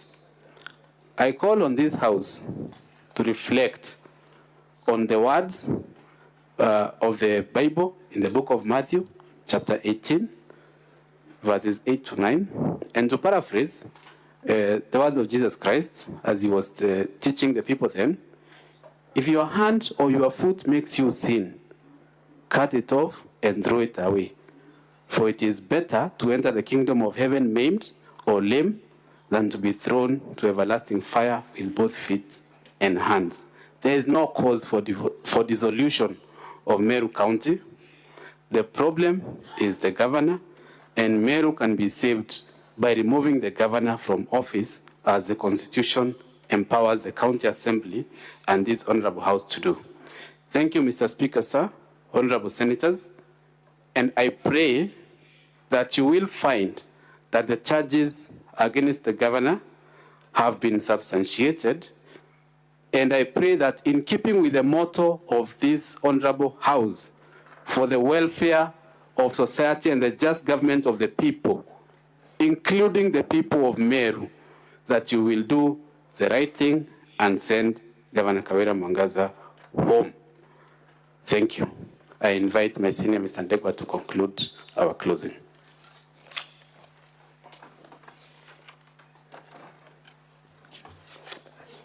Thank you very kindly. I must begin by conveying the apology on the part of the County Assembly for having to engage this distinguished assembly in all these processes. It is not out of the own making of the County Assembly. It is a call of necessity. Necessity has dictated that we must come before you as and when time and situations and circumstances arise. A situation has arisen where we have to come before you, honorable members of the Senate, to ask you to do your noble thing of exercising oversight over the county government of Meru.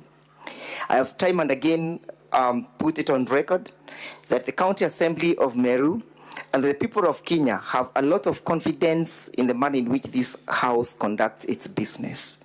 It's on that basis, therefore, that we have been able to appear before you severally, seeking and pleading for only one thing: that justice be done in the county government of Meru. And what justice are we looking for, honorable members? We are looking for justice of that particular person who is not able to access services, courtesy of bad governance. What justice are we looking for? We are looking for justice of that child we saw who was born on a karai, that child who cannot speak, that child whose fate is not even determined. And when the governor is put to task, says, I have just been made aware. How would you take that governor to be a responsible person? How would you take that person to be a person who is capable of enhancing good governance, delivery of services? How is it that she was not aware that that hospital is not functional? How is it that she is not aware that that hospital or dispensary has a functional maternity wing? She takes no bother to confirm why the hospital was not functional as at then. Even having been made aware as at yesterday, she still says, I am not aware. Is that the governor who is capable of running the county? Is it really the mistake of the part of the County Assembly? Or is it the County Assembly being invited by the misconduct and the misdeeds of the governor? Can the county government, can the County Assembly of Meru County sit pretty and watch things go south? Isn't it their responsibility to exercise oversight over the performance of the county government? Are they wrong when they invite the Senate to help and assist and facilitate the operationalization of the oversight function? That is all what we are asking for. That is all what we are asking for. If we were in the UK setup, this house qualifies to be the House of Lords. It's a House of Lords because it's capable of determining where the truth is and where the lie is. Evidence has been led from the County Assembly. Grounds were approved by the mover of the impeachment that it is true the governor has transgressed and violated the Constitution. When she was put to task to explain the circumstances that led to the revocation of that CEO, she simply said, "It wasn't me." And how can it be that the governor can be allowed to get away with a forgery? Isn't it a criminal case in the first instance? And who has a burden of proof? The person who claims that the signature was forged appeared before the Senate.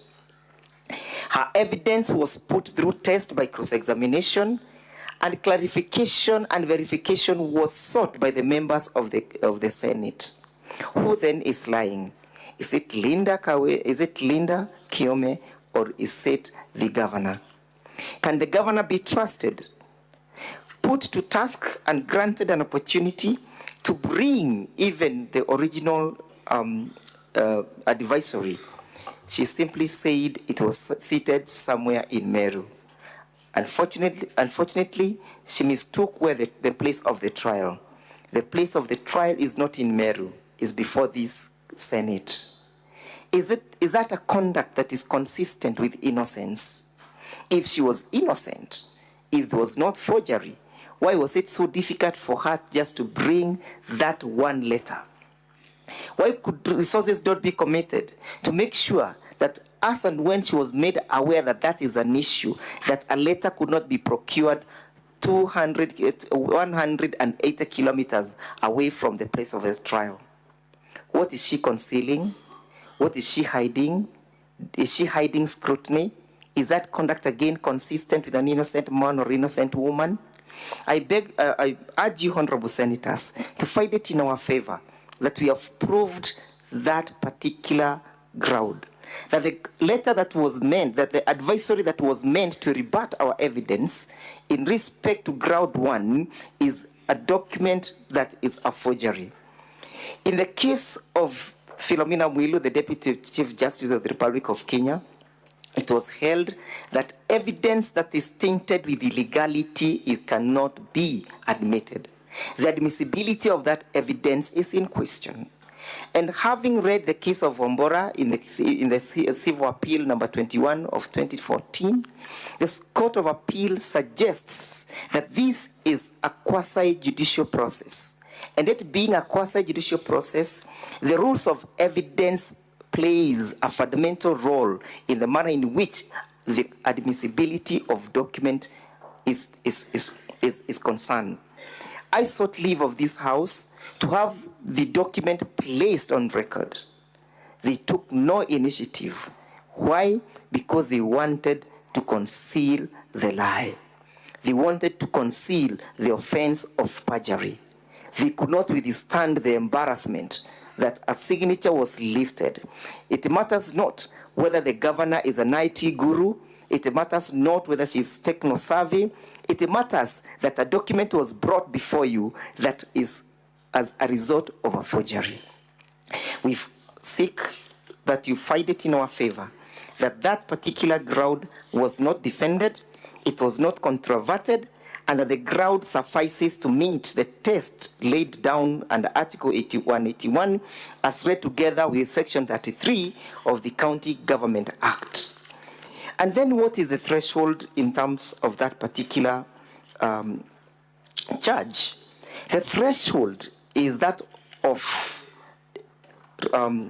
it lies between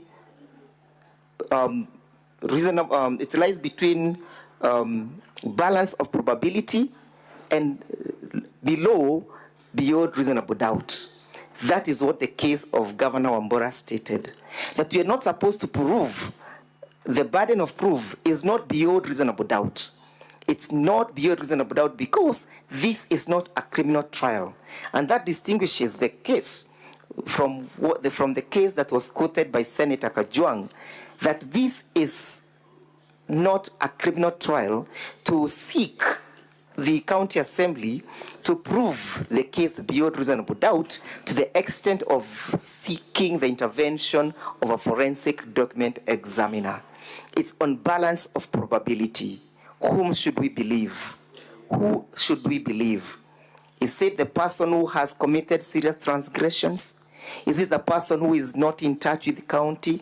Is it the person who is in war with all the leaders in the particular in the entire county?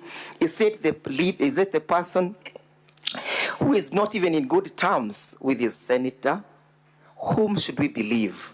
Should we not believe leader? What personal vendetta would leader be having? She is not vying for a seat of governor. It matters not that whether she was a running mate to the previous candidate or not, but it matters that an offense was committed.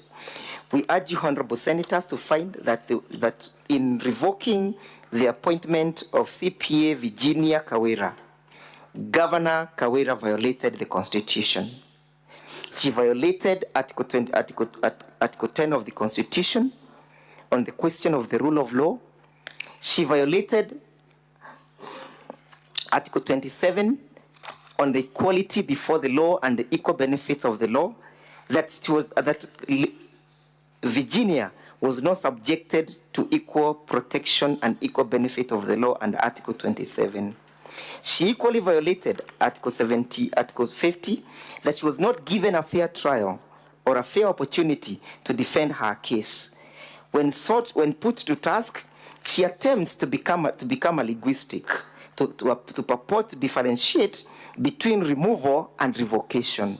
When called to task to read the provisions of Section 58 and Section 59 of the County Government Act, honorable senators, she simply could not distinguish. At the end of the day, whether a revocation or a dismissal, it never followed the due process.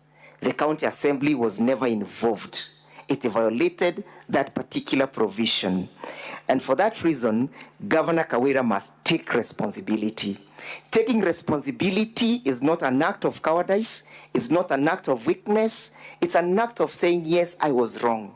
It's an act of admitting when somebody is wrong. And that is what Article 10 speaks about, the question of accountability. And that is what Article 73, which Governor Kawira has violated, speaks about. Article 73, honorable senators, speaks about a person who holds the office of a governor or any other office in the Republic of Kenya, breathing confidence in that particular office. When Governor Kawira lies blatantly, openly to the whole world that she was able to procure an advisory opinion, who can believe her? Is she breathing confidence in that particular office? Should she not be held to account? Is she not bringing that office to disrepute? Honorable senators, we submit that that particular charge has been sufficiently proved. On the question of the appointment of the chairpersons, again, we prove that we have been able to dispose of our burden of not proving this allegation beyond reasonable doubt, but on balance of probability, that yes, Governor Kawira has crippled the operations of the Meru County by blatantly failing and ignoring and or neglecting to execute her functions as a chief executive of Meru County. That amounted to the violation of Section 4 of the Public Appointments Act, in that requires when the governor is bestowed with the responsibility of a duty to follow the provisions of the law. Can she be acquitted? How many times is Governor Kawira going to commit transgressions and get away with it? How many times? When she gets away with the transgressions, where do we leave the people of Meru County? Do the people of Meru County equally deserve justice? Should there not be a balance between the people of Meru County? Where should the balance lie?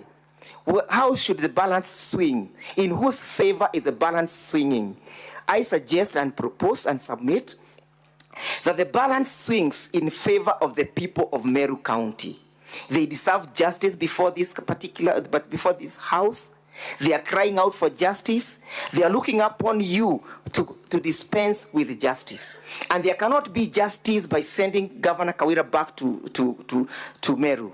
The only justice that can be served, I suggest, is telling her you have failed in your duties, you've neglected in your duties, you've violated the Constitution, you do not know what the Constitution dictates.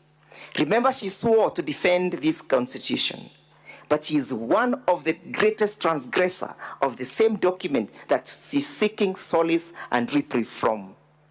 Honorable Senators, Governor Kawira has come before you with dirty hands. She deserves no favor. She deserves no kindness. She deserves no kindness before this particular house, before this Senate. She has come to you with dirty hands. She is not even remorseful that a toddler was born in a Karai when there is just an adjacent health facility. If there will be no any other reason for sending Governor Kawira home, please remember the fate of that particular child. Remember the fate of that particular mother who got embarrassed on that particular day. Remember the interpretation that was done, that men and women had to make sure that young children do not go near that naked woman to see her nakedness. How many embarrassments will this house be treated to? Isn't that something that we need all to take cognizance of? Was that video proving failure of service delivery? Who is responsible of delivering those services if it is not Governor Kawira, who has proved on oath that she has failed? Who else should we hold accountable? Who else should we hold accountable? Should she even be allowed to hide behind the cultural card? She has said and submitted that it's the culture of the Meru people to become and to look down upon women. I believe honorable senators who are present before this honorable house, including the senator of Meru, is a family man. There must be a woman in that particular house. If the senator is a misogynist, how does he live with his wife in his house? How does he live with his daughters in his house? If it is true the people of Meru are masculine, how do they multiply and perpetuate the Meru generation? That is a blatant lie.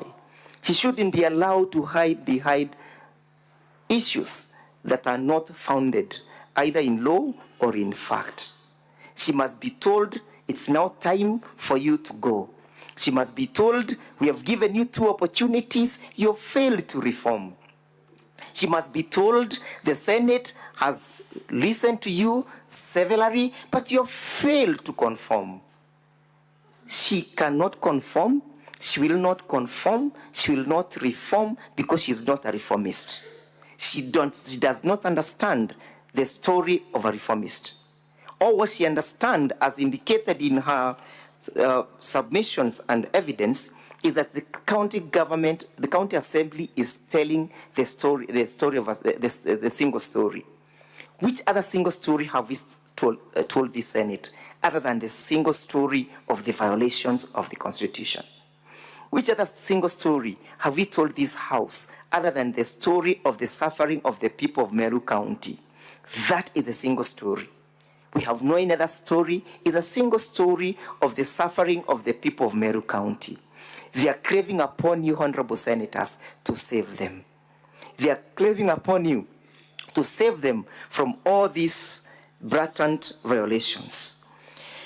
On the question of refusal to implement the recommendations by the county assembly, you might want to ask yourself, why the failure?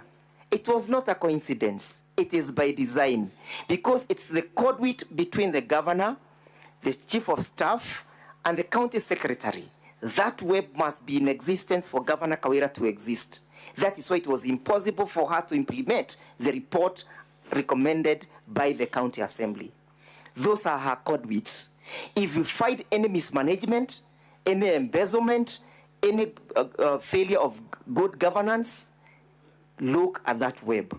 It must be maintained for Governor Kawira to continue transgressing the county. It must be maintained for Governor Kawira to continue perpetuating the suffering of people of Meru.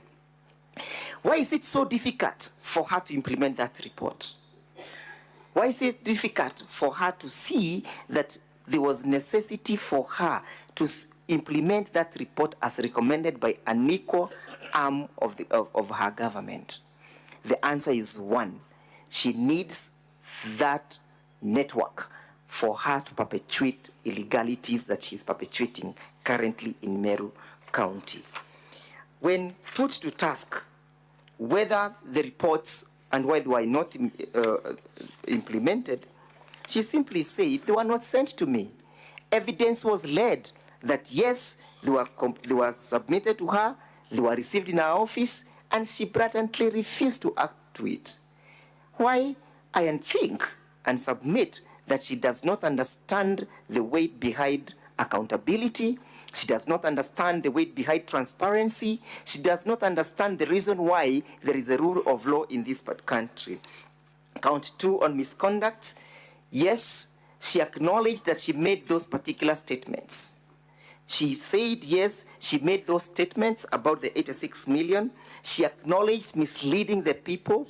She acknowledged that there was not only one account and that whatever she was saying was falsehood. If a leader cannot be held account for the statement that they make, then where is this country going? We must tell the current generation and the future generation that it is important to speak the truth, that it is important to stick to the way of the truth. That is what is right, that is what is just. Did Governor Kawira maintain the path of truth? Did she stick to the path of truth? Did she do what is right in the circumstances? We submit that she willingly veered away from the path of truth. The evidence of the window, and may he rest in peace, was never tested. None of them cross-examined that lady. Her evidence went uncontroverted. Is it usual for a defense counsel not to test the veracity of the evidence of a witness who is putting up a case, and a serious case such as this one? It is not usual. They only knew that they have nothing to cross-examine that lady on, and that whatever she said is therefore truth. And as such, we submit that Article 10 again was proved which speaks to values of and principles of governance.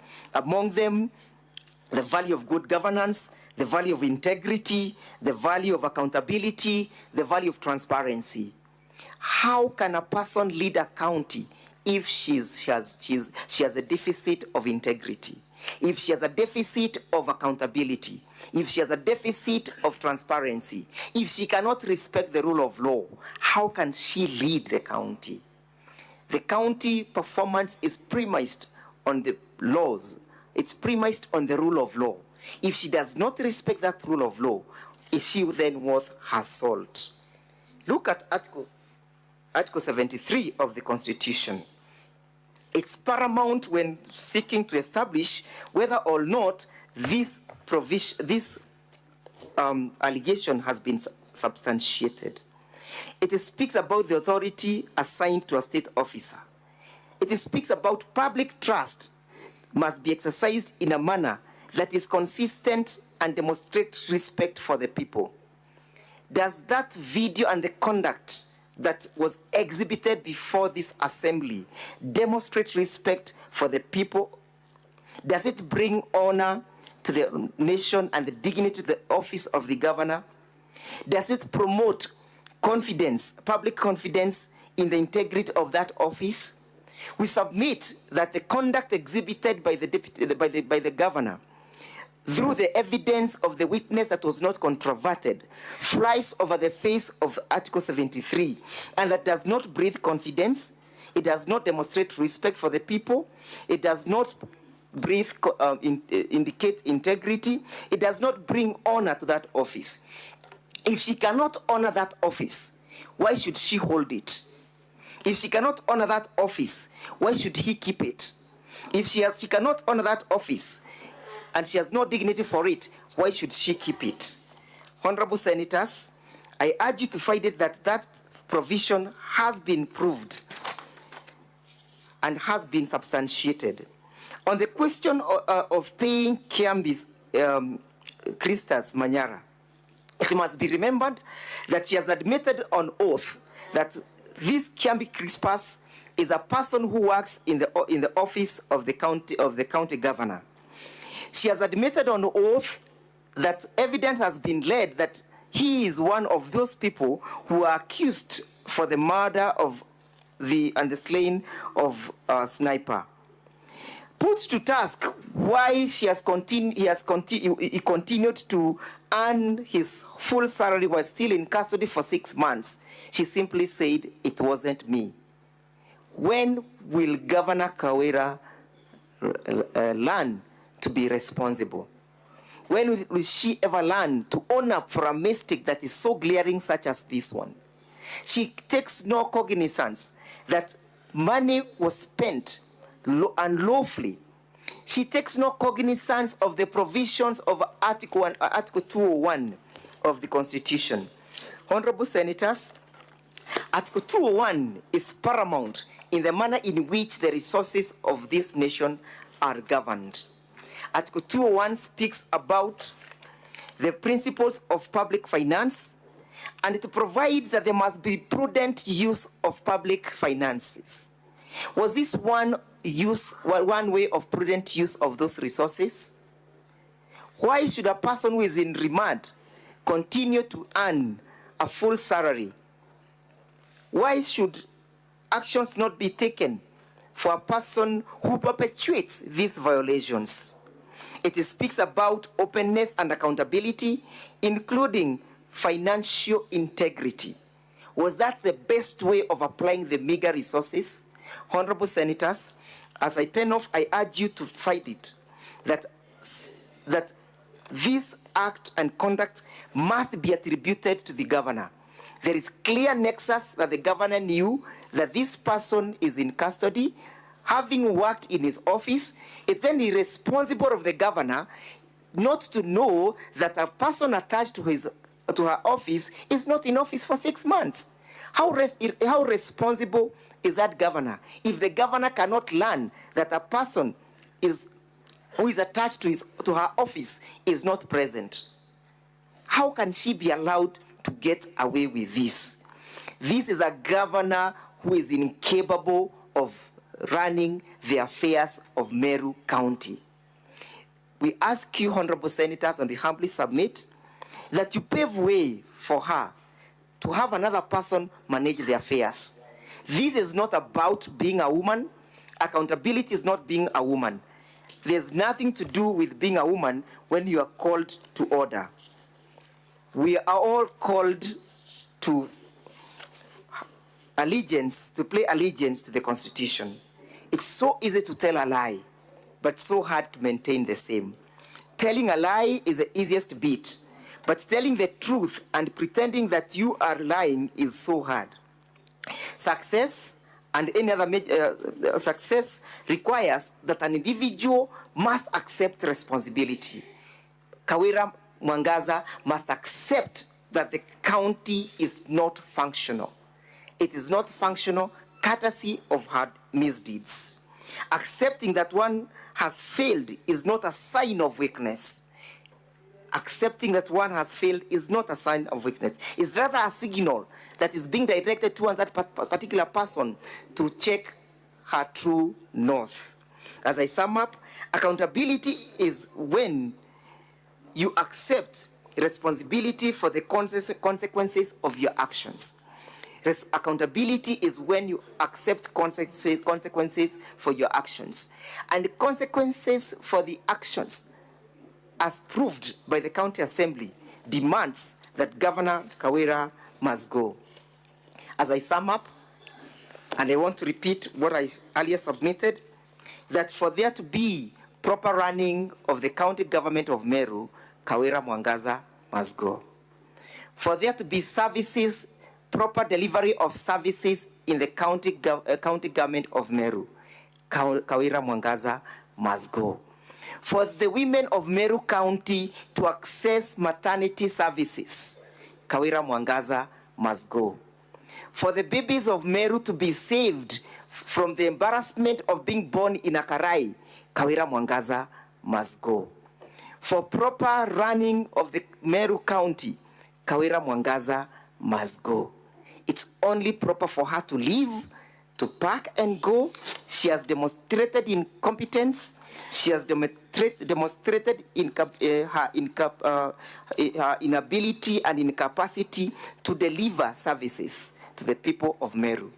We urge you, honorable senators, to fight it in our favor and send Governor Kawira home.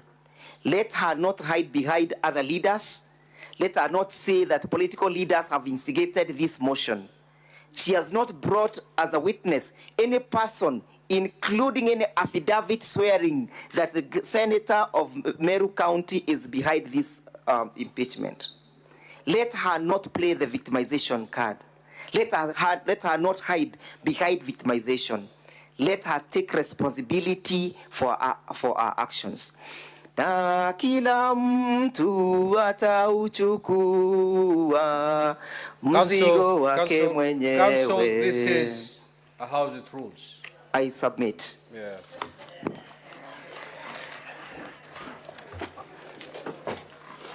Council for Governor, the floor is yours.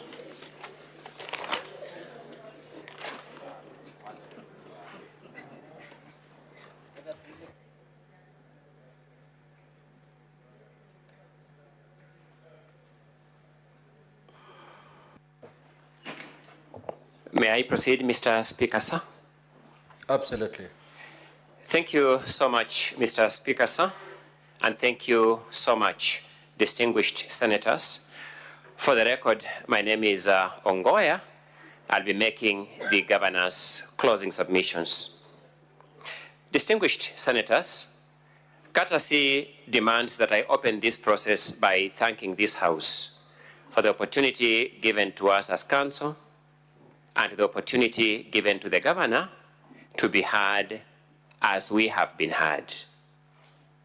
The challenges associated with the time notwithstanding, we are satisfied that we have had a fair day in this honorable House.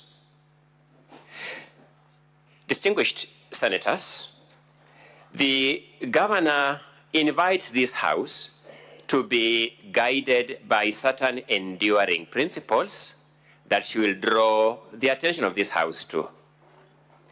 The governor invites this House to be guided by the guidance that was applied by the famous philosopher Socrates to all persons sitting in the position of judges, which you now do.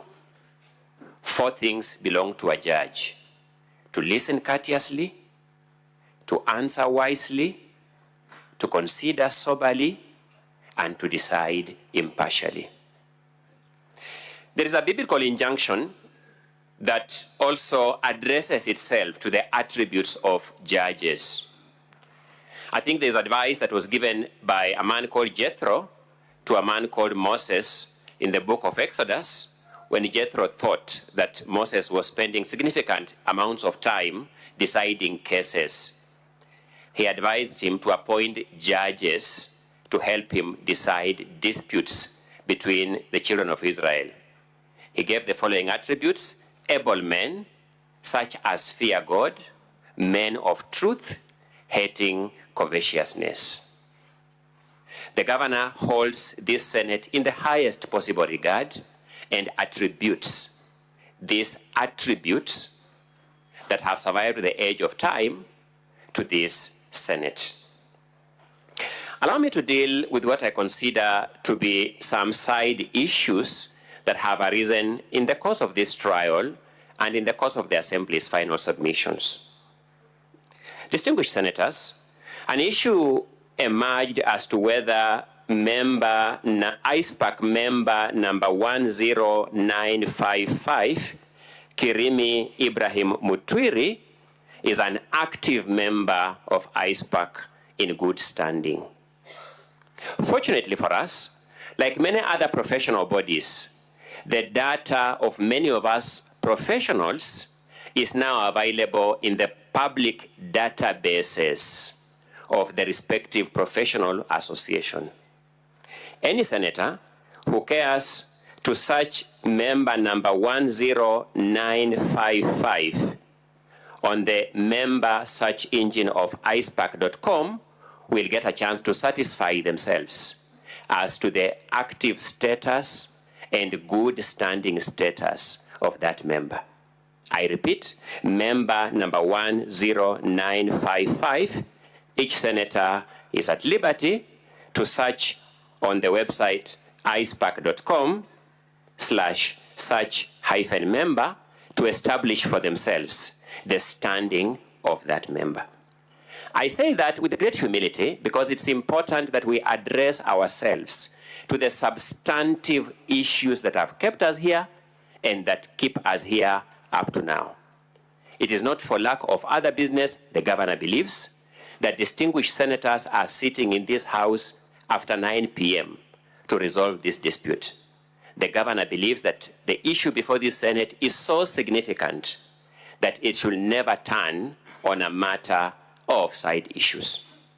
And once senators search member number 10955 in the icepack.com search engine and establish the active and good standing status of that senator, of that accountant, my apologies, they will then form their own opinion as to who is standing on the platform of truth and who is standing on the platform of lack of truth in the conduct of these proceedings. Mr. Speaker, sir, I'll beseech the timekeepers to remind me at intervals of perhaps 15 minutes because I like managing my time as I get along. It's just my humble plea. Mr. Speaker, sir, distinguished senators, impeachment processes, as I have said before, are processes governed by law and legal principles. It is now settled by no lesser authority than the Supreme Court of the Republic of Kenya that public participation is an important pillar of the impeachment process. It therefore means that if an impeachment process is undertaken on a foundation of lack of proper public participation, then that particular impeachment process cannot stand the test of scrutiny. I want to take these senators through the public participation report in volume number 5 of the County Assembly's documents so that these senators in themselves can ascertain whether that principle was satisfied. If the senators can access volume number 5, the largest possible volume of the County Assembly's documents, I'll beseech them to look at page number 35 of that document. Page number 35 of volume 5. It is the biggest volume in the County Assembly document. And if you look at page number 35, there is a photograph on that page, which is supposed to be a photograph of the members of the public attending a public participation function at Abogeta West Ward. I then, distinguished senators who have seen that photo, beseech them to look at page number 30 of the same volume. Page number 30 of that volume,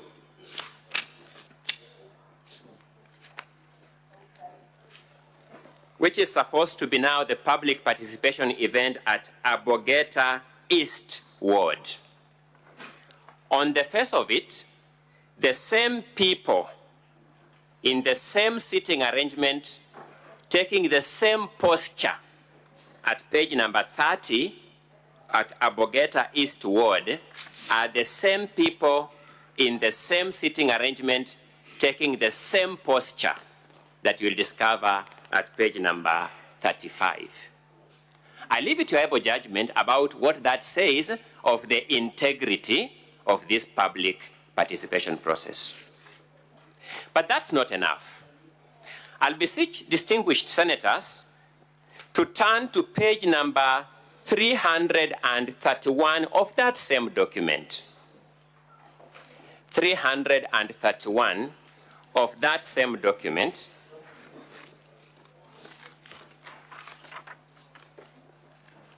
May I urge that we start at page 330 for proper context.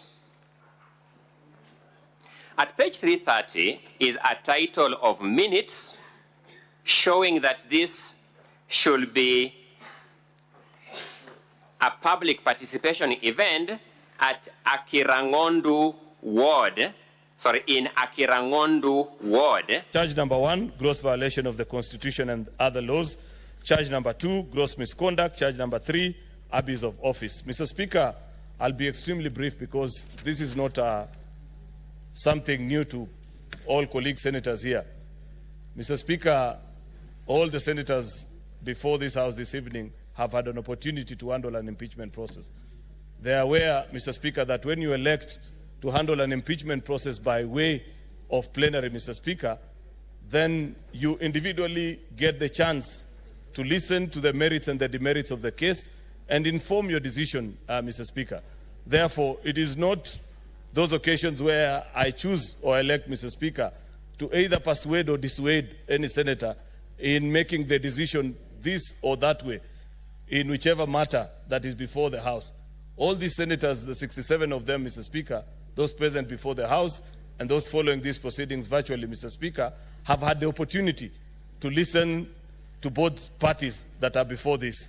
Mr. Speaker, it is now my humble duty to humbly request colleague senators to make a decision that is in the best interest of the people of Meru, because that is what is at the heart of our core mandate in accordance to Article 96, Mr. Speaker, Senate being the custodian of the interests of counties and their governments, Mr. Speaker.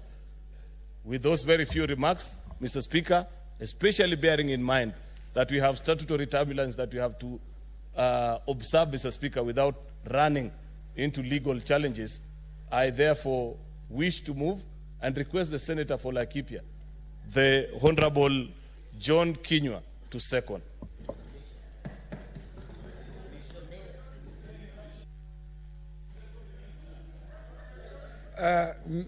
Mr.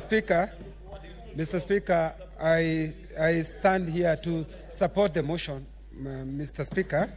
Mr. Speaker, this is everybody have listened to what have been presented to this House, Mr. Speaker, and it's up to this House, Mr. Speaker, to make their decision, Mr. Speaker. We today sit here as judges. We have listened to the evidence that have been presented through this Senate, Mr. Speaker. So it's up to us, Mr. Speaker, to make our informed decision whether to support or otherwise to this motion. So, Mr. Speaker, I support this motion. Mr. Speaker, I support and second this motion. Now, Honorable Senators, I'll proceed to propose a question. That whereas pursuant to Article 181 of the Constitution and Section 33 of the County Governments Act, on Thursday, the 8th of August 2024, the Meru County Assembly approved a motion to remove from office by impeachment of Honorable Kawira Mwangaza, the Governor of Meru County. And further, whereas by letter reference MCA/Res/Volume 5/79 dated the 9th of August 2024 and received in the office of the Speaker of the Senate on Friday, the 9th of August 2024, the Speaker of the Meru County Assembly informed the Speaker of the Senate of the approval of the motion by the County Assembly and further forwarded to the Speaker of the Senate documents in evidence of the proceedings of the Assembly. Further, whereas pursuant to Article 181 of the Constitution, Section 33 of the County Governments Act, and Standing Order 8 of the Senate heard the County Assembly on the grounds for the proposed removal from office by impeachment of Honorable Kawira Mwangaza, the Governor of Meru County. And further, whereas pursuant to Article 181 of the Constitution, Section 33 of the County Governments Act, and Standing Order 80 of the Senate also heard Honorable Kawira Mwangaza on the grounds for her proposed removal from office by impeachment as the Governor of Meru County. Now, therefore, pursuant to Article 181 of the Constitution, Section 33 of the County Governments Act, and Standing Order 80, the Senate resolves to remove from office by impeachment the Honorable Kawira Mwangaza, the Governor of Meru County, on the following charges. Charge 1, gross violation of the Constitution and other laws. Charge 2, gross misconduct. And Charge 3, abuse of office. The floor is open. Yes, what is your point of order, Senator Fernandi? Thank you, Mr. Speaker. I stand as per Standing Order 111 on limitation of debate, that I proposed, Mr. Speaker, that we limit the debate to 3 minutes, and we should allow the mover to reply at around 11:48, so that we can be able to meet statutory timelines as per the Gazette notice, and don't risk running into legal challenges. With a lot of humility and grace and honor, I request the Deputy Majority Whip, Senator Lilegwe of Samburu, to second.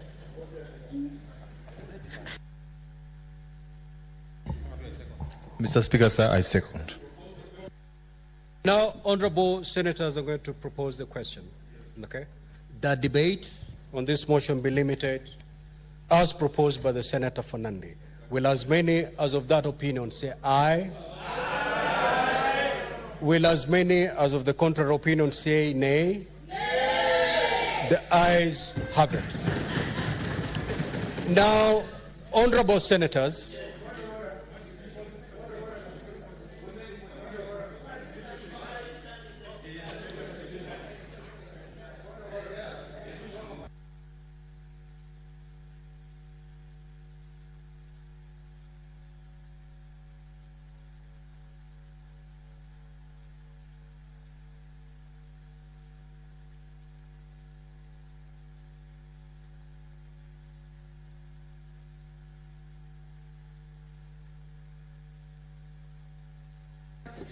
now, honorable senators, the requested number having been met, we'll proceed to division.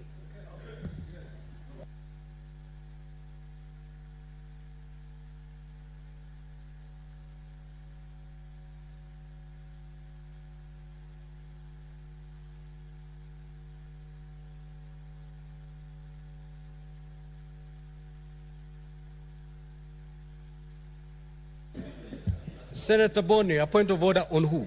Who is out of order? All right, proceed to an intervention. I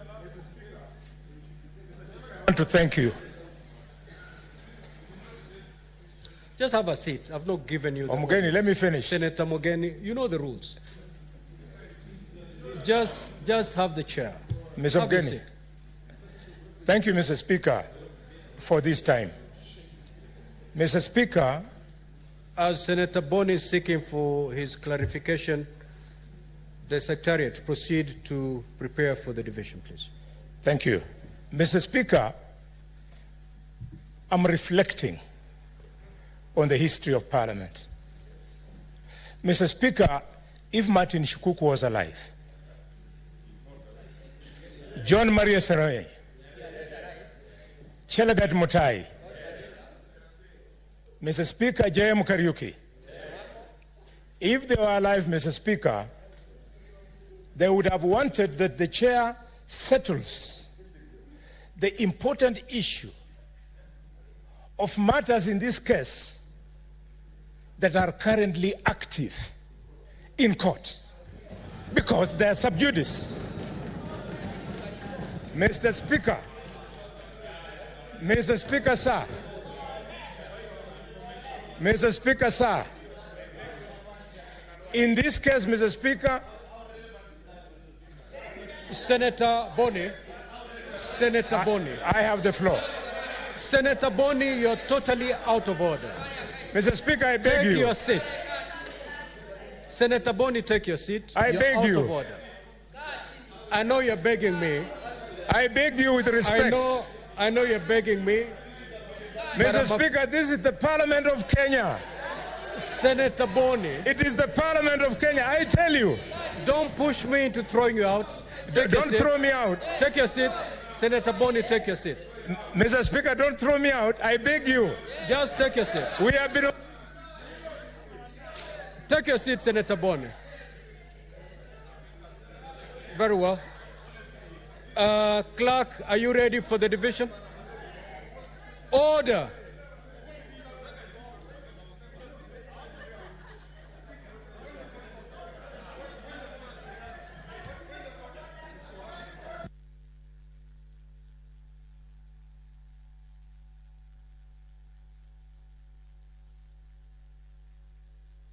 Senator Olekine, you're totally out of order.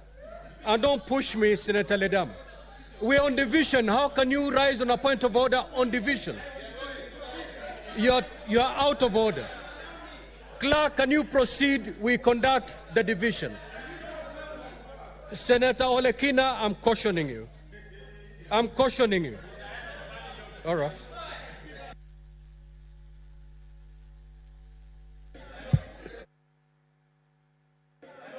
Clerk, let's proceed.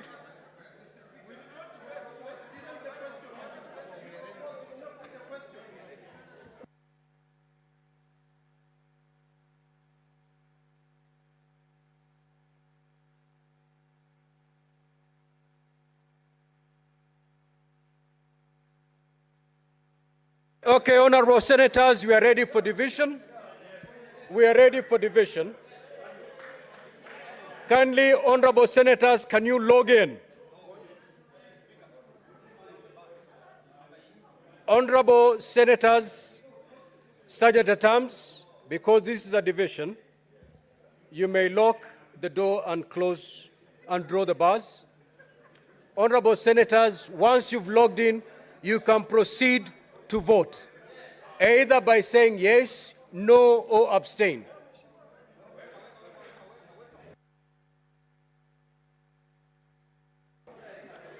Honorable senators, this is a procedural motion. Even nominated senators can take part. Proceed to vote. Proceed to vote.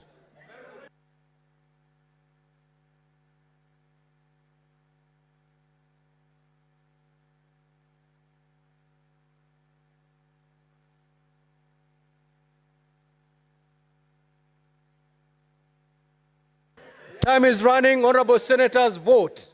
Time is running.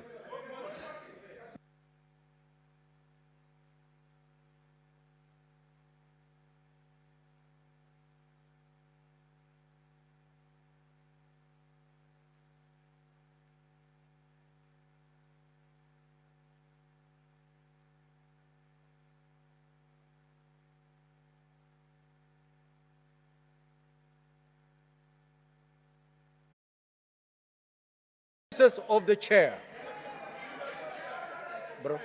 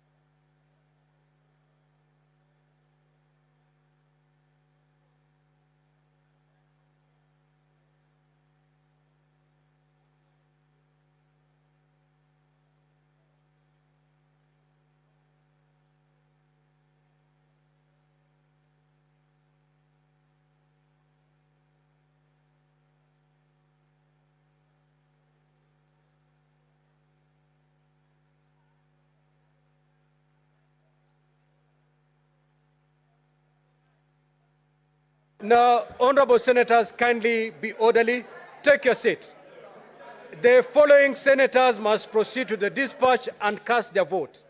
Senator Olekina, Senator Mogeni, Senator Richard Onyonka, Senator Osotsi, Senator Kajwang, Senator Beth Siengo, Senator Agnes Kavindu, Senator Hezena, Senator Montet Batuli, Senator Muhammad Abdallah Shakila, and Senator Manzo.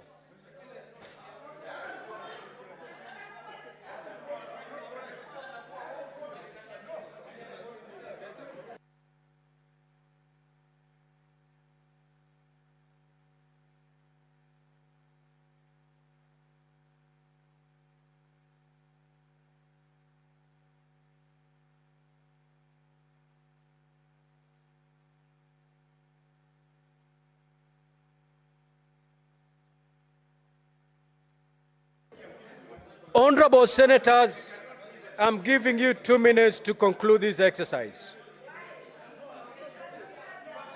In the next...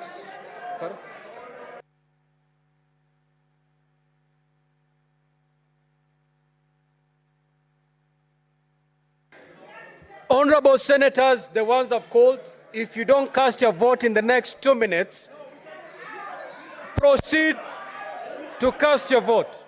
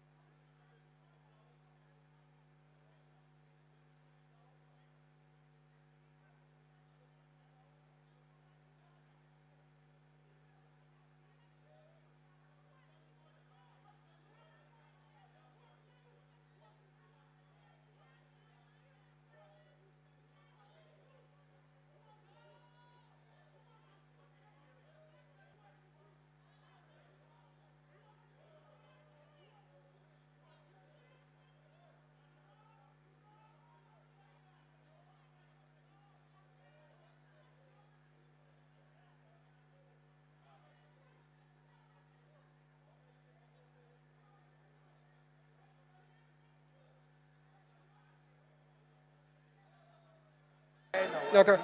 Now, honorable senators, order, honorable senators. The 2 minutes that I've granted are now over. Minority Leader, Senator Beth Siango, Sergeant at Arms, kindly get Beth Siango out of the chamber.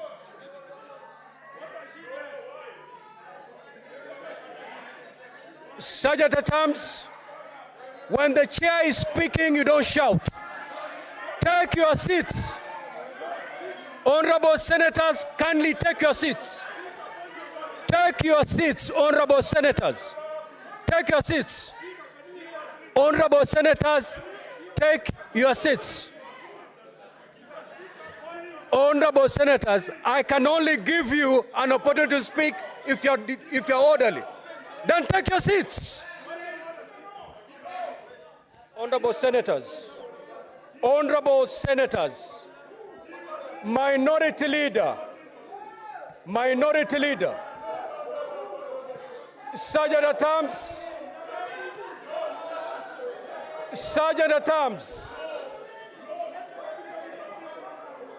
order, Sergeant at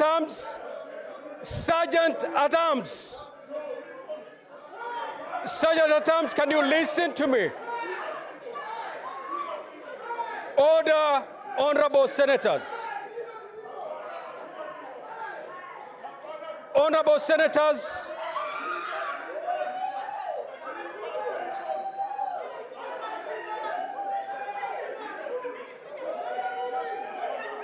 order, honorable senators. Sergeant at Arms, Sergeant at Arms.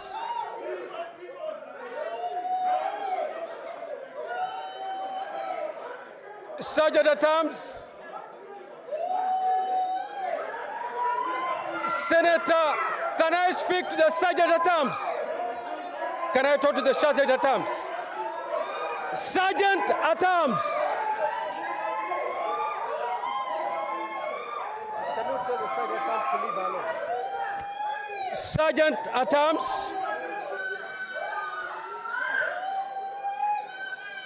Sergeant at Arms, can you take your positions? Sergeant at Arms, can you take your positions?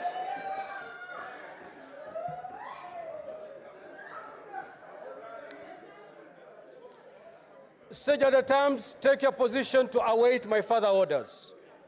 Sergeant at Arms, take your positions and await my further orders.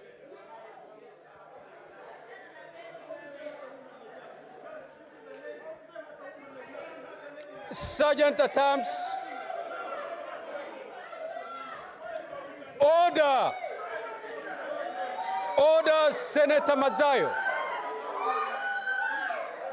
Order.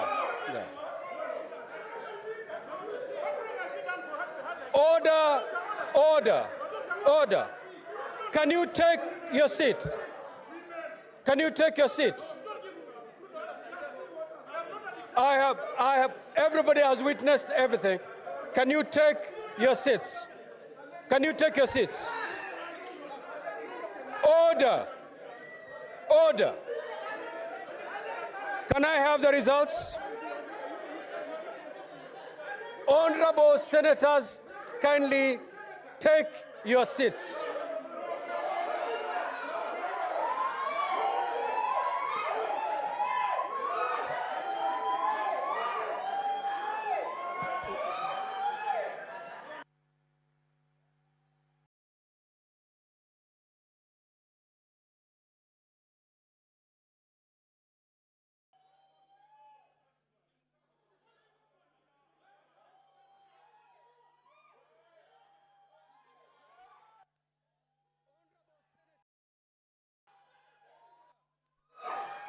Order, honorable senators. Let alone the senator. Let the senator be left for a while. Sergeant at Arms, can you walk away from the senator, please? Sergeant at Arms. Sergeant at Arms.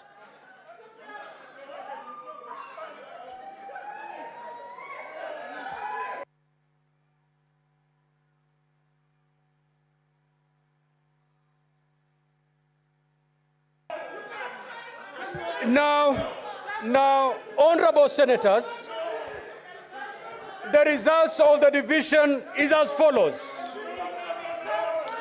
Ayes 31, nays 9, abstention 1. The ayes have it. So let's proceed.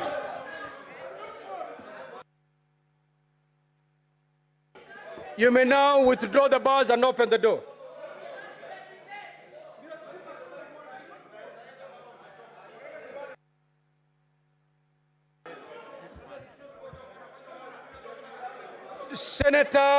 Senator,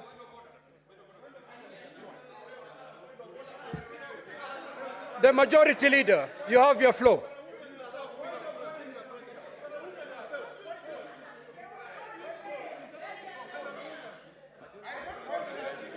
Yeah?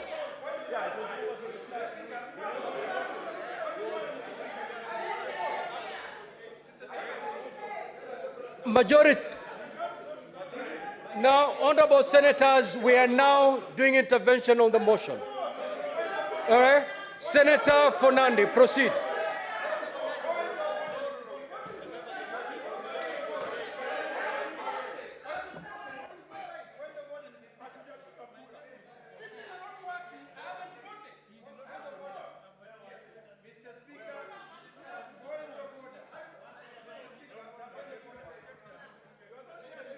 Proceed.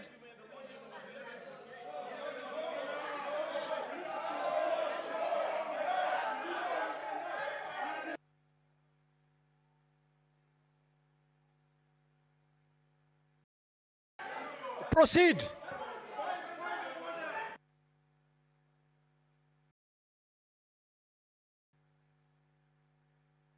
Chiragay, proceed to make your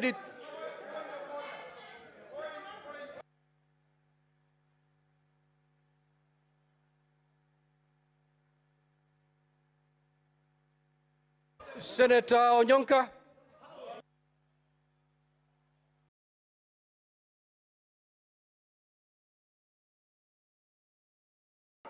Honorable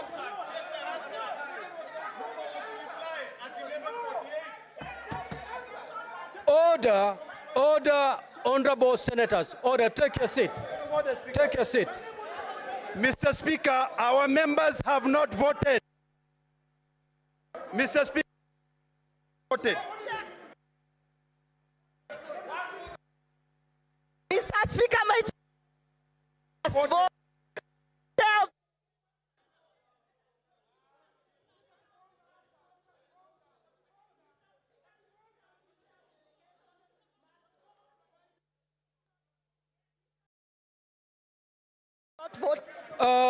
Order, honorable He must senators. vote, Mr. Speaker. Senator Orobo, you're totally out of order. I order you to move out of the chamber, withdraw from the chamber. Senator Orobo. And the following shall follow. Senator Orobo, you proceed to withdraw from the chamber, and the following shall follow. Take your seats. Take your seats. Take your seats. Take your seats. Take your seats. Save for Senator Onyonka.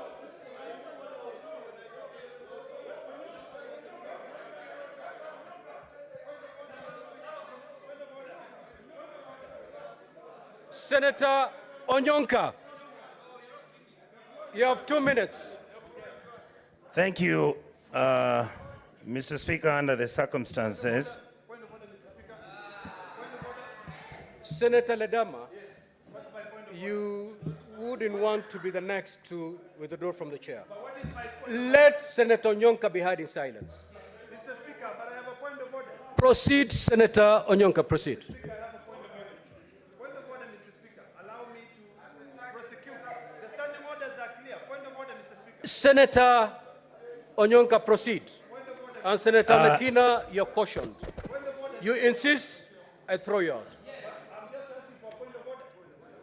That's how you're going to land outside this chamber.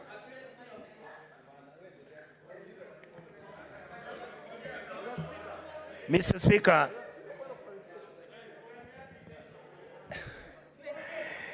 Mr. Speaker, under the circumstances, I find it difficult to raise and discuss the issues that have led us to where we are.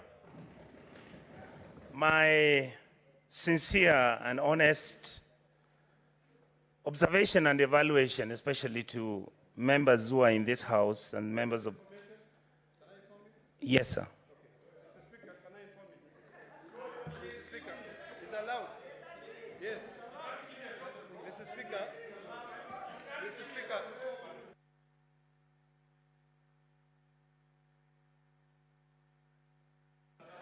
I have not allowed that.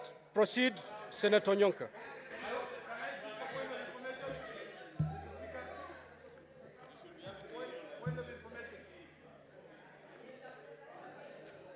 Mr. Speaker and colleagues who are here, I would like to ask all of you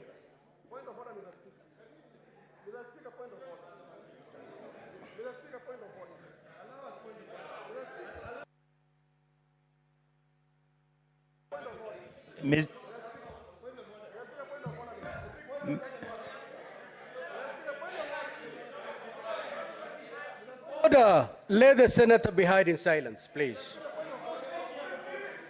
Mr. Speaker,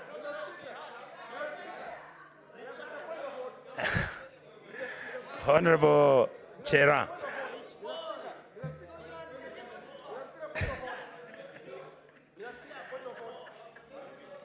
Mr. Speaker, I would like... Senator Onyonka, yes, you have under 1 minute. Mr. Speaker, in that case, I will not say anything because under the circumstances, I can't express myself. Very well. At this juncture, I will call upon the governor for Meru in 2 minutes to make her closing remarks to the Senate. Proceed. Governor for Meru, if you have anything to say, this is the time to address the Senate. And Governor for Meru, if you don't have anything to say, it's okay.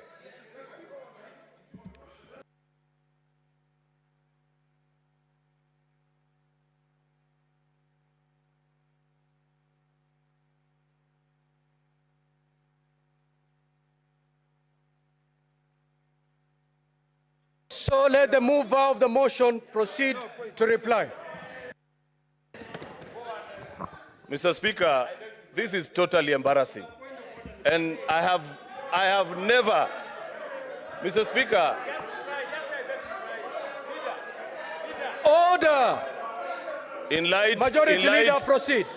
Proceed. In light of the fact, Mr. Speaker, that they have people who have chosen to behave in a disorderly manner, Mr. Speaker, I cannot give my comments.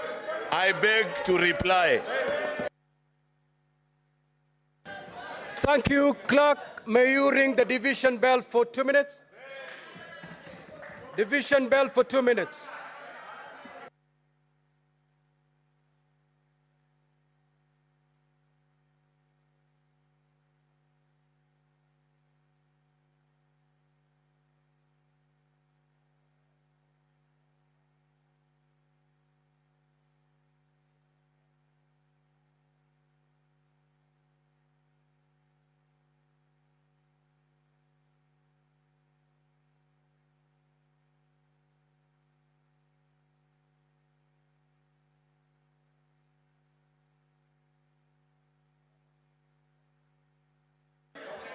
Is the Sergeant at Arms ringing the bell?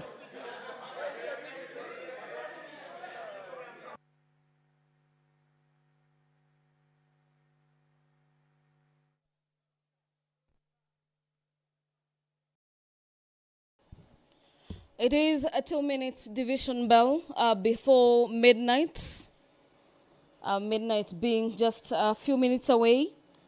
And under the law, the House must, by the next 3 minutes or so, have voted in regards to the fate of the Meru governor, Kawira Mwangaza. The Speaker had just called the governor for Meru County to make her final submission and appeal before the House. that did not happen owing to the not so orderly issues coming from the chamber in regards to the divisions. If the House was to proceed to reduce debate by 3 minutes. So any moment from now. Honorable Senators, kindly take your seats. We will proceed to vote.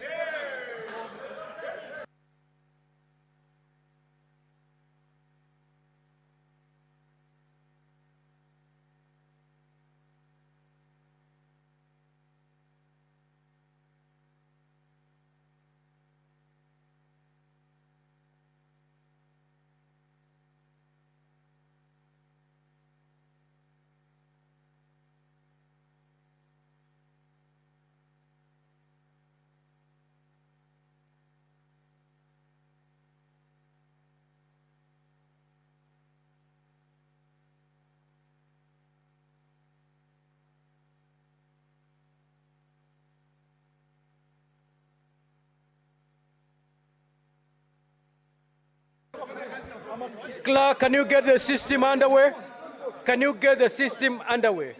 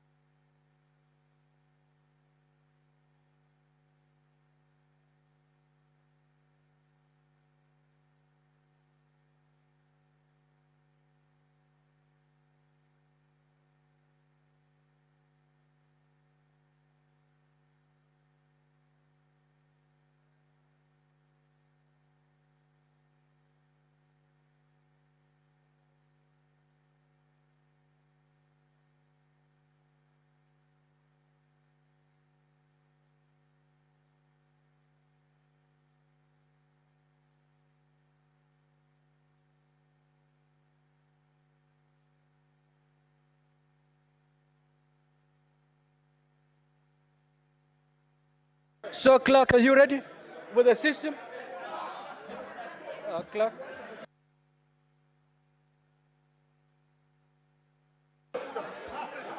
Now, honorable senators, voting shall be electronically. Kindly take a seat. Clerk, can you put the system up and running?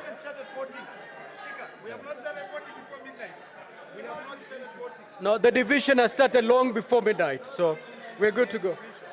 We're in division. Honorable senators, kindly take your seats. Kindly take your seats.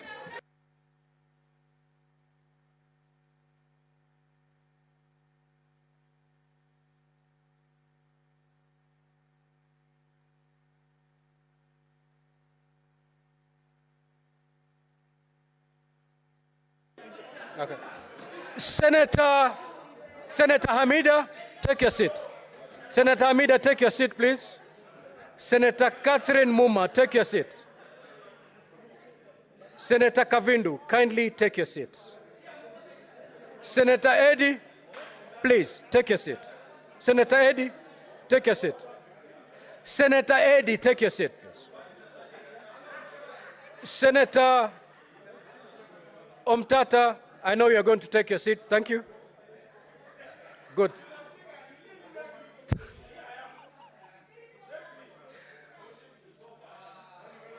Very proud of you. Take your seat. Senator Mogeni, take your seat, please, Senator. The minority leader, please, take your seat. Senator for Narrow County, Senator Ledama Olekina, the minority whip. Take your seat.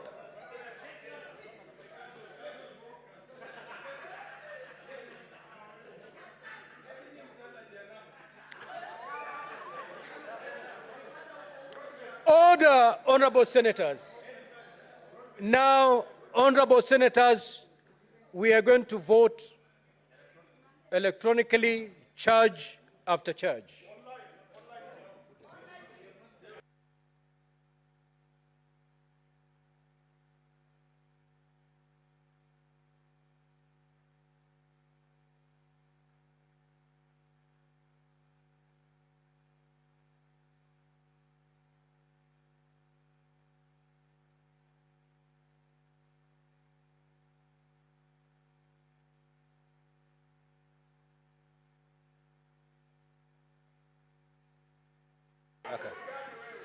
Okay, order. Minority Leader, kindly take a seat. Minority Leader, please take a seat. Take a seat. Now, honorable senators, I'll proceed to put the question. I know.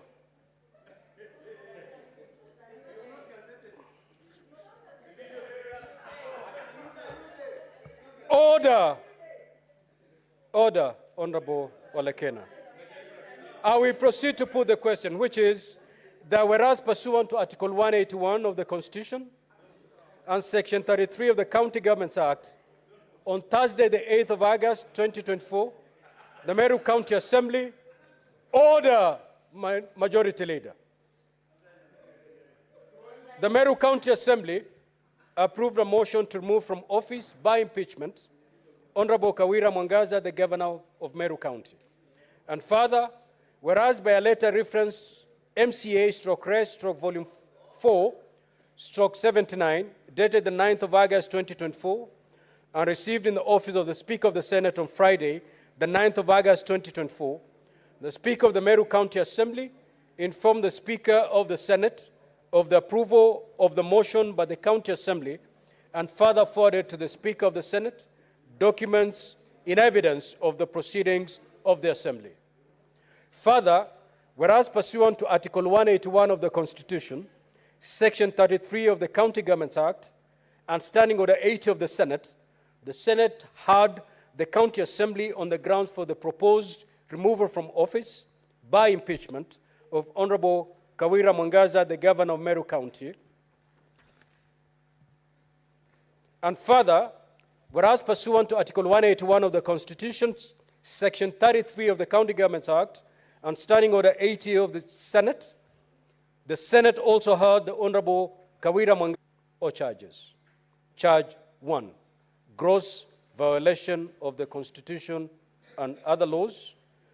Charge 2, gross misconduct. And charge 3, abuse of office. Now, honorable senators, we are going to vote on charge number 1, which is gross violation of the Constitution and other laws. You may now proceed to vote.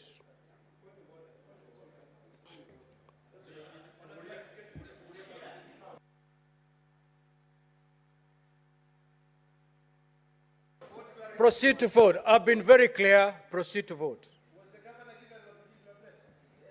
Yes, she was, and she declined. Proceed to vote.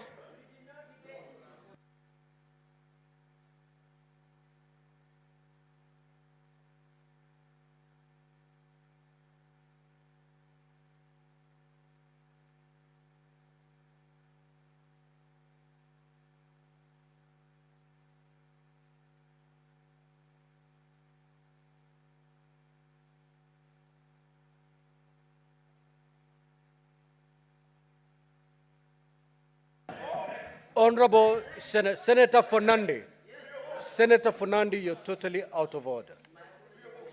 You vote and keep your calm. You vote and keep your calm.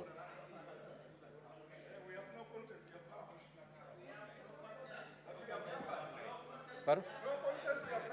Now, there are those senators who are online. We have honorable senators who are online. Senator Professor Tom Ojenda, you may proceed to vote. Senator Chimera, stay calm. Online.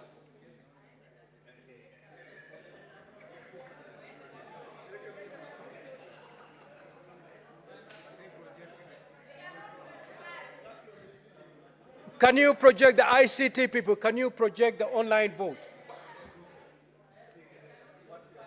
Because we need to see how the senator is dressed, whether They are within the Speaker's rules.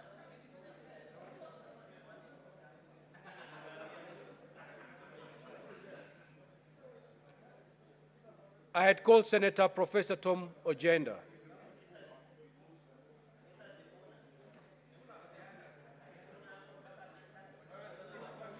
So Senator Ojenda is not online, is he, Secretariat? We need to see how he's dressed up.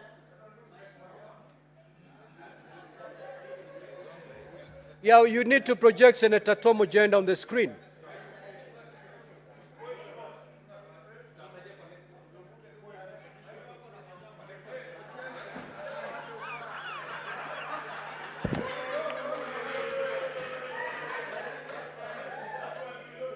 Can we see Senator Tom Ojenda?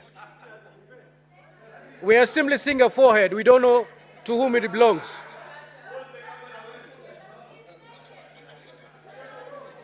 It is my ruling that Senator Tom Ojenda, as he is now appearing, he cannot vote. We move to Senator Sifuna.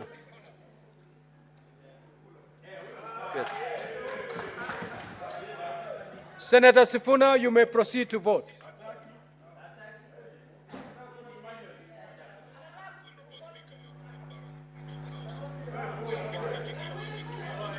Senator Sifuna, you're out of order and you're not going to partake any proceedings of the House. We move to the other senator. We move to the other senator. Let's move to the other senator. Is that a senator? Senator Dulo. We move to Senator Dulo. We move to Senator Dulo. Senator Dulo, you may proceed to vote.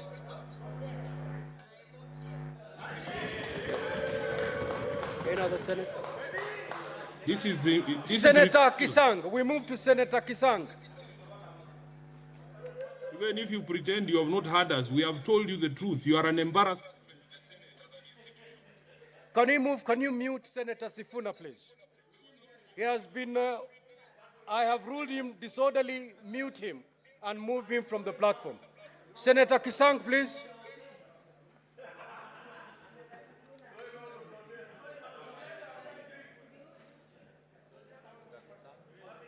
Senator Kisang.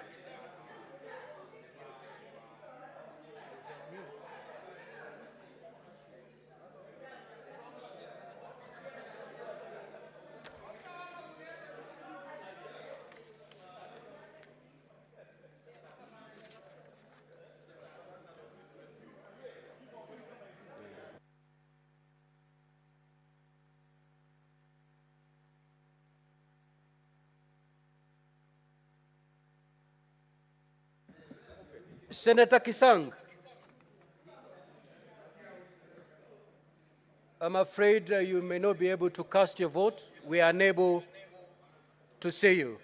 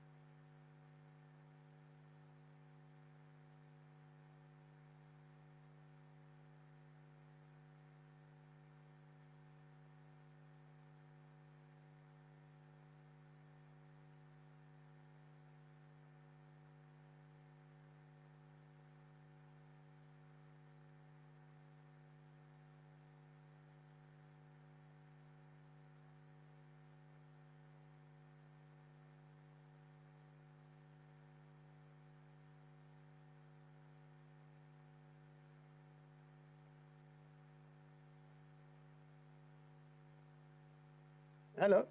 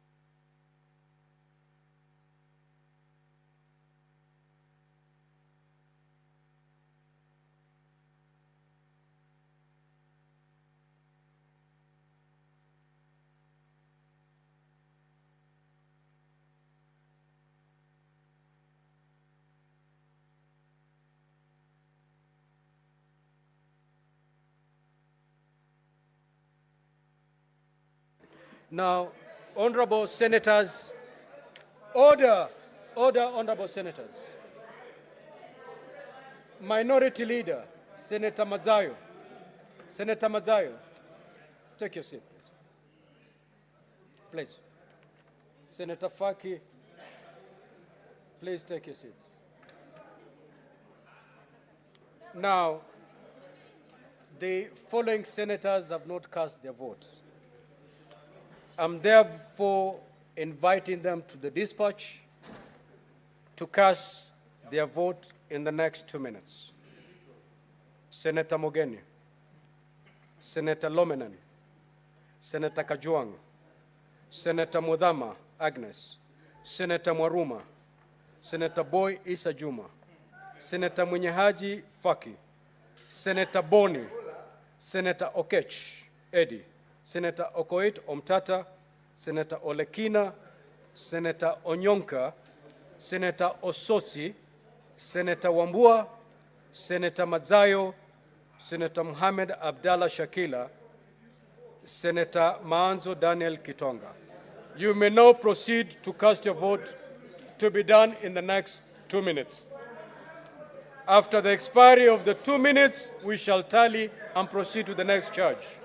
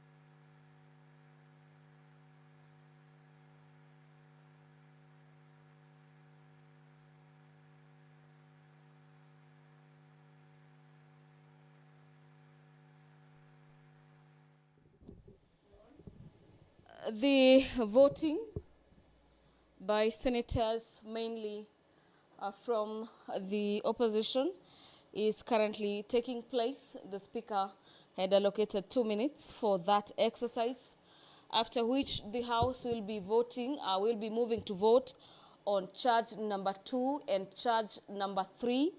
Already an electronic vote was undertaken on charge number 1 on gross violation of the Constitution and other laws. We had 25 senators voting for yes. There were 0 no's, as a section of senators had not casted their votes, and 0 abstentions. And following that directive, we await the members who have been called to the bar to cast their vote to finish that exercise, after which the Speaker of the Senate, currently presiding over the business this evening or night, from wherever you're watching these proceedings of the Senate from, will be announcing the tally in regards to how the charges were voted on. Meru Governor Kawira Mwangaza is facing 3 impeachment charges that have been leveled against her. One of them is a gross violation of the Constitution and other laws, gross misconduct, and finally abuse of office. And senators will be voting on each and every count, after which the Speaker will be announcing the tally. And in regards to the provisions of the Constitution, when it comes to impeachments, a total number of 24 senators are required to either uphold an impeachment or equally throw it out altogether. But that notwithstanding, the outcome of the vote this evening, we await the directives and communication from the Speaker this evening. Allow me to hand over back to the chamber this evening. Enjoy your continued live broadcast streaming from Parliament buildings this evening.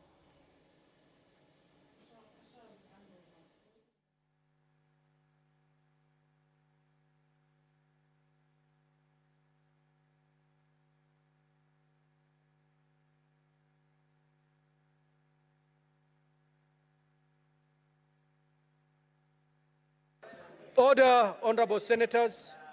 Senator Keroche, Senator Hamida, and the Senator Fernandi. The Chair of PAC. The Minority Whip. And the Minority Leader. Now, honorable senators, the results of the division on charge number 1 is as follows. Ayes at 26, nays at 4. Senator Fernandi, I have told you.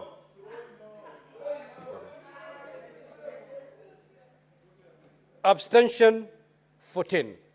So the ayes have it on count number 1. Honorable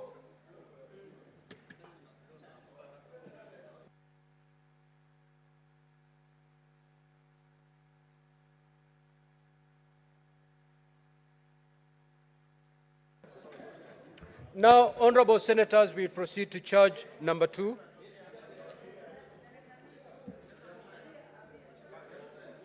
Can you have the system up and running?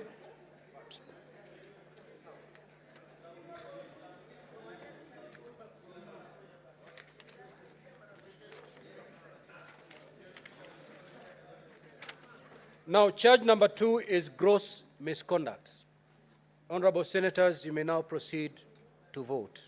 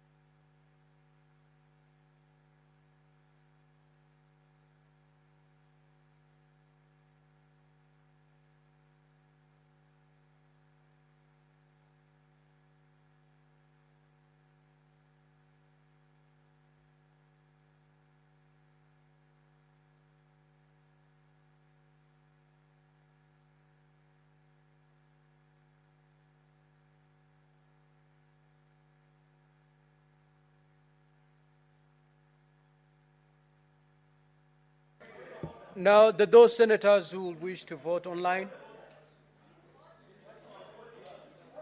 Senator Dulo, proceed to vote.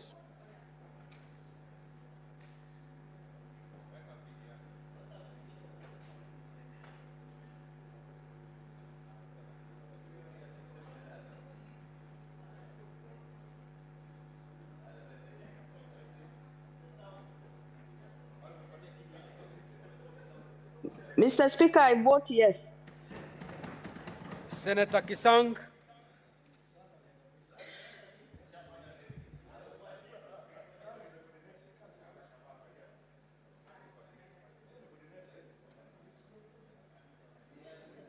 I vote yes, Mr. Speaker.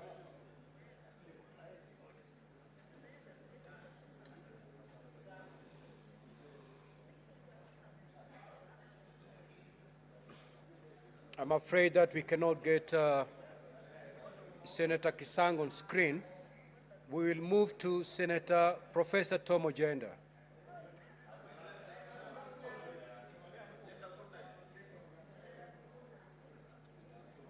Speaker, Mr. Speaker, I vote no.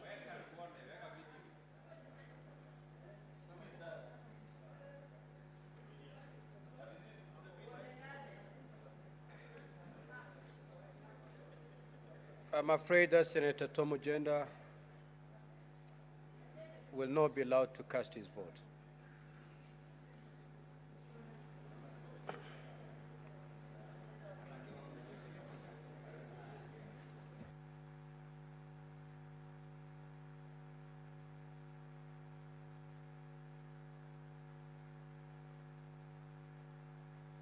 You know, Senator Kisang, can we see you?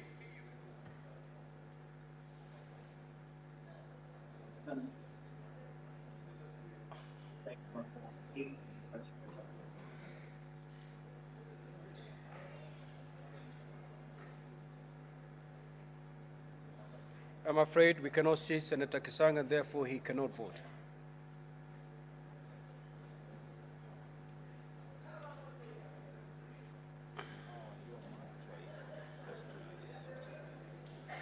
Now, the following senators should proceed to dispatch and cast their votes.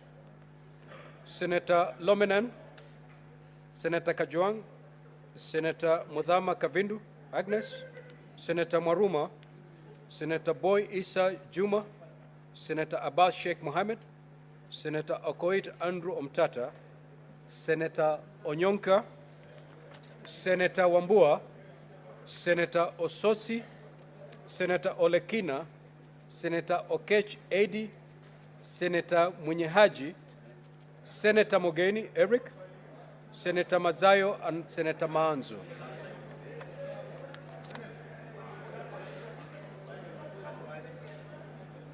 Senator Boni.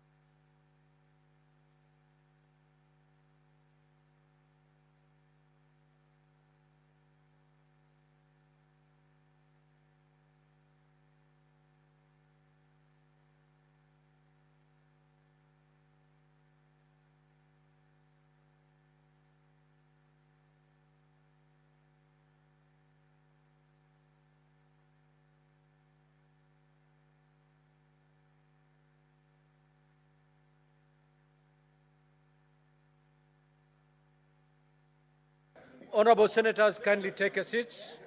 Senator Fernande, Majority Leader, the Chairman of PAC, Senator Eddy. Take a seat.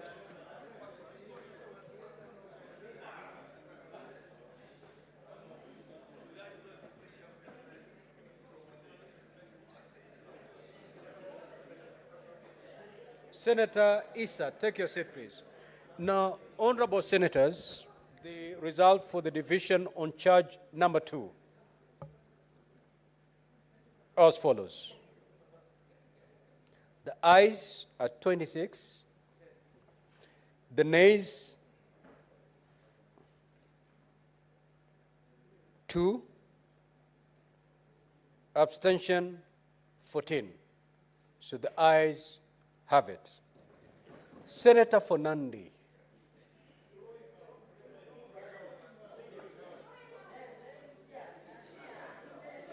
Contain your excitement, however misplaced it may be. Yes.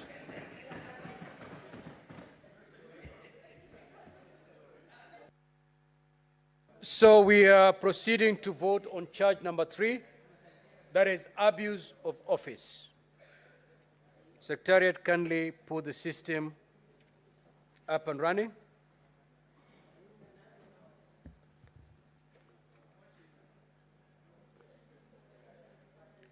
Honorable senators, the system is ready for you. You may now proceed to vote on charge number 3, which is abuse of office.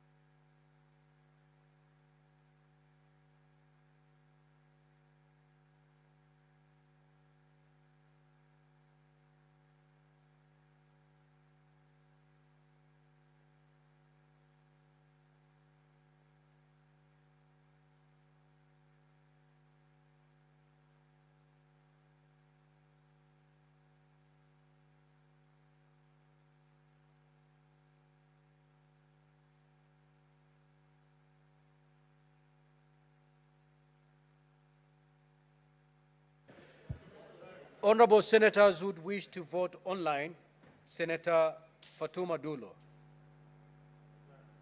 Proceed to vote, Honorable Senator. Mr. Speaker, I vote yes. We now move to Senator Kisang. Senator Kisang? Yes, Speaker, I vote no. We cannot see you, Senator Kisang. You can't see me. But we need to see him.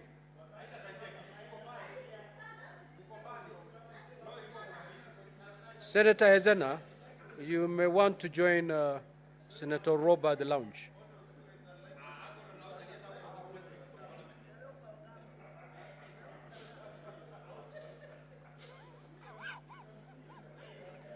Speaker, I don't know what's wrong with my camera. Senator Kisang, I'm afraid we may not be able to take your vote. We cannot see you. So we proceed to Professor Tom Ojenda. Professor Tom Ojenda? Professor Tom Ojenda. We cannot see Professor Tom Ojenda, and therefore he may not proceed to vote. Mr. Speaker, can you hear me? I can hear you, but I cannot see you. I need to see you for you to proceed to vote. Mr. Speaker, I'm concerned about the time. I do not know whether we are in time for this third process. Can you beam Honorable Professor Tom Ojenda on the screen, please? Mr. Speaker, I think I have network challenges. This is trying to... Okay, so then I'm sorry. Professor, I'm sorry, you will not be able to vote. As far as Professor Sifuna is concerned, the problem, he's already been ruled out of order. How about myself, Speaker?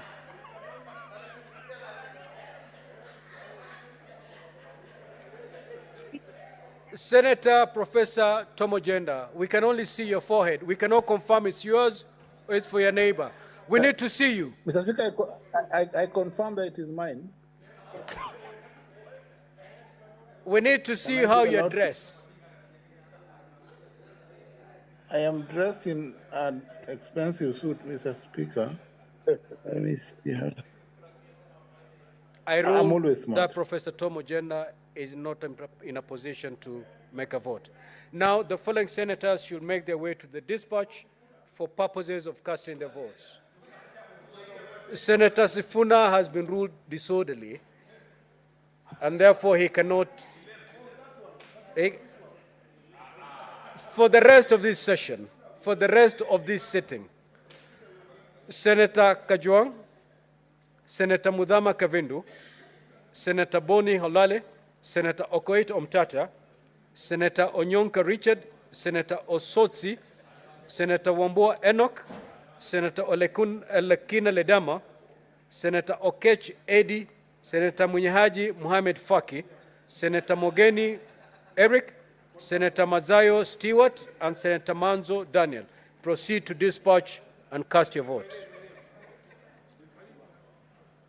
Senator Isa and Senator Isa Juma.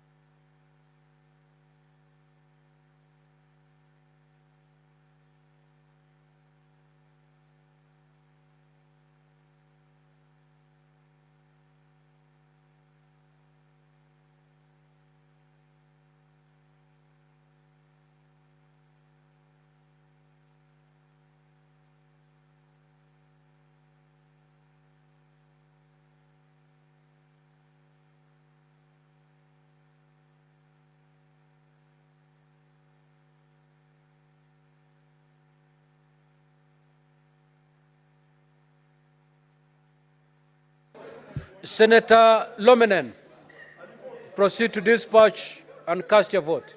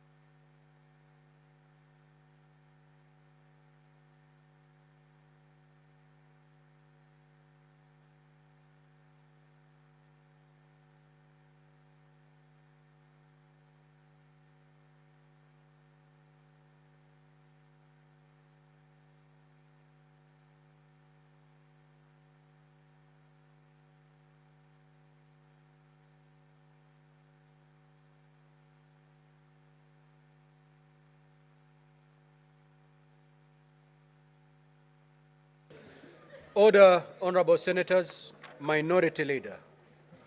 Senator Fernandi, why are you admiring the suit of the minority leader? Take your seat. The chairman of PAC. And my favorite senator, Senator Okoito Mtata.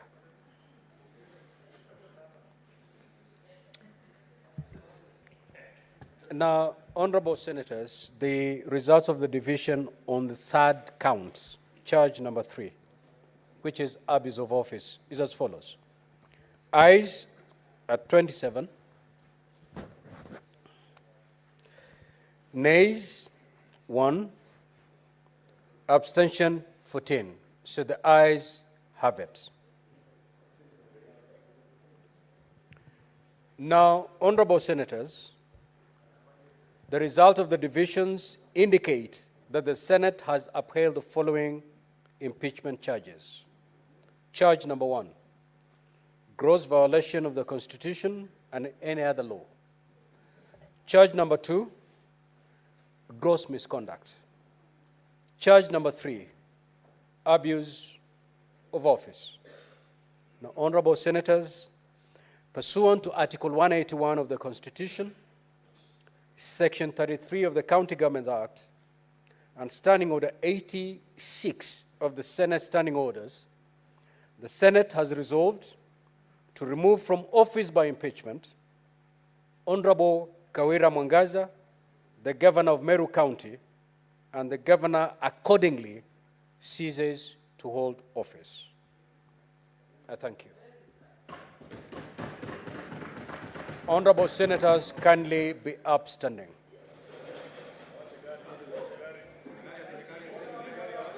Order. Order. Order, honorable senators. Order. Honorable senators, before we adjourn the House, it is the decision of the Senate. I abide. Before we adjourn the House, I have the following communication to make. While standing, you may sit.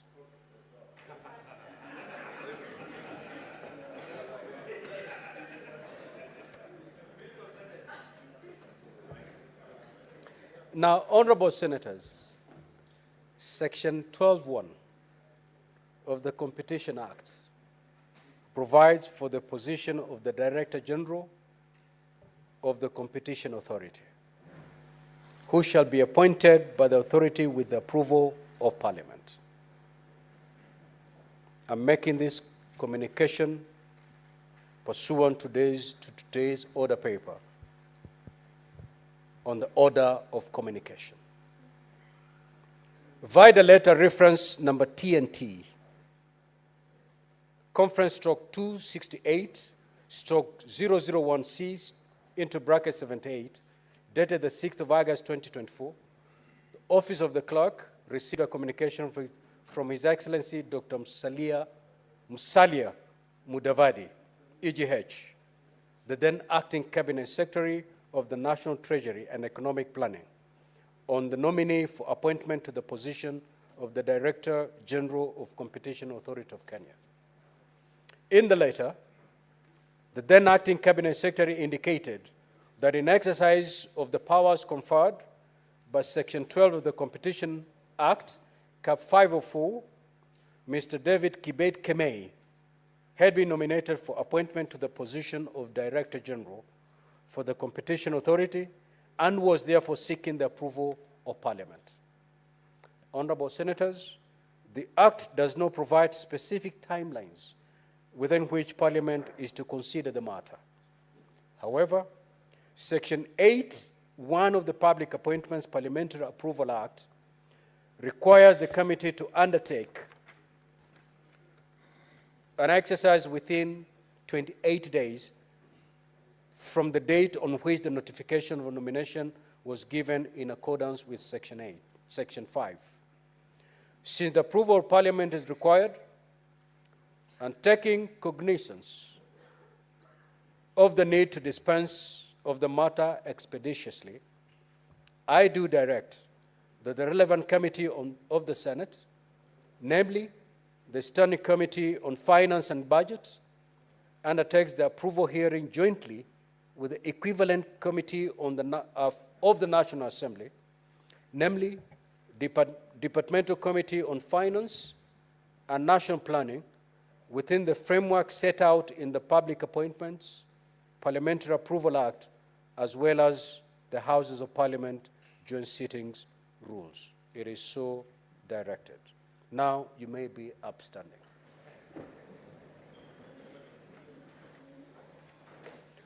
Honorable Senators, there being no other business on the order paper, the Senate stands adjourned until Tuesday, the 17th of September 2024 at 2:30 p.m. Now,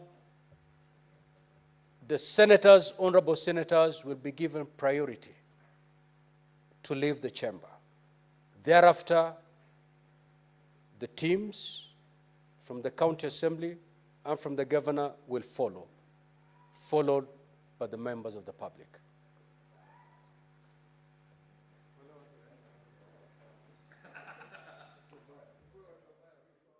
That has marked the end of a two-day hearing and determination of the impeachment charges that were facing Meru Governor Kawira Mwangaza.